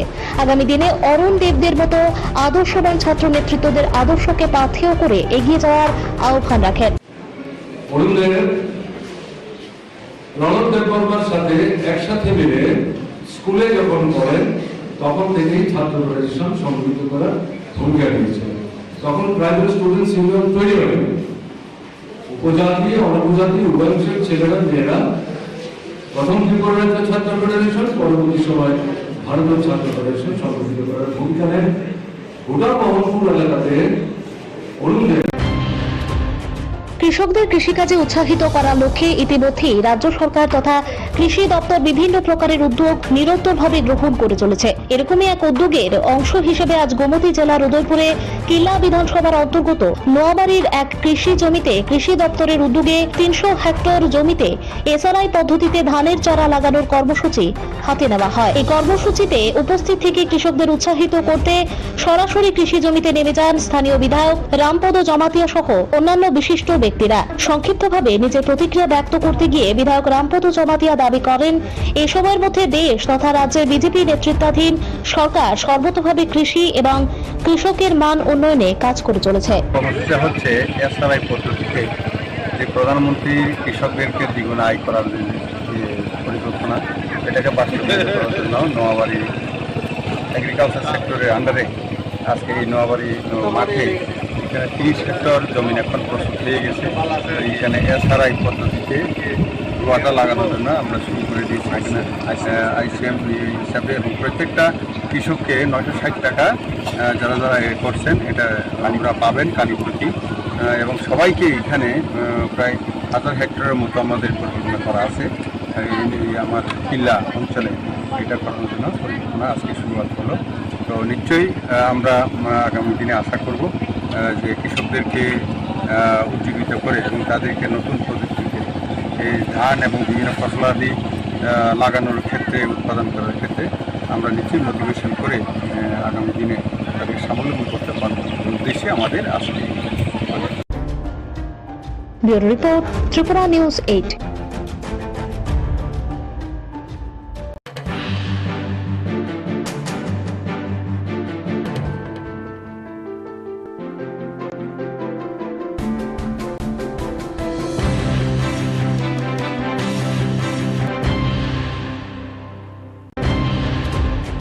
আধুনিক সময়ে একটা বিরাট অংশের মানুষ বেসরকারি শিক্ষা প্রতিষ্ঠানগুলোর পেছনে ইঁদুর দৌড় দৌড়াচ্ছেন। প্রায়শই বিভিন্ন সরকারি বিদ্যালয়গুলোর শিক্ষা ব্যবস্থা নিয়ে প্রশ্নচিহ্ন তৈরি হয়। তবে এখনো এমন কিছু কিছু সরকারি বিদ্যালয় রয়েছে যেগুলো সর্বতোভাবে বিভিন্ন বেসরকারি বিদ্যালয়গুলোকে রীতিমতো টেক্কা দিচ্ছে।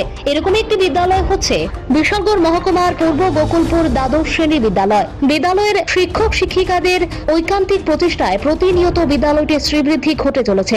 সব মিলিয়ে বলা চলে ত্রিপুরা রাজ্য শিক্ষা দপ্তরের অধীন বিশালগড়ের গোকুলনগর দ্বাদশ শ্রেণী বিদ্যালয়টি প্রকৃত অর্থে মডেল শিক্ষা ব্যবস্থার যথার্থ নিদর্শন।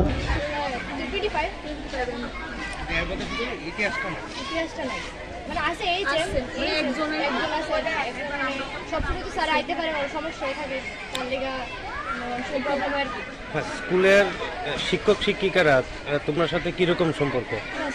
ভালো, সব সার্ভেন্টরাই ফ্রি আমাদের সাথে, একদম সব কথা আমরা ফ্রি টাইম পেতে পারি। সার্ভেন্টরা বাবা আমাদের কোনো সমস্যা হবে সার্ভেন্টরা। তোমাদের মিড ডে মিল খাওয়া, মিড ডে মিলের কিরকম ব্যবস্থা?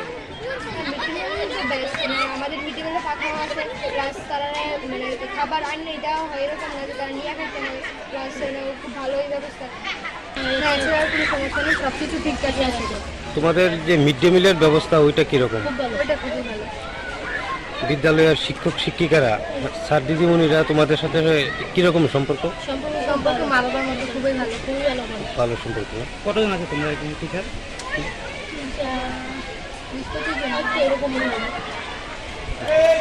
পানীয় জল বা অন্য কোনো সমস্যা আছে? জলের কোনো সমস্যা নেই।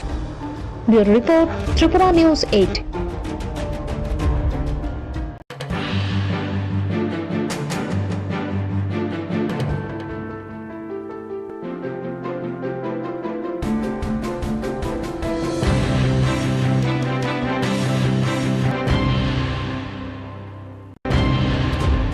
বিরাট অংশের মানুষ বেসরকারি শিক্ষা প্রতিষ্ঠানগুলোর পেছনে ইঁদুর দৌড় দৌড়াচ্ছেন। প্রায়শই বিভিন্ন সরকারি বিদ্যালয়গুলোর শিক্ষা ব্যবস্থা নিয়ে প্রশ্নচিহ্ন তৈরি হয়। তবে এখনো এমন কিছু কিছু সরকারি বিদ্যালয় রয়েছে যেগুলো সর্বতোভাবে বিভিন্ন বেসরকারি বিদ্যালয়গুলোকে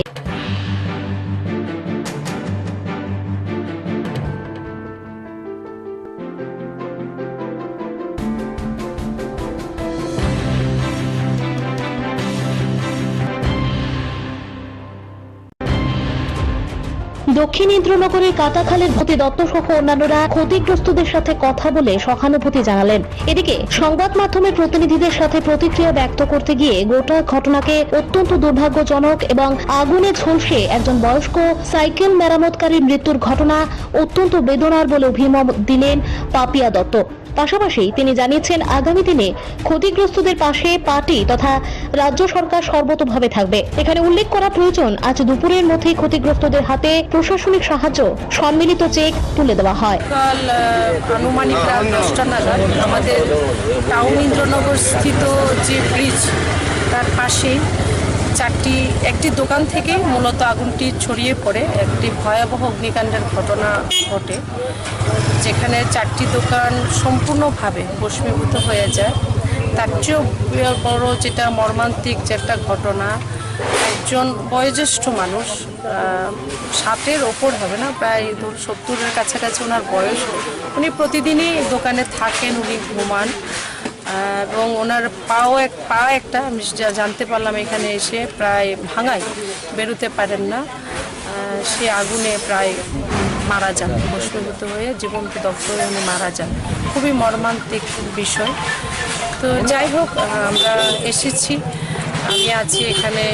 এই ওয়ার্ডের যিনি কাউন্সিলর সোমা মজুমদার মহোদয়া আছেন, আমাদের মণ্ডল সভাপতি হিরালাল দেবনাথ এবং আমাদের ওয়ার্ড সভাপতি সিদ্ধার্থদা থেকে শুরু করে আমাদের যারা পার্টির কার্যকর্তা, তারা সকাল থেকে তাদের ক্ষতিগ্রস্ত যারা তাদের পাশে দাঁড়িয়েছেন, যতটুকু সাহায্য করার করে যাচ্ছেন।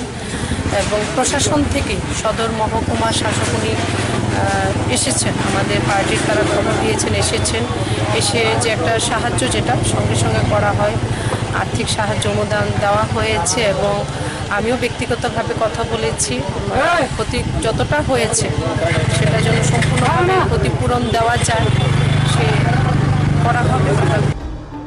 Bureau report, Tripura news 8।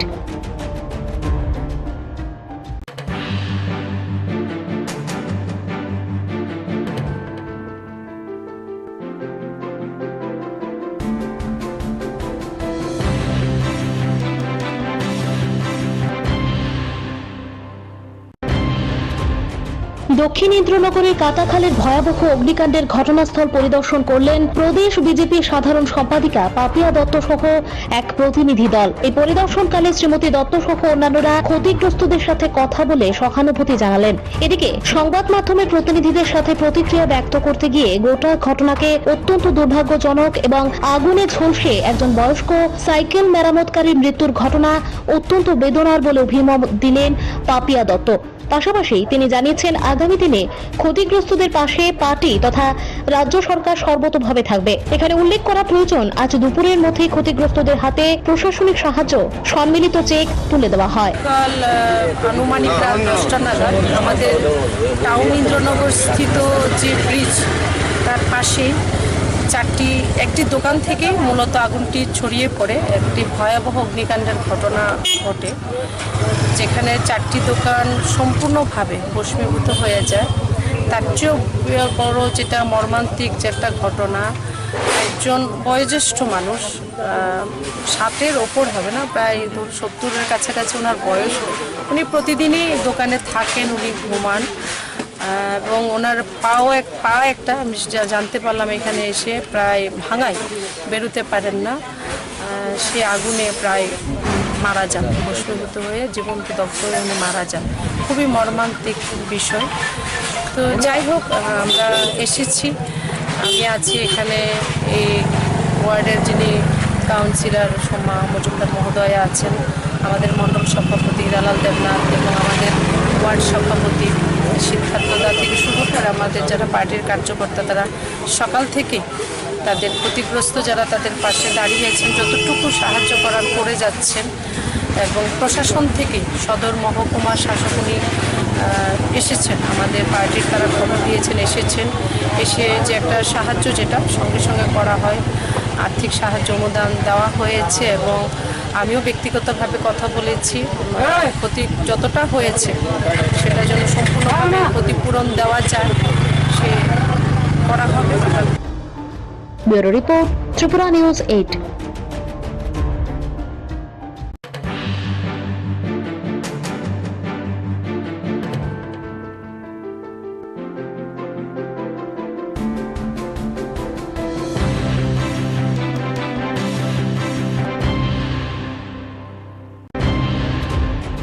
দক্ষিণ ইন্দ্রনগরের কাটাখালের ভয়াবহ অগ্নিকাণ্ডের ঘটনাস্থল পরিদর্শন করলেন প্রদেশ বিজেপির সাধারণ সম্পাদিকা পাপিয়া দত্ত সহ এক প্রতিনিধি দল। এই পরিদর্শনকালে শ্রীমতী দত্ত সহ অন্যান্যরা ক্ষতিগ্রস্তদের সাথে কথা বলে সহানুভূতি জানালেন। এদিকে সংবাদ মাধ্যমের প্রতিনিধিদের সাথে প্রতিক্রিয়া ব্যক্ত করতে গিয়ে গোটা ঘটনাকে অত্যন্ত দুর্ভাগ্যজনক এবং আগুনে ঝলসে একজন বয়স্ক সাইকেল মেরামতকারীর মৃত্যুর ঘটনা অত্যন্ত বেদনার বলে অভিমত দিলেন পাপিয়া দত্ত।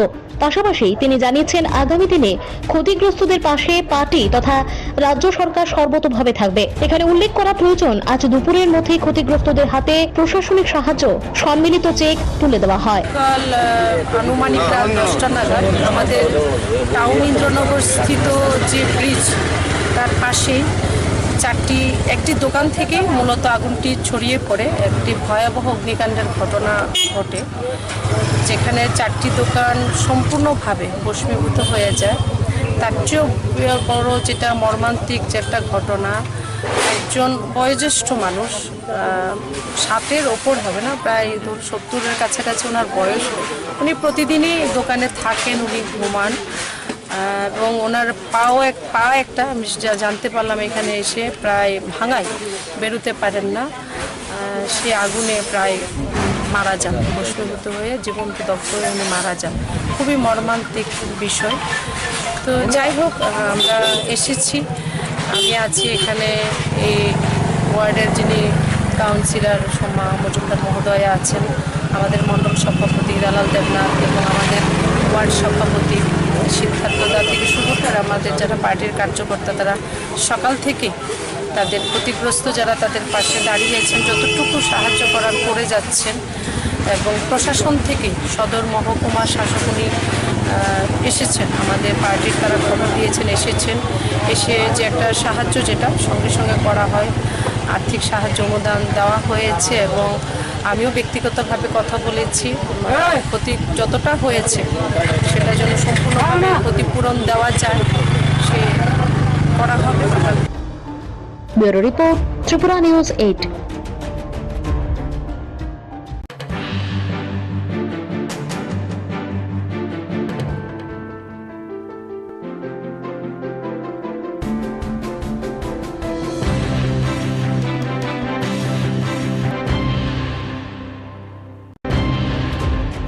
দক্ষিণ ইন্দ্রনগরের কাথল পরিদর্শন করলেন প্রদেশ বিজেপির সাধারণ সম্পাদিকা পাপিয়া দত্ত সহ এক প্রতিনিধি দল। এই পরিদর্শনকালে শ্রীমতী দত্ত সহ অন্যান্যরা ক্ষতিগ্রস্তদের সাথে কথা বলে সহানুভূতি জানালেন। এদিকে সংবাদ মাধ্যমের প্রতিনিধিদের সাথে প্রতিক্রিয়া ব্যক্ত করতে গিয়ে গোটা ঘটনাকে অত্যন্ত দুর্ভাগ্যজনক এবং আগুনে ঝলসে একজন বয়স্ক সাইকেল মেরামতকারীর মৃত্যুর ঘটনা অত্যন্ত বেদনার বলে অভিমত দিলেন পাপিয়া দত্ত।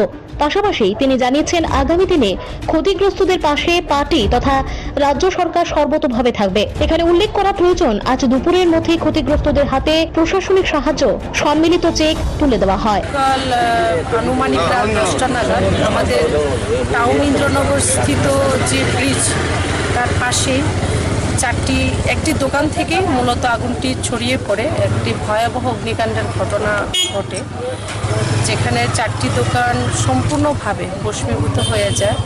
তার চেয়েও বড় যেটা মর্মান্তিক যে একটা ঘটনা, একজন বয়োজ্যেষ্ঠ মানুষ, 60-এর ওপর হবে না, প্রায় 70-এর কাছাকাছি ওনার বয়স। উনি প্রতিদিনই দোকানে থাকেন, উনি ঘুমান এবং ওনার পা একটা আমি জানতে পারলাম এখানে এসে প্রায় ভাঙায়, বেরোতে পারেন না। সে আগুনে প্রায় মারা যান, ভস্মীভূত হয়ে জীবন্ত দগ্ধ হয়ে উনি মারা যান। খুবই মর্মান্তিক বিষয়। তো যাই হোক, আমরা এসেছি, আমি আছি এখানে এই ওয়ার্ডের যিনি কাউন্সিলর সোমা মজুমদার মহোদয়া আছেন, আমাদের মণ্ডল সভাপতি দালাল দেবনাথ এবং আমাদের ওয়ার্ড সভাপতি সিদ্ধার্থদা থেকে শুরু করে আমাদের যারা পার্টির কার্যকর্তা, তারা সকাল থেকে তাদের ক্ষতিগ্রস্ত যারা তাদের পাশে দাঁড়িয়েছেন, যতটুকু সাহায্য করার করে যাচ্ছেন। এবং প্রশাসন থেকে সদর মহকুমা শাসক উনি এসেছেন, আমাদের পার্টির তারা খবর দিয়েছেন, এসে যে একটা সাহায্য যে ক্ষতিপূরণ দেওয়া যায়, সে করা হবে। Bureau report, Tripura news 8।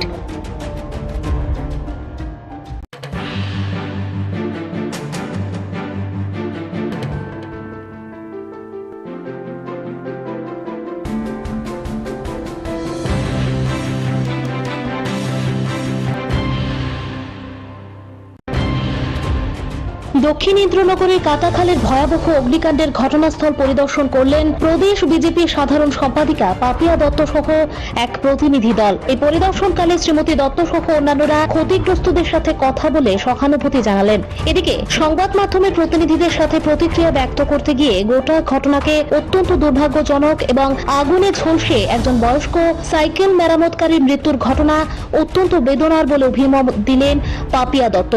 পাশাপাশি তিনি জানিয়েছেন আগামী দিনে ক্ষতিগ্রস্তদের পাশে পার্টি তথা রাজ্য সরকার সর্বতোভাবে থাকবে। এখানে উল্লেখ করা প্রয়োজন, আজ দুপুরের মধ্যেই ক্ষতিগ্রস্তদের হাতে প্রশাসনিক সাহায্য সম্মিলিত চেক তুলে দেওয়া হয়। কাল আনুমানিক রাত 10টা নাগাদ আমাদের টাউন ইন্দ্রনগর স্থিত যে ব্রিজ তার পাশেই একটি দোকান থেকে মূলত আগুনটি ছড়িয়ে পড়ে একটি ভয়াবহ অগ্নিকাণ্ডের ঘটনা ঘটে, যেখানে 4টি দোকান সম্পূর্ণভাবে ভস্মীভূত হয়ে যায়। তার চেয়েও বড় যেটা মর্মান্তিক যে একটা ঘটনা, একজন বয়োজ্যেষ্ঠ মানুষ, 60-এর ওপর হবে না, প্রায় 70-এর কাছাকাছি ওনার বয়স।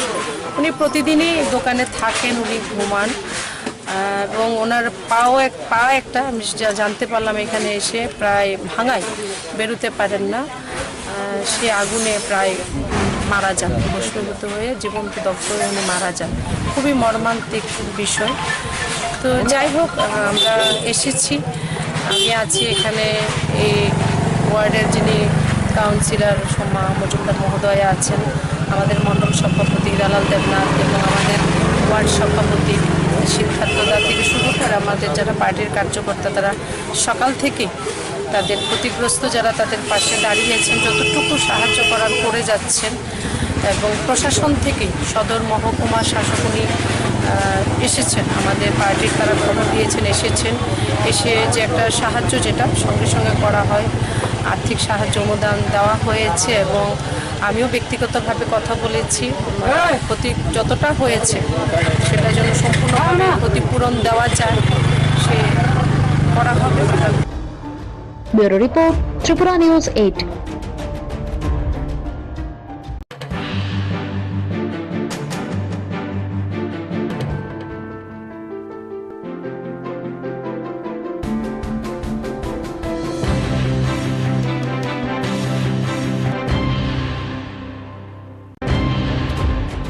দক্ষিণ ইন্দ্রনগরের কাটাখালের ভয়াবহ অগ্নিকাণ্ডের ঘটনাস্থল পরিদর্শন করলেন প্রদেশ বিজেপির সাধারণ সম্পাদিকা পাপিয়া দত্ত সহ এক প্রতিনিধি দল। এই পরিদর্শনকালে শ্রীমতী দত্ত সহ অন্যান্যরা ক্ষতিগ্রস্তদের সাথে কথা বলে সহানুভূতি জানালেন। এদিকে সংবাদ মাধ্যমের প্রতিনিধিদের সাথে প্রতিক্রিয়া ব্যক্ত করতে গিয়ে গোটা ঘটনাকে অত্যন্ত দুর্ভাগ্যজনক এবং আগুনে ঝলসে একজন বয়স্ক সাইকেল মেরামতকারীর মৃত্যুর ঘটনা অত্যন্ত বেদনার বলে অভিমত দিলেন পাপিয়া দত্ত।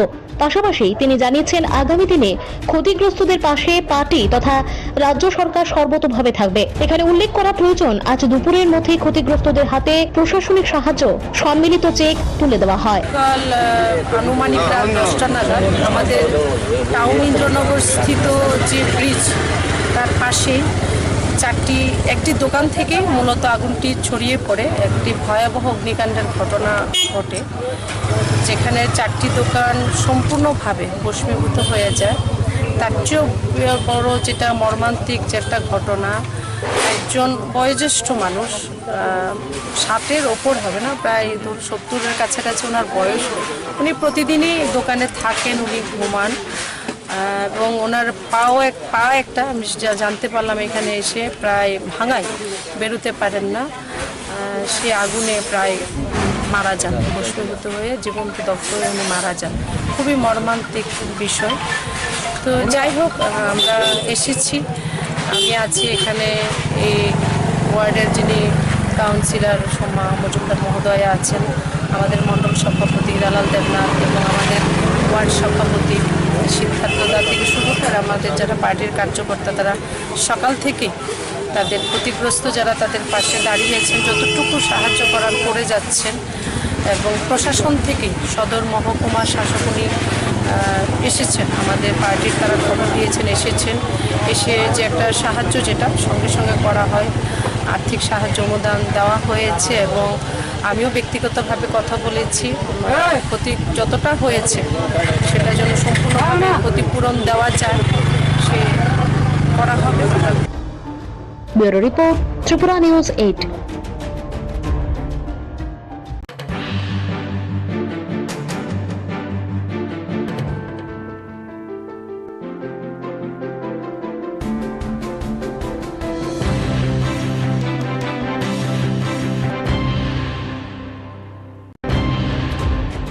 দক্ষিণ ইন্দ্রনগরের কাটাখালের ভয়াবহ অগ্নিকাণ্ডের ঘটনাস্থল পরিদর্শন করলেন প্রদেশ বিজেপির সাধারণ সম্পাদিকা পাপিয়া দত্ত সহ এক প্রতিনিধি দল। এই পরিদর্শনকালে শ্রীমতী দত্ত সহ অন্যান্যরা ক্ষতিগ্রস্তদের সাথে কথা বলে সহানুভূতি জানালেন।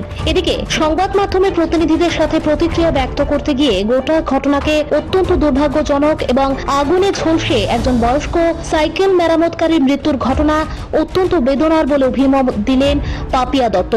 পাশাপাশি তিনি জানিয়েছেন আগামী দিনে ক্ষতিগ্রস্তদের পাশে পার্টি তথা রাজ্য সরকার সর্বতোভাবে থাকবে। এখানে উল্লেখ করা প্রয়োজন, আজ দুপুরের মধ্যেই ক্ষতিগ্রস্তদের হাতে প্রশাসনিক সাহায্য সম্মিলিত চেক তুলে দেওয়া হয়। কাল আনুমানিক রাত 10টা নাগাদ আমাদের টাউন ইন্দ্রনগর স্থিত যে ব্রিজ তার পাশেই একটি দোকান থেকে মূলত আগুনটি ছড়িয়ে পড়ে একটি ভয়াবহ অগ্নিকাণ্ডের ঘটনা ঘটে, যেখানে 4টি দোকান সম্পূর্ণভাবে ভস্মীভূত হয়ে যায়।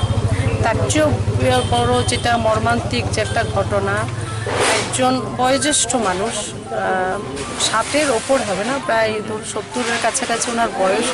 উনি প্রতিদিনই দোকানে থাকেন, উনি ঘুমান এবং ওনার পা একটা আমি জানতে পারলাম এখানে এসে প্রায় ভাঙায়, বেরোতে পারেন না। সে আগুনে প্রায় মারা যান, ভস্মীভূত হয়ে জীবন্ত দগ্ধ হয়ে উনি মারা যান। খুবই মর্মান্তিক বিষয়। তো যাই হোক, আমরা এসেছি, আমি আছি এখানে। এই ওয়ার্ডের যিনি কাউন্সিলর সোমা মজুমদার মহোদয়া আছেন, আমাদের মণ্ডল সভাপতি হিরালাল দেবনাথ এবং আমাদের ওয়ার্ড সভাপতি সিদ্ধার্থদা থেকে শুরু করে আমাদের যারা পার্টির কার্যকর্তা, তারা সকাল থেকে তাদের ক্ষতিগ্রস্ত যারা তাদের পাশে দাঁড়িয়েছেন, যতটুকু সাহায্য করার করে যাচ্ছেন, সেটা যেন সম্পূর্ণভাবে ক্ষতিপূরণ দেওয়া যায় সে করা হবে। Bureau report, Tripura news 8।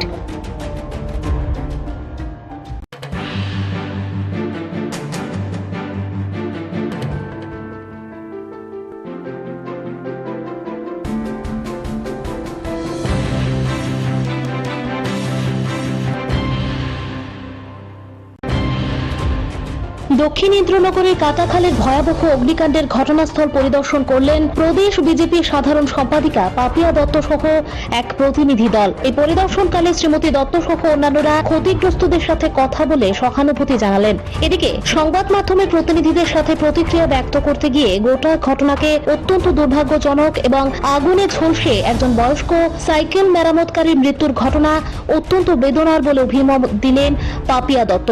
পাশাপাশি তিনি জানিয়েছেন আগামী দিনে ক্ষতিগ্রস্তদের পাশে পার্টি তথা রাজ্য সরকার সর্বতোভাবে থাকবে। এখানে উল্লেখ করা প্রয়োজন, আজ দুপুরের মধ্যেই ক্ষতিগ্রস্তদের হাতে প্রশাসনিক সাহায্য সম্মিলিত চেক তুলে দেওয়া হয়। কাল আনুমানিক রাত 10টা নাগাদ আমাদের টাউন ইন্দ্রনগর স্থিত যে ব্রিজ তার পাশেই একটি দোকান থেকে মূলত আগুনটি ছড়িয়ে পড়ে একটি ভয়াবহ অগ্নিকাণ্ডের ঘটনা ঘটে, যেখানে 4টি দোকান সম্পূর্ণভাবে ভস্মীভূত হয়ে যায়।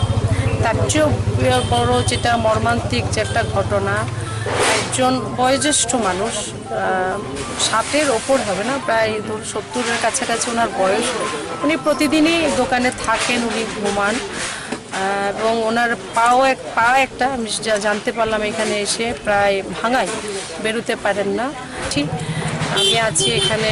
এই ওয়ার্ডের যিনি কাউন্সিলর সোমা মজুমদার মহোদয়া আছেন, আমাদের মণ্ডল সভাপতি হিরালাল দেবনাথ এবং আমাদের ওয়ার্ড সভাপতি সিদ্ধার্থদা থেকে শুরু করে আমাদের যারা পার্টির কার্যকর্তা, তারা সকাল থেকে তাদের ক্ষতিগ্রস্ত যারা তাদের পাশে দাঁড়িয়েছেন, যতটুকু সাহায্য করার করে যাচ্ছেন।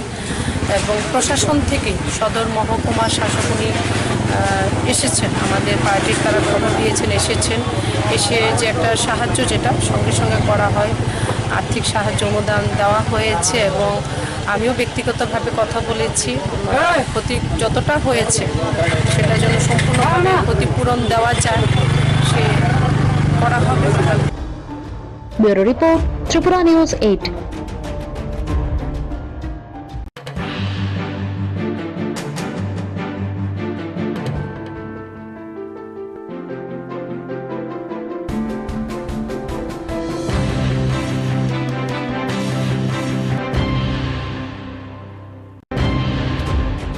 দক্ষিণ ইন্দ্রনগরের কাটাখালের ভয়াবহ অগ্নিকাণ্ডের ঘটনাস্থল পরিদর্শন করলেন প্রদেশ বিজেপির সাধারণ সম্পাদিকা পাপিয়া দত্ত সহ এক প্রতিনিধি দল। এই পরিদর্শনকালে শ্রীমতী দত্ত সহ অন্যান্যরা ক্ষতিগ্রস্তদের সাথে কথা বলে সহানুভূতি জানালেন। এদিকে সংবাদ মাধ্যমের প্রতিনিধিদের সাথে প্রতিক্রিয়া ব্যক্ত করতে গিয়ে গোটা ঘটনাকে অত্যন্ত দুর্ভাগ্যজনক এবং আগুনে ঝলসে একজন বয়স্ক সাইকেল মেরামতকারীর মৃত্যুর ঘটনা অত্যন্ত বেদনার বলে অভিমত দিলেন পাপিয়া দত্ত।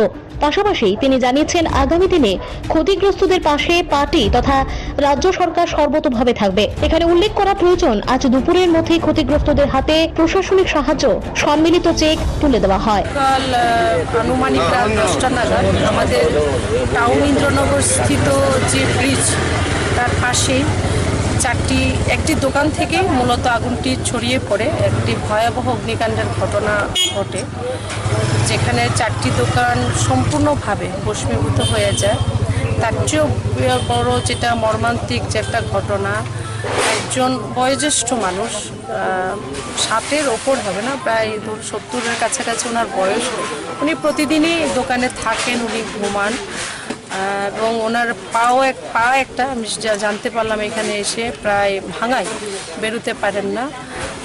সে আগুনে প্রায় মারা যান, ভস্মীভূত হয়ে জীবন্ত দগ্ধ হয়ে উনি মারা যান। খুবই মর্মান্তিক বিষয়।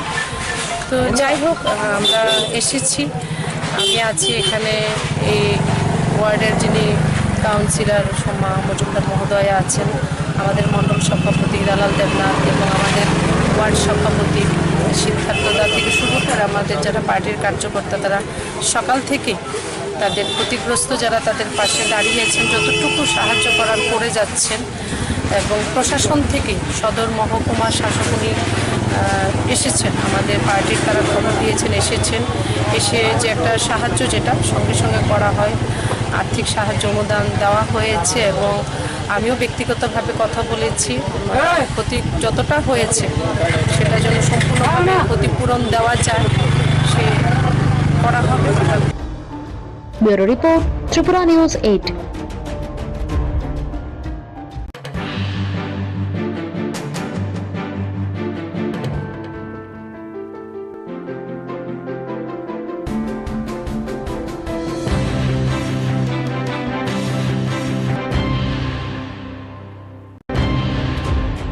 দক্ষিণ ইন্দ্রনগরের কাটাখালের ভয়াবহ অগ্নিকাণ্ডের ঘটনাস্থল পরিদর্শন করলেন প্রদেশ বিজেপির সাধারণ সম্পাদিকা পাপিয়া দত্ত সহ এক প্রতিনিধি দল। এই পরিদর্শনকালে শ্রীমতী দত্ত সহ অন্যান্যরা ক্ষতিগ্রস্তদের সাথে কথা বলে সহানুভূতি জানালেন।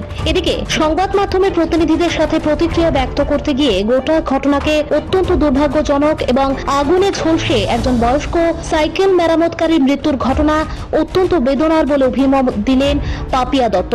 পাশাপাশি তিনি জানিয়েছেন আগামী দিনে ক্ষতিগ্রস্তদের পাশে পার্টি তথা রাজ্য সরকার সর্বতোভাবে থাকবে। এখানে উল্লেখ করা প্রয়োজন, আজ দুপুরের মধ্যেই ক্ষতিগ্রস্তদের হাতে প্রশাসনিক সাহায্য সম্মিলিত চেক তুলে দেওয়া হয়। কাল আনুমানিক রাত 10টা নাগাদ আমাদের টাউন ইন্দ্রনগর স্থিত যে ব্রিজ তার পাশেই একটি দোকান থেকে মূলত আগুনটি ছড়িয়ে পড়ে একটি ভয়াবহ অগ্নিকাণ্ডের ঘটনা ঘটে, যেখানে 4টি দোকান সম্পূর্ণভাবে ভস্মীভূত হয়ে যায়।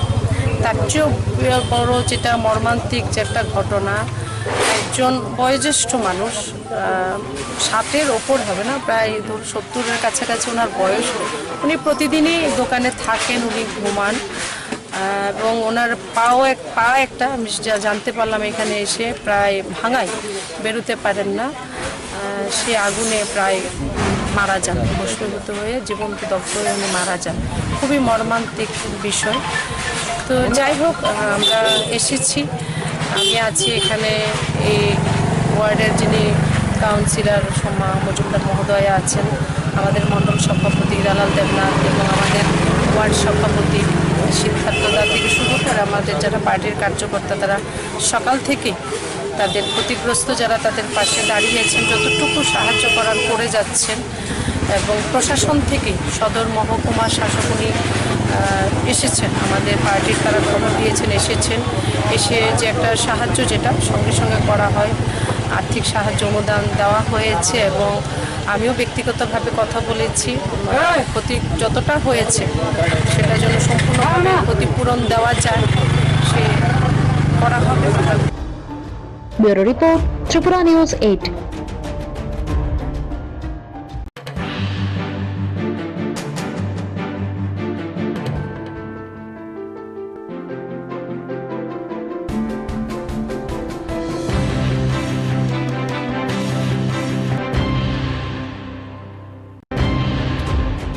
দক্ষিণ ইন্দ্রনগরের কাটাখালের ভয়াবহ অগ্নিকাণ্ডের ঘটনাস্থল পরিদর্শন করলেন প্রদেশ বিজেপির সাধারণ সম্পাদিকা পাপিয়া দত্ত সহ এক প্রতিনিধি দল। এই পরিদর্শনকালে শ্রীমতী দত্ত সহ অন্যান্যরা ক্ষতিগ্রস্তদের সাথে কথা বলে সহানুভূতি জানালেন। এদিকে সংবাদ মাধ্যমের প্রতিনিধিদের সাথে প্রতিক্রিয়া ব্যক্ত করতে গিয়ে গোটা ঘটনাকে অত্যন্ত দুর্ভাগ্যজনক এবং আগুনে ঝলসে একজন বয়স্ক সাইকেল মেরামতকারীর মৃত্যুর ঘটনা অত্যন্ত বেদনার বলে অভিমত দিলেন পাপিয়া দত্ত।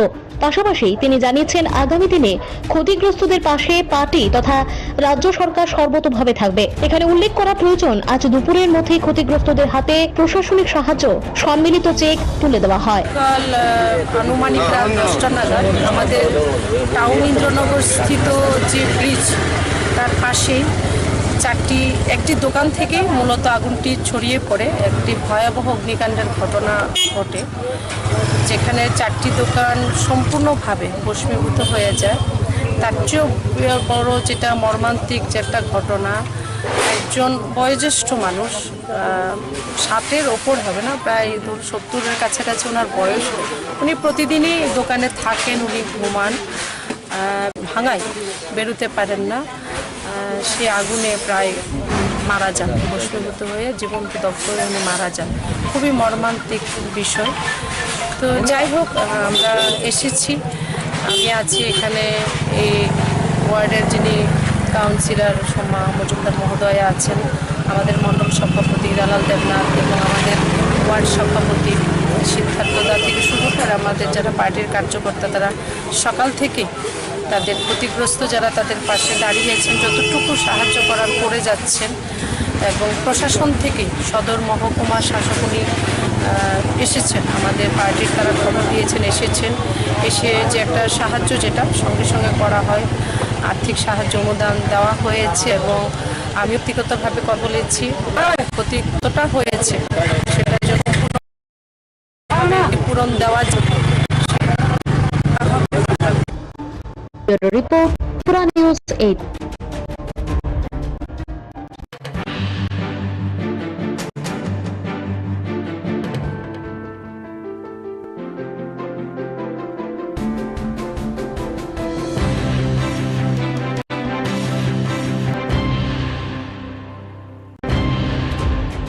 দক্ষিণ ইন্দ্রনগরের কাটাখালের ভয়াবহ অগ্নিকাণ্ডের ঘটনাস্থল পরিদর্শন করলেন প্রদেশ বিজেপির সাধারণ সম্পাদিকা পাপিয়া দত্ত সহ এক প্রতিনিধি দল। এই পরিদর্শনকালে শ্রীমতী দত্ত সহ অন্যান্যরা ক্ষতিগ্রস্তদের সাথে কথা বলে সহানুভূতি জানালেন।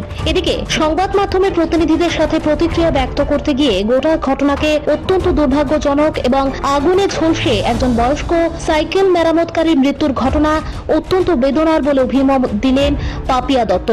পাশাপাশি তিনি জানিয়েছেন আগামী দিনে ক্ষতিগ্রস্তদের পাশে পার্টি তথা রাজ্য সরকার সর্বতোভাবে থাকবে। এখানে উল্লেখ করা প্রয়োজন, আজ দুপুরের মধ্যেই ক্ষতিগ্রস্তদের হাতে প্রশাসনিক সাহায্য সম্মিলিত চেক তুলে দেওয়া হয়। কাল আনুমানিক রাত 10টা নাগাদ আমাদের টাউন ইন্দ্রনগর স্থিত যে ব্রিজ তার পাশেই একটি দোকান থেকে মূলত আগুনটি ছড়িয়ে পড়ে একটি ভয়াবহ অগ্নিকাণ্ডের ঘটনা ঘটে, যেখানে 4টি দোকান সম্পূর্ণভাবে ভস্মীভূত হয়ে যায়।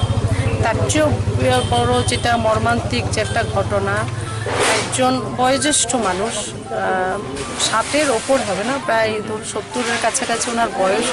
উনি প্রতিদিনই দোকানে থাকেন, উনি ঘুমান, এবং ওনার পা একটা আমি যা জানতে পারলাম এখানে এসে প্রায় ভাঙায় বেরোতে পারেন না।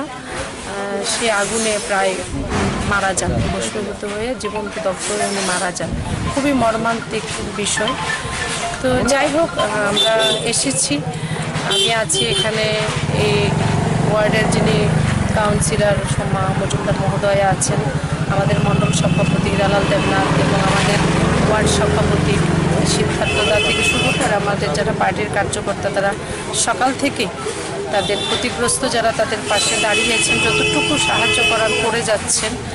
এবং প্রশাসন থেকে সদর মহকুমা শাসকুনি এসেছেন, আমাদের পার্টির তারা খবর দিয়েছেন, এসেছেন, এসে যে একটা সাহায্য যেটা সঙ্গে সঙ্গে করা হয়, আর্থিক সাহায্য অনুদান দেওয়া হয়েছে এবং আমিও ব্যক্তিগতভাবে কথা বলেছি, ক্ষতি যতটা হয়েছে সেটা যেন সম্পূর্ণভাবে ক্ষতিপূরণ দেওয়া যায় সে করা হবে।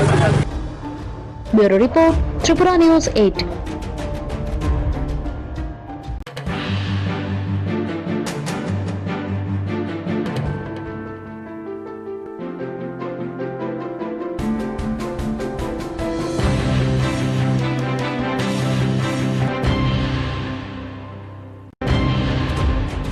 দক্ষিণ ইন্দ্রনগরের কাটাখালের ভয়াবহ অগ্নিকাণ্ডের ঘটনাস্থল পরিদর্শন করলেন প্রদেশ বিজেপির সাধারণ সম্পাদিকা পাপিয়া দত্ত সহ এক প্রতিনিধি দল। এই পরিদর্শনকালে শ্রীমতী দত্ত সহ অন্যান্যরা ক্ষতিগ্রস্তদের সাথে কথা বলে সহানুভূতি জানালেন। এদিকে সংবাদ মাধ্যমের প্রতিনিধিদের সাথে প্রতিক্রিয়া ব্যক্ত করতে গিয়ে গোটা ঘটনাকে অত্যন্ত দুর্ভাগ্যজনক এবং আগুনে ঝলসে একজন বয়স্ক সাইকেল মেরামতকারীর মৃত্যুর ঘটনা অত্যন্ত বেদনার বলে অভিমত দিলেন পাপিয়া দত্ত। পাশাপাশি তিনি জানিয়েছেন আগামী দিনে ক্ষতিগ্রস্তদের পাশে পার্টি তথা রাজ্য সরকার সর্বতোভাবে থাকবে। এখানে উল্লেখ করা প্রয়োজন, আজ দুপুরের মধ্যেই ক্ষতিগ্রস্তদের হাতে প্রশাসনিক সাহায্য সম্মিলিত চেক তুলে দেওয়া হয়। কাল আনুমানিক রাত 10টা নাগাদ আমাদের টাউন ইন্দ্রনগর স্থিত যে ব্রিজ তার পাশেই একটি দোকান থেকে মূলত আগুনটি ছড়িয়ে পড়ে একটি ভয়াবহ অগ্নিকাণ্ডের ঘটনা ঘটে, যেখানে 4টি দোকান সম্পূর্ণভাবে ভস্মীভূত হয়ে যায়। তার চেয়েও বড় যেটা মর্মান্তিক যে একটা ঘটনা, একজন বয়োজ্যেষ্ঠ মানুষ, 60-এর ওপর হবে না, প্রায় 70-এর কাছাকাছি ওনার বয়স। উনি প্রতিদিনই দোকানে থাকেন, উনি ঘুমান এবং ওনার পা একটা আমি জানতে পারলাম এখানে এসে প্রায় ভাঙায়, বেরোতে পারেন না। সে আগুনে প্রায় মারা যান, ভস্মীভূত হয়ে জীবন্ত দগ্ধ হয়ে উনি মারা যান। খুবই মর্মান্তিক বিষয়। তো যাই হোক, আমরা এসেছি, আমি আছি এখানে। এই ওয়ার্ডের যিনি কাউন্সিলর সোমা মজুমদার মহোদয়া আছেন, আমাদের মণ্ডল সভাপতি হিরালাল দেবনাথ এবং আমাদের ওয়ার্ড সভাপতি সিদ্ধার্থদা থেকে শুরু করে আমাদের যারা পার্টির কার্যকর্তা, তারা সকাল থেকেই তাদের ক্ষতিগ্রস্ত যারা তাদের পাশে দাঁড়িয়েছেন, যতটুকু সাহায্য করার করে যাচ্ছেন। এবং প্রশাসন থেকে সদর মহকুমা শাসক উনি এসেছেন, আমাদের পার্টির তারা খবর দিয়েছেন, এসেছেন, এসে যে একটা সাহায্য যেটা সঙ্গে সঙ্গে করা হয়, আর্থিক সাহায্য অনুদান দেওয়া হয়েছে এবং আমিও ব্যক্তিগতভাবে কথা বলেছি, ক্ষতি যতটা হয়েছে সেটা যেন সম্পূর্ণভাবে ক্ষতিপূরণ দেওয়া যায় সে করা হবে। Bureau report, Tripura news 8।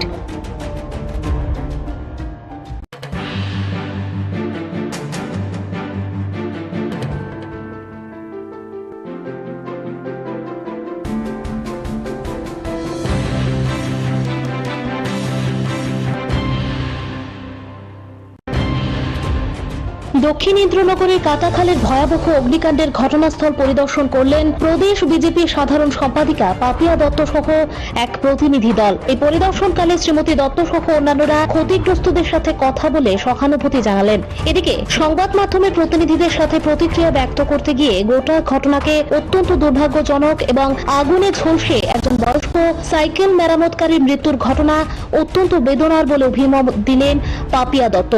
পাশাপাশি তিনি জানিয়েছেন আগামী দিনে ক্ষতিগ্রস্তদের পাশে পার্টি তথা রাজ্য সরকার সর্বতোভাবে থাকবে। এখানে উল্লেখ করা প্রয়োজন, আজ দুপুরের মধ্যেই ক্ষতিগ্রস্তদের হাতে প্রশাসনিক সাহায্য সম্মিলিত চেক তুলে দেওয়া হয়। কাল আনুমানিক রাত 10টা নাগাদ আমাদের টাউন ইন্দ্রনগর স্থিত যে ব্রিজ তার পাশেই একটি দোকান থেকে মূলত আগুনটি ছড়িয়ে পড়ে একটি ভয়াবহ অগ্নিকাণ্ডের ঘটনা ঘটে, যেখানে 4টি দোকান সম্পূর্ণভাবে ভস্মীভূত হয়ে যায়।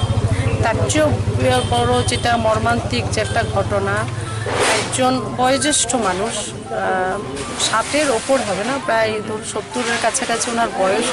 উনি প্রতিদিনই দোকানে থাকেন, উনি ঘুমান এবং ওনার পা একটা আমি জানতে পারলাম এখানে এসে প্রায় ভাঙায়, বেরোতে পারেন না। সে আগুনে প্রায় মারা যান, ভস্মীভূত হয়ে জীবন্ত দগ্ধ হয়ে উনি মারা যান। খুবই মর্মান্তিক বিষয়।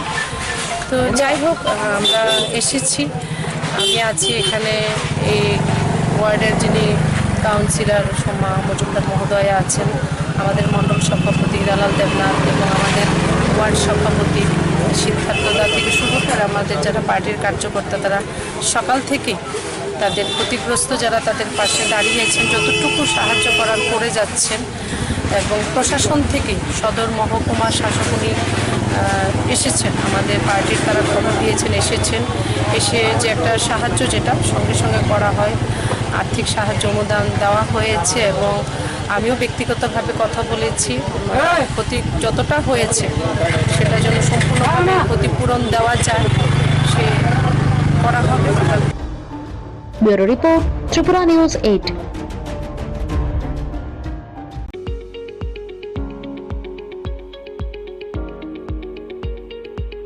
টাটা সহ যে কোনো মডেলের যে কোনো গাড়ির স্পেয়ার পার্টসের জন্য নিশ্চিন্তে যোগাযোগ করতে পারেন বিডি মোটরসে।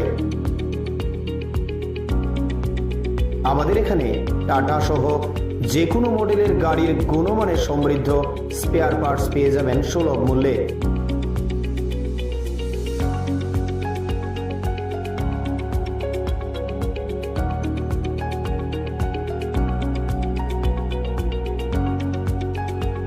এছাড়াও কম খরচে যত্ন সহকারে সব ধরনের গাড়ি মেরামত করাতে পারেন আমাদের প্রতিষ্ঠানে। এখানে আমি বরাবরই কাজ করাই, ওদের সার্ভিসটা খুব ভালো। এই যে দেখুন না, এখন প্রচন্ড আমি নিজে মানে 12 বছর ধরে কাজ করতেছি, গাড়ি কাজ একদম নিট এন্ড ক্লিয়ার, ভালো। যোগাযোগের ঠিকানা বিডি মোটরস, চন্দ্রপুর, আগরতলা, পশ্চিম ত্রিপুরা।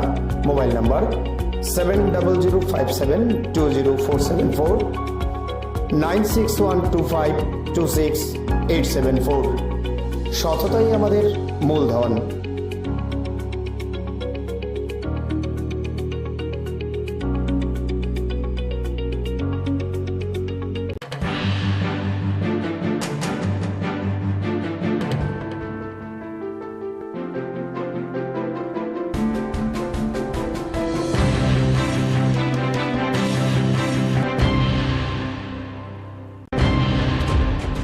গতকাল রাতে এক বিধ্বংসী অগ্নিকাণ্ডে শহরতলির দক্ষিণ ইন্দ্রনগরের কাটাখালের বাঁধের উপর 3টি দোকান সম্পূর্ণভাবে পুড়ে ছাই হয়ে যায় এবং অগ্নিকাণ্ডের ফলে ঘটনাস্থলেই জনৈক সাইকেল মেরামতকারীর আগুনে ঝলসে মৃত্যু হয় বলে জানা যায়। এদিকে সময় মতো অগ্নি নির্বাপক দপ্তরের কর্মীরা এসে দায়িত্ব যেমন পালন করেনি, ঠিক এর পাশাপাশি প্রয়োজনের তুলনায় অনেক কম জল অগ্নি নির্বাপক বাহিনীর কাছে ছিল বলেও গুরুতর অভিযোগ উঠল। স্থানীয়দের অভিযোগ হচ্ছে, আগুনের ঘটনা প্রত্যক্ষ করে অগ্নি নির্বাপক দপ্তরে ফোন করা হলেও ঘটনা সংঘটিত হওয়ার 1 ঘন্টা পর এসে পৌঁছায় অগ্নি নির্বাপক দপ্তরের ইঞ্জিন। শুধু তাই নয়, সংশ্লিষ্ট ইঞ্জিনের মধ্যে 500 লিটারের থেকেও কম জল ছিল বলে এলাকাবাসীর অভিযোগ। এলাকাবাসীরা সম্পূর্ণ দাবি করছে, যদি সময় মতো অগ্নি নির্বাপক দপ্তরের ইঞ্জিন ঘটনাস্থলে আসতো তাহলে হয়তোবা সংশ্লিষ্ট সাইকেল মেরামতকারীকে বাঁচানো যেত। গোটা ঘটনা ঘিরে এবং অগ্নি নির্বাপক দপ্তরের কর্মীদের দায়িত্ব নিয়ে মুহূর্তের মধ্যে এলাকায় ব্যাপক চাঞ্চল্য ছড়িয়ে পড়ে।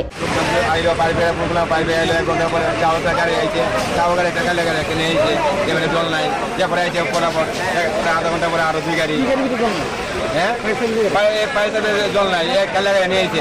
আগুন তো পুরো জলটা তো আধা ঘন্টা পরে আরো 2 গাড়ি আছে, আগুন কন্ট্রোলে আনছে। এই একটা লোক তো পড়ে আসে আছে, আমরা তো নিজেই দেখবেন সামনে তো ডেড বডি নাকি আবার পড়ে আসে আছে একটা লোক। দোকানের ভিতরে একজন বয়স্ক লোক তাই সাইকেল মেকারে কাজ করে, তাই এখানে ঘুমা। আমি আয়া শুধু চিল্লি উঠছি, বাড়ির থেকে দেখছি ধাও ধাও করে আগুন চলতেছে। কারেন্ট অফিস ফোন করছি, থানাতে ফোন করছি, ফায়ার সার্ভিস ফোন করছি। 1 ঘন্টা পরে আইছে, এটার ভিতরে 500 লিটার জল নাই। এই অবস্থা আপনারা দেখেন, লোকটা চিল্লাইয়া মারা গেছে। না, লোকটা কিভাবে বাইর করুন? লোকটা চিল্লাইয়া লোকটা মারা গেছে আমরা চোখের সামনে। ঘরে যাওয়ার মতন কোনো কিছু নাই আমাদের কাছে। এই যে অবস্থা দেখেন, 1 ঘন্টা পরে আইছে, ফোন করার পরে 1 ঘন্টা পরে।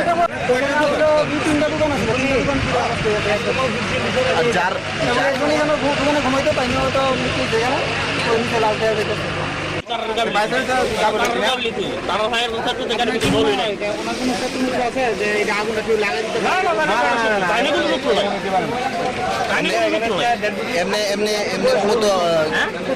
ফায়ার সার্ভিসের ভূমিকাটা নিয়ে কি বলবো? ফায়ার সার্ভিসের ভূমিকা, ফায়ার সার্ভিসের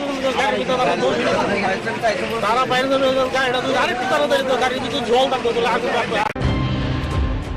বামপন্থী ছাত্র সংগঠন ভারতের ছাত্র ফেডারেশনের সদর বিভাগীয় কমিটির উদ্যোগে প্রয়াত বাম ছাত্র নেতা অরুণ দেবের 34তম শহীদান দিবস পালিত হয়। এই উপলক্ষে আজ এক সারা জাগানো রক্তদান শিবির আয়োজন করা হয় মেলার মাঠে ছাত্র যুব ভবনে। সংশ্লিষ্ট রক্তদান শিবিরে প্রধান অতিথি হিসেবে উপস্থিত ছিলেন রাজ্যের প্রাক্তন মুখ্যমন্ত্রী তথা সিপিআইএম পলিট ব্যুরো সদস্য মানিক সরকার, প্রাক্তন ছাত্রনেতা তথা অমল চক্রবর্তী, সংগঠনের রাজ্য সম্পাদক সন্দীপন দেব প্রমুখ। সংশ্লিষ্ট রক্তদান শিবিরে উপস্থিত নেতৃত্ব সহ কর্মী সমর্থকরা প্রথমেই প্রয়াত বামপন্থী ছাত্রনেতা অরুণ দেবের প্রতিকৃতিতে ফুল মালা দিয়ে শ্রদ্ধাঞ্জলি অর্পণ করেন। আলোচনা করতে গিয়ে মানিক সরকার প্রয়াত ছাত্রনেতা অরুণ দেবের ছাত্র আন্দোলনের প্রেক্ষাপট সহ কিভাবে আজ থেকে 36 বছর আগে নৃশংসভাবে অরুণ দেবকে এডিসি নির্বাচনের দিনে খুন করা হয়েছিল সেই বিষয় তুলে ধরেন। শ্রী সরকার দাবি করেছেন অরুণ দেব গণতন্ত্র রক্ষার জন্য অতন্ত্র প্রহরীর ভূমিকায় অবতীর্ণ হতে গিয়ে বীর শহীদের মৃত্যুবরণ করেন। বর্তমানে দেশের তথা রাজ্যের শিক্ষা ব্যবস্থার সামনে ঘোর অন্ধকার নেমে এসেছে বলে প্রাক্তন মুখ্যমন্ত্রী দাবি করে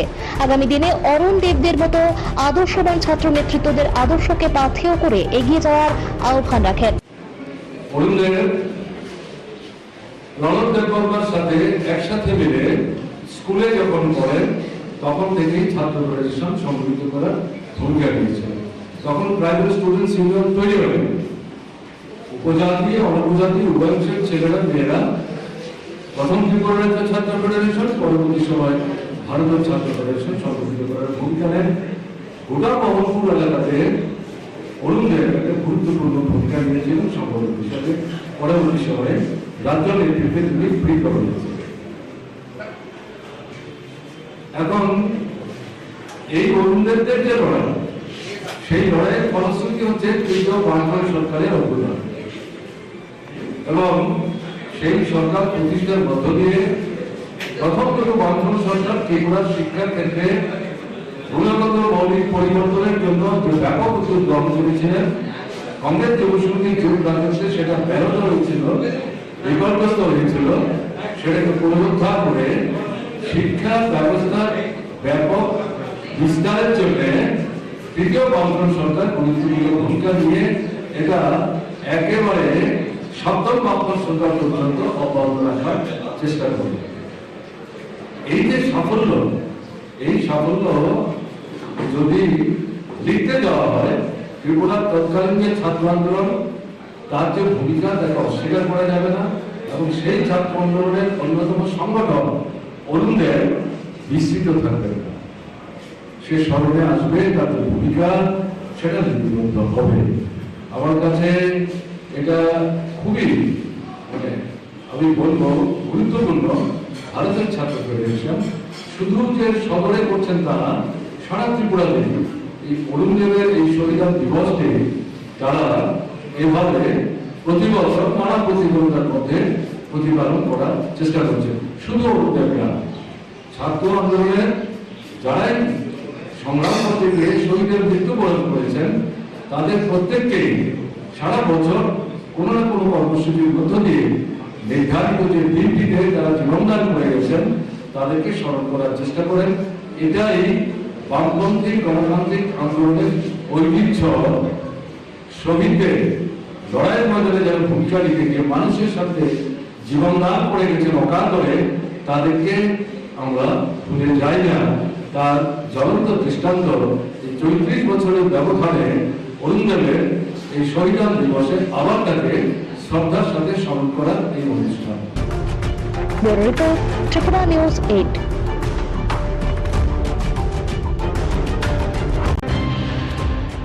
দক্ষিণ ইন্দ্রনগরের কাটাখালের ভয়াবহ অগ্নিকাণ্ডের ঘটনাস্থল পরিদর্শন করলেন প্রদেশ বিজেপির সাধারণ সম্পাদিকা পাপিয়া দত্ত সহ এক প্রতিনিধি দল। এই পরিদর্শনকালে শ্রীমতী দত্ত সহ অন্যান্যরা ক্ষতিগ্রস্তদের সাথে কথা বলে সহানুভূতি জানালেন। এদিকে সংবাদ মাধ্যমের প্রতিনিধিদের সাথে প্রতিক্রিয়া ব্যক্ত করতে গিয়ে গোটা ঘটনাকে অত্যন্ত দুর্ভাগ্যজনক এবং আগুনে ঝলসে একজন বয়স্ক সাইকেল মেরামতকারীর মৃত্যুর ঘটনা অত্যন্ত বেদনার বলে অভিমত দিলেন পাপিয়া দত্ত। পাশাপাশি তিনি জানিয়েছেন আগামী দিনে ক্ষতিগ্রস্তদের পাশে পার্টি তথা রাজ্য সরকার সর্বতোভাবে থাকবে। এখানে উল্লেখ করা প্রয়োজন, আজ দুপুরের মধ্যেই ক্ষতিগ্রস্তদের হাতে প্রশাসনিক সাহায্য সম্মিলিত চেক তুলে দেওয়া হয়। কাল আনুমানিক রাত 10টা নাগাদ আমাদের টাউন ইন্দ্রনগর স্থিত যে ব্রিজ তার পাশে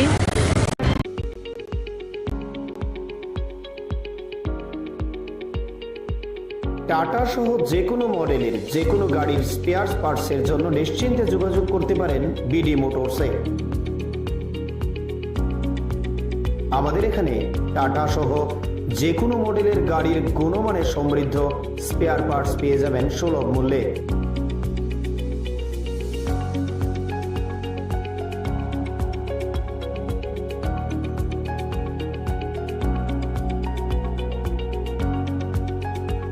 এছাড়াও কম খরচে যত্ন সহকারে সব ধরনের গাড়ি মেরামত করাতে পারেন আমাদের প্রতিষ্ঠানে।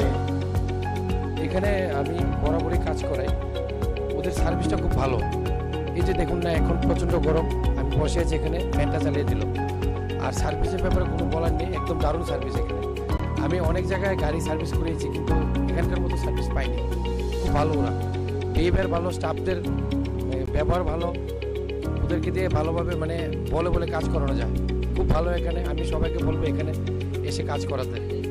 Thank you. স্যাটিসফ্যাক্টরি কাজ করতেছি যখন থেকে এটা শুরু হয়েছে, বা এনার যে ওনার তাইনের আমি অনেক আগে গেছিনি, তাই আগে টাটা শোরুমে আসলো, তাইনের মানে ওইখান থেকে তাইনের যখন পরিচয়, তাইনের কাছে আমি কাজ করতেছি। আমার গাড়ি 12 বছর হয়েছে, তাইনের থেকেই কাজ করতেছি, এক হাতে কাজ করতেছি।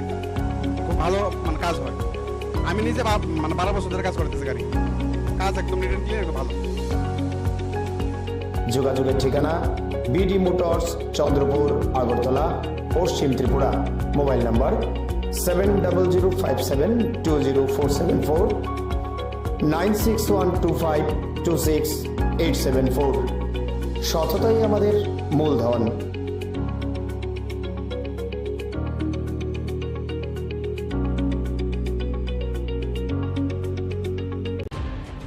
গতকাল রাতে এক বিধ্বংসী অগ্নিকাণ্ডে শহরতলির দক্ষিণ ইন্দ্রনগরের কাঁটাখালের বাঁধের উপর তিনটি দোকান সম্পূর্ণভাবে পুড়ে ছাই হয়ে যায় এবং অগ্নিকাণ্ডের ফলে ঘটনাস্থলেই জনৈক সাইকেল মেরামতকারীর আগুনে ঝলসে মৃত্যু হয় বলে জানা যায়। এদিকে সময় মতো অগ্নি নির্বাপক দপ্তরের কর্মীরা এসে দায়িত্ব যেমন পালন করেনি, ঠিক এর পাশাপাশি প্রয়োজনের তুলনায় অনেক কম জল অগ্নি নির্বাপক বাহিনীর কাছে ছিল বলেও গুরুতর অভিযোগ উঠল। স্থানীয়দের অভিযোগ হচ্ছে, আগুনের ঘটনা প্রত্যক্ষ করে অগ্নি নির্বাপক দপ্তরে ফোন করা হলেও ঘটনা সংঘটিত হওয়ার 1 ঘন্টা পর এসে পৌঁছায় অগ্নি নির্বাপক দপ্তরের ইঞ্জিন।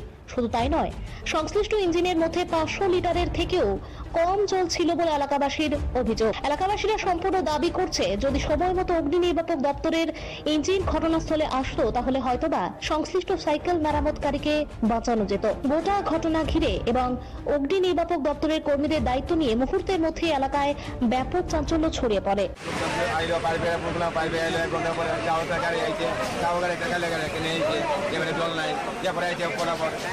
আধা ঘন্টা পরে আরো 2 গাড়ি, হ্যাঁ জল নাই, এক কালে নিয়েছে আগুন তো পুরো আধা ঘন্টা পরে আরো 2 গাড়ি আছে, আমরা আগুন কন্ট্রোলে আনছি। এই একটা লোক তো পড়ে আসে, আমরা তো নিজেই দেখবেন সামনে তো ডেড করি নাকি, আবার পড়ে আসে একটা লোক। দোকানের ভিতরে একজন বয়স্ক লোক তাই সাইকেল মেকারে কাজ করে, তাই এখানেই ঘুমা।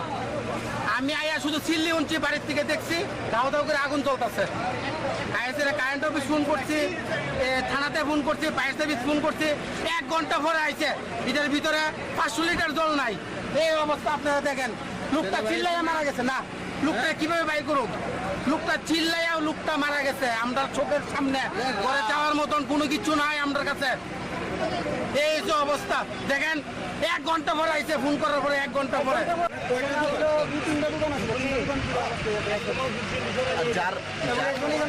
ঘুমাইতে পাই না, তো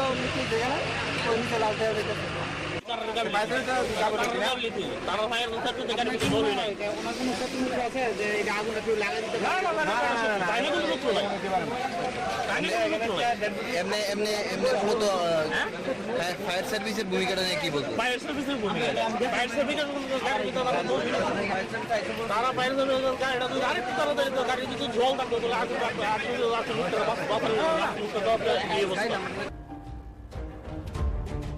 ব্যুরো রিপোর্ট, ত্রিপুরা নিউজ 8। আধুনিক সময়ে একটা বিরাট অংশের মানুষ বেসরকারি শিক্ষা প্রতিষ্ঠানগুলোর পেছনে ইঁদুর দৌড় দৌড়াচ্ছেন। প্রায়শই বিভিন্ন সরকারি বিদ্যালয়গুলো শিক্ষা ব্যবস্থা নিয়ে প্রশ্নচিহ্ন তৈরি হয়। তবে এখনো এমন কিছু কিছু সরকারি বিদ্যালয় রয়েছে যেগুলো সর্বতোভাবে বিভিন্ন বেসরকারি বিদ্যালয়গুলোকে রীতিমতো টেক্কা দিচ্ছে। এরকম একটি বিদ্যালয় হচ্ছে বিশালগড় মহকুমার পূর্ব গোকুলপুর দ্বাদশ শ্রেণী বিদ্যালয়। বিদ্যালয়ের শিক্ষক শিক্ষিকাদের ঐকান্তিক প্রচেষ্টায় প্রতিনিয়ত বিদ্যালয়টির শ্রীবৃদ্ধি ঘটে চলেছে। সব মিলিয়ে বলা চলে ত্রিপুরা রাজ্য শিক্ষা দপ্তরের অধীন বিশালগড়ের গোকুলনগর দ্বাদশ শ্রেণী বিদ্যালয়টি প্রকৃত অর্থেই মডেল শিক্ষা ব্যবস্থার যথার্থ নিদর্শন।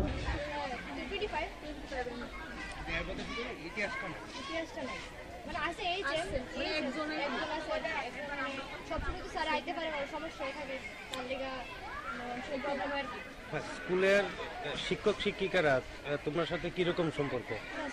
ভালো, সব স্যারম্যান প্রিয় আমাদের সাথে, একদম সব কথা আমরা ফ্রি ফ্রেন্ড করতে পারি।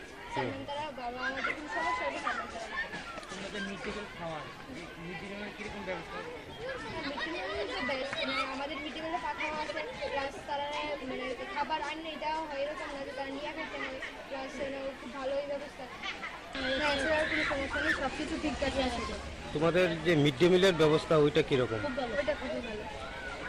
বিদ্যালয়ের শিক্ষক শিক্ষিকারা স্যার দিদিমণিরা তোমাদের সাথে কিরকম সম্পর্ক? সম্পর্ক মা বাবার মধ্যে খুবই ভালো, খুবই ভালো। ভালো সম্পর্ক। কতজন আছে তোমরা এখানে টিচার?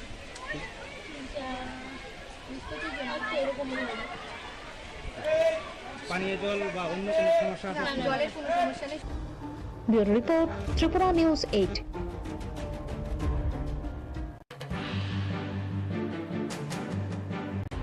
বাজেট অধিবেশনের প্রথম দিনে বিধানসভার অধ্যক্ষ বিশ্ববন্ধু সেন 5 জন সদস্যকে বহিষ্কার করেন। এই বিষয় নিয়ে গোটা রাজ্যব্যাপী ব্যাপক প্রতিক্রিয়া তৈরি হয়। বিধায়কদের বহিষ্কার প্রসঙ্গে প্রতিক্রিয়া ব্যক্ত করতে গিয়ে রাজ্যের প্রাক্তন মুখ্যমন্ত্রী মানিক সরকারের স্পষ্ট বক্তব্য হচ্ছে, বিধানসভার বাইরে অবস্থান করে বিধানসভার অভ্যন্তরীণ বিষয় নিয়ে মন্তব্য করাটা সমীচীন নয়। পাশাপাশি তিনি এটাও বলেছেন, বিধায়কদের যেমন কথা বলার অধিকার রয়েছে, ঠিক এর পাশাপাশি প্রত্যেক দলের বিধায়কদেরই জনতার প্রতিনিধি হিসেবে নিয়মের মধ্যে থেকেই কথাবার্তাগুলো উত্থাপন করা উচিত। বিধানসভার আভ্যন্তরীণ ঘটনার পরিপ্রেক্ষিতে নেওয়া সিদ্ধান্ত নিয়ে বাইরে থেকে আমি কিছু মন্তব্য করতে চাইছি না। তবে বিধায়কদের তো কথা বলবার অধিকার আছে এবং যুক্তিসঙ্গত কোনো বিষয়ের উপর দাঁড়িয়ে তারা যদি বক্তব্য রাখার চেষ্টা করে সেটা তো বলতে দেওয়া হচ্ছে অধ্যক্ষের দায়িত্ব। কিন্তু সেই দায়িত্ব অধ্যক্ষ যদি পালন না করেন তাহলে খুব বাড়তেই থাকবে এবং এটা হওয়া সঙ্গত না। এবং বিধায়ক বন্ধুরা যারা, তাদেরও দায়িত্ব হচ্ছে তারা জনগণের প্রতিনিধি, জনগণের সমস্যাগুলি নিয়ে তারা তো কথা বলবে। কাজেই উভয় পক্ষের মধ্যেই কিন্তু এই আদান প্রদানের ভিত্তিতে একটা সুস্থ পরিবেশে বিধানসভা চলতে সাহায্য করতে হবে। কালকের ঘটনা নিয়ে আমি আলাদা করে কিছু বলবো। এরকম কি আর কোনো সময় হয়েছে, যেহেতু আপনি দীর্ঘদিন ধরে বিধানসভায় ছিলেন? আমাদের সময়ে এরকম তর্ক বিতর্ক তো হতোই, কিন্তু আমি পত্রিকাগুলোতেই দেখলাম তারাই মন্তব্য করেছে যে শরণার্থী কালের মধ্যে গতকালকে ত্রিপুরা বিধানসভায় যা ঘটনা ঘটেছে এরকম ঘটনা তাদের দেখবার সুযোগ, তারাই বলেছে। Bureau report, Tripura news 8। বিধানসভার বাজেট অধিবেশন নিয়ে ইতিমধ্যেই বিতর্ক চরমে। সংশ্লিষ্ট বাজেট অধিবেশনে গতকাল দিনভর ব্যাপক উত্তেজনা তৈরি হয়। অধিবেশন চলাকালীন সময়ে বিরোধীদের একযোগে ওয়াকআউটের মতো ঘটনাও ঘটেছে। বিধানসভার অভ্যন্তরে উত্তেজনা তৈরি হয়েছে। অধ্যক্ষ কর্তৃক 5 জন বিধায়ককে বহিষ্কারের সিদ্ধান্ত পর্যন্ত নেওয়া হয়েছে। এত সব কিছুর পরেও যথারীতি গতকাল পাস হয়ে যায় বাজেট। এই বাজেট নিয়ে রাজ্যের প্রাক্তন মুখ্যমন্ত্রী মানিক সরকারের প্রতিক্রিয়া নিতে গেলে শ্রী সরকার স্পষ্ট ভাষায় বলেন, এখনো বাজেট সম্পর্কে পূর্ণাঙ্গ তথ্য ওনার হাতে এসে পৌঁছায়নি, সেই কারণে তিনি এই বিষয় নিয়ে মন্তব্য করতে পারবেন না। পাশাপাশি তিনি এটাও বলেছেন, এটা ওনার বদ্ধমূল ধারণা, যেহেতু বর্তমান সরকার আকণ্ঠ ঋণে নিমজ্জিত রয়েছে, তাই এই সরকার কোনো মতেই ভালো বাজেট পেশ করতে পারবে না। বাজেটের সমস্ত বিষয়গুলি আমি এখনো দেখতে পারি, সবটা না দেখে চট করে মন্তব্য করাটা সঠিক হবে। আমি আমাদের বন্ধুদের বলেছি, একটা সেট যদি দেয় দেখে নেওয়ার পর পরবর্তী সময় বলবো। আগাম না দেখে চট করে পত্রিকা পড়ে বলে দেওয়া, অপেক্ষা করতে হবে। তবে এই নিয়ে কোনো সন্দেহ আমার নেই এই সরকার যে খুব একটা ভালো বাজেট করবেন ঘটনাটা জানায় আকণ্ঠ নিমজ্জিত, কেমন বেতন ভাতা ঠিক মতো দিতে পারছে না, অনাহার অর্ধাহার চলছে।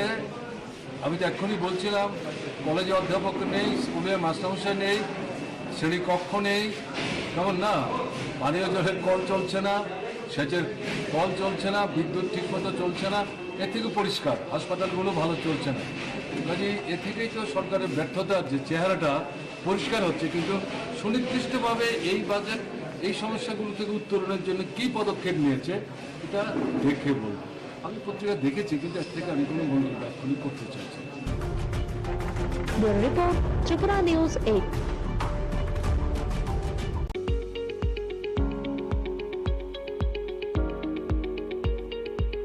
টাটা সহ যে কোনো মডেলের যে কোনো গাড়ির স্পেয়ার পার্টসের জন্য নিশ্চিন্তে যোগাযোগ করতে পারেন বিডি মোটরসে। আমাদের এখানে টাটা সহ যে কোনো মডেলের গাড়ির গুণমানের সমৃদ্ধ স্পেয়ার পার্টস পেয়ে যাবেন সুলভ মূল্যে।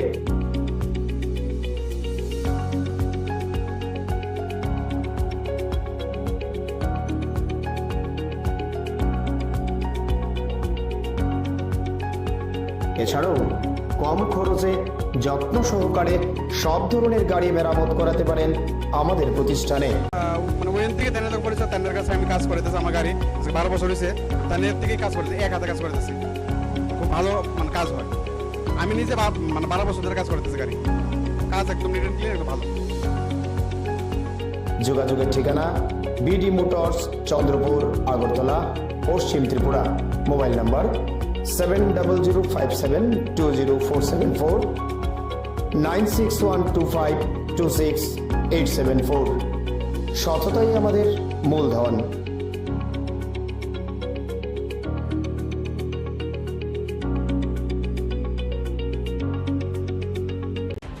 বামপন্থী ছাত্র সংগঠন ভারতের ছাত্র ফেডারেশনের সদর বিভাগীয় কমিটির উদ্যোগে প্রয়াত বাম ছাত্রনেতা অরুণ দেবের 34তম শহীদান দিবস পালিত হয়। এই উপলক্ষে আজ এক সারা জাগানো রক্তদান শিবির আয়োজন করা হয় মেলার মাঠে ছাত্র যুব ভবনে। সংশ্লিষ্ট রক্তদান শিবিরে প্রধান অতিথি হিসেবে উপস্থিত ছিলেন রাজ্যের প্রাক্তন মুখ্যমন্ত্রী তথা সিপিআইএম পলিট ব্যুরো সদস্য মানিক সরকার, প্রাক্তন ছাত্রনেতা তথা অমল চক্রবর্তী, সংগঠনের রাজ্য সম্পাদক সন্দীপন দেব প্রমুখ। সংশ্লিষ্ট রক্তদান শিবিরে উপস্থিত নেতৃত্ব সহ কর্মী সমর্থকরা প্রথমেই প্রয়াত বামপন্থী ছাত্রনেতা অরুণ দেবের প্রতিকৃতিতে ফুল মালা দিয়ে শ্রদ্ধাঞ্জলি অর্পণ করেন। আলোচনা করতে গিয়ে মানিক সরকার প্রয়াত ছাত্রনেতা অরুণ দেবের ছাত্র আন্দোলনের প্রেক্ষাপট সহ কিভাবে আজ থেকে 36 বছর আগে নৃশংসভাবে অরুণ দেবকে এডিসি নির্বাচনের দিনে খুন করা হয়েছিল সেই বিষয় তুলে ধরেন। শ্রী সরকার দাবি করেছেন অরুণ দেব গণতন্ত্র রক্ষার জন্য অতন্ত্র প্রহরীর ভূমিকায় অবতীর্ণ হতে গিয়ে বীর শহীদের মৃত্যুবরণ করেন। বর্তমানে দেশের তথা রাজ্যের শিক্ষা ব্যবস্থার সামনে ঘোর অন্ধকার নেমে এসেছে বলে প্রাক্তন মুখ্যমন্ত্রী দাবি করে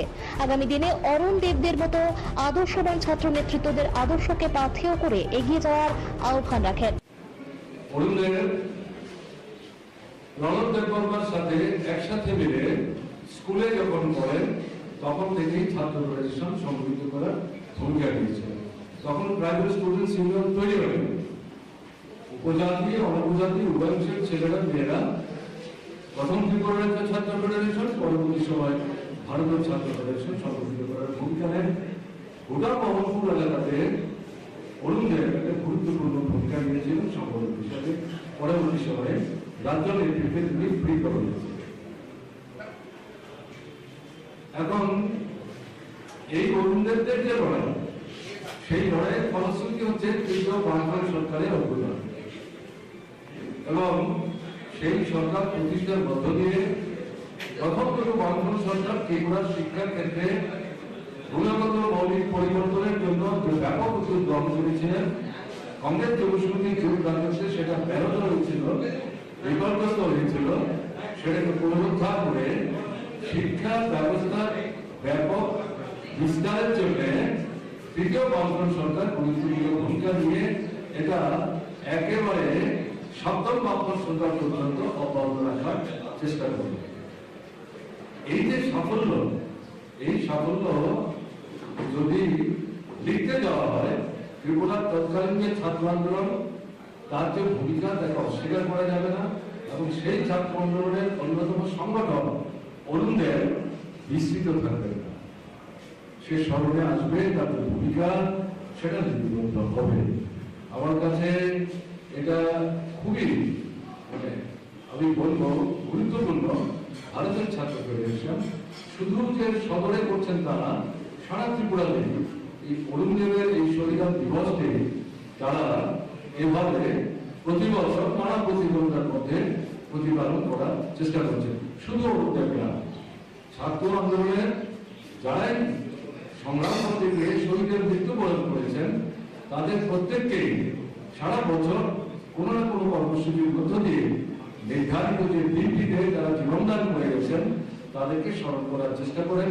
এটাই বামপন্থী গণতান্ত্রিক আন্দোলনের ঐতিহ্য। শ্রমিকদের লড়াইয়ের ময়দানে যারা ভূমিকা রেখে গিয়ে মানুষের সাথে জীবনদান করে গেছেন অকাতরে, তাদেরকে আমরা ভুলে যাই না। তার জ্বলন্ত দৃষ্টান্ত এই 34 বছরের ব্যবধানে অরুণদেবের এই শহীদ দিবসে আবার তাকে শ্রদ্ধার সাথে স্মরণ করার এই অনুষ্ঠান। ত্রিপুরা নিউজ 8।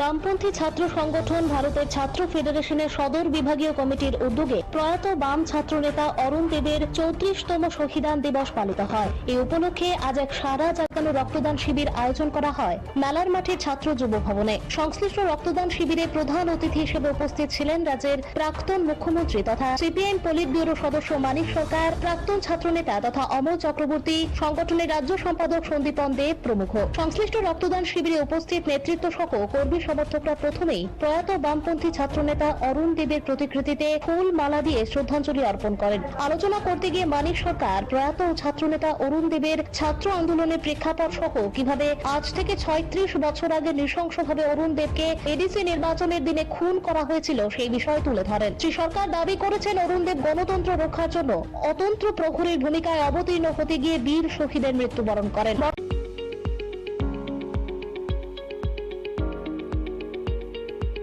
টাটা সহ যে কোনো মডেলের যে কোনো গাড়ির স্পেয়ার পার্টসের জন্য নিশ্চিন্তে যোগাযোগ করতে পারেন বিডি মোটরসে।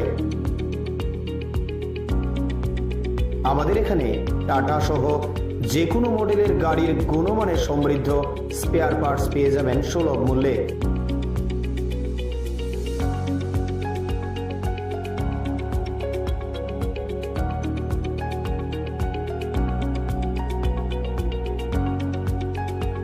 এছাড়াও কম খরচে যত্ন সহকারে সব ধরনের গাড়ি মেরামত করাতে পারেন আমাদের প্রতিষ্ঠানে।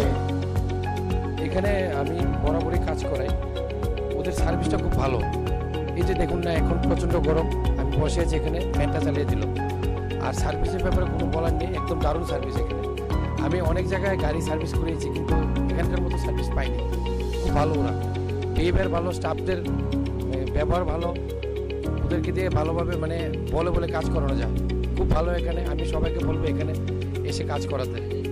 Thank you. স্যাটিসফ্যাকশন তো ভালো। আমি এনে মনে করো কাজ করতেছি যখন থেকে এটা শুরু হয়েছে, বা এনার যে ওনার তাদের আমি অনেক আগে গেছিনি, তাদের আগে টাটা শোরুমে আসলো, তাদের মানে ওইখান থেকে তাদের যখন পরিচয়, তাদের কাছে আমি কাজ করতেছি। আমার গাড়ি 12 বছর হয়েছে, তাদের থেকেই কাজ করতেছি, এক হাতে কাজ করতেছি। খুব ভালো মানে কাজ হয়।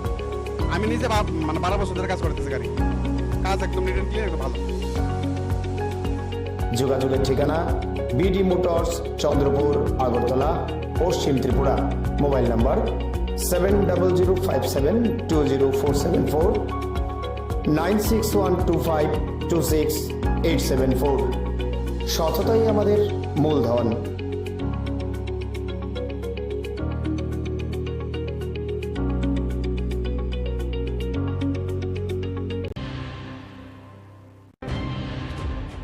দক্ষিণ ইন্দ্রনগরের কাটাখালের ভয়াবহ অগ্নিকাণ্ডের ঘটনাস্থল পরিদর্শন করলেন প্রদেশ বিজেপির সাধারণ সম্পাদিকা পাপিয়া দত্ত সহ এক প্রতিনিধি দল। এই পরিদর্শনকালে শ্রীমতী দত্ত সহ অন্যান্যরা ক্ষতিগ্রস্তদের সাথে কথা বলে সহানুভূতি জানালেন। এদিকে সংবাদ মাধ্যমের প্রতিনিধিদের সাথে প্রতিক্রিয়া ব্যক্ত করতে গিয়ে গোটা ঘটনাকে অত্যন্ত দুর্ভাগ্যজনক এবং আগুনে ঝলসে একজন বয়স্ক সাইকেল মেরামতকারীর মৃত্যুর ঘটনা অত্যন্ত বেদনার বলে অভিমত দিলেন পাপিয়া দত্ত।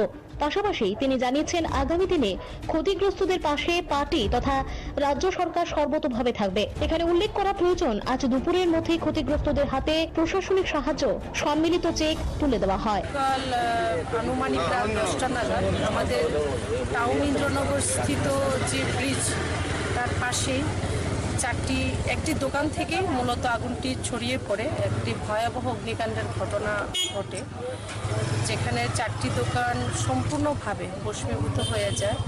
তার চেয়েও বড় যেটা মর্মান্তিক যে একটা ঘটনা, একজন বয়োজ্যেষ্ঠ মানুষ, 60-এর ওপর হবে না, প্রায় 70-এর কাছাকাছি ওনার বয়স, উনি প্রতিদিনই দোকানে থাকেন, উনি ঘুমান এবং ওনার পা একটা আমি জানতে পারলাম এখানে এসে প্রায় ভাঙাই, বেরোতে পারেন না, সে আগুনে প্রায় মারা যান, ভস্মীভূত হয়ে জীবনকে দগ্ধ হয়ে উনি মারা যান।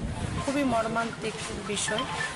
তো যাই হোক, আমরা এসেছি, আমি আছি এখানে, এই ওয়ার্ডের যিনি কাউন্সিলর সোমা মজুমদার মহোদয়া আছেন, আমাদের মণ্ডল সভাপতি হিরালাল দেবনাথ এবং আমাদের ওয়ার্ড সভাপতি সিদ্ধার্থদা থেকে শুরু করে আমাদের যারা পার্টির কার্যকর্তা, তারা সকাল থেকে তাদের ক্ষতিগ্রস্ত যারা তাদের পাশে দাঁড়িয়েছেন, যতটুকু সাহায্য করার করে যাচ্ছেন করে চলেছে। এরকমই এক উদ্যোগের অংশ হিসেবে আজ গোমতী জেলার উদয়পুরে কিল্লা বিধানসভার অন্তর্গত নোয়াবাড়ির এক কৃষি জমিতে কৃষি দপ্তরের উদ্যোগে 300 হেক্টর জমিতে এসআরআই পদ্ধতিতে ধানের চারা লাগানোর কর্মসূচি হাতে নেওয়া হয়। এই কর্মসূচিতে উপস্থিত থেকে কৃষকদের উৎসাহিত করতে সরাসরি কৃষি জমিতে নেমে যান স্থানীয় বিধায়ক রামপদ জমাতিয়া সহ অন্যান্য বিশিষ্ট ব্যক্তিরা। সংক্ষিপ্তভাবে নিজের প্রতিক্রিয়া ব্যক্ত করতে গিয়ে বিধায়ক রামপদ জমাতিয়া দাবি করেন, এই সময়ের মধ্যে দেশ তথা রাজ্যের বিজেপি নেতৃত্বাধীন সরকার সর্বতোভাবে কৃষি এবং কৃষকের মান উন্নয়নে কাজ করে চলেছে। সমস্যা হচ্ছে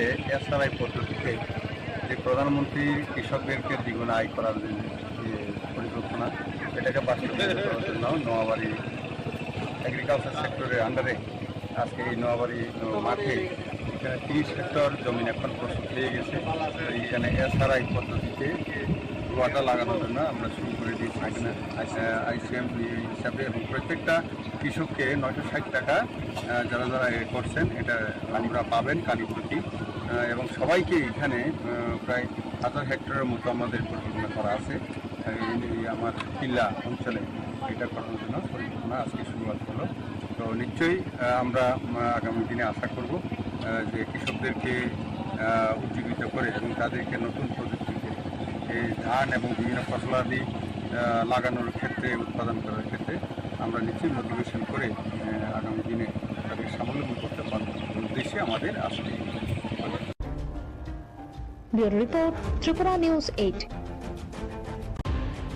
বরাবরের মতো আজ আরো একবার নেতাজি সুভাষ রোডে ছাত্রবন্ধু ক্লাব সামাজিক কর্মকাণ্ডে নজির স্থাপন করলেও বলা চলে। এক অনাড়ম্বর অনুষ্ঠানের মধ্য দিয়ে ক্লাব সংলগ্ন সখীচরণ বিদ্যালয়ের দুস্থ ছাত্রছাত্রীদের মধ্যে স্কুল ড্রেস বিতরণ করা হয়। এ উপলক্ষে আয়োজিত অনুষ্ঠানে অন্যদের মধ্যে উপস্থিত ছিলেন সংশ্লিষ্ট স্কুলের প্রাক্তন শিক্ষক সুধীর চন্দ্র মজুমদার, ছাত্রবন্ধু ক্লাবের সভাপতি, সম্পাদক সহ স্কুলের প্রধান শিক্ষক সহ অন্যান্য বিশিষ্ট ব্যক্তিত্বরা। গোটা বিষয় নিয়ে ক্লাবের তরফ থেকে দাবি করা হয়, বরাবরই সখীচরণ স্কুলের পারিপার্শ্বিক অবস্থার মান উন্নয়নে ক্লাব ভূমিকা পালন করে এসেছে এবং আগামী দিনেও বিভিন্নভাবে ক্লাবের তরফ থেকে সংশ্লিষ্ট বিদ্যালয়কে সাহায্য সহযোগিতা করে পাশে থাকার প্রচেষ্টা অব্যাহত থাকবে বলে উদ্যোক্তাদের তরফ থেকে দাবি করা হয়। ছাত্রবন্ধু ক্লাব সবসময় এই স্কুলের সহায়তা আমরা হাত বেরিয়ে এসেছি। আমার স্কুলের যদি পুরনো ইতিহাস আপনারা যদি জানেন, এই ক্লাবের যারা কর্মকর্তা ছিলেন আমাদের পূর্বপুরুষরা, তাদের ওখান থেকে ইচ্ছাই আজকে স্কুলটা এই পর্যায়ে এসেছে। একটা প্রাথমিক বিদ্যামন্দির বলে একটা স্কুল ছিল, এটাতে আগরতলা শহরে অনেক পুরনো যারা আছে প্রাথমিক শিক্ষা থেকে দিয়েছেন। তারপরে ধীরে ধীরে ওখান থেকে এই জায়গায় চলে আসে এবং আমাদের ক্লাবের যারা পূর্বপুরুষ যারা ছিলেন, আমাদের ক্লাবের যারা প্রতিষ্ঠাতা, তাদের ঐকান্তিক প্রচেষ্টায় আজকে স্কুলটা এই পর্যায়ে উন্নত হয়েছে। এবং আগামী দিনেও আমরা আমাদের যে পূর্বপুরুষরা যে প্রচেষ্টা নিয়ে গেছেন আমরা সেটাকে চালিয়ে যাব। এবং আজকে শুধু না, আমরা বরাবরই প্রতি বছর বিভিন্নভাবে এই স্কুল যারা দুস্থ ছাত্র আছেন তাদেরকে বিভিন্নভাবে আর্থিক সহায়তা করে, বই দিয়ে, ড্রেস দিয়ে বা অন্যান্যভাবে সাহায্য করছি। এবং স্কুলের যাতে শ্রীবৃদ্ধি হয় তার জন্যই আমরা একটা ঐকান্তিক প্রচেষ্টা আমরা করছি, আগামী দিন করে যাব। Bureau report, Tripura news 8।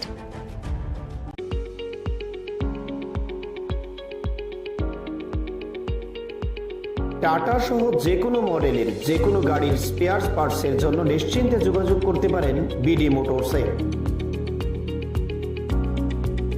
আমাদের এখানে টাটা সহ যে কোনো মডেলের গাড়ির গুণমানের সমৃদ্ধ স্পেয়ার পার্টস পেয়ে যাবেন সুলভ মূল্যে।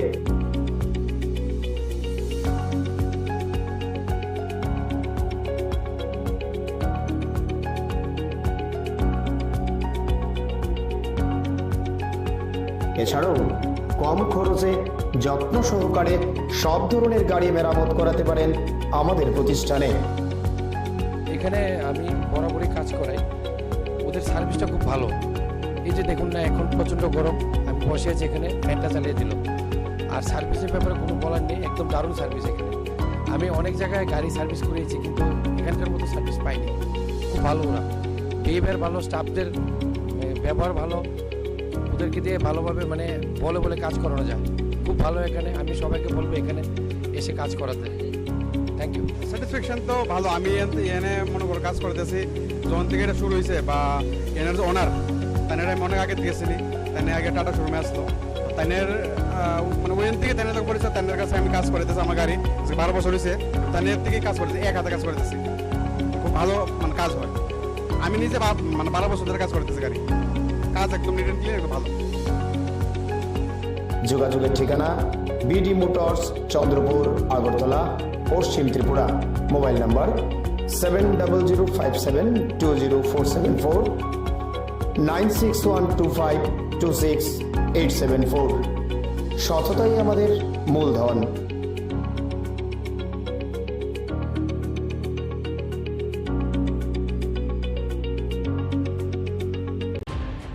গতকাল রাতে এক বিধ্বংসী অগ্নিকাণ্ডে শহরতলির দক্ষিণ ইন্দ্রনগরের কাঁটাখালের বাঁধের উপর 3 তিনটি দোকান সম্পূর্ণভাবে পুড়ে ছাই হয়ে যায় এবং অগ্নিকাণ্ডের ফলে ঘটনাস্থলেই জনৈক সাইকেল মেরামতকারীর আগুনে ঝলসে মৃত্যু হয় বলে জানা যায়। এদিকে সময় মতো অগ্নি নির্বাপক দপ্তরের কর্মীরা এসে দায়িত্ব যেমন পালন করেনি, ঠিক এর পাশাপাশি প্রয়োজনের তুলনায় অনেক কম জল অগ্নি নির্বাপক বাহিনীর কাছে ছিল বলেও গুরুতর অভিযোগ উঠল। স্থানীয়দের অভিযোগ হচ্ছে, আগুনের ঘটনা প্রত্যক্ষ করে অগ্নি নির্বাপক দপ্তরে ফোন করা হলেও ঘটনা সংঘটিত হওয়ার 1 ঘন্টা পর এসে পৌঁছায় অগ্নি নির্বাপক দপ্তরের ইঞ্জিন। শুধু তাই নয়, সংশ্লিষ্ট ইঞ্জিনের মধ্যে 500 লিটারের থেকেও কম জল ছিল বলে এলাকাবাসীর অভিযোগ। এলাকাবাসীরা সম্পূর্ণ দাবি করছে, যদি সময় মতো অগ্নি নির্বাপক দপ্তরের ইঞ্জিন ঘটনাস্থলে আসতো তাহলে হয়তোবা সংশ্লিষ্ট সাইকেল মেরামতকারীকে বাঁচানো যেত। গোটা ঘটনা ঘিরে এবং অগ্নি নির্বাপক দপ্তরের কর্মীদের দায়িত্ব নিয়ে মুহূর্তের মধ্যে এলাকায় ব্যাপক চাঞ্চল্য ছড়িয়ে পড়ে।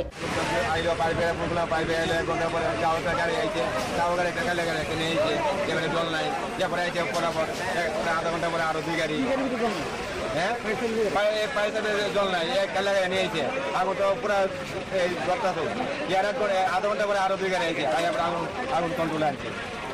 এই একটা লোক তো পুরে এসে আছে, আমরা তো নিজেই দেখবেন সামনে তো পেট পুরি নাকি আবার পুরে এসে আছে একটা লোক। দোকানের ভিতরে একজন বয়স্ক লোক তাহলে সাইকেল মেকারে কাজ করে, তাহলে এখানেই ঘুমা। আমি আয়া শুধু চিল্লি উঠছি, বাড়ির থেকে দেখছি দাও দাও করে আগুন চলতেছে। কারেন্ট অফিস ফোন করছি, থানাতে ফোন করছি, ফায়ার সার্ভিস ফোন করছি, 1 ঘন্টা পরে আইছে। এটার ভিতরে 500 লিটার জল নাই। এই অবস্থা আপনারা দেখেন, লোকটা চিল্লাইয়া মারা গেছে। না, লোকটা কিভাবে বাই করুন? লোকটা চিল্লাইয়া লোকটা মারা গেছে আমরা চোখের সামনে। ঘরে যাওয়ার মতন কোনো কিছু নাই আমাদের কাছে। এই যে অবস্থা দেখেন, 1 ঘন্টা পরে আইছে, ফোন করার পরে 1 ঘন্টা পরে।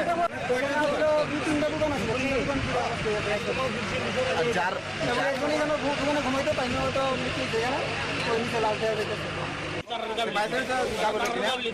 ভাইয়ের কথা তো দেখার কিছু বলবে না ওনার কোনো সেটিংস আছে যে এটা আগুনটা কেউ লাগাই দিতে পারে এমনি এমনি এমনি মূলত ফায়ার সার্ভিসের ভূমিকাটা নিয়ে কি বলতো? ফায়ার সার্ভিসের ভূমিকা ফায়ার সার্ভিসের তারা ফায়ার সার্ভিসের গাড়িটা যদি আরেকটু তাড়াতাড়ি তো গাড়ি যদি জল থাকতো তাহলে আগুন থাকতো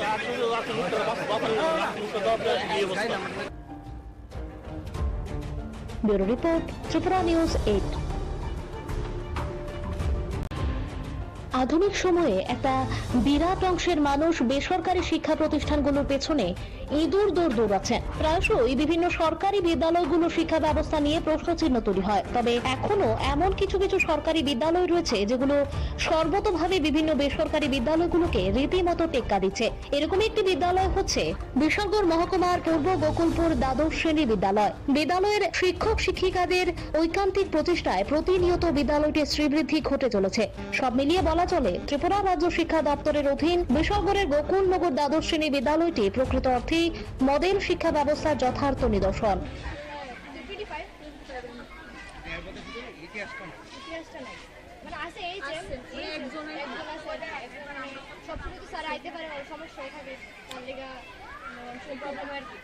স্কুলের শিক্ষক শিক্ষিকারা তোমার সাথে কিরকম সম্পর্ক? ভালো, সব স্যারম্যানরাই ফ্রি আমাদের সাথে একদম সব কথা আমরা ফ্রি ফ্রেন্ড করতে পারি। স্যারম্যান তারা বাবা আমাদের কোনো সমস্যা হবে স্যারম্যান তারা তোমাদের মিড-ডে-মিল খাওয়ার মিড-ডে-মিলের কিরকম ব্যবস্থা? মিড-ডে-মিল বেস্ট, মানে আমাদের মিড-ডে-মিলে পাখা আছে, প্লাস তারা মানে খাবার আনলে দেওয়া হয় এরকম না যে তারা নিয়ে খাইতে হয়, প্লাস খুব ভালোই ব্যবস্থা। এছাড়া আর কোনো সমস্যা নেই, সব কিছু ঠিকঠাকই আছে। তোমাদের যে মিড-ডে-মিলের ব্যবস্থা ওইটা কিরকম? খুব ভালো, ওইটা খুবই ভালো। বিদ্যালয়ের শিক্ষক শিক্ষিকারা স্যার দিদিমণিরা তোমাদের সাথে কিরকম সম্পর্ক? সম্পর্ক মা বাবার মধ্যে খুবই ভালো, খুবই ভালো ভালো সম্পর্ক। কতজন আছে তোমরা এখানে টিচার?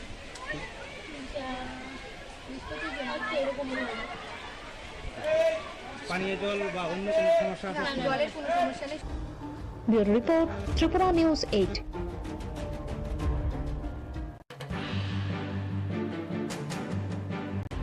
বাজেট অধিবেশনের প্রথম দিনে বিধানসভার অধ্যক্ষ বিশ্ববন্ধু সেন 5 জন সদস্যকে বহিষ্কার করেন। এই বিষয় নিয়ে গোটা রাজ্যব্যাপী ব্যাপক প্রতিক্রিয়া তৈরি হয়। বিধায়কদের বহিষ্কার প্রসঙ্গে প্রতিক্রিয়া ব্যক্ত করতে গিয়ে রাজ্যের প্রাক্তন মুখ্যমন্ত্রী মানিক সরকারের স্পষ্ট বক্তব্য হচ্ছে, বিধানসভার বাইরে অবস্থান করে বিধানসভার অভ্যন্তরীণ বিষয় নিয়ে মন্তব্য করাটা সমীচীন নয়। পাশাপাশি তিনি এটাও বলেছেন, বিধায়কদের যেমন কথা বলার অধিকার রয়েছে, ঠিক এর পাশাপাশি প্রত্যেক দলের বিধায়কদেরই জনতার প্রতিনিধি হিসেবে নিয়মের মধ্যে থেকেই কথাবার্তাগুলো উত্থাপন করা উচিত। বিধানসভার আভ্যন্তরীণ ঘটনার পরিপ্রেক্ষিতে নেওয়া সিদ্ধান্ত নিয়ে বাইরে থেকে আমি কিছু মন্তব্য করতে চাইছি না।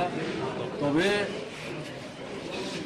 বিধায়কদের তো কথা বলবার অধিকার আছে এবং যুক্তিসঙ্গত কোনো বিষয়ের উপর দাঁড়িয়ে তারা যদি বক্তব্য রাখার চেষ্টা করে সেটা তো বলতে দেওয়া হচ্ছে অধ্যক্ষের দায়িত্ব। কিন্তু সেই দায়িত্ব অধ্যক্ষ যদি পালন না করেন তাহলে খুব বাড়তেই থাকবে এবং এটা হওয়া সঙ্গত না। এবং বিধায়ক বন্ধুরা যারা, তাদেরও দায়িত্ব হচ্ছে তারা জনগণের প্রতিনিধি, জনগণের সমস্যাগুলি নিয়ে তারা তো কথা বলবে। কাজেই উভয় পক্ষের মধ্যেই কিন্তু এই আদান প্রদানের ভিত্তিতে একটা সুস্থ পরিবেশে বিধানসভা চলতে সাহায্য করতে হবে। কালকের ঘটনা নিয়ে আমি আলাদা করে কিছু বলবো। এরকম কি আর কোনো সময় হয়েছে, যেহেতু আপনি দীর্ঘদিন ধরে বিধানসভায় ছিলেন?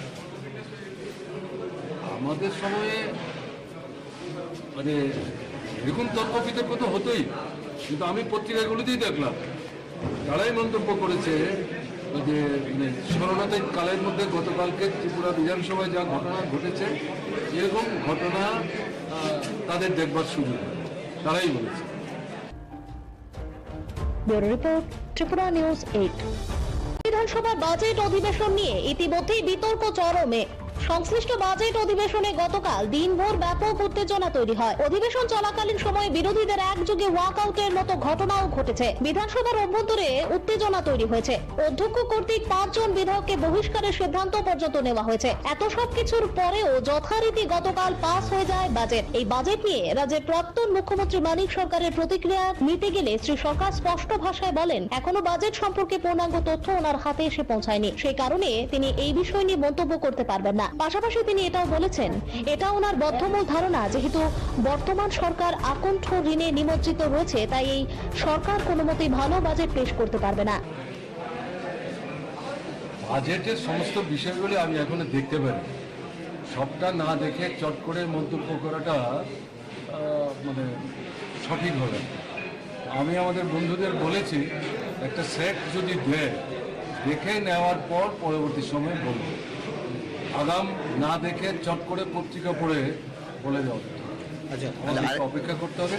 তবে এ নিয়ে কোনো সন্দেহ আমার নেই, এই সরকার যে খুব একটা ভালো বাজেট করবেন ঘটনাটা জানায়। আকণ্ঠ নিমজ্জিত, কেমন বেতন ভাতা ঠিক মতো দিতে পারছে না, অনাহার অর্ধাহার চলছে। আমি তো এক্ষুনি বলছিলাম, কলেজে অধ্যাপক নেই, স্কুলে মাস্টারমশাই নেই, শ্রেণী কক্ষ নেই, কেমন না, পানীয় জলের কল চলছে না, সেচের কল চলছে না, বিদ্যুৎ ঠিক মতো চলছে না। এর থেকে পরিষ্কার হাসপাতালগুলো ভালো চলছে না। কাজে এ থেকেই তো সরকারের ব্যর্থতার যে চেহারাটা পরিষ্কার হচ্ছে। কিন্তু সুনির্দিষ্টভাবে এই বাজেট এই সমস্যাগুলো থেকে উত্তরণের জন্য কী পদক্ষেপ নিয়েছে এটা দেখে বলব। আমি পত্রিকা দেখেছি, কিন্তু এর থেকে আমি কোনো মন্তব্য এখনই করতে চাইছি। Report, Tripura news 8।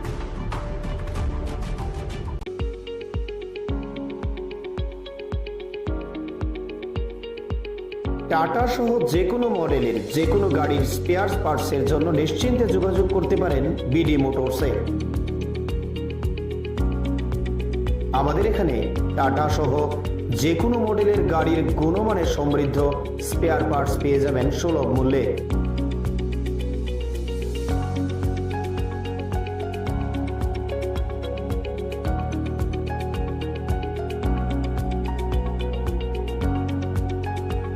এছাড়াও কম খরচে যত্ন সহকারে সব ধরনের গাড়ি মেরামত করাতে পারেন আমাদের প্রতিষ্ঠানে।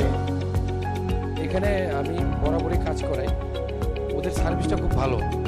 এই যে দেখুন না, এখন প্রচণ্ড গরম, আমি বসে আছি এখানে, ফ্যানটা চালিয়ে দিল। আর সার্ভিসের ব্যাপারে কোনো বলার নেই, একদম দারুণ সার্ভিস এখানে। আমি অনেক জায়গায় গাড়ি সার্ভিস করেছি, কিন্তু এখানকার মতো সার্ভিস পাইনি। খুব ভালো ওরা, বিহেভিয়ার ভালো, স্টাফদের ব্যবহার ভালো, ওদেরকে দিয়ে ভালোভাবে মানে বলে বলে কাজ করানো যায়। খুব ভালো এখানে, আমি সবাইকে বলবো এখানে এসে কাজ করাতে।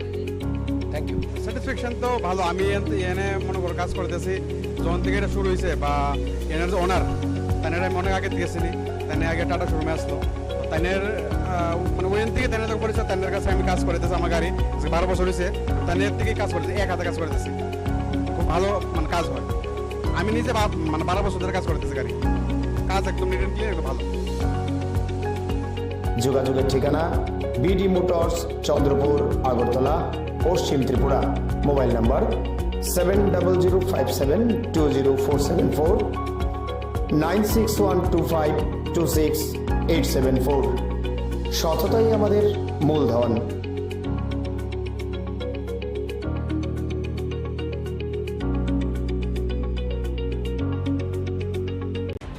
বামপন্থী ছাত্র সংগঠন ভারতের ছাত্র ফেডারেশনের সদর বিভাগীয় কমিটির উদ্যোগে প্রয়াত বাম ছাত্র নেতা অরুণ দেবের 34তম শহীদান দিবস পালিত হয়। এই উপলক্ষে আজ এক সারা জাগানো রক্তদান শিবির আয়োজন করা হয় মেলার মাঠে ছাত্র যুব ভবনে। সংশ্লিষ্ট রক্তদান শিবিরে প্রধান অতিথি হিসেবে উপস্থিত ছিলেন রাজ্যের প্রাক্তন মুখ্যমন্ত্রী তথা সিপিআইএম পলিট ব্যুরো সদস্য মানিক সরকার, প্রাক্তন ছাত্র নেতা তথা অমল চক্রবর্তী, সংগঠনের রাজ্য সম্পাদক সন্দীপন দেব প্রমুখ। সংশ্লিষ্ট রক্তদান শিবিরে উপস্থিত নেতৃত্ব সহ কর্মী সমর্থকরা প্রথমেই প্রয়াত বামপন্থী ছাত্রনেতা অরুণ দেবের প্রতিকৃতিতে ফুল মালা দিয়ে শ্রদ্ধাঞ্জলি অর্পণ করেন। আলোচনা করতে গিয়ে মানিক সরকার প্রয়াত ছাত্রনেতা অরুণ দেবের ছাত্র আন্দোলনের প্রেক্ষাপট সহ কিভাবে আজ থেকে 36 বছর আগে নৃশংসভাবে অরুণ দেবকে এডিসি নির্বাচনের দিনে খুন করা হয়েছিল সেই বিষয় তুলে ধরেন। শ্রী সরকার দাবি করেছেন অরুণ দেব গণতন্ত্র রক্ষার জন্য অতন্ত্র প্রহরীর ভূমিকায় অবতীর্ণ হতে গিয়ে বীর শহীদের মৃত্যুবরণ করেন। বর্তমানে দেশের তথা রাজ্যের শিক্ষা ব্যবস্থার সামনে ঘোর অন্ধকার নেমে এসেছে বলে প্রাক্তন মুখ্যমন্ত্রী দাবি করে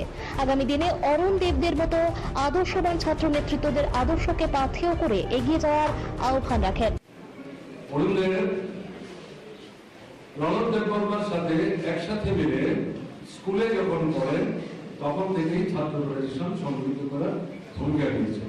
তখন প্রাইভেট স্টুডেন্টস ইউনিয়ন তৈরি হলেন, উপজাতি অনুপজাতি উভয় ছেলেরা মেয়েরা প্রথম ত্রিপুরা রাজ্য ছাত্র ফেডারেশন, পরবর্তী সময় ভারতের ছাত্র ফেডারেশন সংগঠিত করার ভূমিকা নেন। গোটা মোহাম্মদপুর এলাকাতে অরুণদের একটা গুরুত্বপূর্ণ ভূমিকা নিয়েছিলেন সংগঠন হিসাবে। পরবর্তী সময়ে রাজ্য নেতৃত্বে তিনি বৃদ্ধ হয়েছে। এখন এই অরুণদের যে লড়াই, সেই লড়াইয়ের ফলশ্রুতি হচ্ছে তৃতীয় বামফ্রন্ট সরকারের অবদান এবং সেই সরকার প্রতিষ্ঠার মধ্য দিয়ে প্রথম দুটো বামফ্রন্ট সরকার ত্রিপুরার শিক্ষার ক্ষেত্রে গুণগত মৌলিক পরিবর্তনের জন্য যে ব্যাপক উদ্যোগ গ্রহণ করেছিলেন। কংগ্রেস যুব সমিতির যুগ রাজত্বে সেটা ব্যাহত হয়েছিল, বিপর্যস্ত হয়েছিল। সেটাকে পুনরুদ্ধার করে শিক্ষা ব্যবস্থার ব্যাপক বিস্তারের জন্য তৃতীয় বামফ্রন্ট সরকার গুরুত্বপূর্ণ ভূমিকা নিয়ে এটা একেবারে সপ্তম বামফ্রন্ট সরকার পর্যন্ত অব্যাহত রাখার চেষ্টা করবে। এই যে সাফল্য, এই সাফল্য যদি লিখতে যাওয়া হয়, ত্রিপুরার তৎকালীন যে ছাত্র আন্দোলন তার যে ভূমিকা তাকে অস্বীকার করা যাবে না এবং সেই ছাত্র আন্দোলনের অন্যতম সংগঠন অরুণদের বিস্তৃত থাকবে না। সে স্মরণে আসবে, তাদের ভূমিকা সেটা নির্মিত হবে। আমার কাছে আমি বলবো গুরুত্বপূর্ণ ভারতের ছাত্র ফেডারেশন শুধু যে সবাই করছেন তারা সাথে আমরা তার জ্বলন্ত দৃষ্টান্ত 34 বছর ব্যবধানে অরুণদের এই শহীদ দিবসে আবার শ্রদ্ধার সাথে সম্মান এই অনুষ্ঠান। ত্রিপুরা নিউজ 8।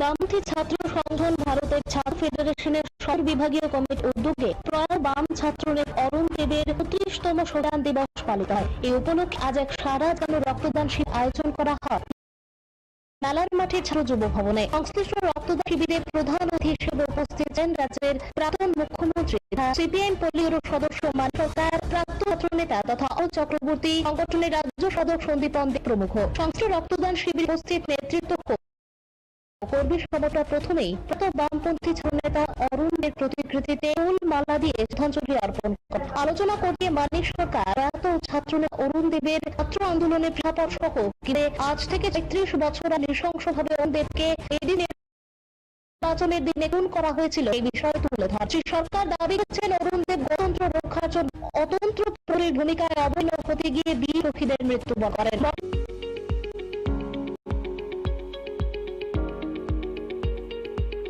টাটা সহ যে কোনো মডেলের যে কোনো গাড়ির স্পেয়ার পার্টসের জন্য নিশ্চিন্তে যোগাযোগ করতে পারেন বিডি মোটরসে।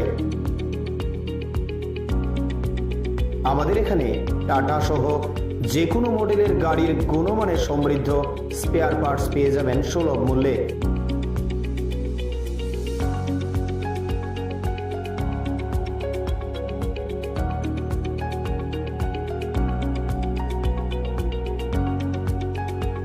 এছাড়াও কম খরচে যত্ন সহকারে সব ধরনের গাড়ি মেরামত করাতে পারেন আমাদের প্রতিষ্ঠানে। এখানে আমি বরাবরই কাজ করাই, ওদের সার্ভিসটা খুব ভালো। এই যে দেখুন না, এখন প্রচণ্ড গরম, আমি বসে আছি এখানে, ফ্যানটা চালিয়ে দিল।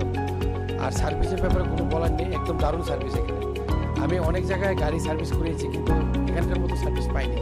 খুব ভালো ওরা, বিহেভিয়ার ভালো, স্টাফদের ব্যবহার ভালো, ওদেরকে দিয়ে ভালোভাবে মানে বলে বলে কাজ করানো যায়।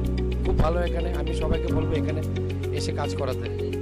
Thank you. স্যাটিসফ্যাকশন তো ভালো। আমি এনে মনে করো কাজ করতেছি যখন থেকে এটা শুরু হয়েছে, বা এনার যে ওনার তাদের আমি অনেক আগে দিয়েছিনি, তাদের আগে টাটা শোরুমে আসলো, তাদের মানে ওইখান থেকে তাদের যখন করেছে তাদের কাছে আমি কাজ করতেছি। আমার গাড়ি 12 বছর হয়েছে, তাদের থেকে কাজ করতেছি, এক হাতে কাজ করতেছি, খুব ভালো মানে কাজ হয়। আমি নিজে মানে 12 বছর ধরে কাজ করতেছি, গাড়ি কাজ একদম নিট অ্যান্ড ক্লিয়ার, ভালো। যোগাযোগের ঠিকানা বিডি মোটরস, চন্দ্রপুর, আগরতলা, পশ্চিম ত্রিপুরা। Mobile number 7005720474, 9612526264। 874। সততাই আমাদের মূলধন।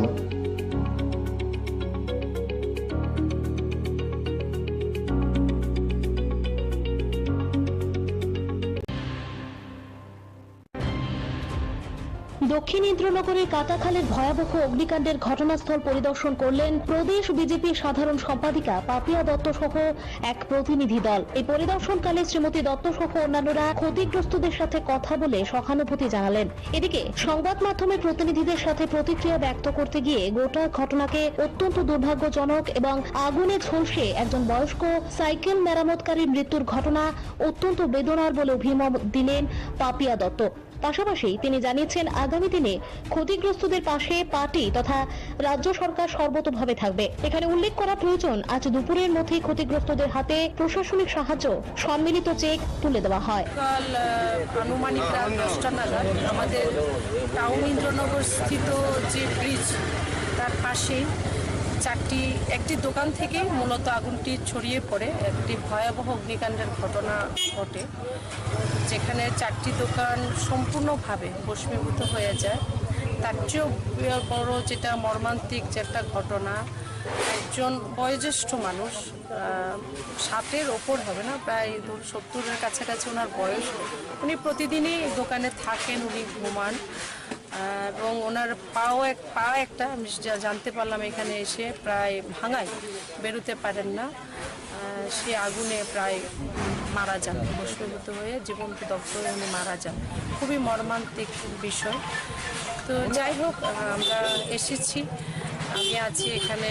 এই ওয়ার্ডের যিনি কাউন্সিলর সোমা মজুমদার মহোদয় আছেন, আমাদের মণ্ডল সভাপতি হিরালাল দেবনাথ এবং আমাদের ওয়ার্ড সভাপতি সিদ্ধার্থদা থেকে শুরু করে আমাদের যারা পার্টির কার্যকর্তা, তারা সকাল থেকে তাদের ক্ষতিগ্রস্ত যারা তাদের পাশে দাঁড়িয়েছেন, যতটুকু সাহায্য করার করে যাচ্ছেন।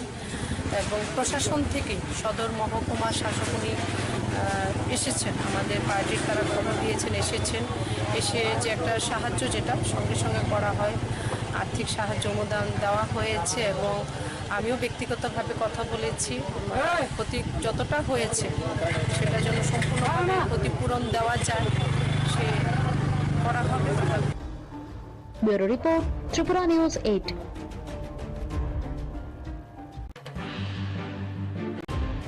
কৃষকদের কৃষিকাজে উৎসাহিত করার লক্ষ্যে ইতিমধ্যেই রাজ্য সরকার তথা কৃষি দপ্তর বিভিন্ন প্রকারের উদ্যোগ নিরন্তরভাবে গ্রহণ করে চলেছে। এরকমই এক উদ্যোগের অংশ হিসেবে আজ গোমতী জেলার উদয়পুরে কিল্লা বিধানসভার অন্তর্গত নোয়াবাড়ির এক কৃষি জমিতে কৃষি দপ্তরের উদ্যোগে 300 হেক্টর জমিতে এসআরআই পদ্ধতিতে ধানের চারা লাগানোর কর্মসূচি হাতে নেওয়া হয়। এই কর্মসূচিতে উপস্থিত থেকে কৃষকদের উৎসাহিত করতে সরাসরি কৃষি জমিতে নেমে যান স্থানীয় বিধায়ক রামপদ জমাতিয়া সহ অন্যান্য বিশিষ্ট ব্যক্তিরা। সংক্ষিপ্তভাবে নিজের প্রতিক্রিয়া ব্যক্ত করতে গিয়ে বিধায়ক রামপদ জমাতিয়া দাবি করেন, এই সময়ের মধ্যে দেশ তথা রাজ্যের বিজেপি নেতৃত্বাধীন সরকার সর্বতোভাবে কৃষি এবং কৃষকের মান উন্নয়নে কাজ করে চলেছে। সমস্যা হচ্ছে এসআরআই পদ্ধতিতে যে প্রধানমন্ত্রী কৃষকদেরকে দ্বিগুণ আয় করার যে পরিকল্পনা, এটাকে বাস্তবায়ন করার জন্য নোয়াবাড়ি এগ্রিকালচার সেক্টরের আন্ডারে আজকে এই নোয়াবাড়ি মাঠে এখানে 30 হেক্টর জমিন এখন প্রস্তুত হয়ে গেছে।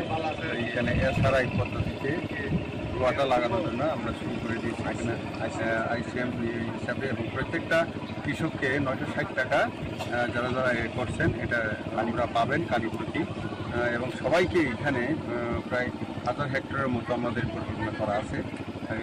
আমার কিল্লা অঞ্চলে এটা করানোর জন্য পরিকল্পনা আজকে শুরুয়াত হলো। তো নিশ্চয়ই আমরা আগামী দিনে আশা করব যে কৃষকদেরকে উজ্জীবিত করে এবং তাদেরকে নতুন প্রযুক্তিতে এই ধান এবং বিভিন্ন ফসলাদি লাগানোর ক্ষেত্রে, উৎপাদন করার ক্ষেত্রে আমরা নিশ্চয়ই মোটিভেশন করে আগামী দিনে তাদের স্বাবলম্বী করতে পারব উদ্দেশ্যে আমাদের আসলে। Bureau report, Tripura news 8। বরাবরের মতো আজ আরো একবার নেতাজি সুভাষ রোডে ছাত্রবন্ধু ক্লাব সামাজিক কর্মকাণ্ডে নজির স্থাপন করলেও বলা চলে। এক অনাড়ম্বর অনুষ্ঠানের মধ্য দিয়ে ক্লাব সংলগ্ন সখীচরণ বিদ্যালয়ের দুস্থ ছাত্রছাত্রীদের মধ্যে স্কুল ড্রেস বিতরণ করা হয়। এ উপলক্ষে আয়োজিত অনুষ্ঠানে অন্যদের মধ্যে উপস্থিত ছিলেন সংশ্লিষ্ট স্কুলের প্রাক্তন শিক্ষক সুধীর চন্দ্র মজুমদার, ছাত্রবন্ধু ক্লাবের সভাপতি, সম্পাদক সহ স্কুলের প্রধান শিক্ষক সহ অন্যান্য বিশিষ্ট ব্যক্তিত্বরা। গোটা বিষয় নিয়ে ক্লাবের তরফ থেকে দাবি করা হয়, বরাবরই সখীচরণ স্কুলের পারিপার্শ্বিক অবস্থার মান উন্নয়নে ক্লাব ভূমিকা পালন করে এসেছে এবং আগামী দিনেও বিভিন্নভাবে ক্লাবের তরফ থেকে সংশ্লিষ্ট বিদ্যালয়কে সাহায্য সহযোগিতা করে পাশে থাকার প্রচেষ্টা অব্যাহত থাকবে বলে উদ্যোক্তাদের তরফ থেকে দাবি করা হয়। ব্যাপারটা হচ্ছে ছাত্রবন্ধু ক্লাব সবসময় এই স্কুলের সহায়তা আমরা হাত বেরিয়ে এসেছি এবং স্কুলের যদি পুরনো ইতিহাস আপনারা যদি জানেন, এই ক্লাবের যারা কর্মকর্তা ছিলেন আমাদের পূর্বপুরুষরা, তাদের ওখান থেকে ইচ্ছাই আজকে স্কুলটা এই পর্যায়ে এসেছে। একটা প্রাথমিক বিদ্যামন্দির বলে একটা স্কুল ছিল, এটাতে আগরতলা শহরে অনেক পুরনো যারা আছে প্রাথমিক শিক্ষা থেকে দিয়েছেন। তারপরে ধীরে ধীরে ওখান থেকে এই জায়গায় চলে আসে এবং আমাদের ক্লাবের যারা পূর্বপুরুষ যারা ছিলেন, আমাদের ক্লাবের যারা প্রতিষ্ঠাতা, তাদের ঐকান্তিক প্রচেষ্টায় আজকে স্কুলটা এই পর্যায়ে উন্নত হয়েছে। এবং আগামী দিনেও আমরা আমাদের যে পূর্বপুরুষরা যে প্রচেষ্টা নিয়ে গেছেন আমরা সেটাকে চালিয়ে যাব। এবং আজকে শুধু না, আমরা বরাবরই প্রতি বছর বিভিন্নভাবে এই স্কুল যারা দুস্থ ছাত্র আছেন তাদেরকে বিভিন্নভাবে আর্থিক সহায়তা করে, বই দিয়ে, ড্রেস দিয়ে বা অন্যান্যভাবে সাহায্য করছি এবং স্কুলের যাতে স্মৃতি, তার জন্যই আমরা একটা ঐকান্তিক প্রচেষ্টা আমরা করছি, আগামী দিন করে যাব। Bureau report, Tripura news 8।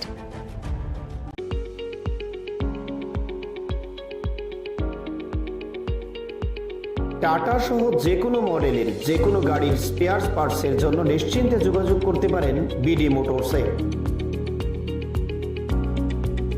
আমাদের এখানে টাটা সহ যে কোনো মডেলের গাড়ির গুণমানের সমৃদ্ধ স্পেয়ার পার্টস পেয়ে যাবেন সুলভ মূল্যে।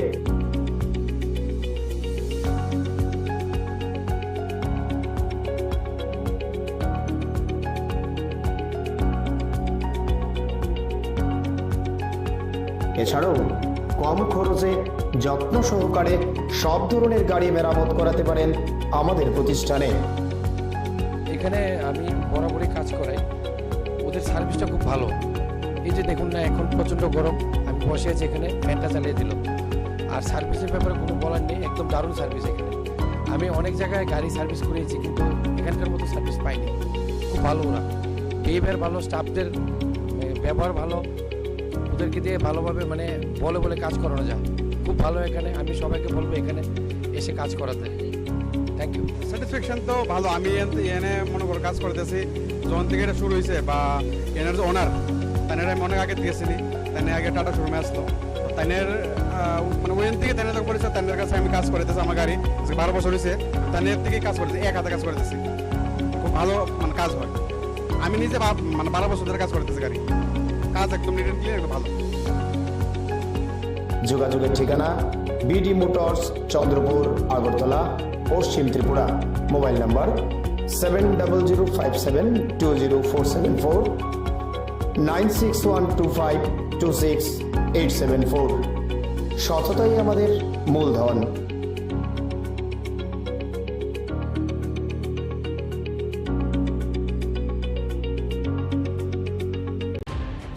গতকাল রাতে এক বিধ্বংসী অগ্নিকাণ্ডে শহরতলির দক্ষিণ ইন্দ্রনগরের কাঁটাখালের বাঁধের উপর 3টি দোকান সম্পূর্ণভাবে পুড়ে ছাই হয়ে যায় এবং অগ্নিকাণ্ডের ফলে ঘটনাস্থলেই জনৈক সাইকেল মেরামতকারীর আগুনে ঝলসে মৃত্যু হয় বলে জানা যায়। এদিকে সময় মতো অগ্নি নির্বাপক দপ্তরের কর্মীরা এসে দায়িত্ব যেমন পালন করেনি, ঠিক এর পাশাপাশি প্রয়োজনের তুলনায় অনেক কম জল অগ্নি নির্বাপক বাহিনীর কাছে ছিল বলেও গুরুতর অভিযোগ উঠল। স্থানীয়দের অভিযোগ হচ্ছে, আগুনের ঘটনা প্রত্যক্ষ করে অগ্নি নির্বাপক দপ্তরে ফোন করা হলেও ঘটনা সংঘটিত হওয়ার 1 ঘন্টা পর এসে পৌঁছায় অগ্নি নির্বাপক দপ্তরের ইঞ্জিন। শুধু তাই নয়, সংশ্লিষ্ট ইঞ্জিনের মধ্যে 500 লিটারের থেকেও কম জল ছিল বলে এলাকাবাসীর অভিযোগ। এলাকাবাসীরা সম্পূর্ণ দাবি করছে, যদি সময় মতো অগ্নি নির্বাপক দপ্তরের ইঞ্জিন ঘটনাস্থলে আসতো তাহলে হয়তোবা সংশ্লিষ্ট সাইকেল মেরামতকারীকে বাঁচানো যেত। গোটা ঘটনা ঘিরে এবং অগ্নি নির্বাপক দপ্তরের কর্মীদের দায়িত্ব নিয়ে মুহূর্তের মধ্যে এলাকায় ব্যাপক চাঞ্চল্য ছড়িয়ে পড়ে।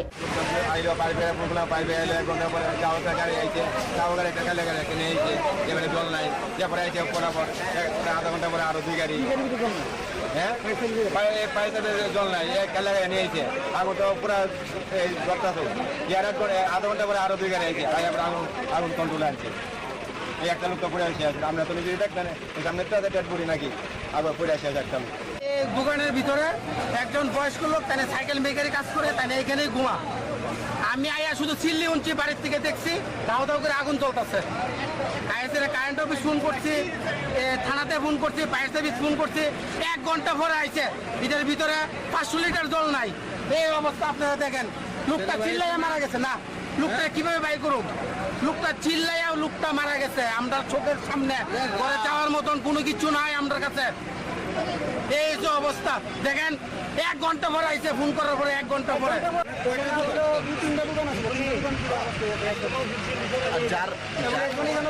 ঘুমাইতে পাই না,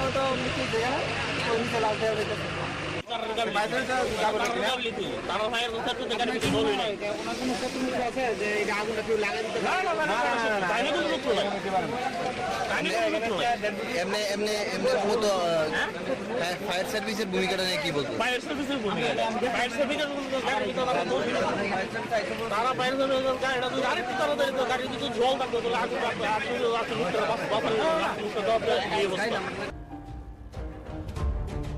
ব্যুরো রিপোর্ট, ত্রিপুরা নিউজ 8।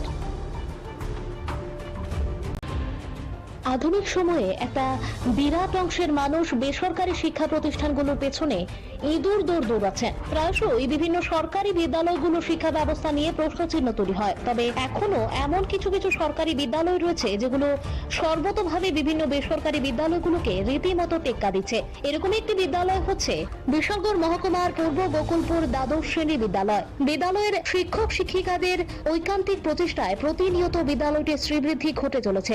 সব মিলিয়ে বলা চলে, ত্রিপুরা রাজ্য শিক্ষা দপ্তরের অধীন বিশালগড়ের গোকুলনগর দ্বাদশ শ্রেণী বিদ্যালয়টি প্রকৃত অর্থে মডেল শিক্ষা ব্যবস্থার যথার্থ নিদর্শন।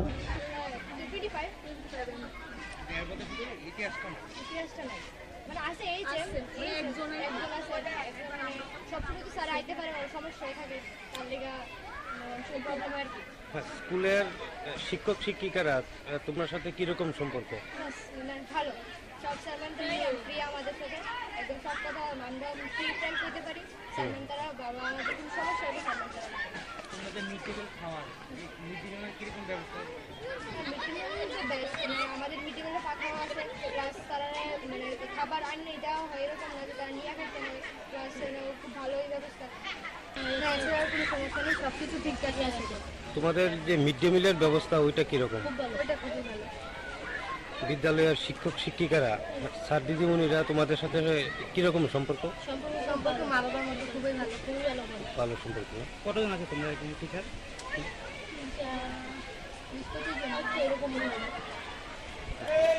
পানীয় জল বা অন্য কোনো সমস্যা আছে? জলের কোনো সমস্যা নেই। Bureau report, Tripura news 8।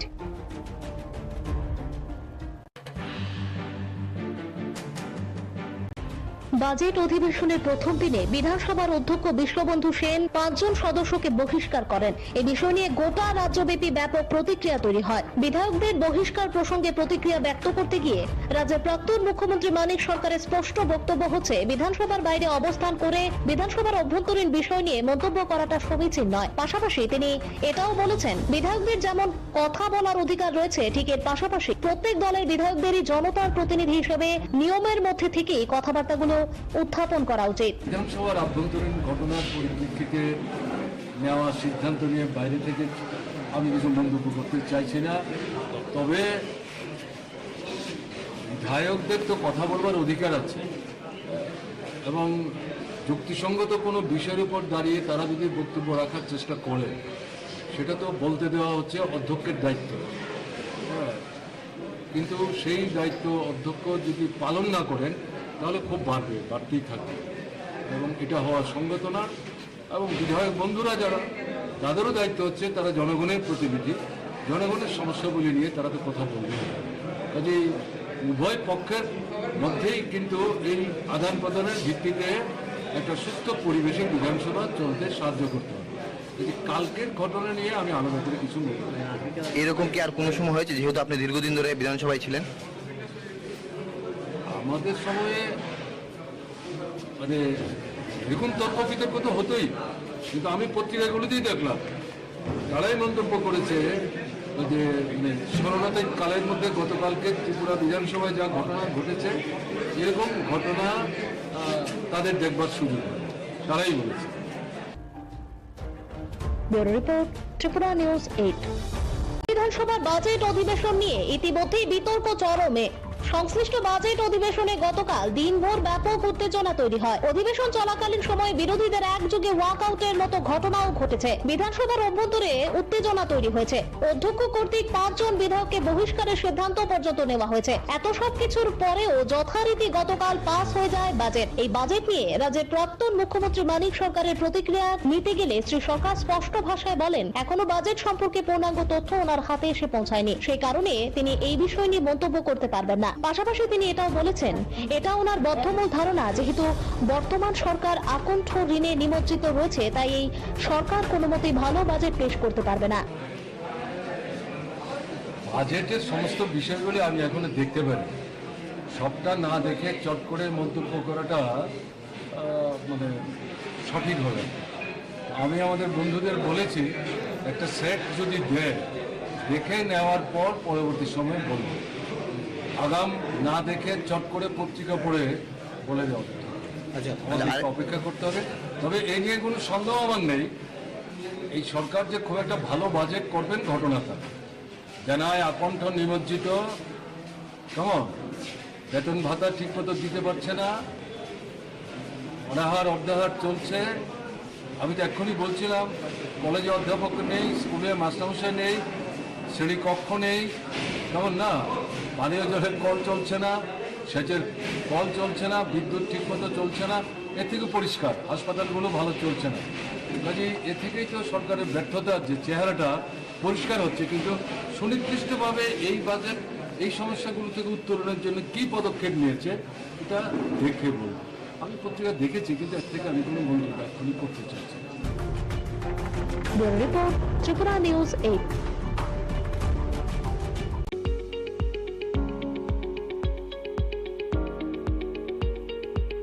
Tata সহ যে কোনো মডেলের যে কোনো গাড়ির স্পেয়ার পার্টসের জন্য নিশ্চিন্তে যোগাযোগ করতে পারেন বিডি মোটরসে। আমাদের এখানে টাটা সহ যে কোনো মডেলের গাড়ির গুণমানের সমৃদ্ধ স্পেয়ার পার্টস পেয়ে যাবেন সুলভ মূল্যে।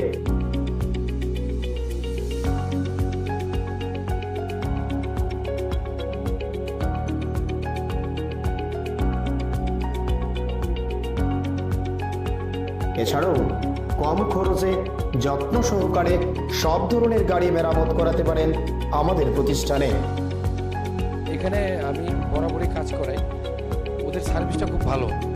এই যে দেখুন না, এখন প্রচণ্ড গরম, আমি বসে আছি এখানে, ফ্যানটা চালিয়ে দিল। আর সার্ভিসের ব্যাপারে কোনো বলার নেই, একদম দারুণ সার্ভিস এখানে। আমি অনেক জায়গায় গাড়ি সার্ভিস করিয়েছি, কিন্তু এখানকার মতো সার্ভিস পাইনি। খুব ভালো ওরা, বিহেভিয়ার ভালো, স্টাফদের ব্যবহার ভালো, ওদেরকে দিয়ে ভালোভাবে মানে বলে বলে কাজ করানো যায়। খুব ভালো এখানে, আমি সবাইকে বলবো এখানে এসে কাজ করাতে। Thank you. স্যাটিসফ্যাকশন তো ভালো। আমি এনে মনে করো কাজ করতেছি যখন থেকে এটা শুরু হয়েছে, বা এনার যে ওনার তাই অনেক আগে দিয়েছিনি, তাই আগে টাটা শোরুমে আসলো, তাইনের মানে ওইখান থেকে তাই যখন করেছে তাইনের কাছে আমি কাজ করতেছি। আমার গাড়ি 12 বছর হয়েছে, তাইনের থেকে কাজ করতেছি, এক হাতে কাজ করতেছি, খুব ভালো মানে কাজ হয়।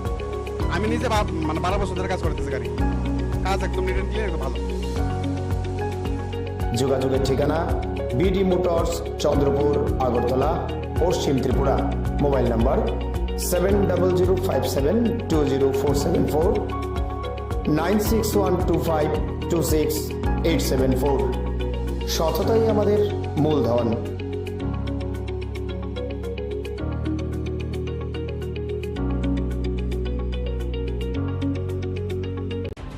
বামপন্থী ছাত্র সংগঠন ভারতের ছাত্র ফেডারেশনের সদর বিভাগীয় কমিটির উদ্যোগে প্রয়াত বাম ছাত্র নেতা অরুণ দেবের 34তম শহীদান দিবস পালিত হয়। এই উপলক্ষে আজ এক সারা জাগানো রক্তদান শিবির আয়োজন করা হয় মেলার মাঠে ছাত্র যুব ভবনে। সংশ্লিষ্ট রক্তদান শিবিরে প্রধান অতিথি হিসেবে উপস্থিত ছিলেন রাজ্যের প্রাক্তন মুখ্যমন্ত্রী তথা সিপিআইএম পলিট ব্যুরো সদস্য মানিক সরকার, প্রাক্তন ছাত্রনেতা তথা অমল চক্রবর্তী, সংগঠনের রাজ্য সম্পাদক সন্দীপন দেব প্রমুখ। সংশ্লিষ্ট রক্তদান শিবিরে উপস্থিত নেতৃত্ব সহ কর্মী সমর্থকরা প্রথমেই প্রয়াত বামপন্থী ছাত্রনেতা অরুণ দেবের প্রতিকৃতিতে ফুল মালা দিয়ে শ্রদ্ধাঞ্জলি অর্পণ করেন। আলোচনা করতে গিয়ে মানিক সরকার প্রয়াত ছাত্রনেতা অরুণ দেবের ছাত্র আন্দোলনের প্রেক্ষাপট সহ কিভাবে আজ থেকে 36 বছর আগে নৃশংসভাবে অরুণ দেবকে এডিসি নির্বাচনের দিনে খুন করা হয়েছিল সেই বিষয় তুলে ধরেন। শ্রী সরকার দাবি করেছেন অরুণ দেব গণতন্ত্র রক্ষার জন্য অতন্ত্র প্রহরীর ভূমিকায় অবতীর্ণ হতে গিয়ে বীর শহীদের মৃত্যুবরণ করেন। বর্তমানে দেশের তথা রাজ্যের শিক্ষা ব্যবস্থার সামনে ঘোর অন্ধকার নেমে এসেছে বলে প্রাক্তন মুখ্যমন্ত্রী দাবি করে আগামী দিনে অরুণ দেবদের মতো আদর্শবান ছাত্র নেতৃত্বদের আদর্শকে পাথেয় করে এগিয়ে যাওয়ার আহ্বান রাখেন। অরুণ দেব রণদ দেববর্মার সাথে একসাথে মিলে স্কুলে যখন পড়েন তখন থেকেই ছাত্র ফেডারেশন সংগঠিত করার ভূমিকা নিয়েছিল। তখন প্রাইভেট স্টুডেন্টস ইউনিয়ন তৈরি হয়নি। উপজাতি অনুপজাতি উভয়ংশের ছেলেরা মেয়েরা প্রথম ত্রিপুরা রাজ্য ছাত্র ফেডারেশন, পরবর্তী সময় ভারতের ছাত্র ফেডারেশন সংগঠিত করার ভূমিকা নেন। গোটা মোহনপুর এলাকাতে অরুণ দেব একটা গুরুত্বপূর্ণ ভূমিকা নিয়েছিলেন সংগঠক হিসাবে।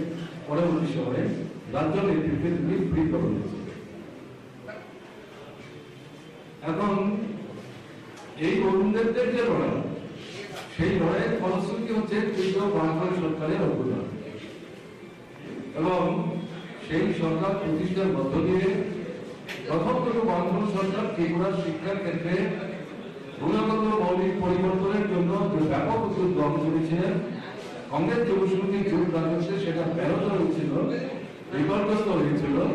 সেটাকে পুনরুদ্ধার করে শিক্ষা ব্যবস্থার ব্যাপক বিস্তারের জন্য তৃতীয় বামফ্রন্ট সরকার গুরুত্বপূর্ণ ভূমিকা নিয়ে এটা একেবারে সপ্তম বামফ্রন্ট সরকার পর্যন্ত অব্যাহত রাখার চেষ্টা করবে। এই যে সাফল্য, এই সাফল্য যদি লিখতে দেওয়া হয়, ত্রিপুরার তৎকালীন যে ছাত্র আন্দোলন তার যে ভূমিকা তাকে অস্বীকার করা যাবে না এবং সেই ছাত্র আন্দোলনের অন্যতম সংগঠন অরুণ দেব বিস্তৃত থাকবে না। সে স্মরণে আসবে, তাদের ভূমিকা সেটা লিপিবদ্ধ হবে। আমার কাছে এটা খুবই আমি বলবো গুরুত্বপূর্ণ। ভারতের ছাত্র ফেডারেশন শুধু যে শহরে করছেন তারা, সারা ত্রিপুরাতে এই অরুণ দেবের এই শহীদান দিবসকে তারা এভাবে প্রতি বছর নানা প্রতিযোগিতার মধ্যে প্রতিপালন করার চেষ্টা করছেন। শুধু অরুণ দেব না, ছাত্র আন্দোলনের যারাই সংগ্রাম করতে গিয়ে শহীদের মৃত্যুবরণ করেছেন তাদের প্রত্যেককেই সারা বছর কোনো না কোনো কর্মসূচির মধ্য দিয়ে নির্ধারিত যে দিনটিতে যারা জীবনদান করে গেছেন তাদেরকে স্মরণ করার চেষ্টা করেন। এটাই বামপন্থী গণতান্ত্রিক আন্দোলনের ঐতিহ্য। শহীদদের লড়াইয়ের ময়দানে যারা ভূমিকা লিখে গিয়ে মানুষের সাথে জীবনদান করে গেছেন অকাতরে, তাদেরকে আমরা ভুলে যাই না। তার জ্বলন্ত দৃষ্টান্ত এই 34 বছরের ব্যবধানে অরুণ দেবের এই শহীদান দিবসে আবার তাকে শ্রদ্ধার সাথে স্মরণ করার এই অনুষ্ঠান। ত্রিপুরা নিউজ 8।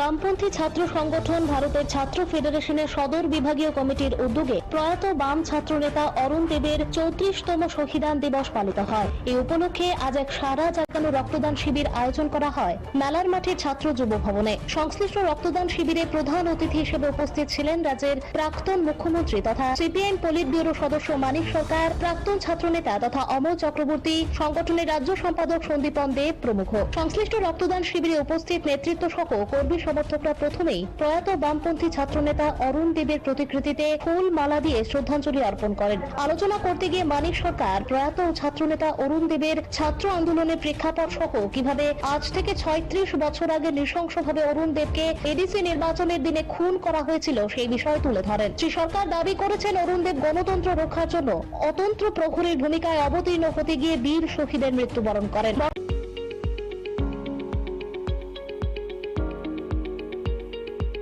টাটা সহ যে কোনো মডেলের যে কোনো গাড়ির স্পেয়ার পার্টসের জন্য নিশ্চিন্তে যোগাযোগ করতে পারেন বিডি মোটরসে। আমাদের এখানে টাটা সহ যে কোনো মডেলের গাড়ির গুণমানের সমৃদ্ধ স্পেয়ার পার্টস পেয়ে যাবেন সুলভ মূল্যে।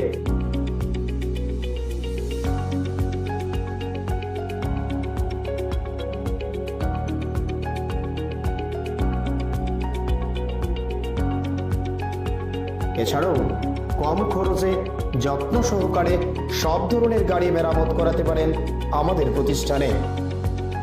এখানে আমি বরাবরই কাজ করাই, ওদের সার্ভিসটা খুব ভালো। এই যে দেখুন না, এখন প্রচণ্ড গরম, আমি বসে আছি এখানে, ফ্যানটা চালিয়ে দিল। আর সার্ভিসের ব্যাপারে কোনো বলার নেই, একদম দারুণ সার্ভিস এখানে। আমি অনেক জায়গায় গাড়ি সার্ভিস করিয়েছি কিন্তু এখানকার মতো সার্ভিস পাইনি।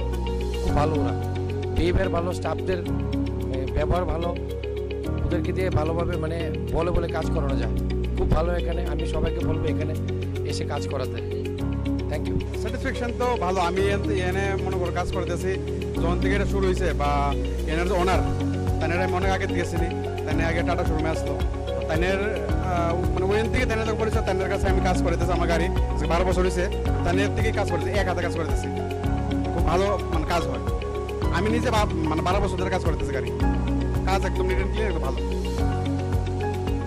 যোগাযোগের ঠিকানা বিডি মোটরস, চন্দ্রপুর, আগরতলা, পশ্চিম ত্রিপুরা। Mobile number 7005720474, 9612526874। সততাই আমাদের মূলধন।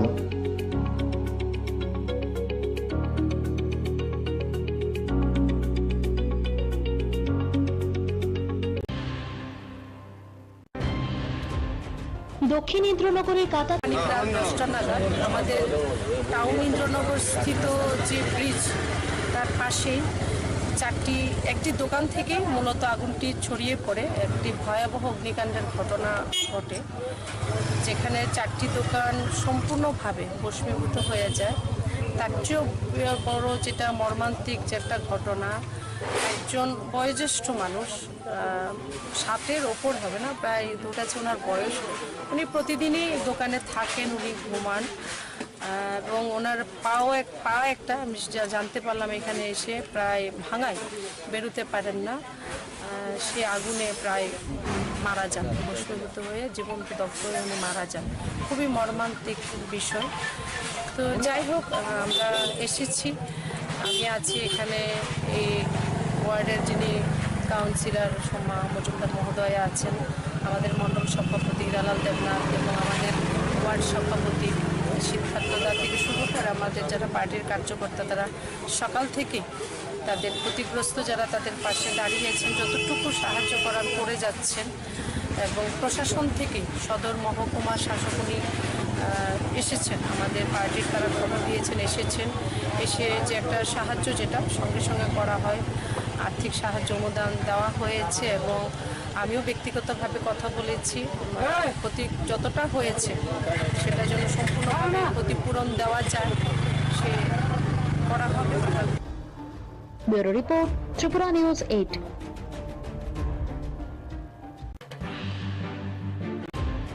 কৃষকদের কৃষিকাজে উৎসাহিত করার লক্ষ্যে ইতিমধ্যেই রাজ্য সরকার তথা কৃষি দপ্তর বিভিন্ন প্রকারের উদ্যোগ নিরন্তরভাবে গ্রহণ করে চলেছে। এরকমই এক উদ্যোগের অংশ হিসেবে আজ গোমতী জেলার উদয়পুরে কিল্লা বিধানসভার অন্তর্গত নোয়াবাড়ির এক কৃষি জমিতে কৃষি দপ্তরের উদ্যোগে 300 হেক্টর জমিতে এসআরআই পদ্ধতিতে ধানের চারা লাগানোর কর্মসূচি হাতে নেওয়া হয়। এই কর্মসূচিতে উপস্থিত থেকে কৃষকদের উৎসাহিত করতে সরাসরি কৃষি জমিতে নেমে যান স্থানীয় বিধায়ক রামপদ জমাতিয়া সহ অন্যান্য বিশিষ্ট ব্যক্তি। ব্যক্তিরা। সংক্ষিপ্তভাবে নিজের প্রতিক্রিয়া ব্যক্ত করতে গিয়ে বিধায়ক রামপদ জমাতিয়া দাবি করেন, এই সময়ের মধ্যে দেশ তথা রাজ্যের বিজেপি নেতৃত্বাধীন সরকার সর্বতোভাবে কৃষি এবং কৃষকের মান উন্নয়নে কাজ করে চলেছে। সমস্যা হচ্ছে এসআরআই পদ্ধতিতে যে প্রধানমন্ত্রী কৃষকদেরকে দ্বিগুণ আয় করার যে পরিকল্পনা, এটাকে বাস্তবায়ন করার জন্য নোয়াবাড়ি এগ্রিকালচার সেক্টরের আন্ডারে আজকে এই নোয়াবাড়ি মাঠে এখানে 30 হেক্টর জমিন এখন প্রস্তুত হয়ে গেছে। এইখানে এসআরআই পদ্ধতিতে রোয়াটা লাগানোর জন্য আমরা শুরু করে দিয়েছি এখানে আইসিএম হিসাবে, এবং প্রত্যেকটা কৃষককে 960 টাকা যারা যারা করছেন এটা আমরা পাবেন কালি প্রতি, এবং সবাইকে এখানে প্রায় 1000 হেক্টরের মতো আমাদের পরিকল্পনা করা আছে আমার কিল্লা অঞ্চলে এটা করানোর জন্য পরিকল্পনা আজকে শুরুয়াত হলো। তো নিশ্চয়ই আমরা আগামী দিনে আশা করব যে কৃষকদেরকে উজ্জীবিত করে এবং তাদেরকে নতুন প্রযুক্তিতে এই ধান এবং বিভিন্ন ফসলাদি লাগানোর ক্ষেত্রে উৎপাদন করার ক্ষেত্রে আমরা নিশ্চয়ই মোটিভেশন করে আগামী দিনে তাদের স্বাবলম্বী করতে পারব উদ্দেশ্যে আমাদের আসলে। Bureau report, Tripura news 8। বরাবরের মতো আজ আরো একবার নেতাজি সুভাষ রোডে ছাত্রবন্ধু ক্লাব সামাজিক কর্মকাণ্ডে নজির স্থাপন করলেও বলা চলে। এক অনাড়ম্বর অনুষ্ঠানের মধ্য দিয়ে ক্লাব সংলগ্ন সখীচরণ বিদ্যালয়ের দুস্থ ছাত্রছাত্রীদের মধ্যে স্কুল ড্রেস বিতরণ করা হয়। এ উপলক্ষে আয়োজিত অনুষ্ঠানে অন্যদের মধ্যে উপস্থিত ছিলেন সংশ্লিষ্ট স্কুলের প্রাক্তন শিক্ষক সুধীর চন্দ্র মজুমদার, ছাত্রবন্ধু ক্লাবের সভাপতি, সম্পাদক সহ স্কুলের প্রধান শিক্ষক সহ অন্যান্য বিশিষ্ট ব্যক্তিত্বরা। গোটা বিষয় নিয়ে ক্লাবের তরফ থেকে দাবি করা হয়, বরাবরই সখীচরণ স্কুলের পারিপার্শ্বিক অবস্থার মান উন্নয়নে ক্লাব ভূমিকা পালন করে এসেছে এবং আগামী দিনেও বিভিন্নভাবে ক্লাবের তরফ থেকে সংশ্লিষ্ট বিদ্যালয়কে সাহায্য সহযোগিতা করে পাশে থাকার প্রচেষ্টা অব্যাহত থাকবে বলে উদ্যোক্তাদের তরফ থেকে দাবি করা হয়। ছাত্রবন্ধু ক্লাব সবসময় এই স্কুলের সহায়তা আমরা হাত বেরিয়ে এসেছি এবং স্কুলের অনেক পুরনো যারা আছে প্রাথমিক শিক্ষা থেকে দিয়েছেন, তারপরে ধীরে ধীরে ওখান থেকে এই জায়গায় চলে আসে এবং আমাদের ক্লাবের যারা পূর্বপুরুষ যারা ছিলেন, আমাদের ক্লাবের যারা প্রতিষ্ঠাতা, তাদের ঐকান্তিক প্রচেষ্টায় আজকে স্কুলটা এই পর্যায়ে উন্নত হয়েছে। আমার আগামী দিনেও আমরা আমাদের যে পূর্বপুরুষরা যে প্রচেষ্টা নিয়ে গেছেন আমরা সেটাকে চালিয়ে যাব এবং আজকে শুধু না, আমরা বরাবরই প্রতি বছর বিভিন্নভাবে এই স্কুল যারা দুস্থ ছাত্র আছেন তাদেরকে বিভিন্নভাবে আর্থিক সহায়তা করে বই দিয়ে, ড্রেস দিয়ে বা অন্যান্যভাবে সাহায্য করছি এবং স্কুলের যাতে শ্রীবৃদ্ধি হয় তার জন্যই আমরা একটা ঐকান্তিক প্রচেষ্টা আমরা করছি, আগামী দিন করে যাব। Bureau report, Tripura news 8।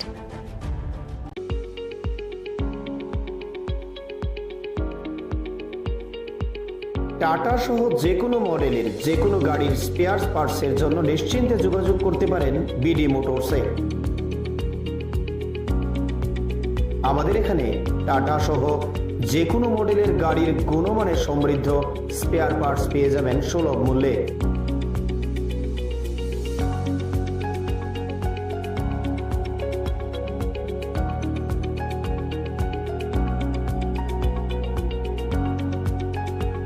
এছাড়াও কম খরচে যত্ন সহকারে সব ধরনের গাড়ি মেরামত করাতে পারেন আমাদের প্রতিষ্ঠানে।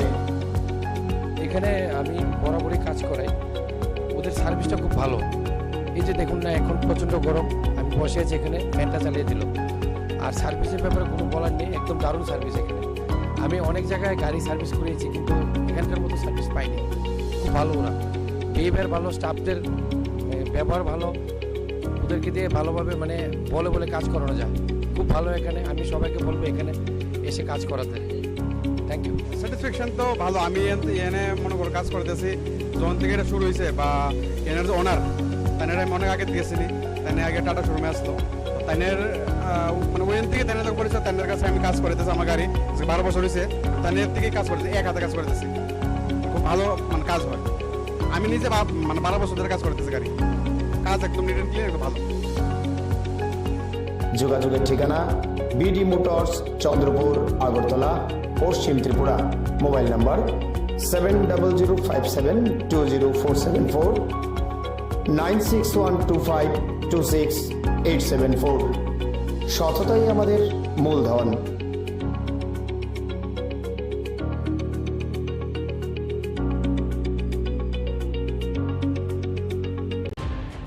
গতকাল রাতে এক বিধ্বংসী অগ্নিকাণ্ডে শহরতলির দক্ষিণ ইন্দ্রনগরের কাঁটাখালের বাঁধের উপর তিনটি দোকান সম্পূর্ণভাবে পুড়ে ছাই হয়ে যায় এবং অগ্নিকাণ্ডের ফলে ঘটনাস্থলেই জনৈক সাইকেল মেরামতকারীর আগুনে ঝলসে মৃত্যু হয় বলে জানা যায়। এদিকে সময় মতো অগ্নি নির্বাপক দপ্তরের কর্মীরা এসে দায়িত্ব যেমন পালন করেনি, ঠিক এর পাশাপাশি প্রয়োজনের তুলনায় অনেক কম জল অগ্নি নির্বাপক বাহিনীর কাছে ছিল বলেও গুরুতর অভিযোগ উঠল। স্থানীয়দের অভিযোগ হচ্ছে, আগুনের ঘটনা প্রত্যক্ষ করে অগ্নি নির্বাপক দপ্তরে ফোন করা হলেও ঘটনা সংঘটিত হওয়ার 1 ঘন্টা পর এসে পৌঁছায় অগ্নি নির্বাপক দপ্তরের ইঞ্জিন।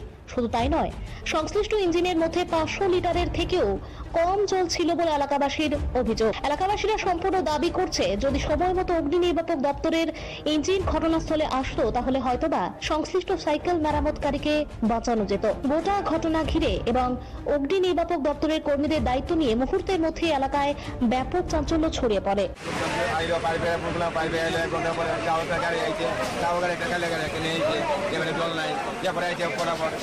আধা ঘন্টা পরে আরো 2 গাড়ি, হ্যাঁ জল নাই, কাল লাগাই নিয়েছে আগুন তো পুরো আধা ঘন্টা পরে আরো 2 গাড়ি আছে, আগুন কন্ট্রোলে আছে। এই একটা লোক তো পড়ে আসে, আমরা তো নিজেই দেখবেন ওই সামনে তো ডেড করি নাকি আবার পড়ে আসে একটা লোক। দোকানের ভিতরে একজন বয়স্ক লোক তাহলে সাইকেল মেকারে কাজ করে, তাহলে এখানেই ঘুমা। আমি আয়া শুধু চিল্লি উঠছি, বাড়ির থেকে দেখছি দাও দাও করে আগুন চলতেছে। আইএসএর কারেন্ট অফিস ফোন করছি, থানাতে ফোন করছি, ফায়ার সার্ভিস ফোন করছি। 1 ঘন্টা পরে আইছে, এটার ভিতরে 500 লিটার জল নাই। এই অবস্থা আপনারা দেখেন, লোকটা চিল্লাইয়া মারা গেছে। না, লোকটা কিভাবে বাইর করুন? লোকটা চিল্লাইয়া লোকটা মারা গেছে আমরা চোখের সামনে। ঘরে যাওয়ার মতন কোনো কিছু নাই আমাদের কাছে। এই যে অবস্থা দেখেন, 1 ঘন্টা পরে আইছে, ফোন করার পরে 1 ঘন্টা পরে।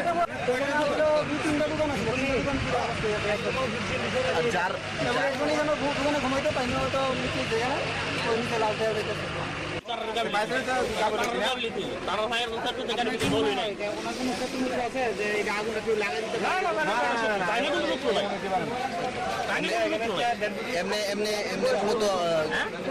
ফায়ার সার্ভিসের ভূমিকাটা নিয়ে কি বলবো? ফায়ার সার্ভিসের ভূমিকা, ফায়ার সার্ভিসের তারা ফায়ার সার্ভিসের গাড়িটা যদি আরেকটু তাড়াতাড়ি গাড়ি যদি জল থাকতো তাহলে আগুন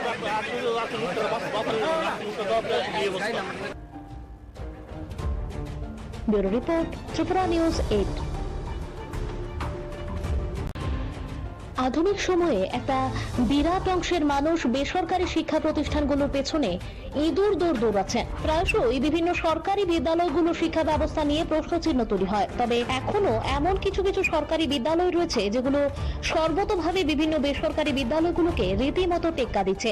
এরকম একটি বিদ্যালয় হচ্ছে বিশালগড় মহকুমার পূর্ব গোকুলপুর দ্বাদশ শ্রেণী বিদ্যালয়। বিদ্যালয়ের শিক্ষক শিক্ষিকাদের ঐকান্তিক প্রচেষ্টায় প্রতিনিয়ত বিদ্যালয়টির শ্রীবৃদ্ধি ঘটে চলেছে। সব মিলিয়ে বলা চলে, ত্রিপুরা রাজ্য শিক্ষা দপ্তরের অধীন বিশালগড়ের গোকুলনগর দ্বাদশ শ্রেণী বিদ্যালয়টি প্রকৃত অর্থে মডেল শিক্ষা ব্যবস্থার যথার্থ নিদর্শন।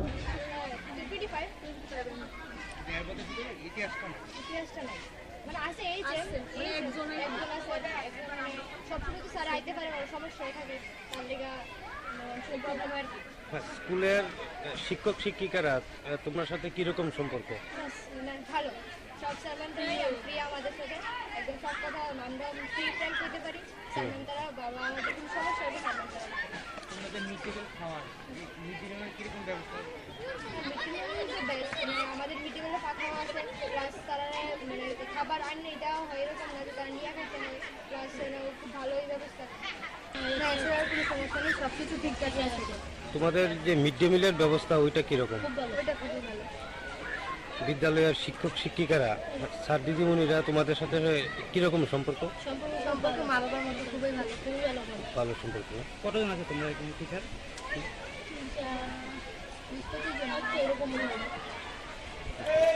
পানীয় জল বা অন্য কোনো সমস্যা আছে? জলের কোনো সমস্যা নেই। Bureau report, Tripura news 8।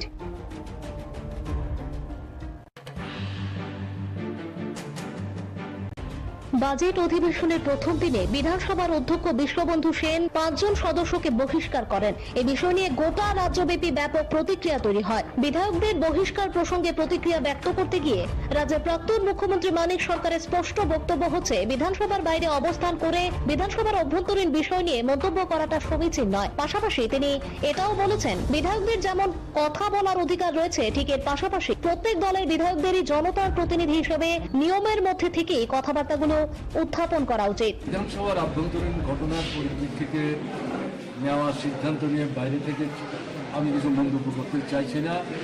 তবে বিধায়কদের তো কথা বলবার অধিকার আছে এবং যুক্তিসঙ্গত কোনো বিষয়ের উপর দাঁড়িয়ে তারা যদি বক্তব্য রাখার চেষ্টা করে সেটা তো বলতে দেওয়া হচ্ছে অধ্যক্ষের দায়িত্ব। কিন্তু সেই দায়িত্ব অধ্যক্ষ যদি পালন না করেন তাহলে খুব বাড়তেই থাকবে এবং এটা হওয়া সঙ্গত না। এবং বিধায়ক বন্ধুরা যারা, তাদেরও দায়িত্ব হচ্ছে তারা জনগণের প্রতিনিধি, জনগণের সমস্যাগুলি নিয়ে তারা তো কথা বলবে। কাজেই উভয় পক্ষের মধ্যেই কিন্তু এই আদান প্রদানের ভিত্তিতে একটা সুস্থ পরিবেশে বিধানসভা চলতে সাহায্য করতে হবে। কালকের ঘটনা নিয়ে আমি আলাদা করে কিছু বলবো। এরকম কি আর কোনো সময় হয়েছে, যেহেতু আপনি দীর্ঘদিন ধরে বিধানসভায় ছিলেন? আমাদের সময়ে মানে এরকম তর্ক বিতর্ক তো হতোই, কিন্তু আমি পত্রিকাগুলিতেই দেখলাম তারাই মন্তব্য করেছে যে শরণার্থী কালের মধ্যে গতকালকে ত্রিপুরা বিধানসভায় যা ঘটনা ঘটেছে এরকম ঘটনা তাদের দেখবার সুযোগ, তারাই বলেছে। Bureau report, Tripura news 8। বিধানসভা বাজেট অধিবেশন নিয়ে ইতিমধ্যেই বিতর্ক চরমে। সংশ্লিষ্ট বাজেট অধিবেশনে গতকাল দিনভর ব্যাপক উত্তেজনা তৈরি হয়। অধিবেশন চলাকালীন সময়ে বিরোধীদের একযোগে ওয়াকআউটের মতো ঘটনাও ঘটেছে। বিধানসভার অভ্যন্তরে উত্তেজনা তৈরি হয়েছে।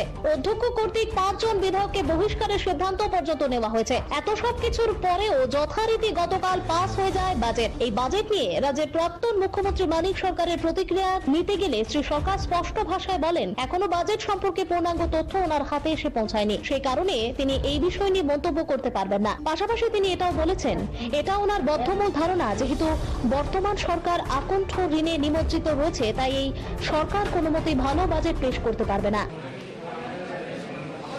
বাজেটের সমস্ত বিষয়গুলি আমি এখনো দেখতে পারি, সবটা না দেখে চট করে মন্তব্য করাটা মানে সঠিক হবে।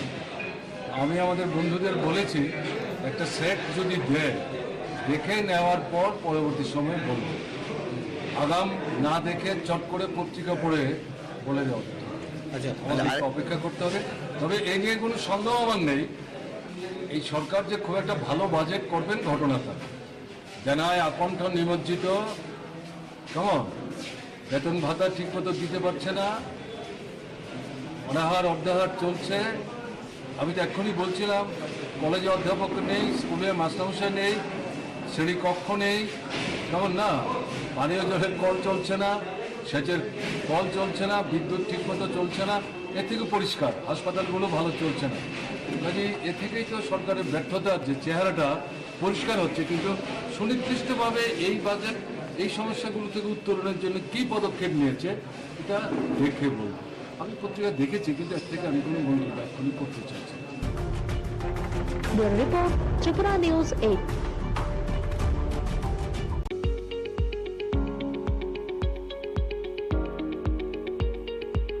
টাটা সহ যে কোনো মডেলের যে কোনো গাড়ির স্পেয়ার পার্টসের জন্য নিশ্চিন্তে যোগাযোগ করতে পারেন বিডি মোটরসে। আমাদের এখানে টাটা সহ যে কোনো মডেলের গাড়ির গুণমানের সমৃদ্ধ স্পেয়ার পার্টস পেয়ে যাবেন সুলভ মূল্যে।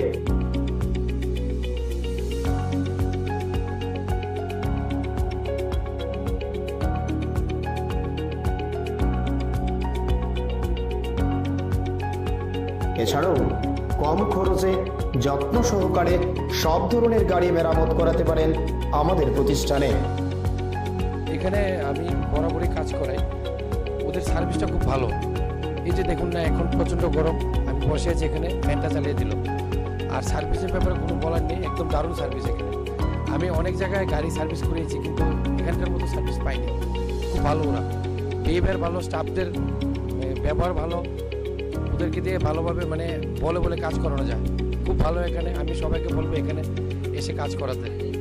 Thank you. স্যাটিসফ্যাকশন তো ভালো। আমি এনে মনে করো কাজ করতেছি যখন থেকে এটা শুরু হয়েছে, বা এনার যে ওনার তাদের আমি অনেক আগে দিয়েছিনি, তাই আগে টাটা শোরুমে আসলো, তাদের মানে ওইখান থেকে তাদের যখন পরিচয়, তাদের কাছে আমি কাজ করতেছি। আমার গাড়ি 12 বছর হয়েছে, তাদের থেকে কাজ করতেছি, এক হাতে কাজ করতেছি, খুব ভালো মানে কাজ হয়। আমি নিজে মানে 12 বছর ধরে কাজ করতেছি, গাড়ি কাজ একদম নিট অ্যান্ড ক্লিয়ার, ভালো। যোগাযোগের ঠিকানা বিডি মোটরস, চন্দ্রপুর, আগরতলা, পশ্চিম ত্রিপুরা। Mobile number 7005720474, 9612526874। সততাই আমাদের মূলধন।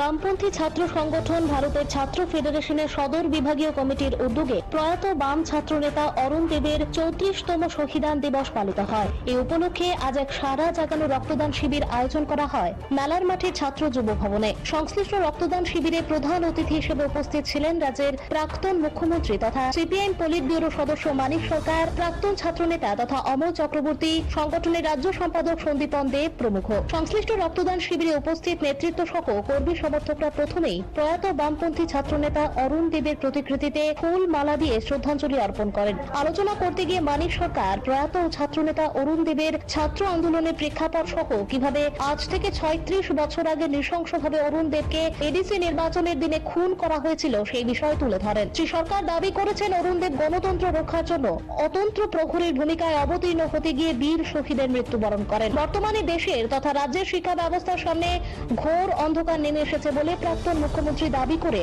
আগামী দিনে অরুণ দেবদের মতো আদর্শবান ছাত্র নেতৃত্বদের আদর্শকে পাথেয় করে এগিয়ে যাওয়ার আহ্বান রাখেন। অরুণ দেব রণদ দেববর্মার সাথে একসাথে মিলে স্কুলে যখন পড়েন তখন থেকেই ছাত্র ফেডারেশন সংগঠিত করার ভূমিকা নিয়েছিল। তখন প্রাইভেট স্টুডেন্টস ইউনিয়ন তৈরি হলেন, উপজাতি অনুপজাতি উভয় ছেলেরা মেয়েরা প্রথম ত্রিপুরা রাজ্য ছাত্র ফেডারেশন, পরবর্তী সময় ভারতের ছাত্র ফেডারেশন সংগঠিত করার ভূমিকা নেন।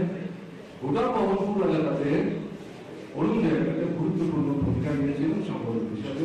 পরবর্তী সময়ে রাজ্য নেতৃত্বে তিনি বৃদ্ধ হয়েছিলেন। এখন এই অরুণ দেবদের যে লড়াই, সেই লড়াইয়ের ফলশ্রুতি হচ্ছে তীব্র বাংলা সরকারের অবদান এবং সেই সরকার প্রতিষ্ঠার মধ্য দিয়ে প্রথম দুটো বামফ্রন্ট সরকার ত্রিপুরার শিক্ষার ক্ষেত্রে গুণগত মৌলিক পরিবর্তনের জন্য যে ব্যাপক উদ্যোগ গ্রহণ করেছিলেন। কংগ্রেস যুবসমিতির জোট রাজস্বে সেটা ব্যাহত হয়েছিল, বিপর্যস্ত হয়েছিল। সেটাকে পুনরুদ্ধার করে শিক্ষা ব্যবস্থার গুরুত্বপূর্ণ ভারতের ছাত্র ফেডারেশন শুধু যে সদরে করছেন তারা সারা ত্রিপুরা দেবী এই অরুণ দেবের এই শহীদান দিবসকে তারা এভাবে প্রতি বছর নানা প্রতিযোগিতার মধ্যে প্রতিপালন করার চেষ্টা করছে। শুধু অরুণ দেব না, ছাত্র আন্দোলনের যারাই সংগ্রাম করতে গিয়ে শহীদের মৃত্যুবরণ করেছেন তাদের প্রত্যেককেই সারা বছর কোনো না কোনো কর্মসূচির মধ্য দিয়ে নির্ধারিত যে দিনটিতে যারা জীবনদান করে গেছেন তাদেরকে স্মরণ করার চেষ্টা করেন। এটাই বামপন্থী গণতান্ত্রিক আন্দোলনের ঐতিহ্য। শহীদদের লড়াইয়ের ময়দানে যারা ভূমিকা লিখে গিয়ে মানুষের সাথে জীবনদান করে গেছেন অকাতরে, তাদেরকে আমরা ভুলে যাই না। তার জ্বলন্ত দৃষ্টান্ত এই 34 বছরের ব্যবধানে অরুণ দেবের এই শহীদান দিবসে আবার তাকে শ্রদ্ধার সাথে স্মরণ করা এই অনুষ্ঠান। ত্রিপুরা নিউজ 8।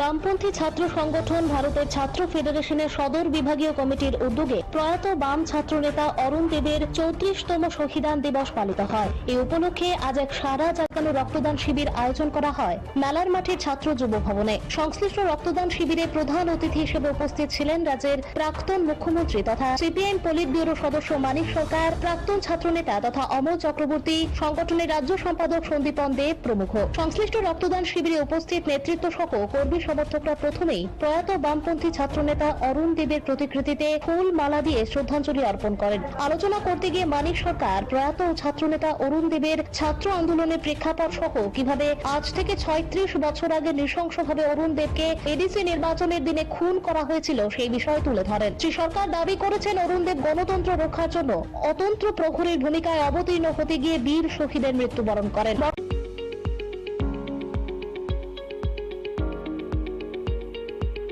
টাটা সহ যে কোনো মডেলের যে কোনো গাড়ির স্পেয়ার পার্টসের জন্য নিশ্চিন্তে যোগাযোগ করতে পারেন বিডি মোটরসে। আমাদের এখানে টাটা সহ যে কোনো মডেলের গাড়ির গুণমানের সমৃদ্ধ স্পেয়ার পার্টস পেয়ে যাবেন সুলভ মূল্যে।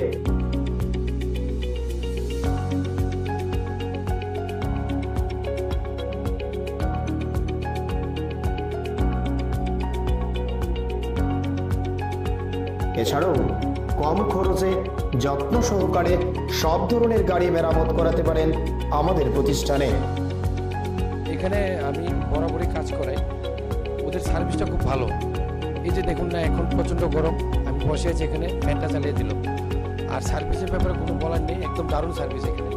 আমি অনেক জায়গায় গাড়ি সার্ভিস করিয়েছি কিন্তু এখানকার মতো সার্ভিস পাইনি। খুব ভালো ওরা, বিহেভিয়ার ভালো, স্টাফদের ব্যবহার ভালো, ওদেরকে দিয়ে ভালোভাবে মানে বলে বলে কাজ করানো যায়। খুব ভালো এখানে, আমি সবাইকে বলবো এখানে এসে কাজ করাতে। Thank you. স্যাটিসফ্যাকশন তো ভালো। আমি এনে মনে করো কাজ করতেছি যখন থেকে এটা শুরু হয়েছে, বা এনার যে ওনার তাদের আমি অনেক আগে থেকে চিনি।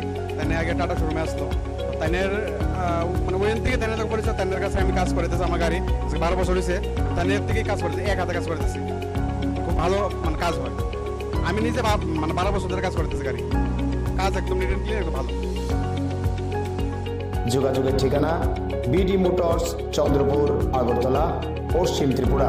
Mobile number 7005720474, 9612526874। সততাই আমাদের মূলধন।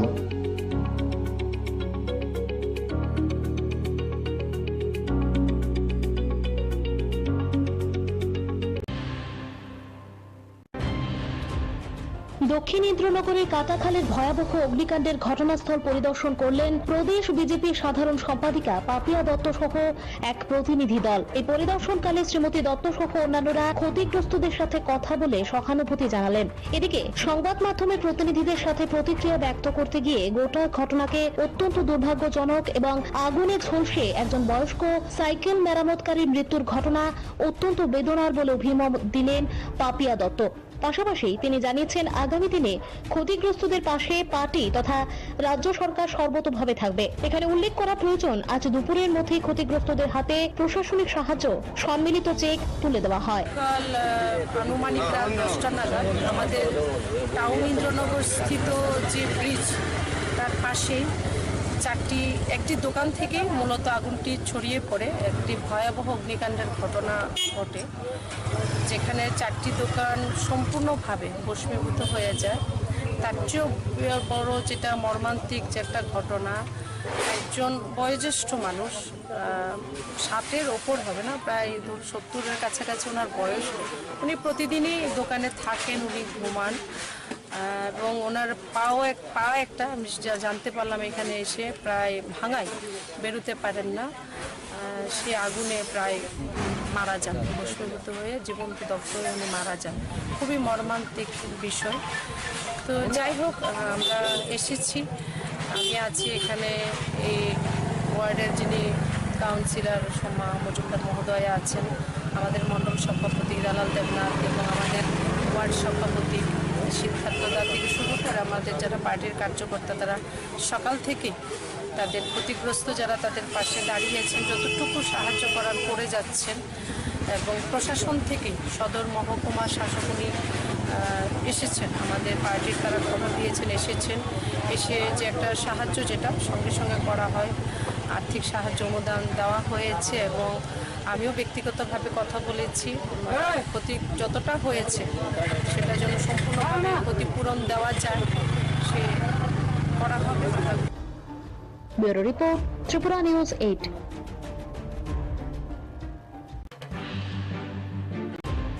কৃষকদের কৃষিকাজে উৎসাহিত করার লক্ষ্যে ইতিমধ্যেই রাজ্য সরকার তথা কৃষি দপ্তর বিভিন্ন প্রকারের নিরন্তরভাবে গ্রহণ করে চলেছে। এরকমই এক উদ্যোগের অংশ হিসেবে গোমতী জেলার উপরে বিধানসভার অন্তত নোয়াবাড়ি এক কৃষি জমি কৃষি দপ্তর উদ্যোগে 300 হেক্টর জমিতে এসআরআই পদ্ধতিতে ধানের চারা লাগানোর কর্মসূচি হাতে নেওয়া হয়। এই কর্মসূচি উপস্থিত থেকে কৃষকদের উৎসাহিত করতে সরাসরি কৃষি জমিতে যান স্থানীয় বিধায়ক রামপদ মাতিয়া সহ অন্য বিশিষ্ট ব্যক্তিরা।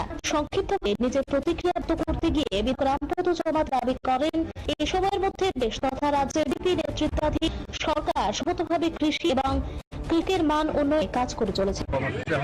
এসআরআই পদ্ধতিতে যে প্রধানমন্ত্রী কৃষকদেরকে আয় করার যে যোজনা এটা বাস্তবায়নের জন্য নোয়াবাড়ি এগ্রিকালচার সেক্টরের আন্ডারে আজকে এই নোয়াবাড়ি মাঠে এখানে 3 হেক্টর জমি প্রস্তুত হয়ে গেছে। এইখানে এসআরআই পদ্ধতি পাতা লাগানোর জন্য আমরা শুরু করে দিয়েছি। এবং প্রত্যেক কৃষককে 960 টাকা যারা যারা করছেন এটা আমরা পাবে আনি প্রতি, এবং সবাই এখানে প্রায় 7 হেক্টরের মতো আমার পরিকল্পনা করা আছে আমার কিল্লা অঞ্চলে এটা করার জন্য আমরা আজকে শুরু হলো। তো নিশ্চয়ই আমরা আগামী আশা করব যে কৃষককে উজ্জীবিত এবং তাদেরকে নতুন প্রযুক্তিতে এবং বিভিন্ন ফসলি লাগানোর ক্ষেত্রে উৎপাদন করার ক্ষেত্রে আমরা নিজে অধিবেশন করে আগামী তাদের সামনে করতে পারবো উদ্দেশ্যে আমাদের রিপোর্ট, নিউজ 8। বরাবরের মতো আজ আরো একবার নেতাজি সুভাষ রোডে ছাত্রবন্ধু ক্লাব সামাজিক কর্মকাণ্ডে নজির স্থাপন করলেও বলা চলে। এক অনাড়ম্বর অনুষ্ঠানের মধ্য দিয়ে ক্লাব সংলগ্ন সখীচরণ বিদ্যালয়ের দুস্থ ছাত্রছাত্রীদের মধ্যে স্কুল ড্রেস বিতরণ করা হয়। এ উপলক্ষে আয়োজিত অনুষ্ঠানে অন্যদের মধ্যে উপস্থিত ছিলেন সংশ্লিষ্ট স্কুলের প্রাক্তন শিক্ষক সুধীর চন্দ্র মজুমদার, ছাত্রবন্ধু ক্লাবের সভাপতি, সম্পাদক সহ স্কুলের প্রধান শিক্ষক সহ অন্যান্য বিশিষ্ট ব্যক্তিত্বরা। গোটা বিষয় নিয়ে ক্লাবের তরফ থেকে দাবি করা হয়, বরাবরই সখীচরণ স্কুলের পারিপার্শ্বিক অবস্থার মান উন্নয়নে ক্লাব ভূমিকা পালন করে এসেছে এবং আগামী দিনেও বিভিন্নভাবে ক্লাবের তরফ থেকে সংশ্লিষ্ট বিদ্যালয়কে সাহায্য সহযোগিতা করে পাশে থাকার প্রচেষ্টা অব্যাহত থাকবে বলে উদ্যোক্তাদের তরফ থেকে দাবি করা হয়। ছাত্রবন্ধু ক্লাব সবসময় এই স্কুলের সহায়তা আমরা হাত বেরিয়ে এসেছি এবং স্কুলের যদি পুরনো ইতিহাস আপনারা যদি জানেন, এই ক্লাবের যারা কর্মকর্তা ছিলেন আমাদের পূর্বপুরুষরা, তাদের ওখান থেকে ইচ্ছাই আজকে স্কুলটা এই পর্যায়ে এসেছে। একটা প্রাথমিক বিদ্যামন্দির বলে একটা স্কুল ছিল, এটাতে আগরতলা অন্যান্যভাবে সাহায্য করছি এবং স্কুলের যাতে শ্রীবৃদ্ধি হয় তার জন্যই আমরা একটা ঐকান্তিক প্রচেষ্টা আমরা করছি, আগামী দিন করে যাব। Bureau report, Tripura news 8।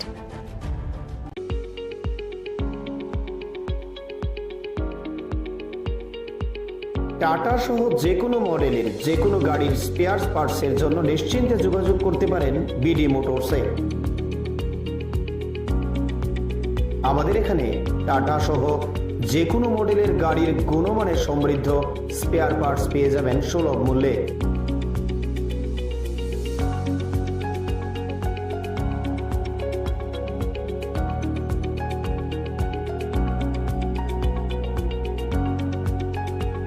এছাড়াও কম খরচে যত্ন সহকারে সব ধরনের গাড়ি মেরামত করাতে পারেন আমাদের প্রতিষ্ঠানে। এখানে আমি বরাবরই কাজ করাই, ওদের সার্ভিসটা খুব ভালো। এই যে দেখুন না, এখন প্রচণ্ড গরম, আমি বসে আছি এখানে, ফ্যানটা চালিয়ে দিল। আর সার্ভিসের ব্যাপারে কোনো বলার নেই, একদম দারুণ সার্ভিস এখানে। আমি অনেক জায়গায় গাড়ি সার্ভিস করেছি কিন্তু এখানকার মতো সার্ভিস পাইনি। খুব ভালো ওরা, বিহেভিয়ার ভালো, স্টাফদের ব্যবহার ভালো, ওদেরকে দিয়ে ভালোভাবে মানে বলে বলে কাজ করানো যায়। খুব ভালো এখানে, আমি সবাইকে বলবো এখানে এসে কাজ করাতে। Thank you. স্যাটিসফ্যাকশন তো ভালো। আমি এনে মনে করো কাজ করতেছি যখন থেকে এটা শুরু হয়েছে, বা এনার যে ওনার তাদের আমি অনেক আগে দিয়েছিনি, তাই আগে টাটা শোরুমে আসলো, তাদের মানে ওইখান থেকে তাদের যখন পরিচয়, তাদের কাছে আমি কাজ করতেছি। আমার গাড়ি 12 বছর হয়েছে, তাদের থেকেই কাজ করতেছি, এক হাতে কাজ করতেছি। খুব ভালো মানে কাজ হয়। আমি নিজে মানে 12 বছর ধরে কাজ করতেছি গাড়ি, কাজ একদম নিট অ্যান্ড ক্লিয়ার, ভালো। যোগাযোগের ঠিকানা বিডি মোটরস, চন্দ্রপুর, আগরতলা, পশ্চিম ত্রিপুরা। মোবাইল নম্বর 7005720474, 9612526874। সততাই আমাদের মূলধন।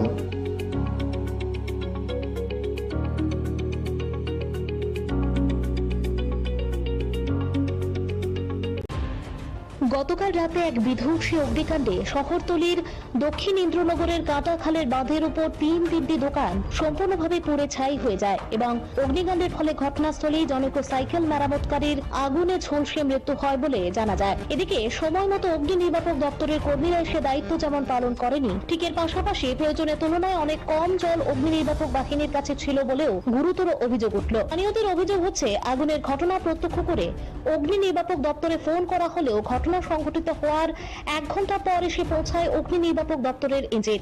শুধু তাই নয়, সংশ্লিষ্ট ইঞ্জিনের মধ্যে 500 লিটারের থেকেও কম জল ছিল বলে এলাকাবাসীর অভিযোগ। এলাকাবাসীরা সম্পূর্ণ দাবি করছে, যদি সময় মতো অগ্নি নির্বাপক দপ্তরের ইঞ্জিন ঘটনাস্থলে আসতো তাহলে হয়তোবা সংশ্লিষ্ট সাইকেল মেরামতকারীকে বাঁচানো যেত। গোটা ঘটনা ঘিরে এবং অগ্নি নির্বাপক দপ্তরের কর্মীদের দায়িত্ব নিয়ে মুহূর্তের মধ্যে এলাকায় ব্যাপক চাঞ্চল্য ছড়িয়ে পড়ে।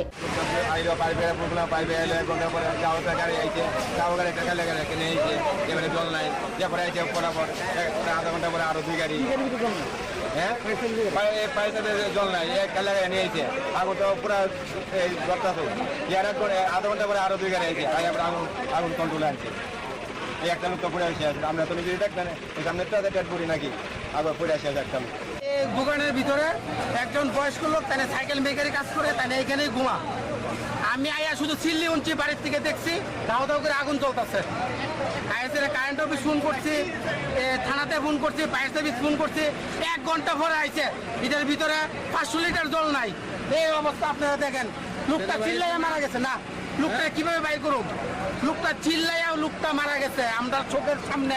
ঘরে যাওয়ার মতন কোনো কিছু নাই আমাদের কাছে। এই যে অবস্থা দেখেন, 1 ঘন্টা পরে আইছে, ফোন করার পরে 1 ঘন্টা পরে।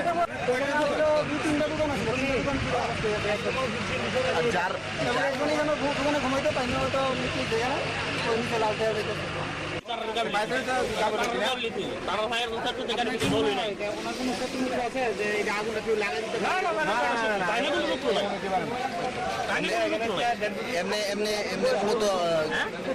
ফায়ার সার্ভিসের ভূমিকাটা নিয়ে কি বলবো? ফায়ার সার্ভিসের ভূমিকা, ফায়ার সার্ভিসের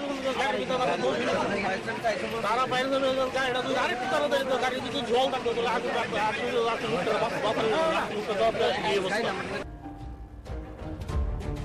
ব্যুরো রিপোর্ট, ত্রিপুরা নিউজ 8।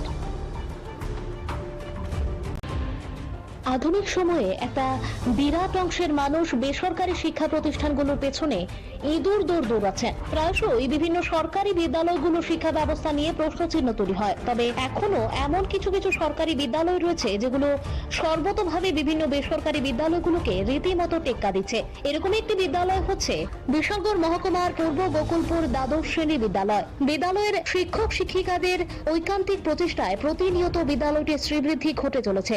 সব মিলিয়ে বলা চলে, ত্রিপুরা রাজ্য শিক্ষা দপ্তরের অধীন বিশালগড়ের গোকুলনগর দ্বাদশ শ্রেণী বিদ্যালয়টি প্রকৃত অর্থে মডেল শিক্ষা ব্যবস্থার যথার্থ নিদর্শন।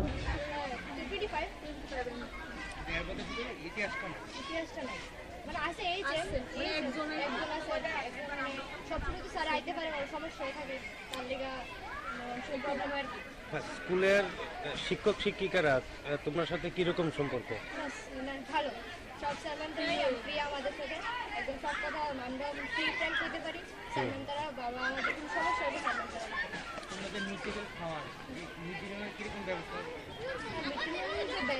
আমাদের মিটিংগুলো পাঠানো আছে, প্লাস তারা মানে খাবার আনলে এটা হয় এরকম না যে তারা নিয়ে খাইতে হয়, প্লাস খুব ভালো এই ব্যবস্থা। এছাড়া আর কোনো সমস্যা নেই, সব কিছু ঠিকঠাকই আছে। তোমাদের যে মিড ডে মিলের ব্যবস্থা ওইটা কিরকম? খুব ভালো, ওইটা খুবই ভালো।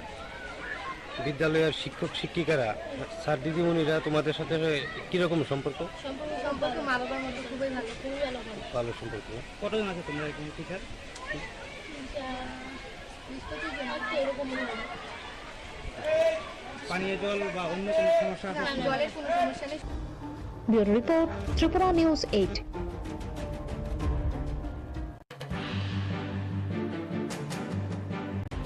বাজেট অধিবেশনের প্রথম দিনে বিধানসভার অধ্যক্ষ বিশ্ববন্ধু সেন 5 জন সদস্যকে বহিষ্কার করেন। এই বিষয় নিয়ে গোটা রাজ্যব্যাপী ব্যাপক প্রতিক্রিয়া তৈরি হয়। বিধায়কদের বহিষ্কার প্রসঙ্গে প্রতিক্রিয়া ব্যক্ত করতে গিয়ে রাজ্যের প্রাক্তন মুখ্যমন্ত্রী মানিক সরকারের স্পষ্ট বক্তব্য হচ্ছে, বিধানসভার বাইরে অবস্থান করে বিধানসভার অভ্যন্তরীণ বিষয় নিয়ে মন্তব্য করাটা সমীচীন নয়। পাশাপাশি তিনি এটাও বলেছেন, বিধায়কদের যেমন কথা বলার অধিকার রয়েছে, ঠিক এর পাশাপাশি প্রত্যেক দলের বিধায়কদেরই জনতার প্রতিনিধি হিসেবে নিয়মের মধ্যে থেকেই কথাবার্তাগুলো উত্থাপন করা উচিত। বিধানসভার আভ্যন্তরীণ ঘটনার পরিপ্রেক্ষিতে নেওয়া সিদ্ধান্ত নিয়ে বাইরে থেকে আমি কিছু মন্তব্য করতে চাইছি না। তবে বিধায়কদের তো কথা বলবার অধিকার আছে এবং যুক্তিসঙ্গত কোনো বিষয়ের উপর দাঁড়িয়ে তারা যদি বক্তব্য রাখার চেষ্টা করে সেটা তো বলতে দেওয়া হচ্ছে অধ্যক্ষের দায়িত্ব। কিন্তু সেই দায়িত্ব অধ্যক্ষ যদি পালন না করেন তাহলে খুব বাড়তেই থাকবে এবং এটা হওয়া সঙ্গত না। এবং বিধায়ক বন্ধুরা যারা, তাদেরও দায়িত্ব হচ্ছে তারা জনগণের প্রতিনিধি, জনগণের সমস্যাগুলি নিয়ে তারা তো কথা বলবে। কাজেই উভয় পক্ষের মধ্যেই কিন্তু এই আদান প্রদানের ভিত্তিতে একটা সুস্থ পরিবেশে বিধানসভা চলতে সাহায্য করতে হবে। কালকের ঘটনা নিয়ে আমি আলাদা করে কিছু বলবো। এরকম কি আর কোনো সময় হয়েছে, যেহেতু আপনি দীর্ঘদিন ধরে বিধানসভায় ছিলেন? আমাদের সময়ে মানে এরকম তর্ক বিতর্ক তো হতোই, কিন্তু আমি পত্রিকাগুলিতেই দেখলাম তারাই মন্তব্য করেছে যে শরণার্থী কালের মধ্যে গতকালকে ত্রিপুরা বিধানসভায় যা ঘটনা ঘটেছে এরকম ঘটনা তাদের দেখবার সুযোগ, তারাই বলেছে। Bureau report, Tripura news 8। বিধানসভার বাজেট অধিবেশন নিয়ে ইতিমধ্যেই বিতর্ক চরমে। সংশ্লিষ্ট বাজেট অধিবেশনে গতকাল দিনভর ব্যাপক উত্তেজনা তৈরি হয়। অধিবেশন চলাকালীন সময়ে বিরোধীদের একযোগে ওয়াকআউটের মতো ঘটনাও ঘটেছে। বিধানসভার অভ্যন্তরে উত্তেজনা তৈরি হয়েছে।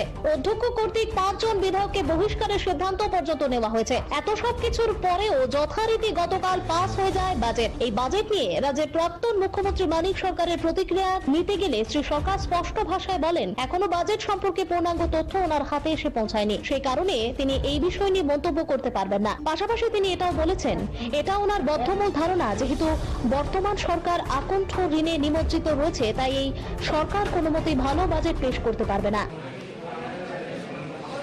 বাজেটের সমস্ত বিষয়গুলো আমি এখনো দেখতে পারি, সবটা না দেখে চট করে মন্তব্য করাটা মানে সঠিক হবে। আমি আমাদের বন্ধুদের বলেছি একটা সেট যদি দেয় দেখে নেওয়ার পর পরবর্তী সময় বলবো, আগাম না দেখে চট করে পত্রিকা পড়ে বলে দেওয়া। আচ্ছা, অপেক্ষা করতে হবে। তবে এই নিয়ে কোনো সন্দেহ আমার নেই, এই সরকার যেটা দেখেছি, কিন্তু এর থেকে আমি কোনো মন্তব্য এখনই করতে চাইছি। Bureau report, Tripura news 8।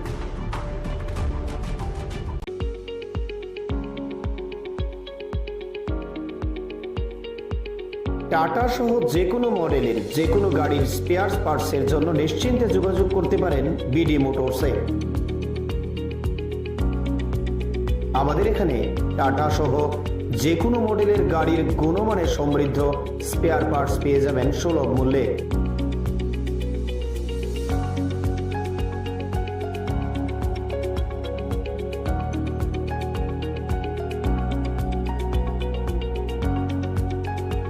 এছাড়াও কম খরচে যত্ন সহকারে সব ধরনের গাড়ি মেরামত করাতে পারেন আমাদের প্রতিষ্ঠানে।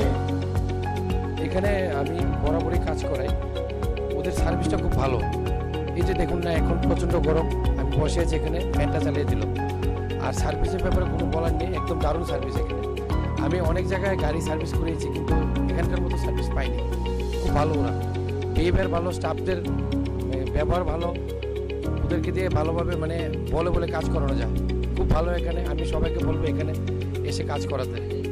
Thank you. স্যাটিসফ্যাকশন তো ভালো। আমি এনে মনে করো কাজ করতেছি যখন থেকে এটা শুরু হয়েছে, বা এনার যে ওনার তাইনের আমি অনেক আগে দিয়েছি, তাই আগে টাটা শোরুমে আসলো, তাইনের মানে ওইখান থেকে তাইনের যখন পরিচয়, তাইনের কাছে আমি কাজ করতেছি। আমার গাড়ি 12 বছর হয়েছে, তাইনের থেকেই কাজ করতেছি, এক হাতে কাজ করতেছি, খুব ভালো মানে কাজ হয়। আমি নিজে মানে 12 বছর ধরে কাজ করতেছি, গাড়ি কাজ একদম নিট অ্যান্ড ক্লিয়ার, একদম ভালো। যোগাযোগের ঠিকানা বিডি মোটরস, চন্দ্রপুর, আগরতলা, পশ্চিম ত্রিপুরা। Mobile number 7005720474, 9612526874। সততাই আমাদের মূলধন।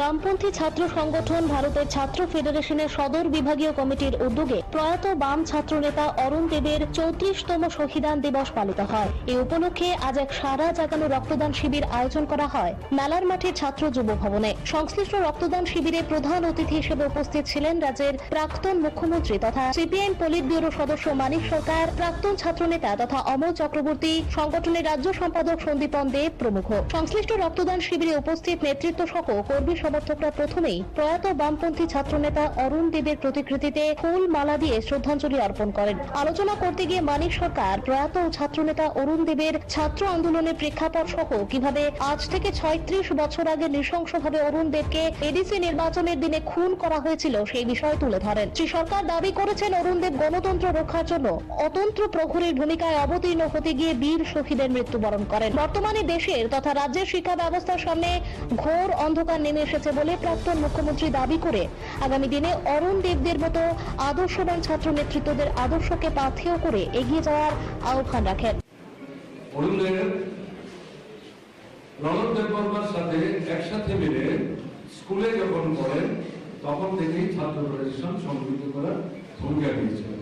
তখন প্রাইভেট স্টুডেন্টস ইউনিয়ন তৈরি হয়নি, উপজাতি অনুপজাতি উভয়ংশের ছেলেরা মেয়েরা প্রথম ত্রিপুরা রাজ্য ছাত্র ফেডারেশন, পরবর্তী সময় ভারতের ছাত্র ফেডারেশন সংগঠিত করার ভূমিকা নেন। গোটা মোহনপুর এলাকাতে অরুণ দেব একটা গুরুত্বপূর্ণ ভূমিকা নিয়েছিলেন সংগঠক হিসাবে। পরবর্তী সময়ে রাজ্য নেতৃত্বে তিনি ফ্রি করে দিয়েছিলেন। এখন এই অরুণ দেবদের যে লড়াই, সেই লড়াইয়ের ফলশ্রুতি হচ্ছে তৃতীয় বামফ্রন্ট সরকারের অবদান, এবং সেই সরকার প্রতিষ্ঠার মধ্য দিয়ে প্রথম বামফ্রন্ট সরকার ত্রিপুরার শিক্ষার ক্ষেত্রে গুণগত মৌলিক পরিবর্তনের জন্য যে ব্যাপক উদ্যোগ গ্রহণ করেছিলেন। কংগ্রেস যুব সমিতির যুগ রাজনীতিতে সেটা ব্যাহত হয়েছিল, বিপর্যস্ত হয়েছিল। সেটাকে পুনরুদ্ধার করে শিক্ষা ব্যবস্থার ব্যাপক বিস্তারের জন্য তৃতীয় বামফ্রন্ট সরকার গুরুত্বপূর্ণ ভূমিকা নিয়ে এটা একেবারে সপ্তম বামফ্রন্ট সরকার পর্যন্ত অব্যাহত রাখার চেষ্টা করে। এই যে সাফল্য, এই সাফল্য যদি লিখতে যাওয়া হয়, ত্রিপুরার তৎকালীন যে ছাত্র আন্দোলন তার যে ভূমিকা তাকে অস্বীকার করা যাবে না, এবং সেই ছাত্র আন্দোলনের অন্যতম সংগঠন অরুণ দেব বিস্তৃত থাকবে না। সে স্মরণে আসবে, তার যে ভূমিকা সেটা লিপিবদ্ধ হবে। আমার কাছে এটা খুবই মানে আমি বলবো গুরুত্বপূর্ণ।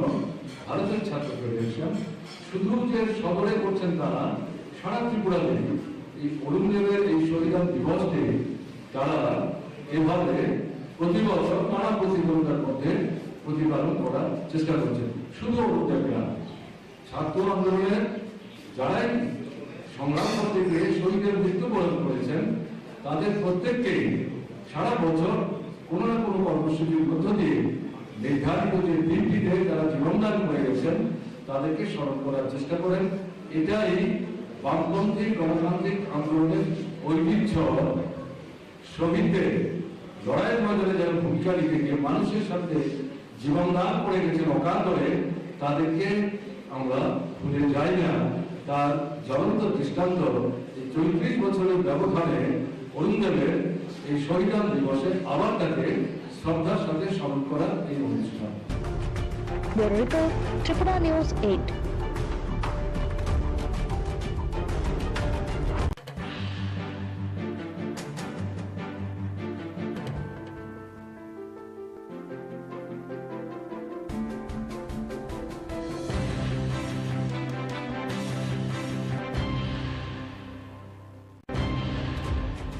বামপন্থী ছাত্র সংগঠন ভারতের ছাত্র ফেডারেশনের সদর বিভাগীয় কমিটির উদ্যোগে প্রয়াত বাম ছাত্র নেতা অরুণ দেবের 34তম শহীদান দিবস পালিত হয়। এই উপলক্ষে আজ এক সারা জাগানো রক্তদান শিবির আয়োজন করা হয় মেলার মাঠে ছাত্র যুব ভবনে। সংশ্লিষ্ট রক্তদান শিবিরে প্রধান অতিথি হিসেবে উপস্থিত ছিলেন রাজ্যের প্রাক্তন মুখ্যমন্ত্রী তথা সিপিআইএম পলিট ব্যুরো সদস্য মানিক সরকার, প্রাক্তন ছাত্রনেতা তথা অমল চক্রবর্তী, সংগঠনের রাজ্য সম্পাদক সন্দীপন দেব প্রমুখ। সংশ্লিষ্ট রক্তদান শিবিরে উপস্থিত নেতৃত্ব সহ কর্মী সমর্থকরা প্রথমেই প্রয়াত বামপন্থী ছাত্রনেতা অরুণ দেবের প্রতিকৃতিতে ফুল মালা দিয়ে শ্রদ্ধাঞ্জলি অর্পণ করেন। আলোচনা করতে গিয়ে মানিক সরকার প্রয়াত ছাত্রনেতা অরুণ দেবের ছাত্র আন্দোলনের প্রেক্ষাপট সহ কিভাবে আজ থেকে 36 বছর আগে নৃশংসভাবে অরুণ দেবকে এডিসি নির্বাচনের দিনে খুন করা হয়েছিল সেই বিষয় তুলে ধরেন। শ্রী সরকার দাবি করেছেন অরুণ দেব গণতন্ত্র রক্ষার জন্য অতন্ত্র প্রহরীর ভূমিকায় অবতীর্ণ হতে গিয়ে বীর শহীদের মৃত্যুবরণ করেন।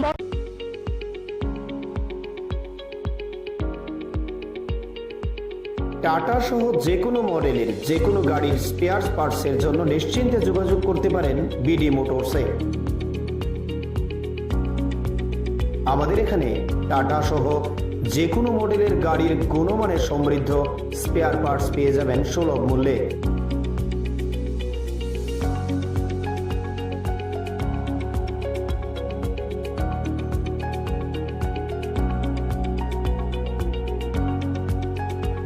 এছাড়াও কম খরচে যত্ন সহকারে সব ধরনের গাড়ি মেরামত করাতে পারেন আমাদের প্রতিষ্ঠানে। এখানে আমি বরাবরই কাজ করাই, ওদের সার্ভিসটা খুব ভালো। এই যে দেখুন না, এখন প্রচণ্ড গরম, আমি বসে আছি এখানে, ফ্যানটা চালিয়ে দিল। আর সার্ভিসের ব্যাপারে কোনো বলার নেই, একদম দারুণ সার্ভিস এখানে। আমি অনেক জায়গায় গাড়ি সার্ভিস করিয়েছি কিন্তু এখানকার মতো সার্ভিস পাইনি। খুব ভালো ওরা, বিহেভিয়ার ভালো, স্টাফদের ব্যবহার ভালো, ওদেরকে দিয়ে ভালোভাবে মানে বলে বলে কাজ করানো যায়। খুব ভালো এখানে, আমি সবাইকে বলবো এখানে এসে কাজ করাতে। Thank you. স্যাটিসফ্যাকশন তো ভালো। আমি এনে মনে করো কাজ করতেছি যখন থেকে এটা শুরু হয়েছে, বা এনার যে ওনার তাদের আমি অনেক আগে দিয়েছিলি, তাদের আগে টাটা শোরুমে আসলো, তাদের মানে ওইখান থেকে তাদের যখন পরিচয়, তাদের কাছে আমি কাজ করতেছি। আমার গাড়ি 12 বছর হয়েছে, তাদের থেকে কাজ করতেছি, এক হাতে কাজ করতেছি। খুব ভালো মানে কাজ হয়। আমি নিজে মানে 12 বছর ধরে কাজ করতেছি, গাড়ি কাজ একদম নিট অ্যান্ড ক্লিয়ার, ভালো। যোগাযোগের ঠিকানা বিডি মোটরস, চন্দ্রপুর, আগরতলা, পশ্চিম ত্রিপুরা। Mobile number 7005720474, 9612526874। সততাই আমাদের মূলধন।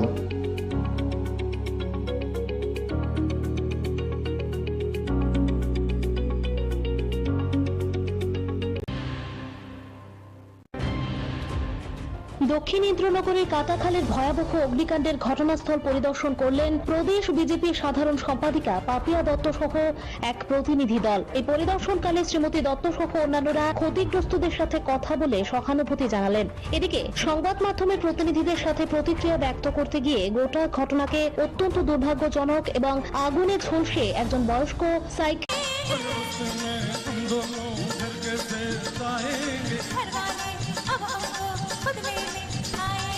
कुछ भी हो लेकिन मजा आ गया तो बोलो हाँ। सौरभ दी जज शिव शंकर का ताला के न कंकर के प्याला तेरे नाम का पिया।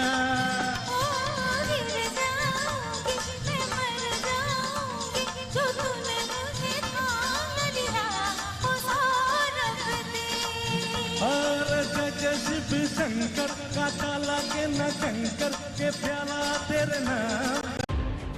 বরাবরের মতো আজ আরো একবার নেতাজি সুভাষ রোডে ছাত্রবন্ধু ক্লাব সামাজিক কর্মকাণ্ডে নজির স্থাপন করলেও বলা চলে। এক অনাড়ম্বর অনুষ্ঠানের মধ্য দিয়ে ক্লাব সংলগ্ন সখীচরণ বিদ্যালয়ের দুস্থ ছাত্রছাত্রীদের মধ্যে স্কুল ড্রেস বিতরণ করা হয়। এ উপলক্ষে আয়োজিত অনুষ্ঠানে অন্যদের মধ্যে উপস্থিত ছিলেন সংশ্লিষ্ট স্কুলের প্রাক্তন শিক্ষক সুধীর চন্দ্র মজুমদার, ছাত্রবন্ধু ক্লাবের সভাপতি, সম্পাদক সহ স্কুলের প্রধান শিক্ষক সহ অন্যান্য বিশিষ্ট ব্যক্তিত্বরা। গোটা বিষয় নিয়ে ক্লাবের তরফ থেকে দাবি করা হয় বরাবরই সখীচরণ স্কুলের পারিপার্শ্বিক অবস্থার মান উন্নয়নে ক্লাব ভূমিকা পালন করে এসেছে এবং আগামী দিনেও বিভিন্নভাবে ক্লাবের তরফ থেকে সংশ্লিষ্ট বিদ্যালয়কে সাহায্য সহযোগিতা করে পাশে থাকার প্রচেষ্টা অব্যাহত থাকবে বলে উদ্যোক্তাদের তরফ থেকে দাবি করা হয়।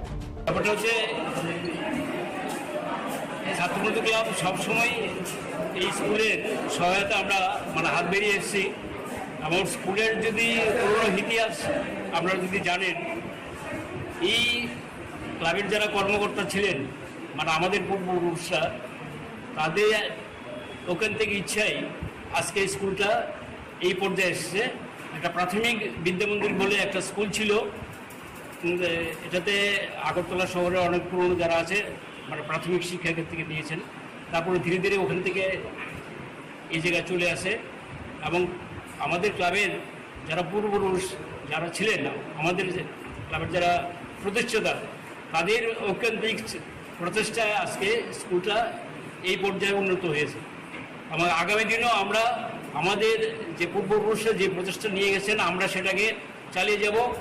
এবং আজকে শুধু না, আমরা বরাবরই প্রতি বছর বিভিন্নভাবে এই স্কুল যারা দুস্থ ছাত্র আছেন তাদেরকে বিভিন্নভাবে আর্থিক সহায়তা করে, বই দিয়ে, ড্রেস দিয়ে বা অন্যান্যভাবে সাহায্য করছি এবং স্কুলের যাতে শ্রীবৃদ্ধি হয় তার জন্যই আমরা একটা ঐকান্তিক প্রচেষ্টা আমরা করছি, আগামী দিন করে যাব। Bureau report, Tripura news 8।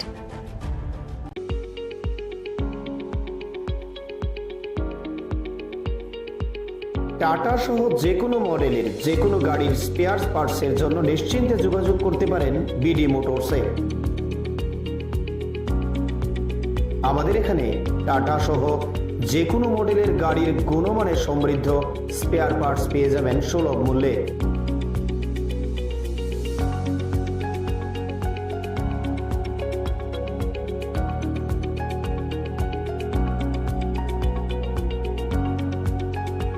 এছাড়াও কম খরচে যত্ন সহকারে সব ধরনের গাড়ি মেরামত করাতে পারেন আমাদের প্রতিষ্ঠানে।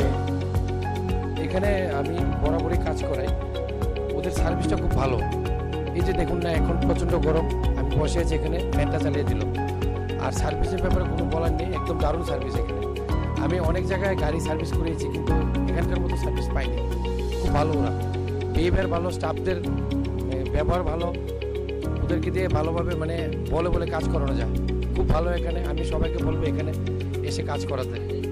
Thank you. স্যাটিসফ্যাকশন তো ভালো। আমি এনে মনে করো কাজ করতেছি যখন থেকে এটা শুরু হয়েছে, বা এনার যে ওনার তাদের আমি অনেক আগে থেকে চিনি, তাই আগে টাটা শোরুমে আসলো, তাদের মানে ওইখান থেকে তাদের যখন পরিচয়, তাদের কাছে আমি কাজ করতেছি। আমার গাড়ি 12 বছর হয়েছে, তাদের থেকেই কাজ করতেছি, এক হাতে কাজ করতেছি, খুব ভালো মানে কাজ হয়। আমি নিজে মানে 12 বছর ধরে কাজ করতেছি, গাড়ি কাজ একদম নিট অ্যান্ড ক্লিয়ার, ভালো। যোগাযোগের ঠিকানা বিডি মোটরস, চন্দ্রপুর, আগরতলা, পশ্চিম ত্রিপুরা। Mobile number 7005720474, 9612526874। সততাই আমাদের মূলধন।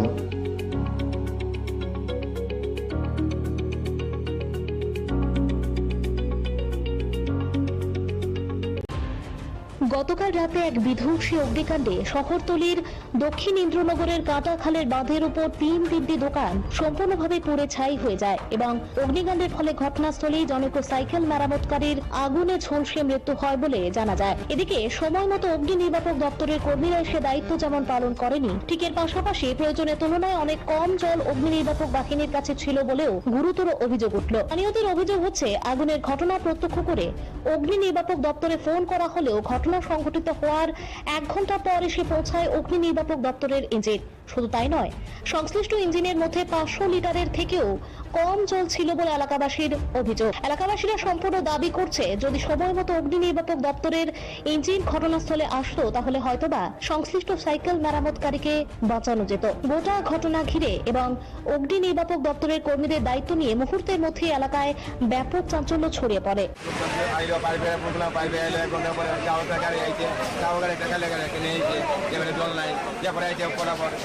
আধা ঘন্টা পরে আরো 2 গাড়ি, হ্যাঁ জল নাই, এক লাগাই নিয়ে আইছে আগুন তো পুরা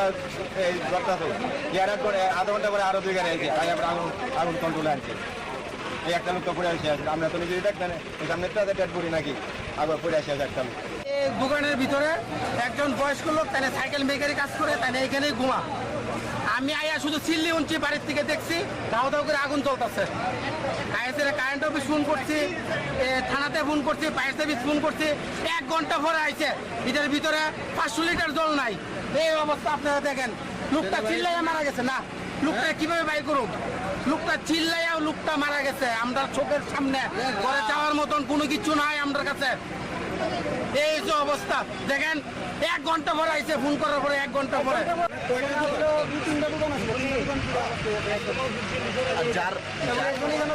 ঘুমাইতে পারি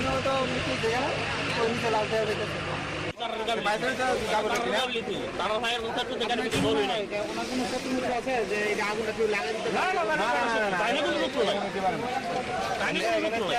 এমনি এমনি এমনি মূলত ফায়ার সার্ভিসের ভূমিকাটা নিয়ে কি বলবো? ফায়ার সার্ভিসের ভূমিকা ফায়ার সার্ভিসের তারা ফায়ার সার্ভিসের গাড়িটা তো আরেকটু তাড়াতাড়ি তো গাড়ি যদি জল থাকতো তাহলে আগুন থাকতো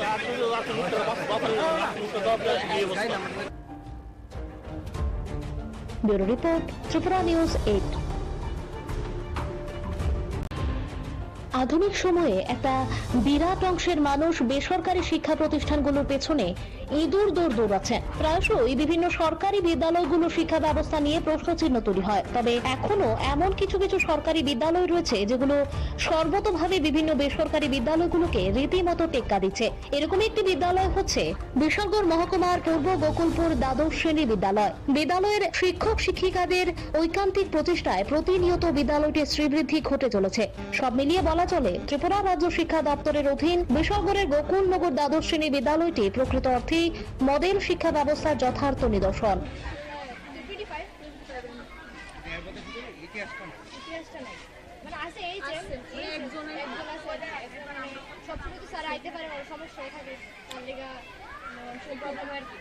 স্কুলের শিক্ষক শিক্ষিকারা তোমার সাথে কিরকম সম্পর্ক? ভালো, সব স্যারম্যান প্রিয় আমাদের সাথে, একদম সব কথা আমরা ফ্রি ফ্রেন্ড করতে পারি। স্যারম্যান তারা বাবা আমাদের কোনো সমস্যা হলে স্যারম্যান তারা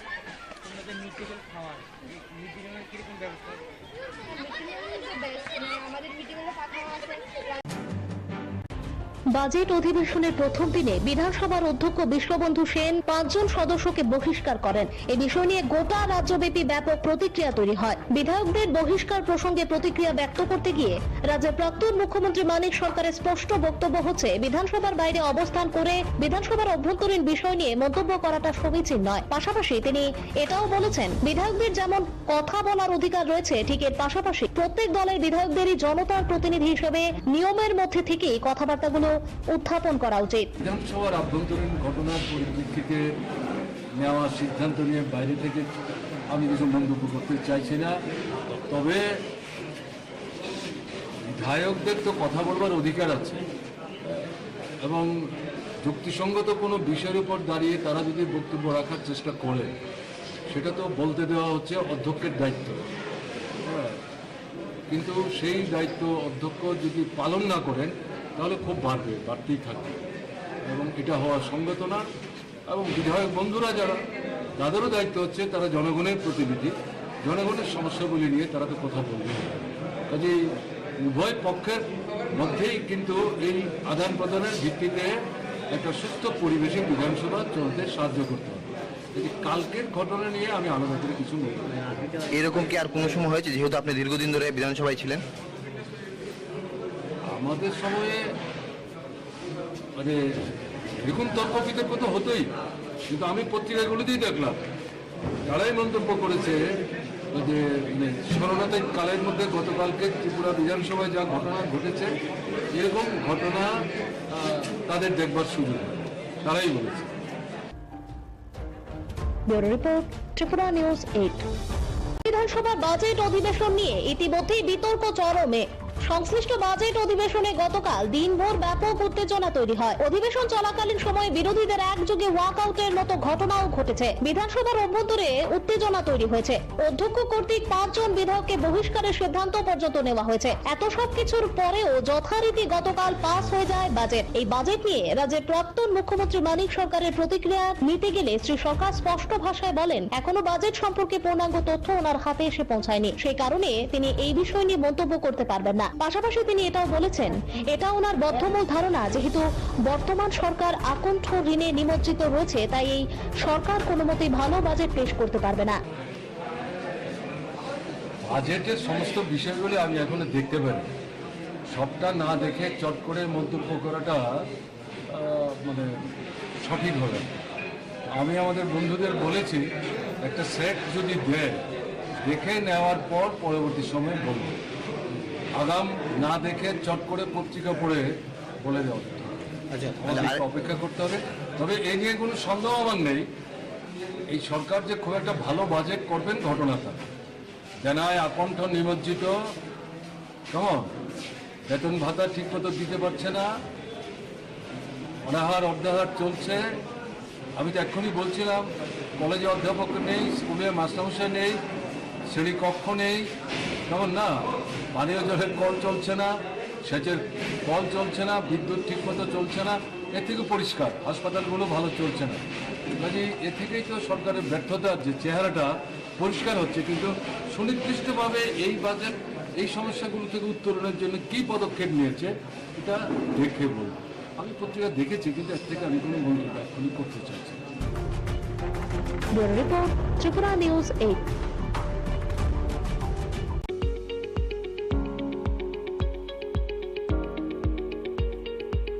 টাটা সহ যে কোনো মডেলের যে কোনো গাড়ির স্পেয়ার পার্টসের জন্য নিশ্চিন্তে যোগাযোগ করতে পারেন বিডি মোটরসে। আমাদের এখানে টাটা সহ যে কোনো মডেলের গাড়ির গুণমানের সমৃদ্ধ স্পেয়ার পার্টস পেয়ে যাবেন সুলভ মূল্যে।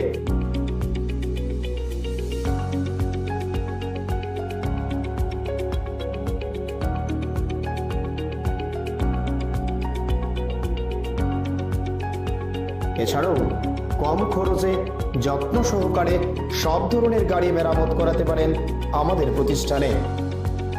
এখানে আমি বরাবরই কাজ করাই, ওদের সার্ভিসটা খুব ভালো। এই যে দেখুন না, এখন প্রচণ্ড গরম, আমি বসে আছি এখানে, ফ্যানটা চালিয়ে দিল।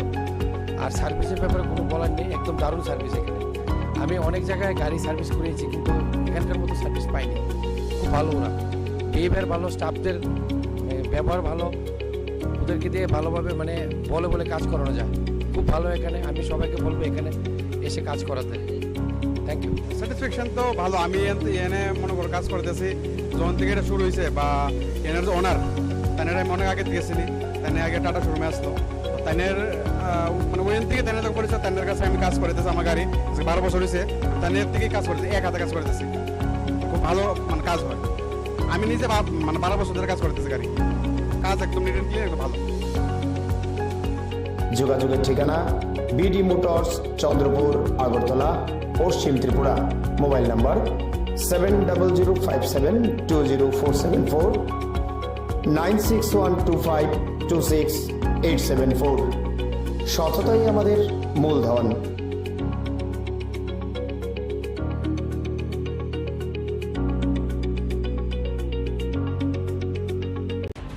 বামপন্থী ছাত্র সংগঠন ভারতের ছাত্র ফেডারেশনের সদর বিভাগীয় কমিটির উদ্যোগে প্রয়াত বাম ছাত্র নেতা অরুণ দেবের 34তম শহীদান দিবস পালিত হয়। এই উপলক্ষে আজ এক সারা জাগানো রক্তদান শিবির আয়োজন করা হয় মেলার মাঠে ছাত্র যুব ভবনে। সংশ্লিষ্ট রক্তদান শিবিরে প্রধান অতিথি হিসেবে উপস্থিত ছিলেন রাজ্যের প্রাক্তন মুখ্যমন্ত্রী তথা সিপিআইএম পলিট ব্যুরো সদস্য মানিক সরকার, প্রাক্তন ছাত্র নেতা তথা অমল চক্রবর্তী, সংগঠনের রাজ্য সম্পাদক সন্দীপন দেব প্রমুখ। সংশ্লিষ্ট রক্তদান শিবিরে উপস্থিত নেতৃত্ব সহ কর্মী সমর্থকরা প্রথমেই প্রয়াত বামপন্থী ছাত্রনেতা অরুণ দেবের প্রতিকৃতিতে ফুল মালা দিয়ে শ্রদ্ধাঞ্জলি অর্পণ করেন। আলোচনা করতে গিয়ে মানিক সরকার প্রয়াত ছাত্রনেতা অরুণ দেবের ছাত্র আন্দোলনের প্রেক্ষাপট সহ কিভাবে আজ থেকে 36 বছর আগে নৃশংসভাবে অরুণ দেবকে এডিসি নির্বাচনের দিনে খুন করা হয়েছিল সেই বিষয় তুলে ধরেন। শ্রী সরকার দাবি করেছেন, অরুণ দেব গণতন্ত্র রক্ষার জন্য অতন্ত্র প্রহরীর ভূমিকায় অবতীর্ণ হতে গিয়ে বীর শহীদের মৃত্যুবরণ করেন। বর্তমানে দেশের তথা রাজ্যের শিক্ষা ব্যবস্থার সামনে ঘোর অন্ধকার নেমে এসেছে বলে প্রাক্তন মুখ্যমন্ত্রী দাবি করে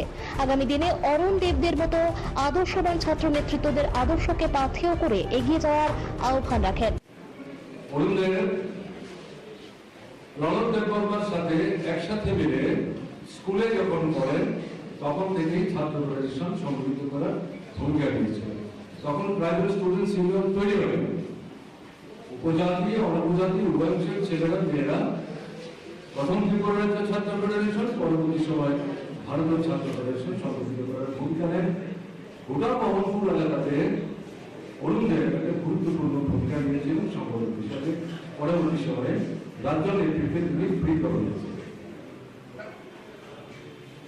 এখন এই অরুণদের যে লড়াই, সেই লড়াইয়ের ফলশ্রুতি হচ্ছে তীব্র বামফ্রন্ট সরকারের অবদান এবং সেই সরকার প্রতিষ্ঠার মধ্য দিয়ে প্রথম থেকে বামফ্রন্ট সরকার ত্রিপুরার শিক্ষার ক্ষেত্রে গুণগত মৌলিক পরিবর্তনের জন্য যে ব্যাপক উদ্যোগ গ্রহণ করেছিলেন।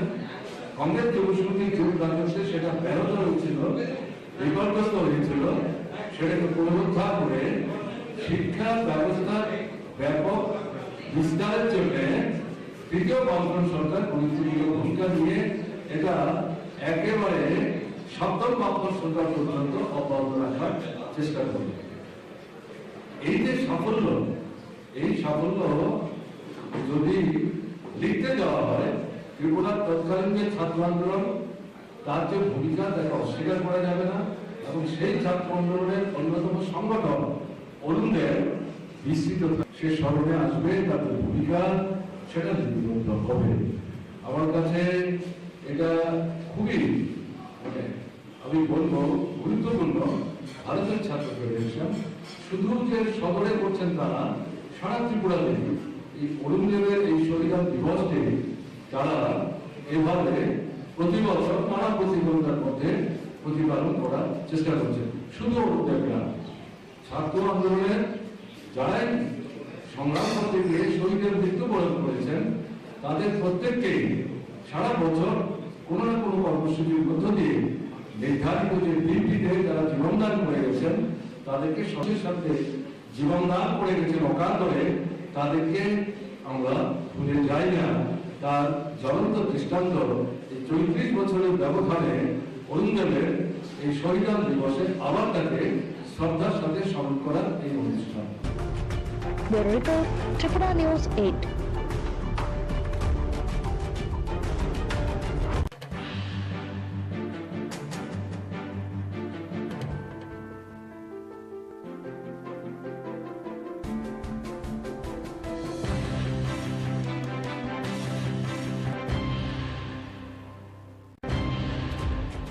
বামপন্থী ছাত্র সংগঠন ভারতের ছাত্র ফেডারেশনের সদর বিভাগীয় কমিটির উদ্যোগে প্রয়াত বাম ছাত্র নেতা অরুণ দেবের 34তম শহীদান দিবস পালিত হয়। এই উপলক্ষে আজ এক সারা জাগানো রক্তদান শিবির আয়োজন করা হয় মেলার মাঠে ছাত্র যুব ভবনে। সংশ্লিষ্ট রক্তদান শিবিরে প্রধান অতিথি হিসেবে উপস্থিত ছিলেন রাজ্যের প্রাক্তন মুখ্যমন্ত্রী তথা সিপিআইএম পলিট ব্যুরো সদস্য মানিক সরকার, প্রাক্তন ছাত্র নেতা তথা অমল চক্রবর্তী, সংগঠনের রাজ্য সম্পাদক সন্দীপন দেব প্রমুখ। সংশ্লিষ্ট রক্তদান শিবিরে উপস্থিত নেতৃত্ব সহ কর্মী সমর্থকরা প্রথমেই প্রয়াত বামপন্থী ছাত্রনেতা অরুণ দেবের প্রতিকৃতিতে ফুল মালা দিয়ে শ্রদ্ধাঞ্জলি অর্পণ করেন। আলোচনা করতে গিয়ে মানিক সরকার প্রয়াত ছাত্রনেতা অরুণ দেবের ছাত্র আন্দোলনের প্রেক্ষাপট সহ কিভাবে আজ থেকে 36 বছর আগে নৃশংসভাবে অরুণ দেবকে এডিসি নির্বাচনের দিনে খুন করা হয়েছিল সেই বিষয় তুলে ধরেন। শ্রী সরকার দাবি করেছেন অরুণ দেব গণতন্ত্র রক্ষার জন্য অতন্ত্র প্রহরীর ভূমিকায় অবতীর্ণ হতে গিয়ে বীর শহীদের মৃত্যুবরণ করেন।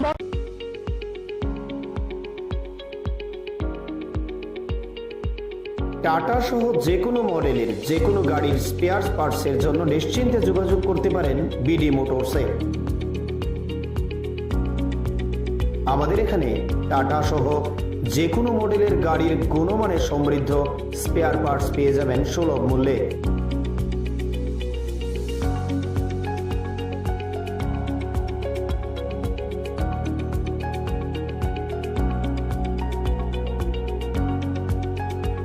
এছাড়াও কম খরচে যত্ন সহকারে সব ধরনের গাড়ি মেরামত করাতে পারেন আমাদের প্রতিষ্ঠানে। এখানে আমি বরাবরই কাজ করাই, ওদের সার্ভিসটা খুব ভালো। এই যে দেখুন না, এখন প্রচণ্ড গরম, আমি বসে আছি এখানে, ফ্যানটা চালিয়ে দিল। আর সার্ভিসের ব্যাপারে কোনো বলার নেই, একদম দারুণ সার্ভিস এখানে। আমি অনেক জায়গায় গাড়ি সার্ভিস করেছি কিন্তু এখানকার মতো সার্ভিস পাইনি। খুব ভালো ওরা, বিহেভিয়ার ভালো, স্টাফদের ব্যবহার ভালো, ওদেরকে দিয়ে ভালোভাবে মানে বলে বলে কাজ করানো যায়। খুব ভালো এখানে, আমি সবাইকে বলবো এখানে এসে কাজ করাতে। Thank you. স্যাটিসফ্যাকশন তো ভালো। আমি এনে মনে করো কাজ করতেছি যখন থেকে এটা শুরু হয়েছে, বা এনার যে ওনার তাইনের আমি অনেক আগে থেকে চিনি, তাইনে আগে টাটা শোরুমে আসলো, তাইনের মানে ওইখান থেকে তাদের যখন পরিচয় তাদের কাছে আমি কাজ করতেছি আমার গাড়ি 12 বছর হয়েছে তাদের থেকে কাজ করতেছি এক হাতে কাজ করতেছি খুব ভালো মানে কাজ হয় আমি নিজে মানে 12 বছর ধরে কাজ করতেছি গাড়ি কাজ একদম নিট এন্ড ক্লিয়ার ভালো যোগাযোগের ঠিকানা বিডি মোটরস চন্দ্রপুর আগরতলা পশ্চিম ত্রিপুরা মোবাইল নাম্বার 7005720474 9612526874 সততাই আমাদের মূলধন।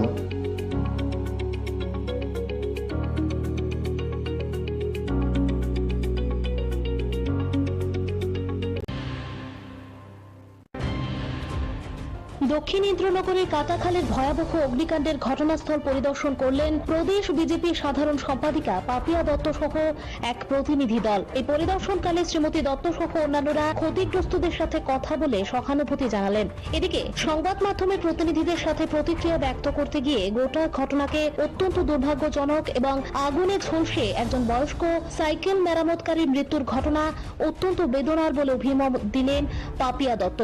পাশাপাশি তিনি জানিয়েছেন আগামী দিনে ক্ষতিগ্রস্তদের পাশে পার্টি তথা রাজ্য সরকার সর্বতোভাবে থাকবে। এখানে উল্লেখ করা প্রয়োজন আজ দুপুরের মধ্যেই ক্ষতিগ্রস্তদের হাতে প্রশাসনিক সাহায্য সম্মিলিত চেক তুলে দেওয়া হয়। কাল আনুমানিক রাত 10টা নাগাদ আমাদের টাউন ইন্দ্রনগর স্থিত যে ব্রিজ তার পাশেই একটি দোকান থেকে মূলত আগুনটি ছড়িয়ে পড়ে একটি ভয়াবহ অগ্নিকাণ্ডের ঘটনা ঘটে, যেখানে 4টি দোকান সম্পূর্ণভাবে ভস্মীভূত হয়ে যায়।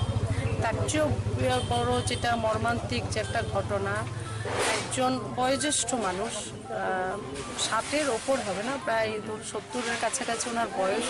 উনি প্রতিদিনই দোকানে থাকেন, উনি ঘুমান এবং ওনার পা একটা আমি জানতে পারলাম এখানে এসে প্রায় ভাঙায়, বেরোতে পারেন না। সে আগুনে প্রায় মারা যান, ভস্মীভূত হয়ে জীবনকে দগ্ধ হয়ে উনি মারা যান। খুবই মর্মান্তিক বিষয়। তো যাই হোক, আমরা এসেছি, আমি আছি এখানে এই ওয়ার্ডের যিনি কাউন্সিলর সোমা মজুমদার মহোদয়া আছেন, আমাদের মণ্ডল সভাপতি হিরালাল দেবনাথ এবং আমাদের ওয়ার্ড সভাপতি সিদ্ধার্থদা থেকে শুরু করে আমাদের যারা পার্টির কার্যকর্তা, তারা সকাল থেকে তাদের ক্ষতিগ্রস্ত যারা তাদের পাশে দাঁড়িয়েছেন, যতটুকু সাহায্য করার করে যাচ্ছেন। এবং প্রশাসন থেকে সদর মহকুমা শাসক উনি এসেছেন, আমাদের পার্টির তারা খবর দিয়েছেন, এসে যে একটা সাহায্য যেটা সঙ্গে সঙ্গে করা হয়, আর্থিক সাহায্য অনুদান দেওয়া হয়েছে। এবং আমিও ব্যক্তিগতভাবে কথা বলেছি, ক্ষতি যতটা হয়েছে সেটা যেন সম্পূর্ণভাবে ক্ষতিপূরণ দেওয়া যায়, সে করা হবে। Bureau report, Tripura news 8।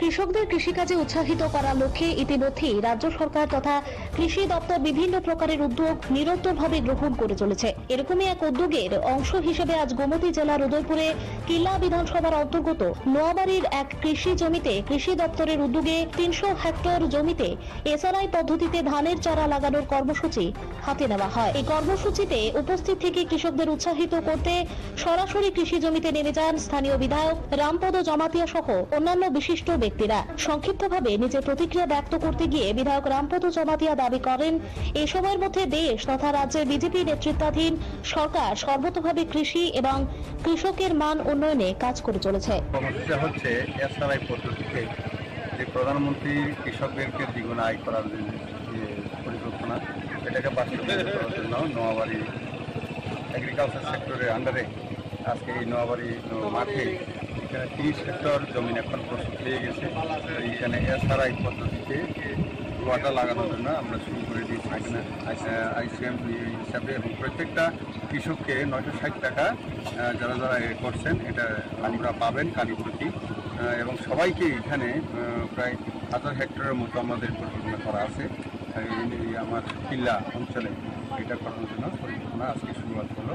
তো নিশ্চয়ই আমরা আগামী দিনে আশা করব যে কৃষকদেরকে উজ্জীবিত করে এবং তাদেরকে নতুন প্রযুক্তিতে এই ধান এবং বিভিন্ন ফসলাদি লাগানোর ক্ষেত্রে, উৎপাদন করার ক্ষেত্রে আমরা নিশ্চয়ই মোটিভেশন করে আগামী দিনে তাদের স্বাবলম্বী করতে পারব উদ্দেশ্যে আমাদের আসলে। Bureau report, Tripura news 8।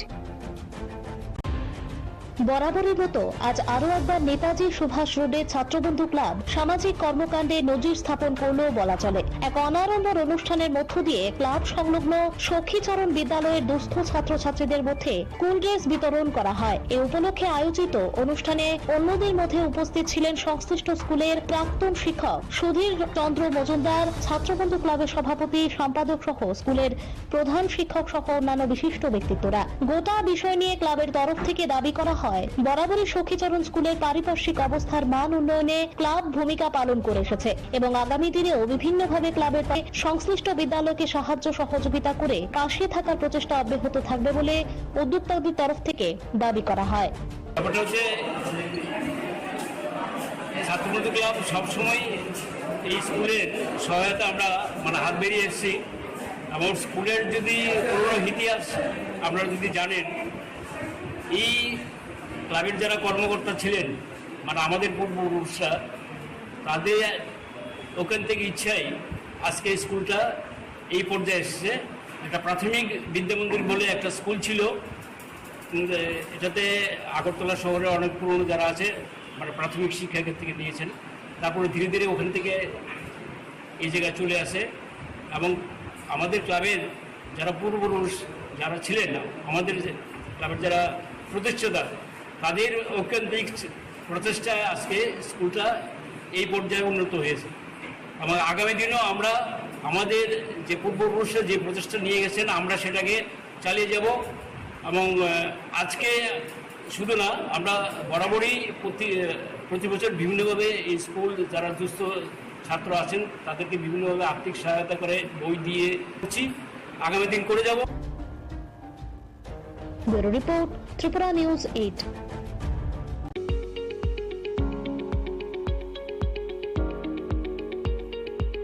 Tata সহ যে কোনো মডেলের যে কোনো গাড়ির স্পেয়ার পার্টসের জন্য নিশ্চিন্তে যোগাযোগ করতে পারেন বিডি মোটরসে। আমাদের এখানে টাটা সহ যে কোনো মডেলের গাড়ির গুণমানের সমৃদ্ধ স্পেয়ার পার্টস পেয়ে যাবেন সুলভ মূল্যে।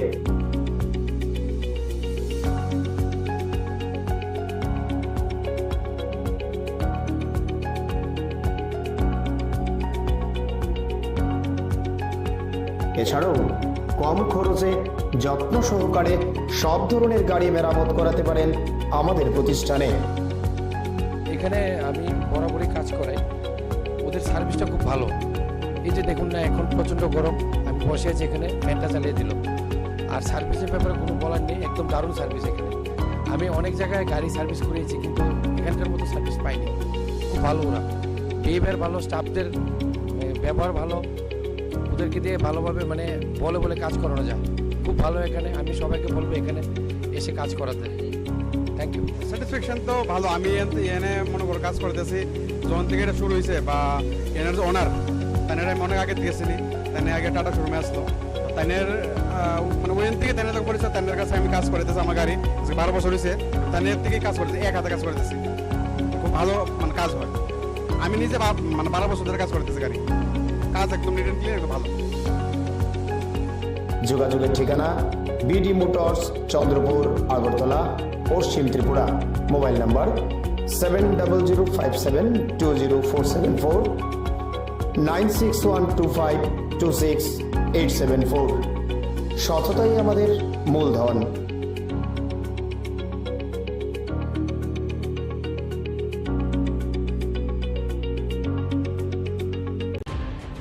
গতকাল রাতে এক বিধ্বংসী অগ্নিকাণ্ডে শহরতলির দক্ষিণ ইন্দ্রনগরের কাঁটাখালের বাঁধের উপর তিনটি দোকান সম্পূর্ণভাবে পুড়ে ছাই হয়ে যায় এবং অগ্নিকাণ্ডের ফলে ঘটনাস্থলেই জনৈক সাইকেল মেরামতকারীর আগুনে ঝলসে মৃত্যু হয় বলে জানা যায়। এদিকে সময় মতো অগ্নি নির্বাপক দপ্তরের কর্মীরা এসে দায়িত্ব যেমন পালন করেনি, ঠিক এর পাশাপাশি প্রয়োজনের তুলনায় অনেক কম জল অগ্নি নির্বাপক বাহিনীর কাছে ছিল বলেও গুরুতর অভিযোগ উঠল। স্থানীয়দের অভিযোগ হচ্ছে, আগুনের ঘটনা প্রত্যক্ষ করে অগ্নি নির্বাপক দপ্তরে ফোন করা হলেও ঘটনা সংঘটিত হওয়ার 1 ঘন্টা পর এসে পৌঁছায় অগ্নি নির্বাপক দপ্তরের ইঞ্জিন।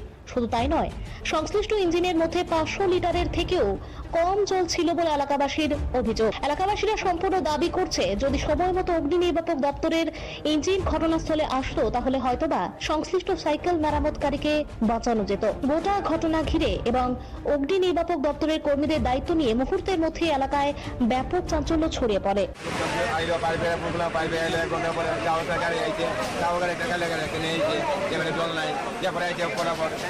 আধা ঘন্টা পরে আরো 2 গাড়ি, হ্যাঁ জল নাই, এক লাগাই নিয়েছে আগুন তো পুরো আধা ঘন্টা পরে আরো 2 গাড়ি আছে, তাই আমরা আগুন কন্ট্রোলে আনছি। এই একটা লোক তো পড়ে আসে আছে, আমরা তো নিজেই দেখবেন সামনে তো ডেট করি নাকি আবার পড়ে আসে আছে একটা লোক।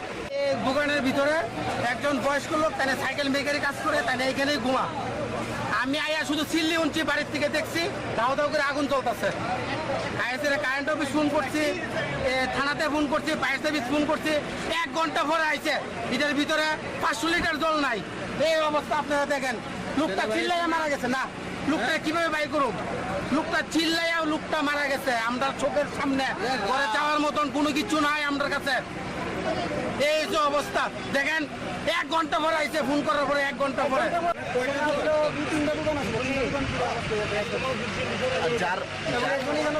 ঘুমাইতে পাইনি, ওটা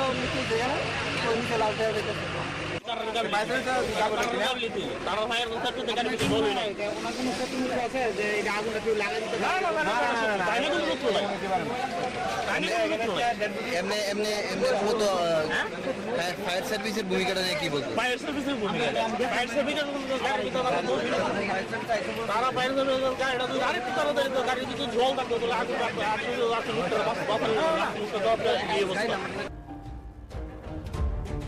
ব্যুরো রিপোর্ট, ত্রিপুরা নিউজ 8। আধুনিক সময়ে একটা বিরাট অংশের মানুষ বেসরকারি শিক্ষা প্রতিষ্ঠানগুলোর পেছনে ইঁদুর দৌড় দৌড়াচ্ছেন। প্রায়শই বিভিন্ন সরকারি বিদ্যালয়গুলো শিক্ষা ব্যবস্থা নিয়ে প্রশ্নচিহ্ন তৈরি হয়। তবে এখনো এমন কিছু কিছু সরকারি বিদ্যালয় রয়েছে যেগুলো সর্বতোভাবে বিভিন্ন বেসরকারি বিদ্যালয়গুলোকে রীতিমতো টেক্কা দিচ্ছে। এরকম একটি বিদ্যালয় হচ্ছে বিশালগড় মহকুমার পূর্ব গোকুলপুর দ্বাদশ শ্রেণী বিদ্যালয়। বিদ্যালয়ের শিক্ষক শিক্ষিকাদের ঐকান্তিক প্রচেষ্টায় প্রতিনিয়ত বিদ্যালয়টির শ্রীবৃদ্ধি ঘটে চলেছে। সব মিলিয়ে বলা চলে, ত্রিপুরা রাজ্য শিক্ষা দপ্তরের অধীন বিশালগড়ের গোকুলনগর দ্বাদশ শ্রেণী বিদ্যালয়টি প্রকৃত অর্থে মডেল শিক্ষা ব্যবস্থার যথার্থ নিদর্শন।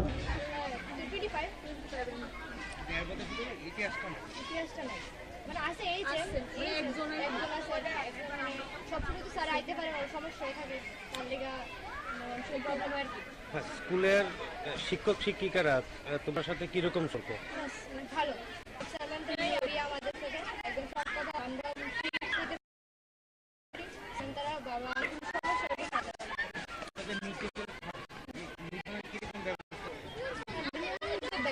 আমাদের মিটিং থাকা আছে, তারা খাবার আনি দেওয়া হয়, এরকম তারা নিয়ে গেছেন। ভালোই ব্যবস্থা, সবকিছু ঠিকঠাক ছিল। তোমার যে মিড ডে মিল ব্যবস্থা ওইটা কিরকম? বিদ্যালয়ের শিক্ষক শিক্ষিকারা স্যার দিদিরা তোমাদের সাথে কিরকম সম্পর্ক?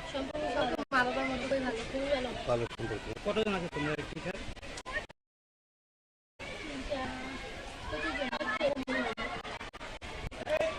পানীয় বা অন্য কোনো সমস্যা? 8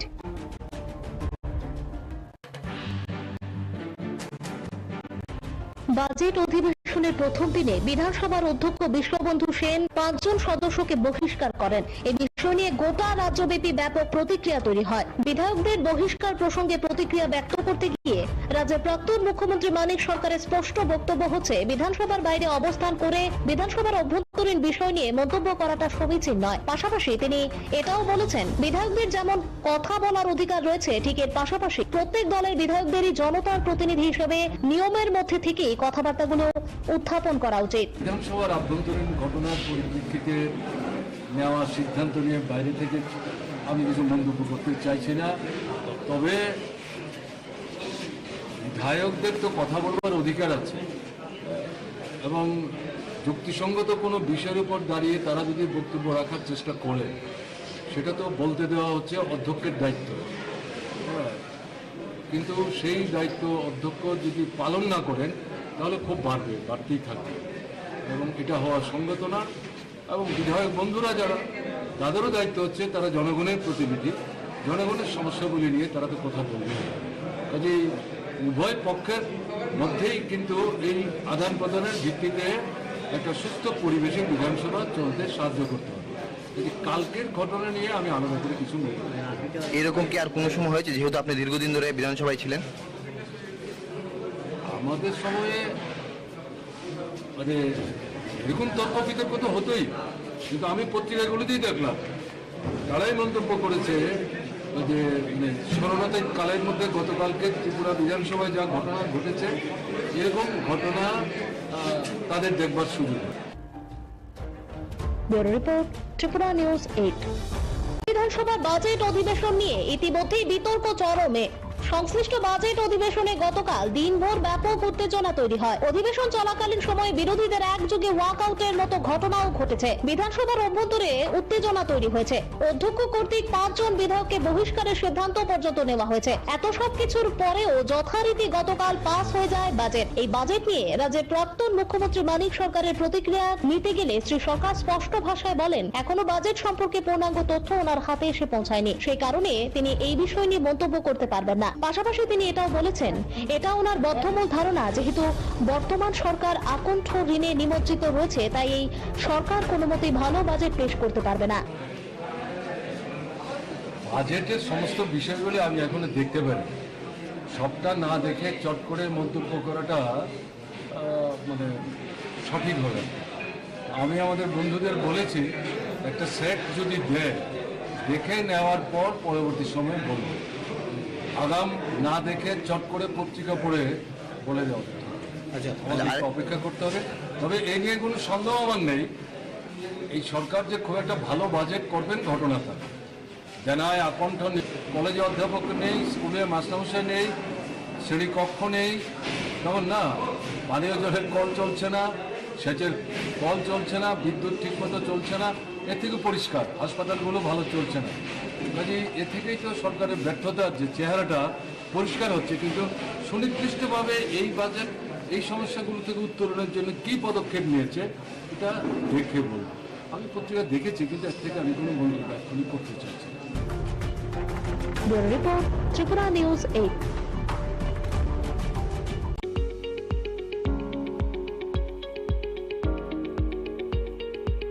টাটা সহ যে কোনো মডেলের যে কোনো গাড়ির স্পেয়ার পার্টসের জন্য নিশ্চিন্তে যোগাযোগ করতে পারেন বিডি মোটরসে।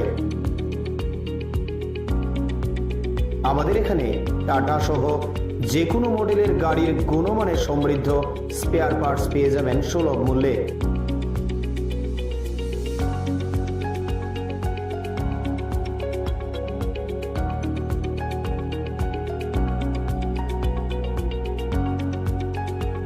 এছাড়াও কম খরচে যত্ন সহকারে সব ধরনের গাড়ি মেরামত করাতে পারেন আমাদের প্রতিষ্ঠানে। এখানে আমি বরাবরই কাজ করাই, ওদের সার্ভিসটা খুব ভালো। এই যে দেখুন না, এখন প্রচণ্ড গরম, আমি বসে আছি এখানে, ফ্যানটা চালিয়ে দিল। আর সার্ভিসের ব্যাপারে কোনো বলার নেই, একদম দারুণ সার্ভিস এখানে। আমি অনেক জায়গায় গাড়ি সার্ভিস করিয়েছি, কিন্তু এখানকার মতো সার্ভিস পাইনি। খুব ভালো ওরা, বিহেভিয়ার ভালো, স্টাফদের ব্যবহার ভালো, ওদেরকে দিয়ে ভালোভাবে মানে বলে বলে কাজ করানো যায়। খুব ভালো এখানে, আমি সবাইকে বলবো এখানে এসে কাজ করাতে। Thank you. স্যাটিসফ্যাকশন তো ভালো। আমি এনে মনে করো কাজ করতেছি যখন থেকে এটা শুরু হয়েছে, বা এনার যে ওনার তাদের আমি অনেক আগে দিয়েছিনি, তাই আগে টাটা শোরুমে আসলো, তাদের মানে ওখান থেকে তাদের যখন পরিচয়, তাদের কাছে আমি কাজ করতেছি। আমার গাড়ি 12 বছর হয়েছে, তাদের থেকেই কাজ করতেছি, এক হাতে কাজ করতেছি। খুব ভালো মানে কাজ হয়। আমি নিজে মানে 12 বছর ধরে কাজ করতেছি, গাড়ি কাজ একদম নিট অ্যান্ড ক্লিয়ার, একদম ভালো। যোগাযোগের ঠিকানা বিডি মোটরস, চন্দ্রপুর, আগরতলা, পশ্চিম ত্রিপুরা। Mobile number 7005720474, 9612526874। সততাই আমাদের মূলধন।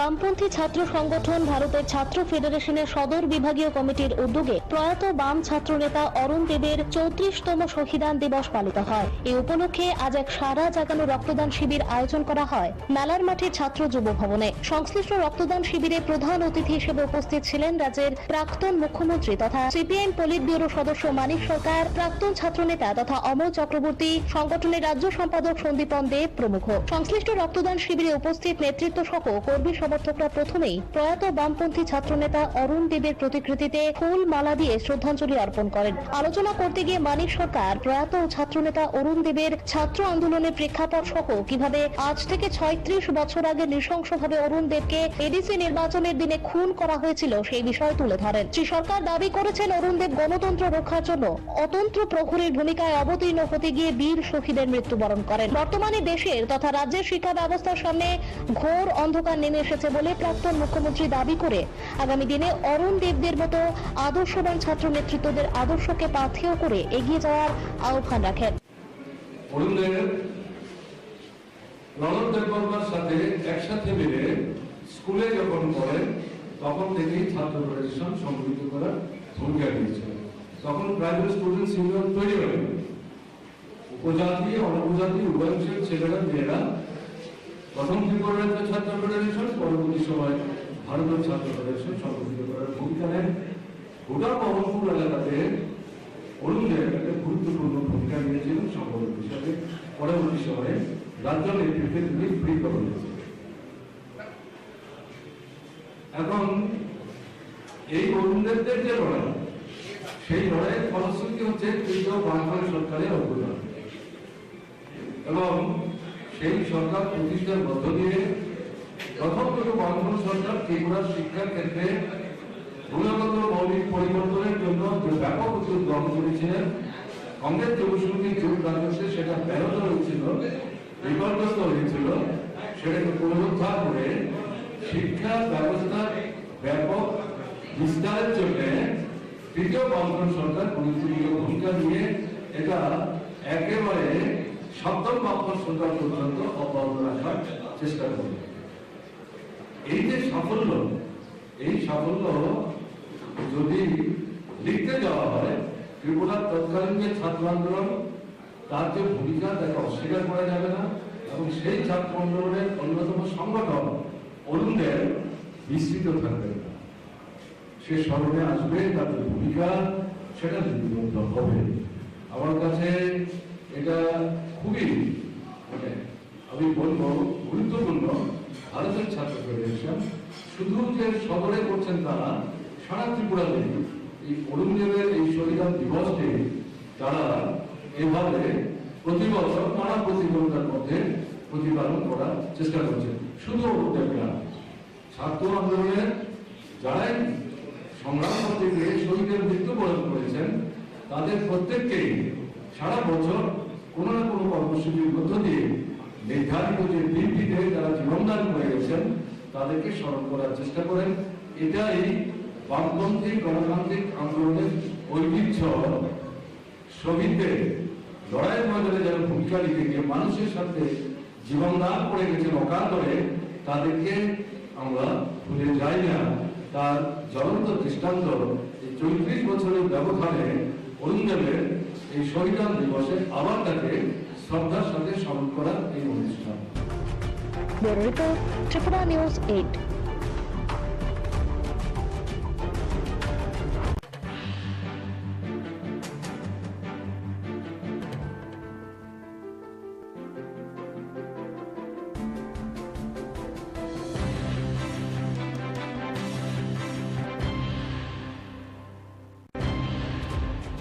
বামপন্থী ছাত্র সংগঠন ভারতের ছাত্র ফেডারেশনের সদর বিভাগীয় কমিটির উদ্যোগে প্রয়াত বাম ছাত্র নেতা অরুণ দেবের 34তম শহীদান দিবস পালিত হয়। এই উপলক্ষে আজ এক সারা জাগানো রক্তদান শিবির আয়োজন করা হয় মেলার মাঠে ছাত্র যুব ভবনে। সংশ্লিষ্ট রক্তদান শিবিরে প্রধান অতিথি হিসেবে উপস্থিত ছিলেন রাজ্যের প্রাক্তন মুখ্যমন্ত্রী তথা সিপিআইএম পলিট ব্যুরো সদস্য মানিক সরকার, প্রাক্তন ছাত্রনেতা তথা অমল চক্রবর্তী, সংগঠনের রাজ্য সম্পাদক সন্দীপন দেব প্রমুখ। সংশ্লিষ্ট রক্তদান শিবিরে উপস্থিত নেতৃত্ব সহ কর্মী কর্মী সমর্থকরা প্রথমেই প্রয়াত বামপন্থী ছাত্রনেতা অরুণ দেবের প্রতিকৃতিতে ফুল মালা দিয়ে শ্রদ্ধাঞ্জলি অর্পণ করেন। আলোচনা করতে গিয়ে মানিক সরকার প্রয়াত ছাত্রনেতা অরুণ দেবের ছাত্র আন্দোলনের প্রেক্ষাপট সহ কিভাবে আজ থেকে 36 বছর আগে নৃশংসভাবে অরুণ দেবকে এডিসি নির্বাচনের দিনে খুন করা হয়েছিল সেই বিষয় তুলে ধরেন। শ্রী সরকার দাবি করেছেন অরুণ দেব গণতন্ত্র রক্ষার জন্য অতন্ত্র প্রহরীর ভূমিকায় অবতীর্ণ হতে গিয়ে বীর শহীদের মৃত্যুবরণ করেন।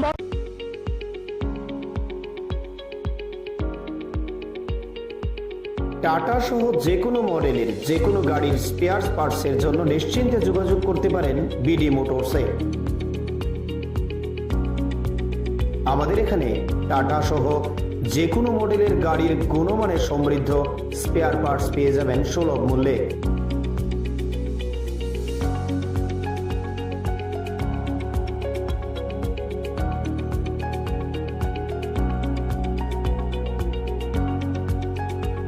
এছাড়াও কম খরচে যত্ন সহকারে সব ধরনের গাড়ি মেরামত করাতে পারেন আমাদের প্রতিষ্ঠানে। এখানে আমি আর সার্ভিসের ব্যাপারে কোনো বলার নেই, একদম দারুণ সার্ভিস এখানে। আমি অনেক জায়গায় গাড়ি সার্ভিস করেছি কিন্তু এখানকার মতো সার্ভিস পাইনি।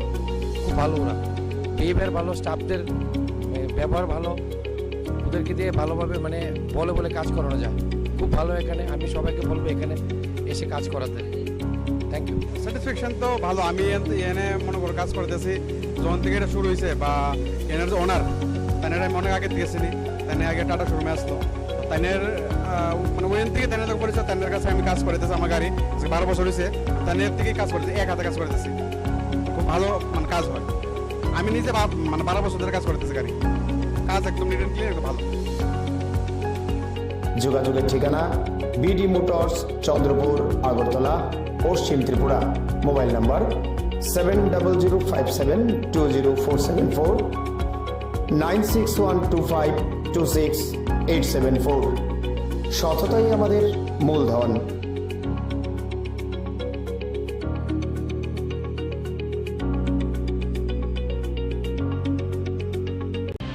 এক প্রতিনিধি দল এই পরিদর্শনকালে শ্রীমতী দত্ত সহ অন্যান্যরা ক্ষতিগ্রস্তদের সাথে কথা বলে সহানুভূতি জানালেন। এদিকে সংবাদ মাধ্যমের প্রতিনিধিদের সাথে প্রতিক্রিয়া ব্যক্ত করতে গিয়ে গোটা ঘটনাকে অত্যন্ত দুর্ভাগ্যজনক এবং আগুনে ঝলসে একজন বয়স্ক সাইকেল মেরামতকারীর মৃত্যুর ঘটনা অত্যন্ত বেদনার বলে অভিমত দিলেন পাপিয়া দত্ত।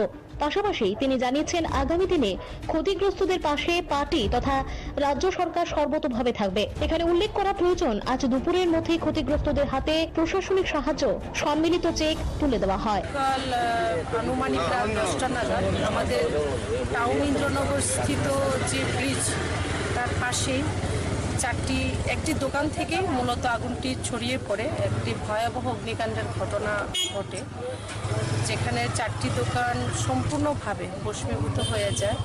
তার চেয়েও বড় যেটা মর্মান্তিক যে একটা ঘটনা, একজন বয়োজ্যেষ্ঠ মানুষ, 60-এর ওপর হবে না, প্রায় 70-এর কাছাকাছি ওনার বয়স।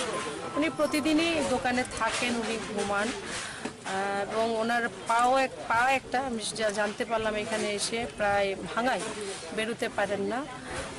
সে আগুনে প্রায় মারা যান, ভস্মীভূত হয়ে জীবন্ত দগ্ধ হয়ে উনি মারা যান। খুবই মর্মান্তিক বিষয়। তো যাই হোক, আমরা এসেছি, আমি আছি এখানে এই ওয়ার্ডের যিনি কাউন্সিলর সোমা মজুমদার মহোদয়া আছেন, আমাদের মণ্ডল সভাপতি হিরালাল দেবনাথ এবং আমাদের ওয়ার্ড সভাপতি সিদ্ধার্থদা থেকে শুরু করে আমাদের যারা পার্টির কার্যকর্তা, তারা সকাল থেকে তাদের ক্ষতিগ্রস্ত যারা তাদের পাশে দাঁড়িয়েছেন, যতটুকু সাহায্য করার করে যাচ্ছেন।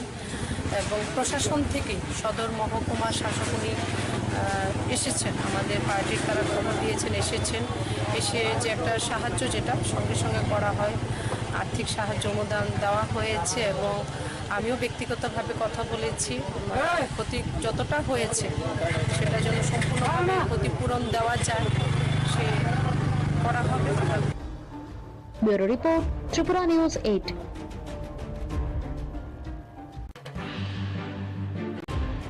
কৃষকদের কৃষিকাজে উৎসাহিত করার লক্ষ্যে ইতিমধ্যেই রাজ্য সরকার তথা কৃষি দপ্তর বিভিন্ন প্রকারের উদ্যোগ নিরন্তরভাবে গ্রহণ করে চলেছে। এরকমই এক উদ্যোগের অংশ হিসেবে আজ গোমতী জেলার উদয়পুরে কিল্লা বিধানসভার অন্তর্গত নোয়াবাড়ির এক কৃষি জমিতে কৃষি দপ্তরের উদ্যোগে 300 হেক্টর জমিতে এসআরআই পদ্ধতিতে ধানের চারা লাগানোর কর্মসূচি হাতে নেওয়া হয়। এই কর্মসূচিতে উপস্থিত থেকে কৃষকদের উৎসাহিত করতে সরাসরি কৃষি জমিতে নেমে যান স্থানীয় বিধায়ক রামপদ জমাতিয়া সহ অন্যান্য বিশিষ্ট ব্যক্তিরা।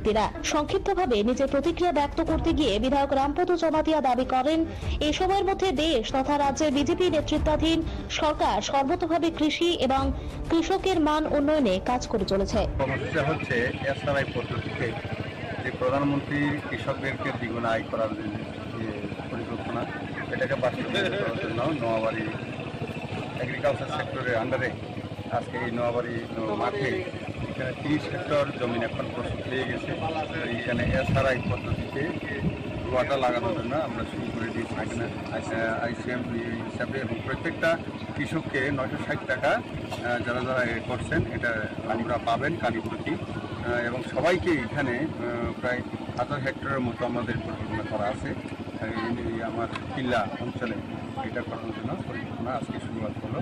তো নিশ্চয়ই আমরা আগামী দিনে আশা করব যে কৃষকদেরকে উজ্জীবিত করে এবং তাদেরকে নতুন প্রযুক্তিতে এই ধান এবং বিভিন্ন ফসলাদি লাগানোর ক্ষেত্রে উৎপাদন করার ক্ষেত্রে আমরা নিশ্চয়ই মোটিভেশন করে আগামী দিনে তাদের স্বাবলম্বী করতে পারব উদ্দেশ্যে আমাদের আসলে। Bureau report, Tripura news 8। বরাবরের মতো আজ আরো একবার নেতাজি সুভাষ রোডে ছাত্রবন্ধু ক্লাব সামাজিক কর্মকাণ্ডে নজির স্থাপন করলেও বলা চলে। এক অনাড়ম্বর অনুষ্ঠানের মধ্য দিয়ে ক্লাব সংলগ্ন সখীচরণ বিদ্যালয়ের দুস্থ ছাত্রছাত্রীদের মধ্যে স্কুল ড্রেস বিতরণ করা হয়। এ উপলক্ষে আয়োজিত অনুষ্ঠানে অন্যদের মধ্যে উপস্থিত ছিলেন সংশ্লিষ্ট স্কুলের প্রাক্তন শিক্ষক সুধীর চন্দ্র মজুমদার, ছাত্রবন্ধু ক্লাবের সভাপতি সম্পাদক সহ স্কুলের প্রধান শিক্ষক সহ অন্যান্য বিশিষ্ট ব্যক্তিত্বরা। গোটা বিষয় নিয়ে ক্লাবের তরফ থেকে দাবি করা হয়, বরাবরই সখীচরণ স্কুলের পারিপার্শ্বিক অবস্থার মান উন্নয়নে ক্লাব ভূমিকা পালন করে এসেছে এবং আগামী দিনেও বিভিন্নভাবে ক্লাবের তরফ থেকে সংশ্লিষ্ট বিদ্যালয়কে সাহায্য সহযোগিতা করে পাশে থাকার প্রচেষ্টা অব্যাহত থাকবে বলে উদ্যোক্তাদের তরফ থেকে দাবি করা হয়। ছাত্রবন্ধু ক্লাব সবসময় এই স্কুলের সহায়তা আমরা হাত বেরিয়ে এসেছি। আমার স্কুলের যদি পুরনো ইতিহাস আপনারা যদি জানেন, এই ক্লাবের যারা কর্মকর্তা ছিলেন আমাদের পূর্বপুরুষরা, তাদের ওখান থেকে ইচ্ছাই আজকে স্কুলটা এই পর্যায়ে এসেছে। একটা প্রাথমিক বিদ্যামন্দির বলে একটা স্কুল ছিল, এটাতে আগরতলা শহরে অনেক পুরনো যারা আছে প্রাথমিক শিক্ষা থেকে নিয়েছেন, তারপরে ধীরে ধীরে ওখান থেকে এই জায়গায় চলে আসে। এবং আমাদের ক্লাবের যারা পূর্বপুরুষ যারা ছিলেন, আমাদের ক্লাবের যারা প্রতিষ্ঠাতা, তাদের ঐকান্তিক প্রচেষ্টায় আজকে স্কুলটা এই পর্যায়ে উন্নত হয়েছে। এবং আগামী দিনেও আমরা আমাদের যে পূর্বপুরুষরা যে প্রচেষ্টা নিয়ে গেছেন আমরা সেটাকে চালিয়ে যাব। এবং আজকে শুধু না, আমরা বরাবরই প্রতি বছর বিভিন্নভাবে এই স্কুল যারা দুস্থ ছাত্র আছেন তাদেরকে বিভিন্নভাবে আর্থিক সহায়তা করে, বই দিয়ে, ড্রেস দিয়ে বা অন্যান্যভাবে সাহায্য করছি। এবং স্কুলের যাতে শ্রীবৃদ্ধি হয় তার জন্যই আমরা একটা ঐকান্তিক প্রচেষ্টা আমরা করছি, আগামী দিন করে যাব। Bureau report, Tripura news 8।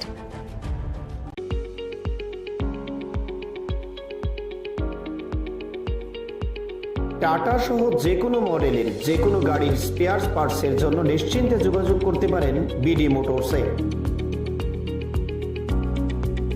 আমাদের এখানে টাটা সহ যে কোনো মডেলের গাড়ির গুণমানের সমৃদ্ধ স্পেয়ার পার্টস পেয়ে যাবেন সুলভ মূল্যে।